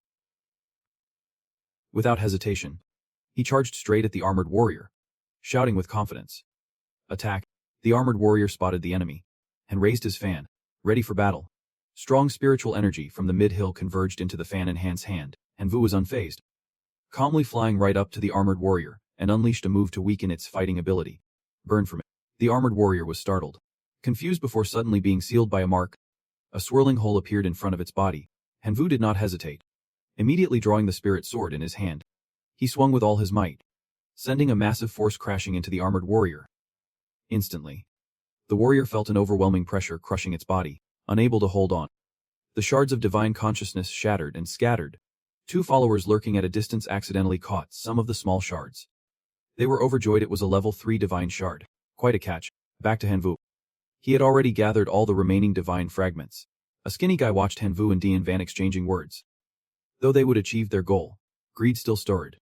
They spotted 8 shards with them. But the other guy was wiser and directly advised him to back off. Forget it. As soon as he made a move, we were not a match. The chubby one knew when to quit, turning to persuade. Snagging a level 3 divine shard is already good. But before they could leave, a dark shadow loomed above them. Hanvu had appeared silently. You just stood right in front of them, eyes cold and sharp. Bold move. Ah. Daring to steal my stuff, the lackeys barked back. Who said anyone took your stuff? This is the ancient battlefield. Shattered relics fall to the ground. Whoever claims it keeps it. Got any proof that this level 3 relic shard belongs to you? Hanvu sneers, calling them reckless fools. You did not even bother with the kids. Just slammed the dragon strike right where he stood. Their defenses shattered under Hanvu's overwhelming power. The overwhelming power shot out at lightning speed, leaving the two stunned, unable to dodge. Right after, those two were knocked out with a single strike. Cut to pieces, relic shards fell from their bodies, all pulled toward you. Hanvu grabbed the shards with disdain. With this power, you dare steal my reward. Dian Van approaches from afar to where you are standing. He began the process of merging the relic shards. After finishing up, Dian Van grins and says, we sell these to the camp, and we can level up like crazy. Cut to the camp where the troops are stationed. A time vortex begins swirling in midair. Lacthian steps forward, flattering with a grin that reaches the sky. Brother Truong. Brother Din. Even rare relics like tickets to the ancient battlefield you managed to get one. Truong Kong chuckles modestly. The ticket to the ancient battlefield is just a trifle. Not worth mentioning. But inside, he was thrilled. Ever since reporting to the God King, he would receive plenty of recharges as rewards. Suddenly, the two froze, sensing something off. Not far off, Hanvu was chatting happily with Dian Van. These divine shards can upgrade the tent and extend the perimeter to 2 kilometers. Let us go find more shards and level up to something bigger. As they turned, they bumped into Lacthian and Truong Kong, both caught off guard. Momentarily speechless, Dian Van quickly regained composure. Smiling politely. Truong. Teacher Lu. Did not expect to run into you two here. Lacthian looked clearly displeased. His irritation plain to see. Truong Kong, however, smiled warmly, nodding politely. Teacher Dian, meeting you both here is truly my luck. As he spoke, his eyes flicked toward Hanvu, subtly signaling. Hanvu, ever since your hand was crafted at the divine ruins, I have been looking for you everywhere. Hanvu smiled faintly, pretending ignorance, deciding to play dumb. I do not know what Miver Truong's talking about. Hanvu furrowed his brow, puzzled. How did he know I would been to the divine ruins? I was clearly wearing the mask Dian Van gave me, fully covered. Still, maybe he lacked solid proof. Dian Van glanced at Truong Kong, who chuckled and added, is that? Then I must have mistaken you for someone else. But Hanvu's progress is truly impressive. I remember he is the same age as my son, yet now he has reached demigod level. Yet inside, he was grinding his teeth, storming with anger pitting his foolish son, whose divine realm shattered, doomed to an ordinary life. After a brief greeting, Dian Van spoke politely. Truong. Teacher Lu, Hanvu and I have business to attend to, so we won't stay long. Let us part ways here. He cast a worried glance at them. If this drags on, it will turn into a fight. Seeing no objection, Van quickly pulled Hanvu away. Once they were out of earshot, Lacthian finally spoke, full of frustration. Truong, you are just letting that kid go. He is the mastermind who ruined your son over there. Truong Kwang remained calm, brushing it off. What is the rush? As long as he stays in the ancient battlefield, we will cross paths again. Saying that, he turned and left. Only Lacthian lingered, glancing back at Hanvu's retreating figure with a smug smile. That is right. Once our Lebak levels up and crushes them with our clan's power, I do not believe a newly minted demigod can stand a chance. Back with Van. Just returning to Lebak, he anxiously warned. Truong Kuang and Lacthian have also entered the ancient battlefield. They will definitely cause trouble for us. You just reached demigod level. No divine skills yet. You can take on Truong Kong. We should avoid the spotlight and leave early. Hanvu frowned, clearly annoyed. Teacher Dian, why boost their morale and weaken our own defenses? We got here first. If anything, that should give us the advantage. I do not see him as that strong. Van sighed deeply, explaining. You do not know enough about Truong Kong. Before I arrived, I heard. Recently, Truong got backing from a major figure, training a life form at the monarch level. He clapped Hanvu on the shoulder, sincerely advising. How far along are you with the Academy's trial? Preserving your strength is the most important thing right now, Hanvu firmly opposed, unwilling to give up this rare chance. Teacher Dian, this chance to enter the ancient battlefield does not come often. You understand me better than anyone. I won't give up this chance just because of Truong Kong. I hope you understand. Van wanted to slam the table in frustration. Why is this kid so stubborn? I am doing this for your own good, Hanvu replied boldly, then turned and ran off. That is why we need to get stronger. Fast. That is the key. It seemed he had his own plan to counter Truong Kong. In just a few days, Hanvu used his soul power to boost his divine skill of rebellion, now in a new form, after 6 continuous attempts. Hanvu's rebellious divine skill finally absorbed enough experience to level up. His face showed clear satisfaction. Once again, he awakened a powerful rebellious divine skill. Right now, you have got 2 choices. Option 1. Rebel Magic. Rebel Sword Technique boost your weapon with magic power. You can convert physical damage into magic damage, and vice versa. It also works with other rare weapons. Fixed effect. Option 2. Rebel Magic. Rebel dual guns powerful weapons fueled by magic, converting ranged physical damage into ranged magic damage. You can also convert ranged damage back into ranged physical damage. Works with guns. Fixed effect. Hanvu held the sword, puzzled. Wait, why do I have to pick just one? He thought quietly, weighing his options. Should I go the warrior path, or the gunslinger route? After a moment's daze, Hanvu smiled with resolve. I have made up my mind. Hanvu raised his sword, deciding to test the rebel sword technique. I have a lot of sword skills, and my favorite weapon is the sword, so this fits best. And this sword is not some cheap bladed, is designed to boost close combat skills, and can change shape. He gently ran his fingers along the blade, inspecting it with curiosity. So that is how it works. Absorbing more clan souls changes the sword's form. Just then, bad luck struck. He stood up and pulled back the tent flap, and Vu strode out confidently, sword in hand, carrying his new weapon. Excited, he channeled energy into the sword and tested a basic strike. The sharp slash cut into the tree trunk in front of him, and Vu frowned, confused by the result. He stepped closer to inspect. I did not add any effects to that strike. Why did it turn out like this? He decided to try another strike to be sure.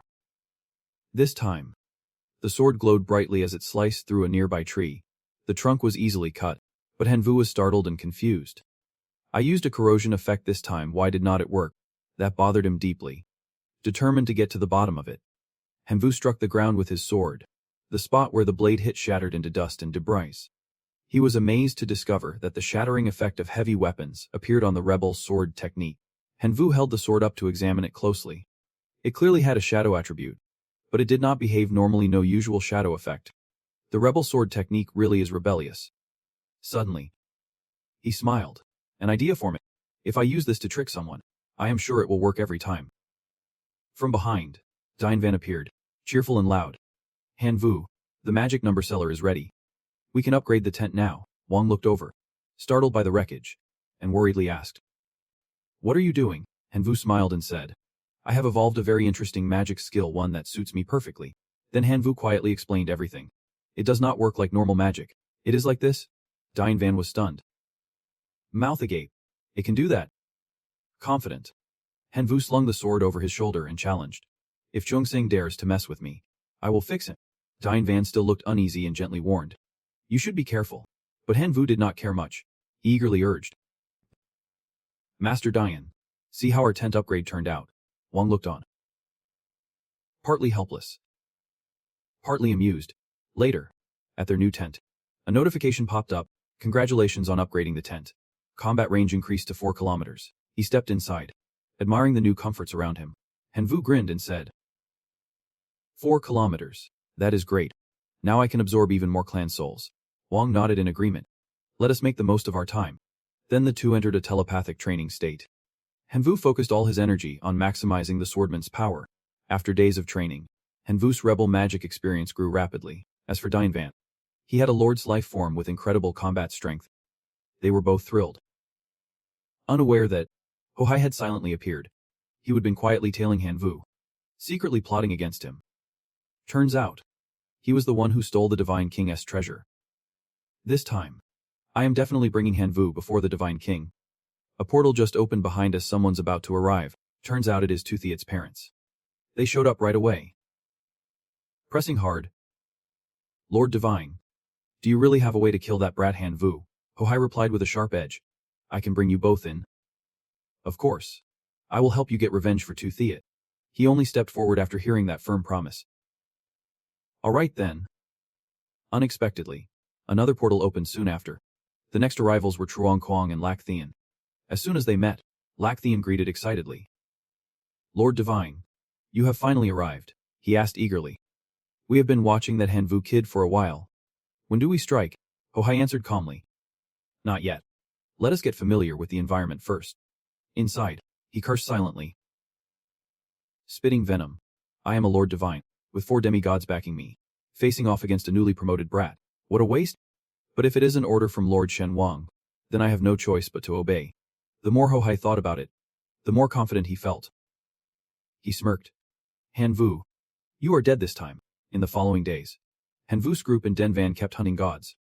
They were surrounded and pressured by the Shadow Phoenix. As soon as they got the order, the evolved Shadow Phoenix with red wings and Van's spirit rabbits charged from opposite sides at the deity. In moments, they overwhelmed it. The god's image shattered, dust swirling everywhere, its body dissipated, slowly forming a spirit energy that flickered over the altar. Then Hanvu gradually absorbed it into his palm.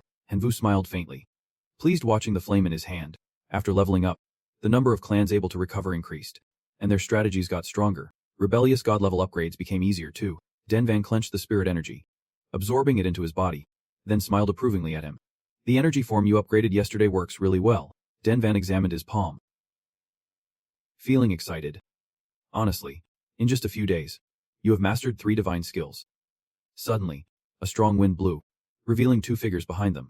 Hanvu narrowed his eyes, smirked. You two made it too.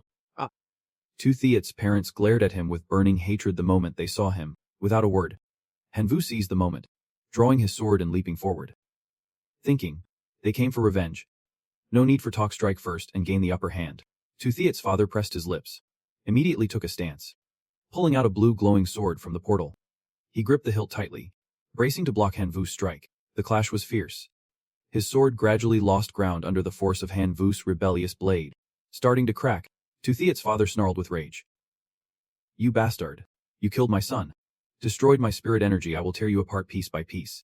Hanvu sneered mockingly. I will send you both to meet your son. He transformed purple skin, sharp wings sprouting. Energy and life force of a king granted him power. Toothiat's parents clenched their teeth, fear flashing in their eyes. He is just a kid, barely a demigod, but he has already reached king-level life force. We have to kill him now, or the consequences will be disastrous. He shouted orders. Send in the Iron Legion. Kill him, Hanvu smirked, dodging, flicking his hand to prepare his next move. Van gritted his teeth anxiously, quickly calling out a pack of spirit rabbits. Go support him. Toothiat's parents simultaneously summoned their magic seals, conjuring a dark blue magic sphere. Hundreds of iron soldiers merged into a giant form. Hanvu flicked his lips, calling out a Shadow Phoenix. The Shadow Phoenix obeyed, charging at the Iron Giant. but the giant swung a spear, shattering the armor of the beast Hanvu summoned. The insect-like creature's body broke apart, riddled with holes. Toothiat's parents smiled cruelly. "Brat, you are all talk," Hanvu squinted, smirking. "It is all part of the plan." Suddenly, countless other shadow phoenixes appeared, rising from the sky. Iron Man did not even understand what was happening before he was taken down. His whole body froze, trembled, then slowly faded away. Father Toothiat charged straight at him in a fury. "Go to hell," he sneered, controlling his body to dodge and escape. Elash. Hanvu circled behind them, striking Father Toothiat sharply in the neck. A loud crash echoed. Father Toothiat was down. Mother Toothiat's eyes blazed with rage as she lunged at him wildly. Diane Van silently appeared from behind, blocking her attack and quietly asking for a knife. "Hanvu, be careful." Mother Toothiat lost consciousness and collapsed heavily to the ground. Hanvu flew over, smiling gratefully. "Teacher Diane, thank you so much." Suddenly sensing something, he turned pale, clenched his teeth, and anxiously urged him, "Get out of here, now." But it was too late. Two figures, Truong Quang and Lac Thien, appeared from afar riding beasts, trying to run. "You think you will get away?" Diane Van furrowed his brow, on high alert. "What else do you want?" He looked at the blackened bodies scattered all around. Lac Thien sneered, his face darkening. "Teacher Diane, Hanvu, looks like your powers have grown fast these past few days. You even managed to kill 2 demigods without a scratch." The bodies of Father and Mother Toothiat still lay warm on the ground. Hanvu pressed his lips, narrowed his eyes thoughtfully. "Their tribe's numbers are strong, their energy overwhelming. But our tribe and Teacher Diane's have already suffered losses. Acting now would not be in our favor. Teacher, be cautious," he thought tensely. "Anyone who can escape, let them go." Diane Van turned to him for advice. "The enemy is strong. We are weak. Soon, I will risk everything to create an opening with our tribe's power. You just need to slip out. Fly high. They won't be able to catch you." Hanvu looked at him, moved. "Teacher, you are willing to risk yourself to protect me," he spoke firmly. "Warning, don't say nonsense. I only get one shot. You have to hold on to it." Hanvu patted his shoulder, steadying him. "Teacher Diane, it is not that bad yet. I can handle this. Trust me. Be careful with everything." Lac Thien's lips curled higher, mocking with excitement. "You can handle it." "Handle what exactly?" "Our 40 million strong tribe makes mincemeat out of scattered fighters like you." Truong Kong put on a righteous air, smugly adding, "Teacher Diane, our mission is to capture Hanvu. If you do not want trouble, I won't make things difficult for you," Diane Van declared firmly. "As a teacher, I cannot stand by and watch my student die. That is my principle." Lac Thien's eyes glinted cruelly. "Diane Van, do you really think you are some kind of noble hero? Wait until your tribe is wiped out. Then we will see if you still have the luxury to talk about principles." Truong Kong laughed, deliberately emphasizing, "Teacher Diane, we could have been allies. But since you do not value the chance, do not blame me." By order, the sharp-toothed pack steps forward. "Infantry, advance." Diane Van spun around, calling out his rabbit squad to attack with bombs. The rabbits immediately spun rapidly, transforming into whirling blades. The vicious pack howled, claws slashing through the vines. The rabbits were shredded. Large wounds turned to nothingness.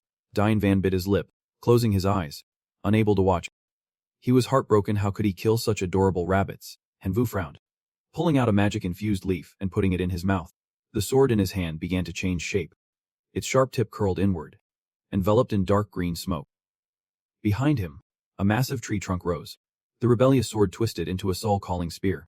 He shouted a challenge. "Come on." Hanvu's face was cold and expressionless as he slashed fiercely toward the pack. The injured beasts howled, struck countless times, then gradually vanished. Truong Quang gritted his teeth in disgust. He had to admit the kids got some serious tricks. He ordered the largest blue-furred beast to appear and attack. Its eyes burned deep red as it tore through the vines like a king of the wolf cavalry. Hanvu shot up from behind him, smirking to himself. He had been tricked. From the high climb, he plunged down, blood splattering everywhere. Hanvu gripped the sickle, soaring upward with purpose. He bared his front teeth, grinning smugly at his opponent. Hanvu raised his weapon high and lunged at Truong Quang and Lac Thien. Truong Quang gritted his teeth and pulled out a fan-shaped jade stone. At the same time, Hanvu's sickle swung down, triggering a massive explosion that shook the ground. Watching the aftershock from that deadly strike, the stone in Truong Quang's hand slowly dissolved. He gasped for breath, silently relieved. Thankfully, The God King's hall granted him protection. Just as he let his guard down, suddenly blood shot up from nowhere, piercing through the wound. Truong Kong stared in shock as Lac Thien's head was severed, eyes wide open, collapsing beside him. How could this be? Hanvu's arm suddenly trembled, catching him off guard. He spun around, worry flooding him. His Jin lock was expiring. Diane Van next to emerged. Hurry. Run. Truong Kong snarled in rage. You killed so many of my Ling Ji soldiers. No way you are getting away. Soi Vong, massive and fierce as a mountain, stepped forward, barking orders. Split up and stop them.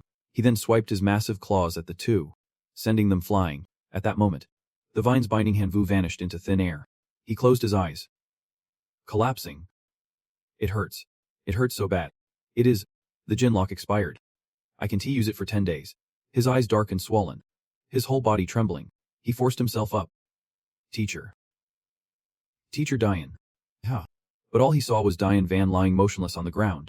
Soi Vong grabbed the two bodies and dragged them before Truong Kong. He narrowed his eyes, hatred burning as he calculated. If I do not kill him now, I might never get another chance. Just as things heated up, Hohai suddenly appeared midair. Truong Kong, what are you doing? Didn't I tell you to capture him alive? Sweating nervously, Truong Kong quickly explained. Lord Chun, that you have misunderstood. I was about to bring him to you. Hohai sneered, hoisting Hanvu up. Come on. Let us go claim our reward from the God King. Truong Kuong's mood lifted. Thank you, Lord Chun, that for this chance. He glanced at Diane Van, smirking to himself. Killing this half-god will still bring me plenty of benefits. Hanvu, gasping, summoned all his strength to jab a sharp point at his own neck as a warning. If you kill him, I will self-destruct immediately. Truong Kong sneered in contempt. With your pitiful state, you think you can self-destruct? Hanvu gritted his teeth, staring Hohai down. If you won't be able to report back either. Suddenly, his body trembled, emitting a strange blue aura divine energy awakening. Hohai was startled. Too dangerous. Don't touch him. Come with me now. Truong Kong clenched his fists, turning away in bitter frustration. I want to kill you, but if you die, it is on you. Hohai grabbed Hanvu's wrist and pulled him through a space gate. Heading straight to meet God King Dinha, Truong Kong pointed at Hanvu, dragged roughly on the ground, and asked with no good intention. Lord Chun, that teleporting back will take days. Do we really have to carry this kid the whole way? Hohai sneered. I sealed all his powers. Knew you struggling. Saying that, he threw Hanvu into the dark purple space gate. As Hanvu entered, the vortex closed and vanished. Not long after, in unfamiliar space, the purple gate reappeared in the air. Hohai dropped him to the ground and vanished. Sneering. Stay put in my divine realm. My clan will take care of you. Hanvu writhed in pain, struggling to sit up. Before him stood a tiger-headed humanoid beast. Hanvu startled, instinctively raising his hand to cast magic, but his body stiffened. He sensed nothing. Hanvu's face turned pale with pain. His skills were all sealed. No powers at all. No wonder Hohai dared lock him in the divine realm. There was no threat at all. Suddenly, a bowl of water was brought over, leaving Hanvu stunned. The clan member held the bowl out to him, but he shook his head to refuse. Confused inside, Soen's clan is the tiger. Better to be cautious. What should I do now? He shook his head again. I am not drinking. The tiger, silent, suddenly grabbed him by the collar. Hanvu was forcefully shoved the water into his mouth. He struggled, but it was useless. I said I am not drinking. The figure of Hohai appeared in the air, reminding him silently. The tiger can hear or speak. I won't harm you either. Just behave. Hanvu wiped his mouth with his sleeve. Annoyed. So it is both holding and diff. Pretty cautious.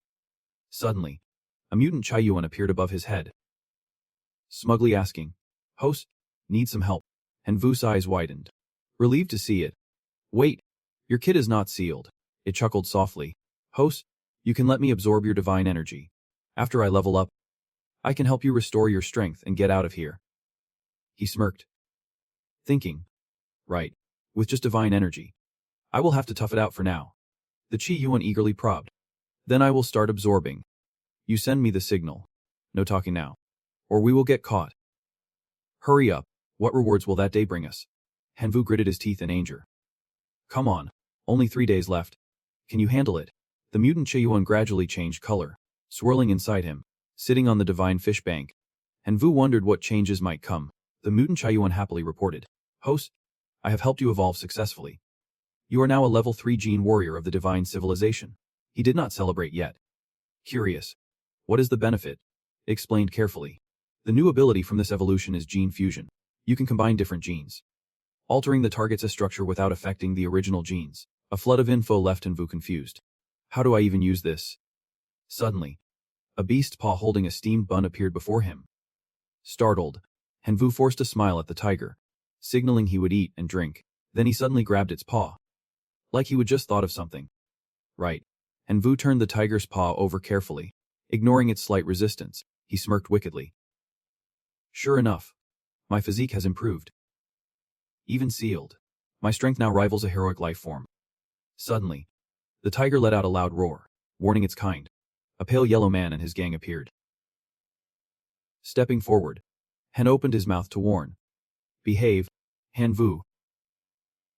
Agreeing silently, grabbed the man's hand, measuring and testing. Inside, he was thrilled superhuman life force. Time to test it out.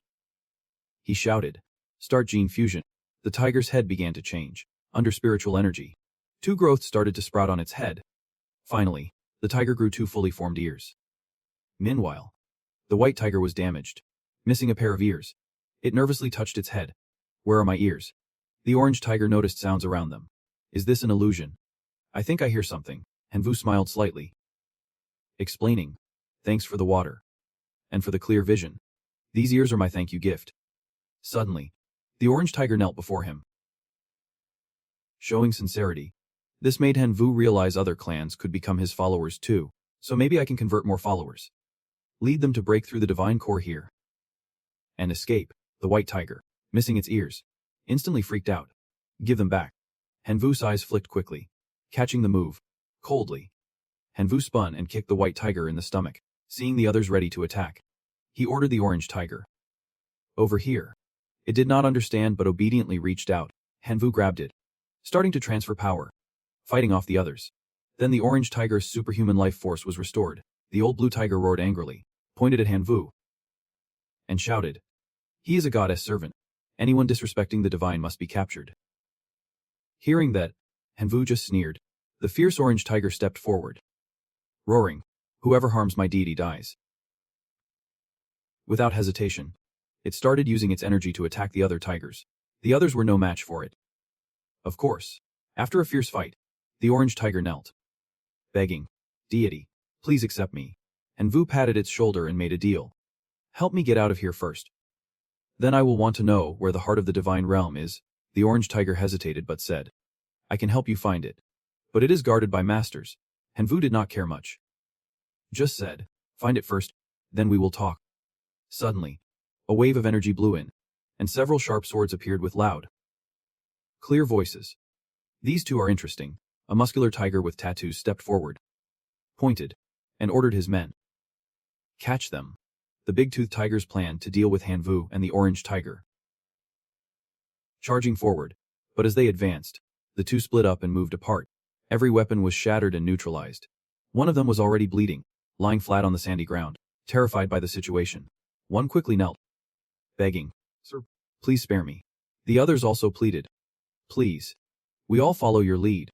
Hanvu used his faith power to command, "You are my followers now. Obey me, or you want to return." They all shouted clearly, "Yes, sir." Hanvu thought, "Well, I am short on people. Might as well take them in for now." Then Hanvu expanded his faith field, strengthened it, and delved deep into the hidden corners of the divine sea.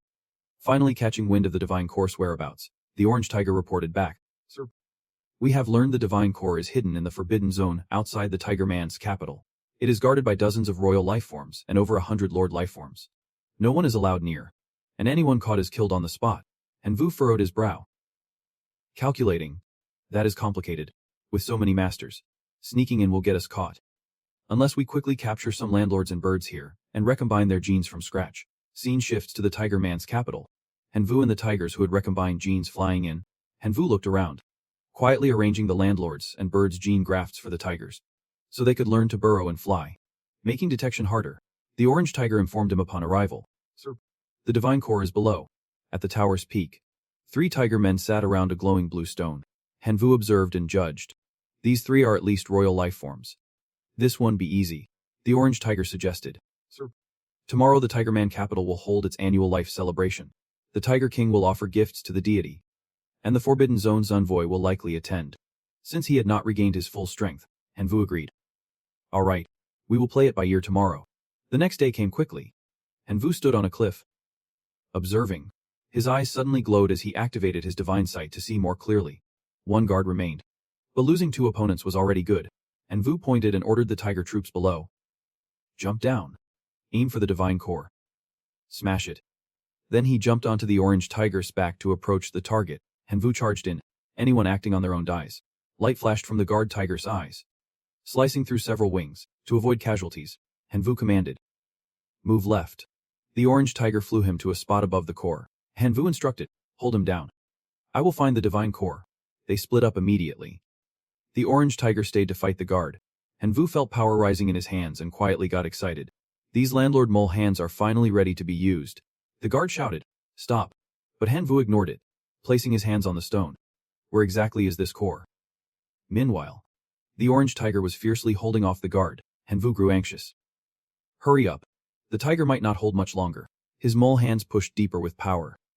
Suddenly, a flash lit up in his mind. Found it. Then Hanvu suddenly jerked his hand, clenching it tight. The light in Hanvu's hand turned into a black claw. He stood straight, raising his hand high and slashing hard. That power shot straight down into the ground, hitting the core of the spirit abyss.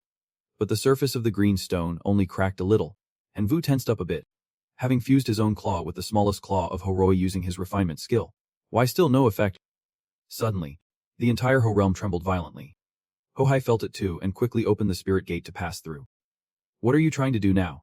Hanvu could not help but be shocked. How did this guy even find this place? No wonder I felt the core of the spirit abyss stirring. Lost in thought, Hanvu flinched slightly. Then he suddenly burst out laughing like something was hilarious. Hanta looked at him confused, not understanding what was going on. Looking at the green stone being sliced by a black aura, Hanvu kept laughing. Surprised, so you came to help me. Now Hohai also realized the problem. Furious inside. This can be he borrowed my power back then. When the stone shattered into pieces flying everywhere. Hanvu quietly calculated, though the core of the spirit abyss was broken. I can but if I rush out now, I will get teleported right to Hohei's spot. I am Can T fight him or Zhang Gang? Better find a safe place first. Hanvu turned back and climbed onto Hokam's back. Relieved he bought me some time. Suddenly he remembered something important. Right. Today's the day the Tiger Clan offers their divine weapon. Steal it first, then figure it out. Plus, with the divine weapon in hand, running will be easier. Cut to the Tiger King presenting a pair of shoes to the Spirit King Wind walking. Divine weapon. Effect 1. Walk on air like solid ground. Effect 2. Speed boost, less stamina drain. Effect 3. Accompanied by a wind spell, resistant to wind attacks. The spell obeys the wearer's commands. The wind spirit absolutely obeys the wearer. Its power depends on the wearer's spiritual energy. Taking advantage of his distraction, Hanvu lunged and snatched the shoes, driving him mad, the bold thief. How dare you steal the sacred treasure meant for the divine weapon? Take them off now, and I might just let you keep your skin. Hanvu glanced coldly, biting his finger. Just you guys. A drop of dark red blood fell onto the shoes in his hand. Then he slipped them on, and the shoes emitted a golden aura, hovering in midair. Hanvu spun and took off running. Hohai saw this and planned to chase after him, see where he could run. Hanvu clenched his teeth. Tense, can he win? Forget it. No choice. Suddenly, lightning bolts ripped through the sky. Blood star wing technique. Hanvu chuckled smugly. The blood star wing technique's teleportation is deadly. Can send you back no matter where you are, the system reported. To the hair. You have received a challenge from another demigod hair. Fire wind. Accept. Refuse 3 times or fail the challenge. And you lose your hair status of the blood star wing technique. He firmly declined. With the seal on me, I can open the spirit realm or use powers and skills. What now? The system repeated. To the hair. You have received a challenge from another demigod hair. White ice. Accept. He snapped irritably. But there was one last time. To the hair. You have received a challenge from another demigod hair. Dark night. Accept. Hanvu paled, helplessly groaning. Enough already. That is 3 times. Damn it. This is like pushing me to my death. He gritted his teeth, telling himself only one desperate shot left. On the arena, a red-black aura slowly appeared. A girl with a strong vibe stepped forward and introduced herself. I am Dark Knight. What is your name? Looking at that attitude. You seem a bit dismissive, just a kid with a big mouth picking a fight with me. Yet you still answer properly. Ah. After hearing that, she flashed an innocent face. Then spat out a few drops of blood and said, go to hell. This scene caught Hanvu's interest. Damn. It is the first time I have seen someone just like me Spring Clan playing the numbers game. Amda chuckled softly. Scared. Ah. This is my real power. If you do not want your clan drained dry by my swarm, you better back off now, save us both some time. Sensing the right distance, he smirked and launched into a wind kick. Hanvu suddenly appeared behind Amda, catching her off guard. No skill. Just quit the fight. Hanvu circled behind his opponent. Amda spun around and kicked him hard. Hanvu slammed into the wall, leaving a big dent. She was smut. I have trained for this.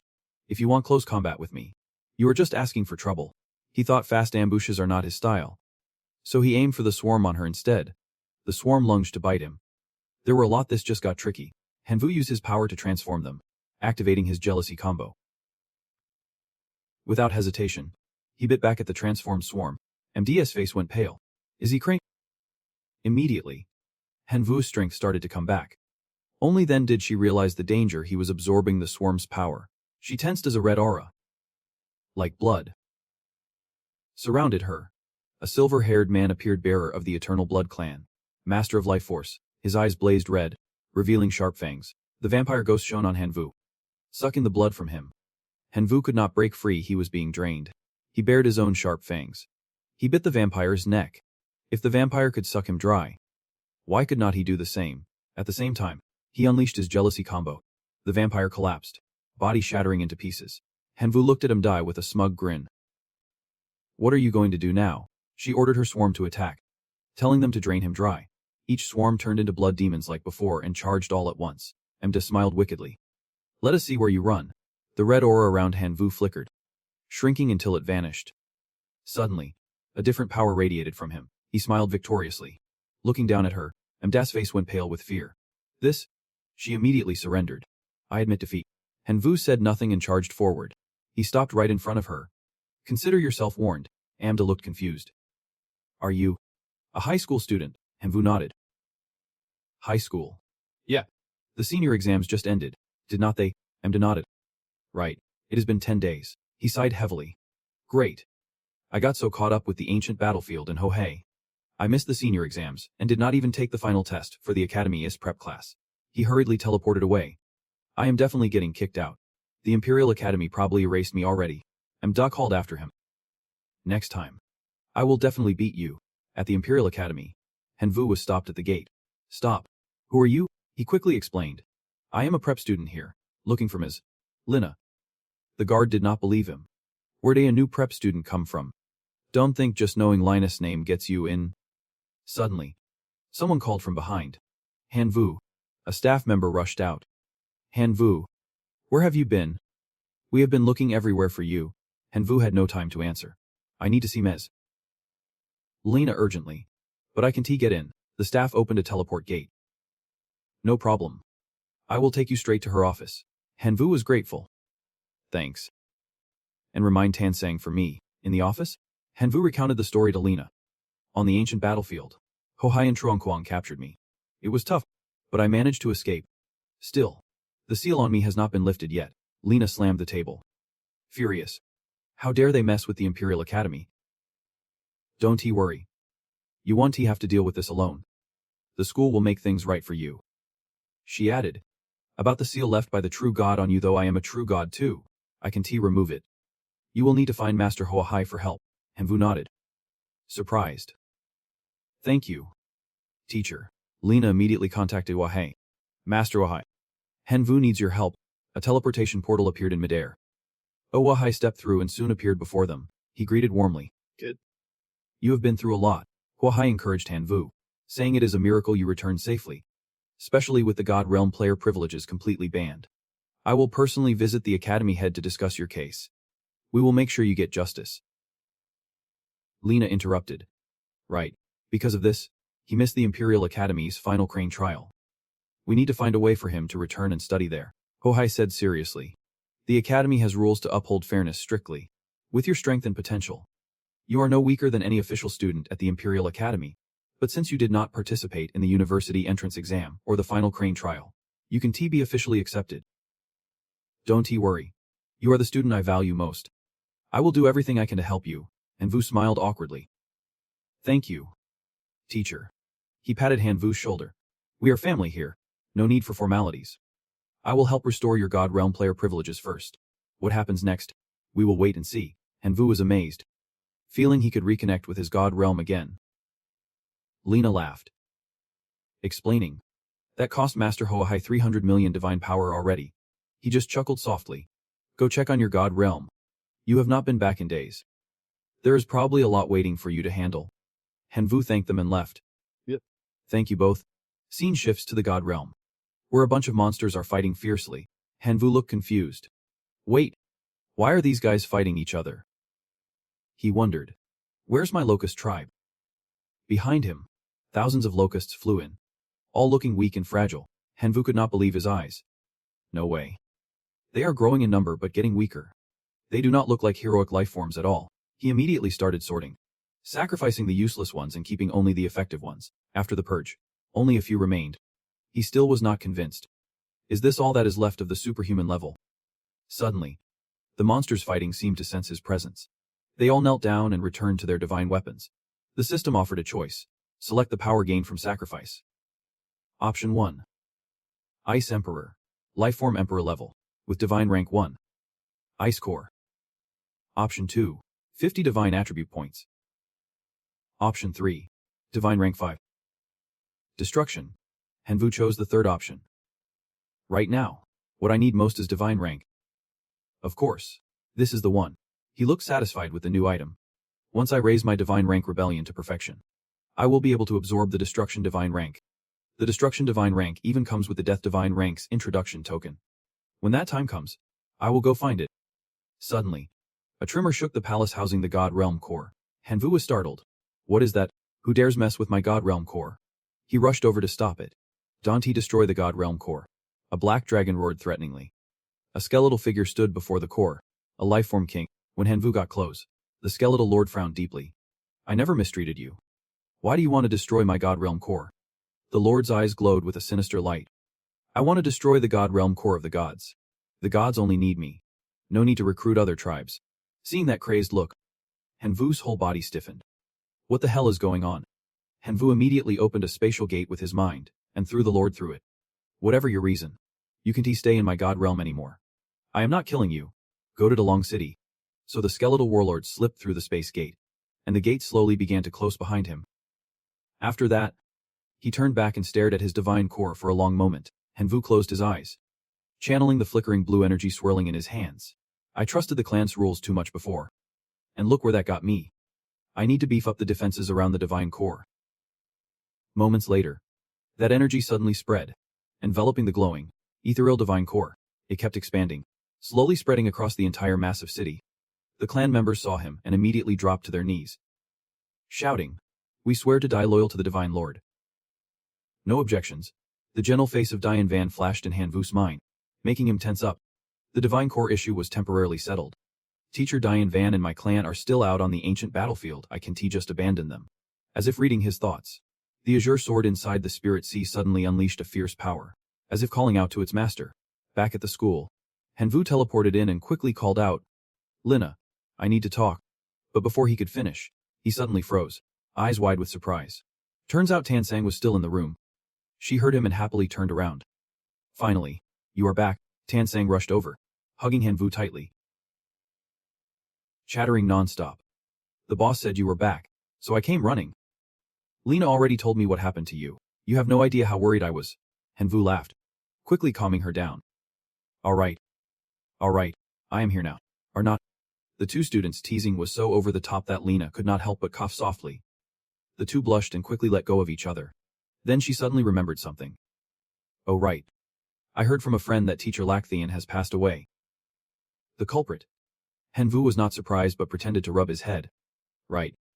Do you still have a pass to the ancient battlefield? I want to bring teacher Diane Van back. Tansang grabbed his shirt anxiously and said firmly.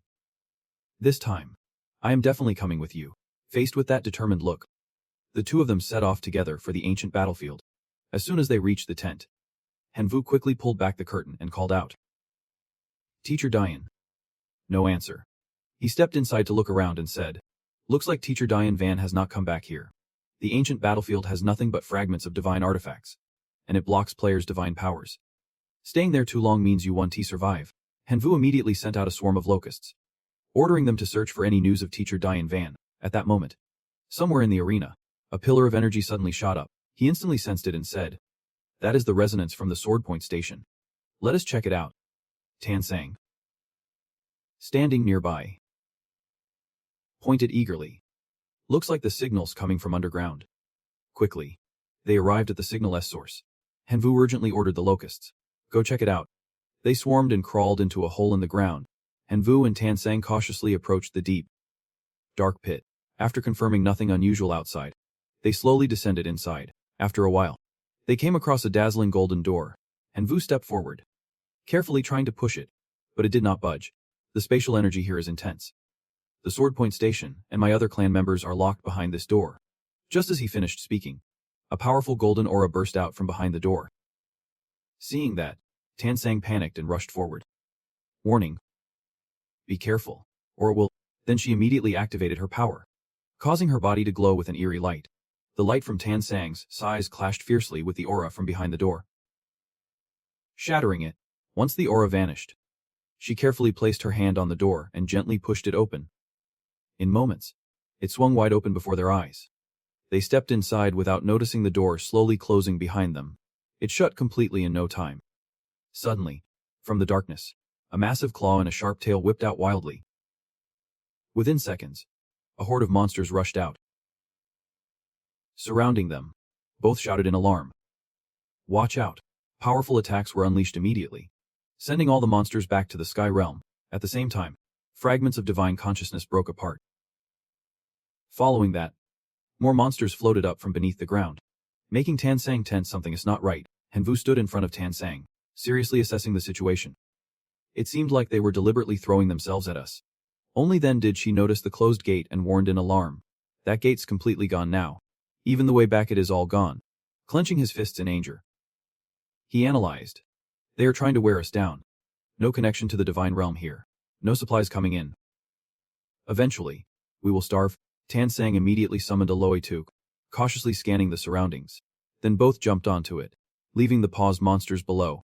After confirming things had settled, she steered the Loituk forward, looking over the vast Huangvu land. Hanvu muttered tensely.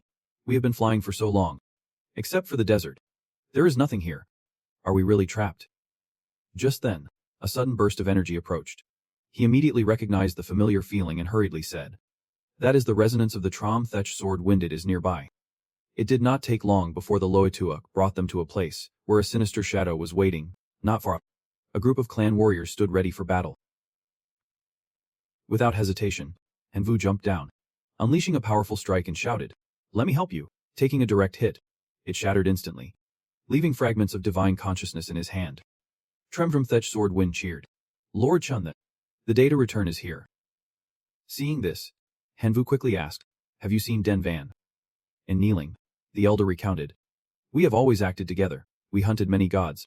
But 3 days ago, a giant sand god appeared. They took Master Den away. We could not save him. Images of the sand gods abducting Den Van flashed through his mind. He quickly reassured. It is. Do you remember which way they took him? Lead me to save Master. A Trom-Thech sword wind stood, pointed firmly, and reported. They went that way. Following that direction, they soon arrived at a city made of sand. Upon arrival, the two immediately jumped off the Loituk. They quickly hid behind a rock, silently assessing the situation. Many giant sand creatures, probably where Master Den Van is. Suddenly, a cactus-like creature stirred, rising from the sand. In moments, it grew eyes and a mouth, becoming huge and flying straight at them. Without giving them time to react, it unleashed countless sharp spikes. Seeing this, Hanvu quickly pulled Tan Sang close and used magic to block the attack. Careful. But their numbers were not just that few, making her panic and whisper. More and more are coming. But he was not afraid. Instead, he smirked with disdain. You want to outnumber me? As he spoke, Hanvu waved his hand, releasing a swarm of locusts to attack the cacti. One side got torn apart by spikes, the other riddled with holes from the assault. After clearing the cacti, he ordered the locusts, go scout inside.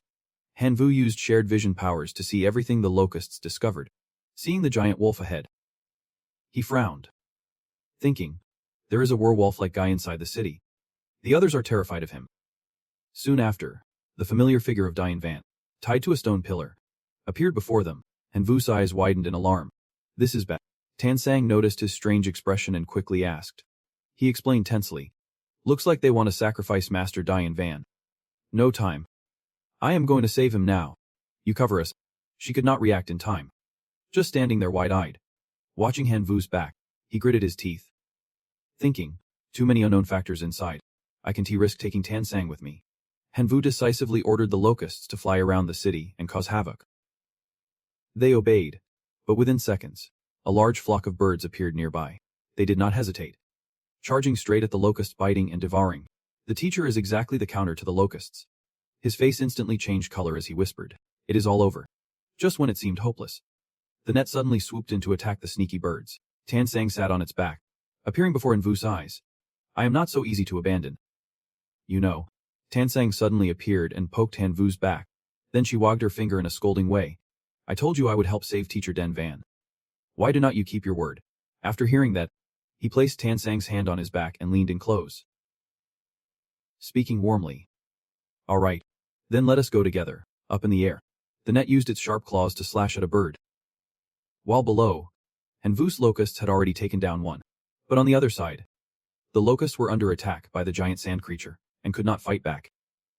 Fortunately, it did not last long before it was taken down by a sudden sword strike from behind. The giant sand quickly turned back into a pile of ordinary sand. After assessing the situation, he noticed the number of attacking locusts kept growing, but the fewer left at the altar. The better the chance to save Teacher Den Van. Han Vu tossed a green seed into his mouth. Immediately, he activated his lock, and his body radiated a beam of light. Now Han Vu was a supreme life form. The Dragon King awakened, in the blood-sucking domain. After transforming, he darted forward. Teacher Den Van, I am here to save you. Then Han Vu jumped into the locust swarm. Thorny vines quickly swelling like a defensive shield against the ghost creature's attacks. Han Vu landed and slowly retracted the vines. He approached Teacher Den Van and decisively slashed to break the chains. Freed from the glowing chains, the teacher still could not believe it. Whispering, am I dreaming? Han Vu wrapped his tail around Den Van, reassuring him, Teacher Den Van, you had a nightmare. I am here to wake you up. Then he flew straight to Tan Sang, reaching out his hand for her to grab. We saved him. Let us get out of here. Tan Sang took his hand, and he grabbed both of them, then flew away from the dangerous imperial city on his wings. Once safe, Han Vu immediately sat down and started healing Den Van. She anxiously stepped forward. Teacher Den Van, how are you? Den Van smiled softly. Don't worry. I am recovering well. You two have both leveled up to your true forms. That is great. Hearing this, Tan Sang happily shared. I was able to level up thanks to Han Vu. But we still need to figure out how to escape this hellhole, Grandpa Trongangam added. While captured, I learned from the gods that their king has a space-crossing incense that can help gods leave this sealed realm. I think that is the only way out. Suddenly, Han Vu's brow furrowed tense as he said, those gods have ignited the highest level red light. Their king must be insanely powerful. Tan Sang's eyes showed growing worry. If this keeps up, the clan we worked so hard to train will all die here. Den Van did not reply but pulled out a bag, explaining, my clan was wiped out. I can't help you anymore. These are divine tokens and fragments I have collected over the years here. Maybe they will help you. Han Vu took the bag and waved his hand, releasing countless divine token shards. We have collected some too. Teacher, let us figure out how to get out of here. She gently placed her hand on his shoulder, reminding him, with so many fragments, we still can't form a complete divine token. We are trapped in this sealed realm. We can sell them, and our divine energy can absorb much more. Han Vu smiled and suggested, let me try fusing them with my merging power.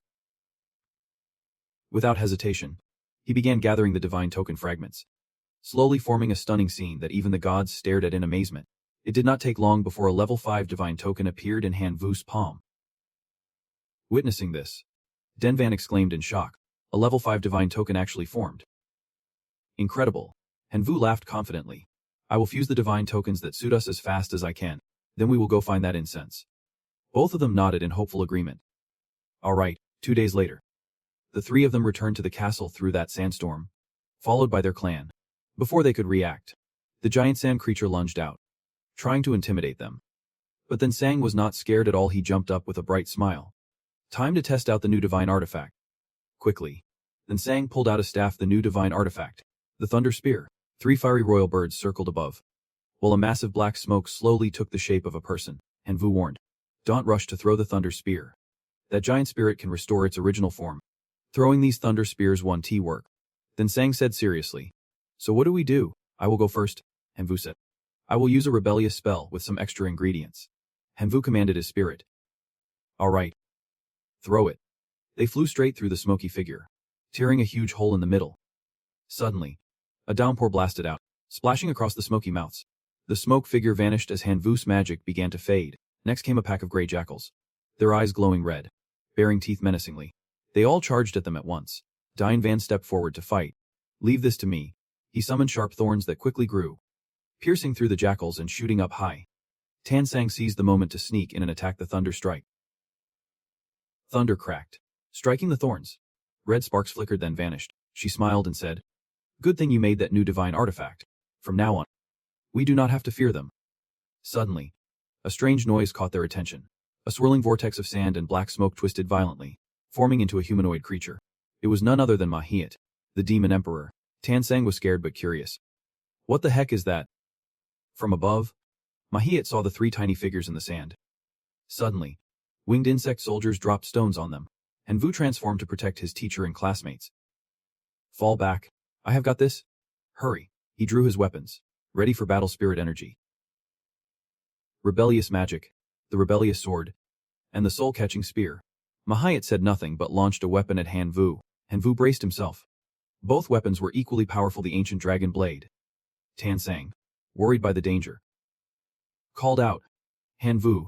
Hanvu stood firm, targeting each sand chunk flying toward him. Manhwa smiled fiercely. No human has ever withstood my attack. But the demon emperor struck with his tail. Hanvu gritted his teeth, defending himself as rocks and bees swarmed around. He scanned for an opening and immediately struck Shadow's scythe. Manhwa was surprised by Hanvu's power and dodged. Instantly, Hanvu and Manhwa clashed again. But this time Hanvu's strength was slightly greater. Manhwa broke out in cold sweat, caught off guard and sliced clean through. Though decapitated, his body writhed wildly. A severed leg still managed to injure Tan Sang. The 3 reminded each other. It has no eyes. It can see. Everyone attacked together.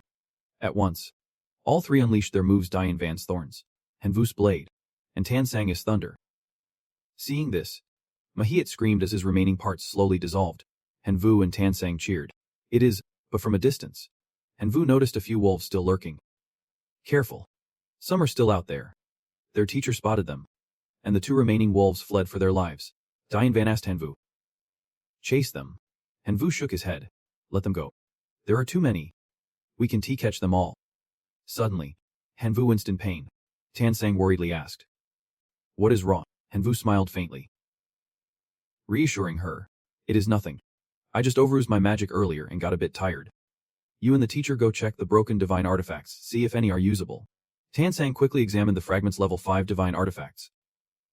Golden Spear, Empress' Blade, Savage Fury, and Demon Empress Core. She called out surprised. Hanvu, we found a treasure. Look at this. Tan Sang, do you really like Ma School that much? She eagerly grabbed the item. Hanvu quickly offered it to them. Alright. Ma helps boost the electric attribute's power, so I am giving it to you. Tan Sang was surprised and happy. You are really giving this to me.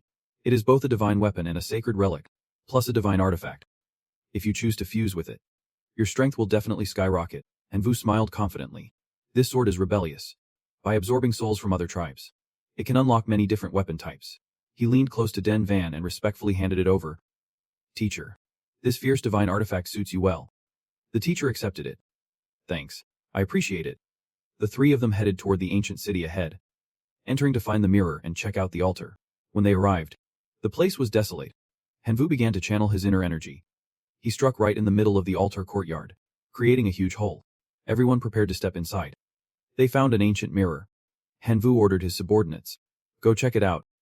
Everyone watched as his butterfly passed through the mirror. Tan Sang panicked and shouted. There is something wrong with this mirror. Hanvu reassured her. It is not a big deal. The bond is still intact. It is. He stepped onto the mirror's surface. And the three of them jumped down together. It was time to return to the main world, just as expected. They were back at their school. Finally, they had returned. A cold voice rang out. Hanvu, I sense your aura. Come to my office immediately. I have something to discuss with you. He awkwardly bowed and said goodbye to Denvan. Lena is in a hurry. The teacher urged him. Go on. Do not keep her waiting. I am heading to rest now. The scene shifts to Hanvu in Linus' room. She informed him that the school had investigated his kidnapping by the divine warrior Hohei. The divine warrior Wang behind him apologized verbally. Here is something to make it up to you. Hearing this, Hanvu got excited. A gift from the divine warrior Wang. Now that is something to look forward to. Hanvu examined the 2 golden cards carefully. Isn't this the divine warrior Wang who went bankrupt after investing billions into a mutant beast farm? Losing his mind and everything else. He was thrilled. He really went all out. Giving me a divine domain. But looking closely at the other card, Hanvu noticed something different. Tansang, standing nearby, asked worriedly, what is wrong? That card shows a man lying unconscious with a broken purple divine aura shard above him. This is... Lena frowned at Hanvu. It is Hoei. The divine warrior said he imprisoned you without permission, and must be punished. Hanvu raised an eyebrow and commented, Hohei's life was truly worthless. He gave half his life for the divine warrior, and in the end, all he got was an apology. What a cruel joke. He studied the talismans in his hand. Could this divine domain actually belong to Hohei? Lena warned seriously. A complete divine warrior's corpse like this is extremely precious. You must never waste it. Hanvu would. Yep. Madam. I am just reflecting on it. Tansang gently nudged him. With this complete divine warrior's corpse, can you refine it? Hanvu turned to ask. Lena, could you guide me on how to use it? How can I make sure this complete divine warrior's corpse is not wasted? Lena touched his forehead. Good. Using tricks like that on your teacher. I will tell you one way. Turn the complete divine warrior's corpse into a clone at your level. If you are willing to invest resources, the clone will be just as strong. Hanvu smiled happily. Thanks. Lena, she produced a scroll of magic. This is the divine warrior Wang's apology. It means your kidnapping case is officially closed. But the academy's leadership has not decided if you can enroll yet. Some teachers are upset because you caused such a big mess before officially joining.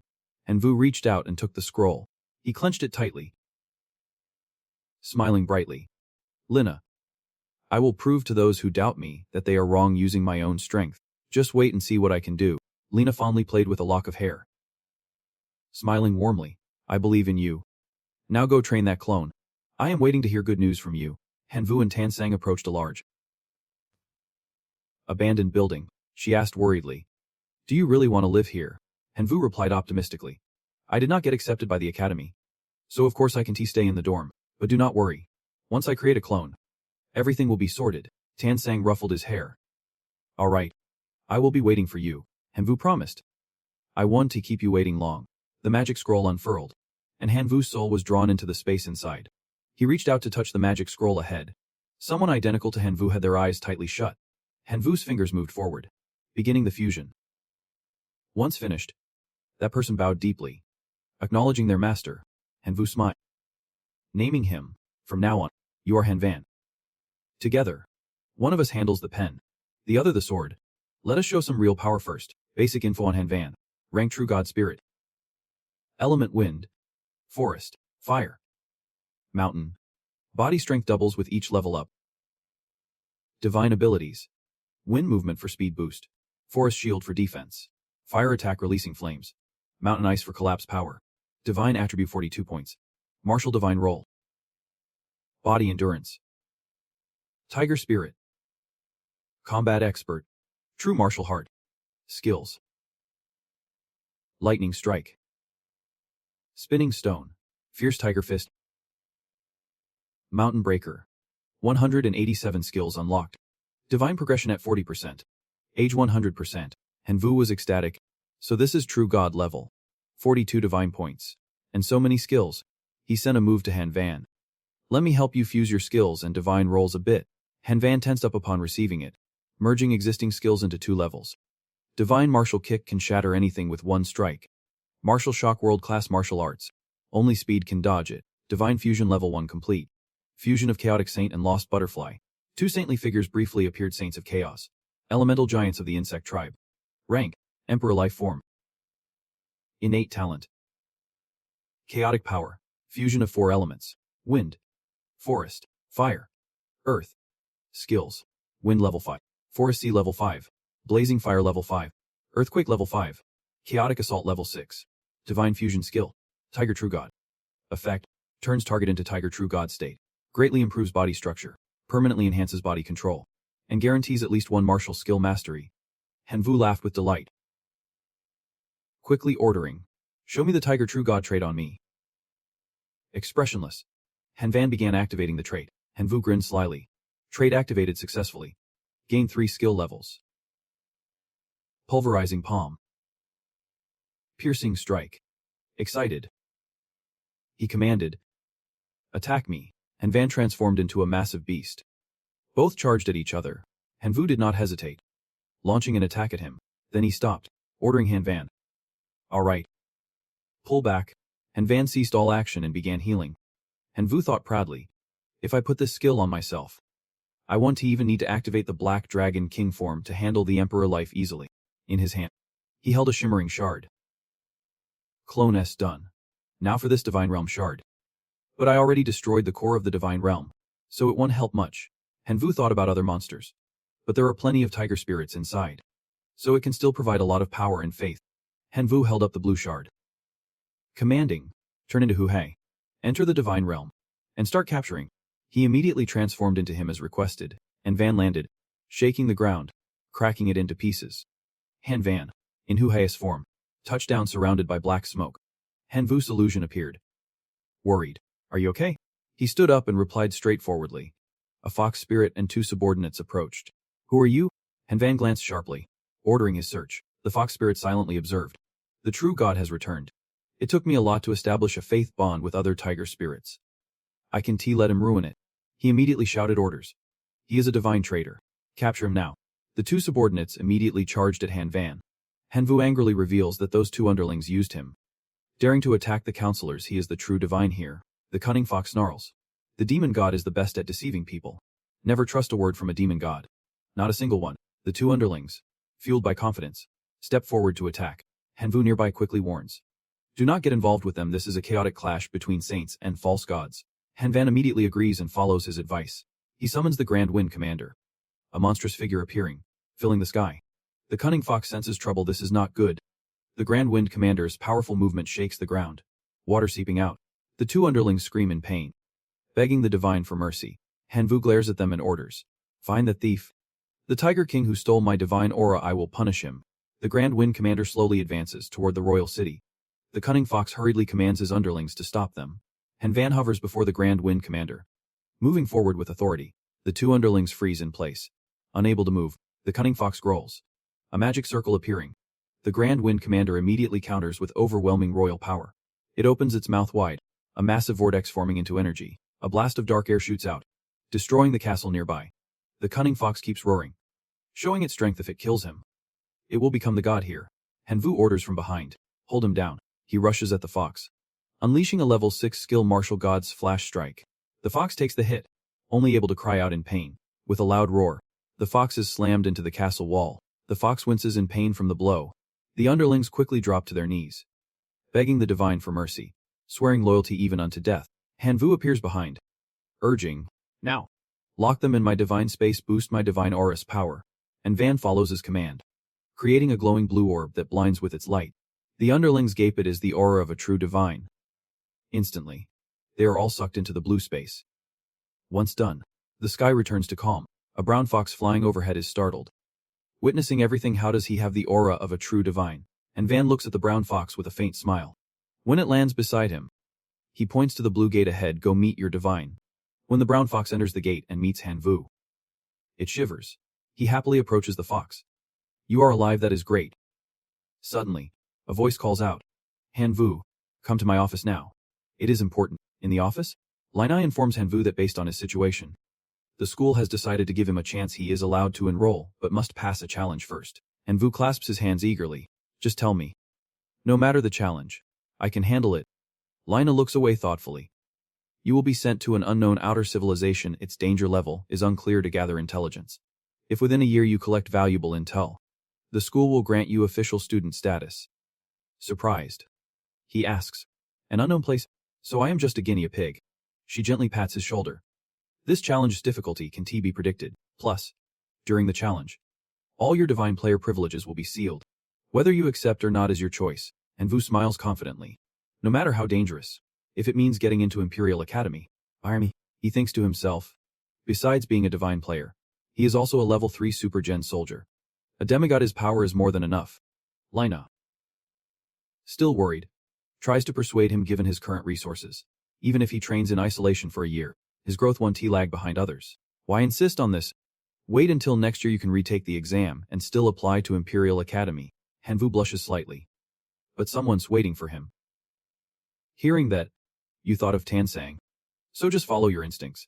I wish you good luck with the challenge. Pack your stuff, we leave tomorrow. Hanvulian promised Lina. I swear. I will complete the mission. In the dark land, a huge, powerful rock crashes down. Cracks of light start appearing on the rock's surface. Hanvu steps out of that rock. Wolves are waiting here for prey. Is this the unknown frontier civilization? It is just a common life form. Probably the noise from landing attracted them. In note, Hanvu took down all the wolves there. From the scattered shards on the ground, essences slowly emerge, floating toward Hanvu, merging into his body. Suddenly, a system panel appears in front of him. He is startled. What is this? The panel shows info. Rank 10. Title Wolf Slayer. Iron Fang. Kill 10 wolf creatures to earn it. Effect, plus 10% damage to wolf creatures. Initial friendliness level of wolf creatures. Hostile. Accept. Hanvu raises an eyebrow. Wondering, is this the core power of this civilization? The accept prompt appears, and he chooses yes. At that moment, blue energy merges into his body. Hanvu sniff. Why is there a strange smell? Does meeting wolves leave this scent? Can others tell he has killed wolves by this smell? Notification pops up. The Iron Fang title can be upgraded. To upgrade, kill a wolf creature of the bronze rank. Hanvu grins, snapping his fingers. So simple. Love it. Time passes. 3 hours later, Hanvu sits beside the bodies. He has killed over 300 gray wolves but has not seen a single bronze rank wolf. Bronze rank wolves are just an upgraded version of these wolves. So that means, he sees wolves approaching, raising paws to attack. Let us see what they have got. Hanvu blinds the wolves with his skill. Fusing energy. The wolves are lifted, howling in pain. One wolf lunges at Hanvu with its mouth wide open. He kicks it hard. Too angry, how dare it rebel. The wolf falls, and the system pops up again. Rank 16. Title Bronze Wolf Slayer. Plus 20% damage to wolf creatures. Initial friendliness. Enemy. Hanvu strokes his chin. Somewhat satisfied. Not bad. In his light form, he jumps onto a big tree. Eyes focused on the scene ahead. Hanvu sees many monsters heading toward a door, with lots of humanoid life energy being absorbed inside. He guesses vaguely. Could this place be a hunting ground where humanoid life forms come to hunt gray wolves? Upgrading rank and title. Leveling up titles and ranks boosts power. But what good is raising personal rank? I have been killing wolves all night. Reach rank 16. But my strength has not improved at all. Why is that? Hanvu jumps down from the tree, heading toward the gate. Fine. I will just ask someone. Hanvu suddenly stops when passing a long-haired guy. The guy winks at him, catching Hanvu's attention. Something's off about him. He spins around, startled to see two guys approaching him. Both attack at once. But Hanvu narrowly escapes. The dark-haired guy tries to strike again. Trying to run, Hanvu is not afraid. Silently, he activates secret technique, Iron Dragon form. In a blink, Hanvu vanishes, then reappears midair as the Iron Dragon. Counterattacking the gang, seeing the danger, they panic and flee. Run. Hanvu smirks silently. Cowards. But that works for me. On the way, the three robbers start causing trouble again. Quick, grab his gear. Hanvu hides behind a rock. Watching quietly, the robbers start moving. Move fast. Hanvu thinks, these guys are professional killers and thieves. Looks like this place is a kill zone for leveling up. He flies down beside the victim, returning to normal form. Hanvu picks up a token from the victim. He decides to follow them for now. Maybe gather some intel. Hanvu finally follows the robbers to a huge cave. What are they doing here? You look around, surprised by the dark surroundings. Then flashes of bright red light up the night. Suddenly, 3 giant spiders rush to attack Hanvu. One shooting webs. You quickly dodge. Damn. It is connected to the soy too. It can smell me. Hanvu strikes back immediately. That spider's got some nerve. The force of your punch makes the spider vanish instantly. After the win, you glance at the system. New spider titles unlocked. Hack Theat. Hacked in. Hanvu smirk. This is pretty good. Suddenly, a desperate scream jolts Hanvu, who spins around. It is coming from 3 bandits. You think it over before finding a new flesh shield. These 3 can just die like that. Hanvu takes the chance to test his power. Perfect timing to see the strength of hand. Without hesitation, you swing your hand, wiping out the spiders in front of you. Instantly, the system pops up, spider title upgraded to Thandong. Hanvu's pleased, this works well. But then the flames in your hand suddenly go out, the system explains, after using a skill. You need to wait a minute before using it again. You are annoyed. Come on. That is too slow. A giant spider sneaks up, baring its teeth to attack Hanvu.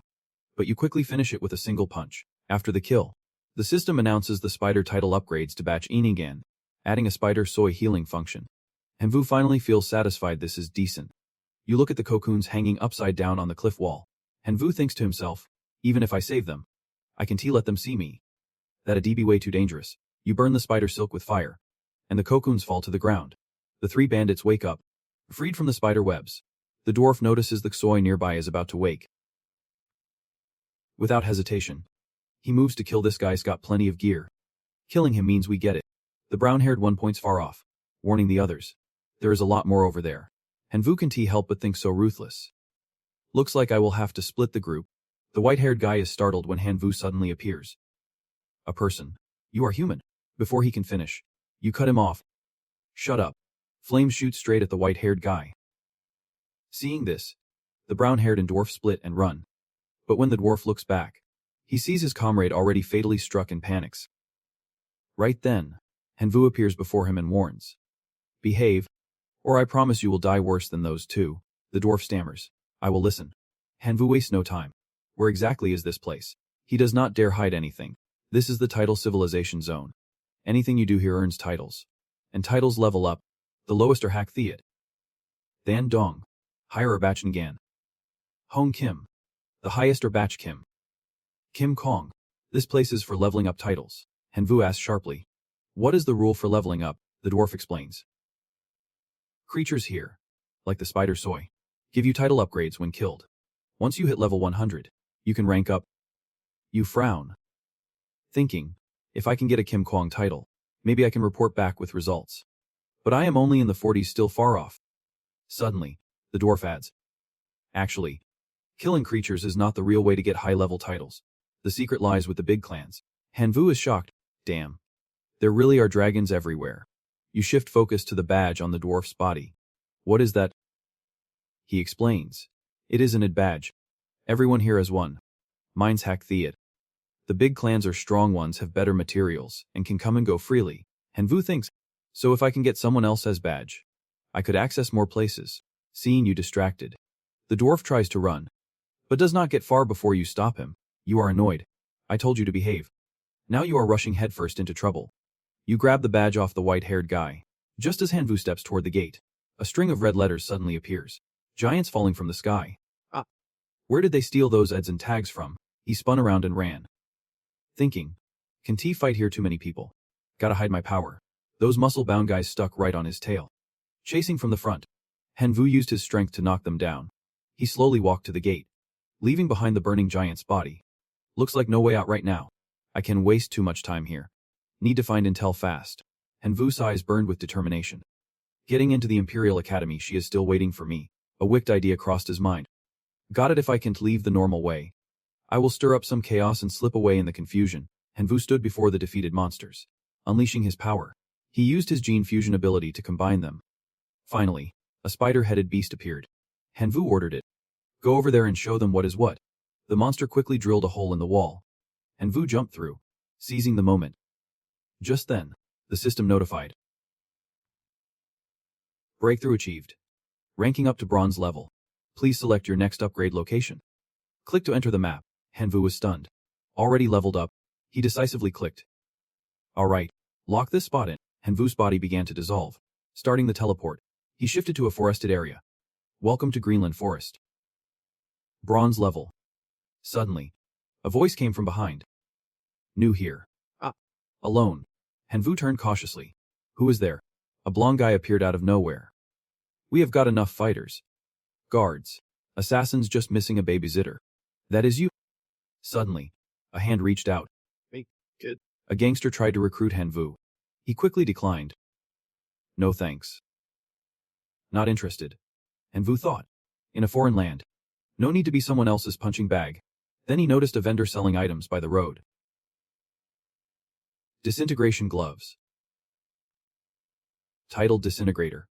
They can easily break down corpses into needed materials. Hanvu got excited. I do not have extra space, this could make storing stuff easier. He bought them right away. I will take these.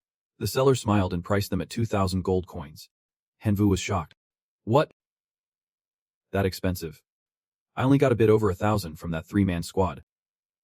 He bargained. Can I just take one glove? The seller looked puzzled.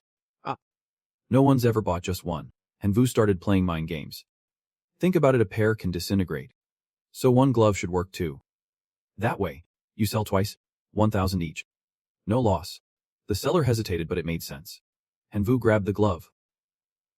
All right then, just this one. In Greenland Forest. Hanvu looked around cautiously. What was that sound? He noticed 7 goblins sneaking behind him.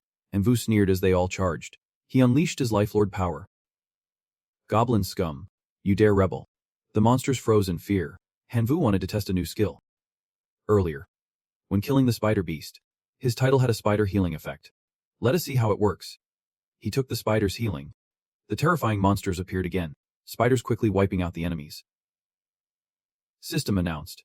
Killed over 10 goblins. Earned the Black Iron Goblin Assassin title. Equip it. Skill 1. Absorb healing from a wooden stick weapon. Skill 2. Initial goblin hostility is defensive. The Goblin Assassin title showed above him. Why can't I equip it? Hanvu hesitated but heard the Black Iron title was already assigned. No ask. No get. He put on the gloves. Whatever I can carry.